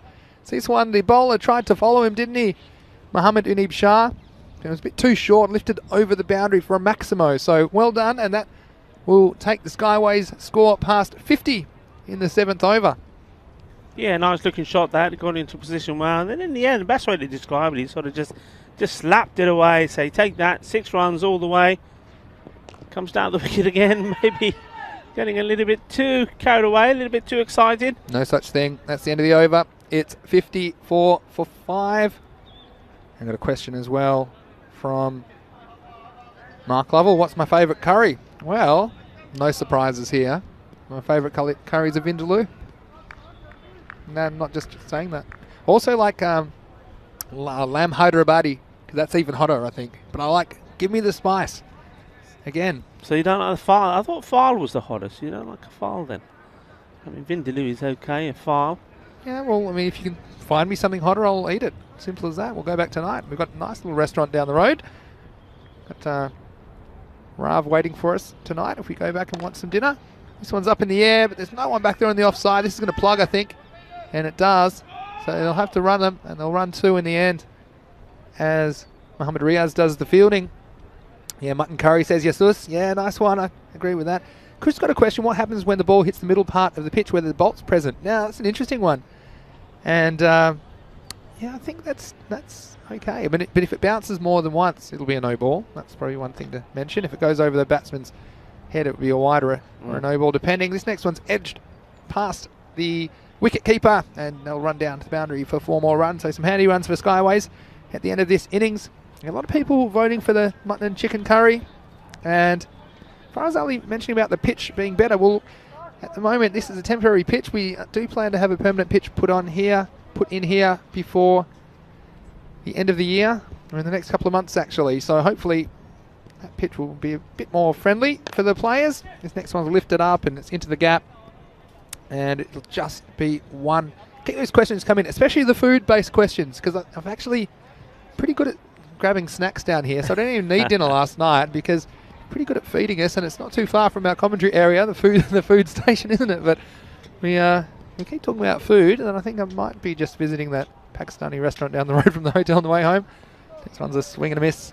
But we do love your questions and comments, and it's all about the community here. And thanks again to all of our subscribers. We have over 162,000 subscribers now on the ECN European Cricket Network YouTube channel, and it's growing every day. So invite your family and friends to be a part of it. Bowler Mushtaq now, he's done his work in the field, and now he's on to do his work with the ball. And doesn't he like that one? And he's having a little word with somebody. He had a point to prove, and he's proved it here well. Beautifully bowled. And, well, the captain trying to hit this big and trying to hit it a long way.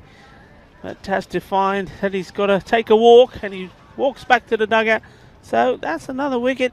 So Usman Mushtaq in on the act now here as well. We've had these brand new wickets thanks to sticky wickets today. Looking fantastic for the Fan Code European Cricket Series, but geez, I wonder, I hope they've been reinforced, because these wickets, especially at the strikers end there, they have taken an absolute battering in today's matches, and I've lost count of the amount of bowls we've had at that end. So I might want to rotate those wickets and have them at the other end tomorrow. They might not last very long, but they are very good quality, I would say. Sticky wickets, shout out to them. It's great that they've provided those stumps, and what a battering they've had. So, I've got some more food-related questions. Well, this is cool.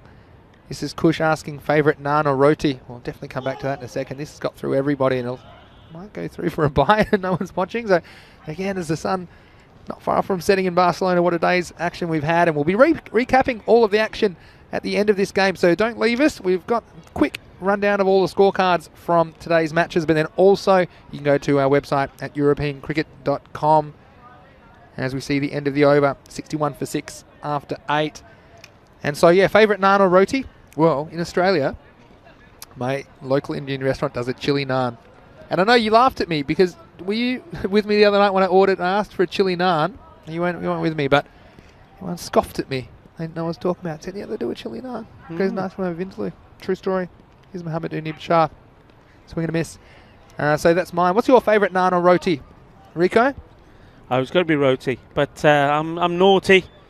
I'm naughty, but nice, as you know. But yeah, it's got to be a roti, but it's got to have loads of butter on it. There's no point having a dry roti. It's got to be buttered. And we talked about food, so it's only right that we give a shout out to Sarah and Javier, who see this ball played and missed. Sarah and Javier in the food tent here. When the weather is cold, they keep us supplied with coffees and hot soups, and on a day like today, provide us with lovely lunches. So well done, guys. Well done to the Cricket Federation here in Catalonia. They're doing a wonderful job hosting this event and making sure everything goes clockwise. Great team effort. And speaking of a team effort, we should give a shout out to the European cricket team as well. Yeah, absolutely. Just see this ball being bowled. That's played out to the field. Ashjad Bhatt, well, he's been the star of the day again once more. He was my favourite player the other day. Well, he's earned that again today. So, yeah, the European cricket team, Sam Williams, Max Bai, Andy Howe, Stefan Gooch and Murray Eaton. These are guys working tirelessly behind the scenes. So, well done. The men in blue doing a grand job. Yeah, you said it, Rico. This one is short in the body of the batsman. Yeah, I was going to say before, Rico, and it was responding, and everyone has been very, very kind and saying they're enjoying the commentary and enjoying the coverage, but it is a team effort, and there's a lot of people on the ground here putting in a lot of work to have the cricket run smoothly and on time, of course, and making sure the players are where they need to be at the right times. And yeah, thanks to everyone, and Sam doing a great job leading the team for European cricket here on the ground in the last couple of weeks. And everyone, thanks very much for your efforts, and it has run very smoothly so far. So thanks very much to them, and big shout out as we wind down on today's action. But of course, there's 5 more matches coming away tomorrow. Mark Lovell saying there's now 163,000 subscribers, so that's great. Obviously, I just have to say it, and we've gained 1,000 right there, but that's great. And Jesus, he said he'd love to play in one of these tournaments. Well, Jesus, I know you're in Spain, and have a look and perhaps look up on Cricket España on the internet and point you in the right direction about joining a club near you. I think this could be a wide, it's called. So we've got PK Gaming asking, is a daily stream? It absolutely is, Monday to Friday. Every day from 7:30 a.m. GMT, that's 8:30 in Central Europe and 1 p.m. in India. You can join us for 5 T10 matches. This is week 2, only week 2. Halfway through now of 5 weeks in Spain. So please, we'd love for you to join us on ECN. It's a nice looking drive down the ground. Yeah, remember, anything you want to know about Spanish cricket, you can go to European, you can go onto European cricket side and you'll see that there's details about Spain in there. But just go into Cricket Spain, so cricketspain.es, and information about all the clubs and about Cricket España as well. Well, after this ball, the end of the oval, have a more food chat. Perfect. Just worked away for a single. I think you're going to make it. Good throw, and once more it's hitting the end of the mat. Now you saw something that I've never seen before. I believe it was yesterday when there was a leg by, and the wicketkeeper going for a shot that stumps through it. It hit the edge of the mat and then went all the way to the boundary. So it was 5 leg buys. 5 leg buys. Yeah, you see everything if you live long enough, Rico. Well, I don't want to distract you with from the cricket, but I need to talk more about food because there's a lot of food chat in here. And Kush is saying, Rico, I'm naughty. I like roti. Well, sometimes it's nice to be naughty. I tell you what, I might not be fitting in my suit tonight because you guys have really got me in the mood for some big Pakistani meal tonight. And Spin 2147 saying he misses cricket badly. He's taken all the paint off his room walls. Of course, yeah, this is my bedroom as a kid. I was always taking the paint off the walls, banging the ball against it. This one's lifted up. Well, the fielder, does he have a chance? He's going to have to jump. Well, Shaquille O'Neal might have had a chance with that one, but the captain, Amar Shazad, he wasn't able to do much about it. He got some good airtime, the captain, but that's all the way over for a Maximo as we're into the last over. And a nice shot. Bubba Ali, well, he is into the 20s and doing well for Skyways, but they're going to fall well short of the target. This one's up in the air, and this isn't going to carry, so I think it'll just be the single in the end. But yeah, so Spin wanting to know, we're trying to get through all these questions, but you'd love to play. And of course, yeah, if you are in a European cricket country, if you find your way in Europe, then there is cricket going on in almost all countries now, at different degrees. So trying to get to as many as we can as well to bring you the action here in the Fan Code European Cricket Series. Next one's a swing and a miss. Yeah, bowled well here. This is good bowling from Usman Mushtaq. He's enjoying his time out there. He's enjoyed taking the wickets. Well, he's been hit for a big 6, and it's nice to see that Skyway still prepared to play these shots. Yeah, so winding down again. Just 3 balls remain. We swing and a miss. And yeah, Spin saying he appreciates us reading his comments out. And yeah, like I say, this is for European-based players, so if you are watching from Europe or you find yourself in Europe in the future, we hope there's plenty of cricket for you. A lot of Arabian food comments as well, and I think we might have to try some Middle Eastern food while we're here. A couple of balls remain. That's well hit. There's a fielder out there. Let's get through these last ones. And well, PK Gaming saying he loves, from Pakistan, he loves cricket of anywhere. Well, this is Spain, and yeah, Kush saying not sure about the ball hitting the side of the pitch and 4 extra runs. Well, I don't know. I don't mind that. It's kind of a ground rule. It's pretty rare. And, of course, this pitch is only around temporarily anyway. So I don't mind that. It's a quirk. And we see the last ball here. It's another wicket. And Mushtaq, well, he's happy with that. Some cheap Dream 11 points for him. Some cheapies at the end. Jeez, he'll be lining up to bowl the 10th over, I tell you what, in these matches. And down go the sticky wickets. Well, that sums up there. They fell well short. They finish on 73 for 7. So losing this match 130 to 73. And well, thanks for joining us. Just a reminder, if you are leaving us, to join us tomorrow from 7:30 a.m. GMT, 8:30 in Central Europe, 1 p.m. Indian time. But if you do want to stick around, we'll have a recap of the day's action. And looking at the second innings of this was Skyways, Rico, and they needed 131 for victory. It was always going to be tough, and they just came up a fair way short, you'd have to say, in match 40. But still, they had the odd highlight, and this is a bit unlucky for the batsman. It slid off his pads into the wickets. I tell you what, Adil Reef, well, he walked down there. He could just walk, turn around, walk straight back as he went first ball. And then the hat-trick ball, wow, it was so close. It was edged over those fielders, but then wickets fell at regular intervals for Skyways. And well, that was a nice catch from Usman Mushtaq. And then we had the bat change. Well, give me one that works, please. Bubba Ali, well, he was pretty good in the end. He scored 27 off 21 balls, and he can be proud of his efforts. Eventually, he fell as well.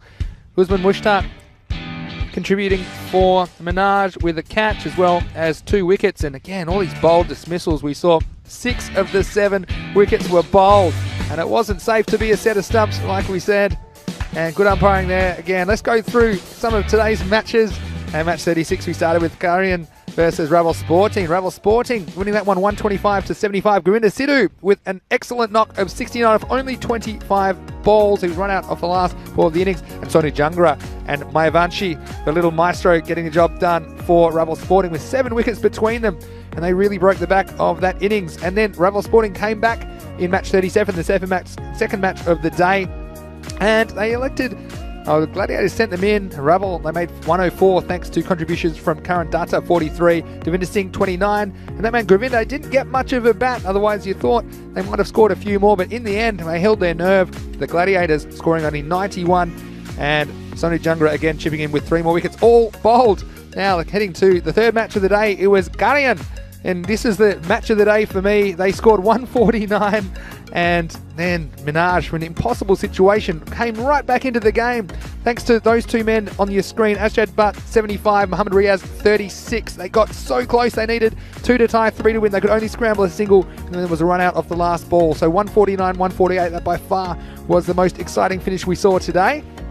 Then, of course, we had the fourth match of the day just before the one just completed, and that was the Gladiators getting their first ever win in the Fancode European Cricket Series. They put 143 on the board, and Skyways, although they entertained the chase early on in their innings, they fell a little bit short, and the margin of victory there was 37 runs. And of course, in the final match, which we've just seen here in Minaj, well, they returned and they got their revenge. They do walk away with a win for the day, and they won 130 to 73 over Skyways. But Rico, it's been great to have your company as always.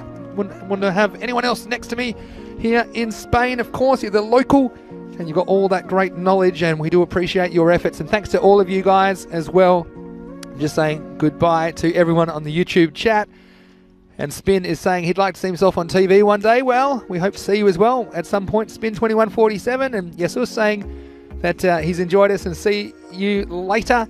And look, thanks guys again. We say it and we say it again, and sure we'll talk about it on the way home tonight. It's been great to have your company, and thanks for all the positive comments. Everyone around the world telling us how much they're enjoying the Fancode European Cricket Series. And guess what? There's plenty more around the corner. There's still 2 days this week, and it's only the second week of 5 here in Barcelona, Spain. It's only the first series of the year as well, so we're going to take you on an adventure around Europe this year, and we hope you come along for the ride. So Rico, any last thoughts? And well, the main decision now is what we're going to have for dinner, isn't it? Because we just recapped the scorecard there. The Skyways innings, only 2 players making double figures. And as far as the bowling, well, it was Zaka Ullah with the 4 wickets. And he almost had a hat-trick. He had 3 and 4 balls, and also 2 late wickets to Mushtaq and Khalid Mahmood as well, chipping in with 1. But the main thing I was going to say, Rico, is we have to decide what we're going to have for dinner. And I think after that, I was going to skip dinner, but I think now, yeah. straight down to get a curry, I think. I think all that talk of curries, your mouth is watering already. But serious team, and we've had another wonderful day. Loads of runs being scored, loads of wickets being taken, and some wonderful guys, wonderful teams. And it's just been, well, I suppose the best way to describe it is it's like a fiesta. It's a fiesta, a carnival of cricket. It's absolutely a joy to be part of. Well, it is, and look, it's been such a difficult period for so many people around the world, and so it's nice to have something like the Fancode European Cricket Series, which has the ability to entertain and bring joy to so many people, and so certainly is an honour to be a part of it. Simon says, see you tomorrow. We'll see you, Simon. It's been great to have your company as well, and wherever you are around the world, we hope you can join us tomorrow from 7:30 a.m. GMT, 8:30 Central Europe. It's 1 p.m. in India. But for now, this is Vinny Sandhu, Mr. Maximo, and along with Rico Fool, you've been watching the European Cricket Network. We'll see you tomorrow. It'll be day 9 of the Fancode European Cricket Series. Good night.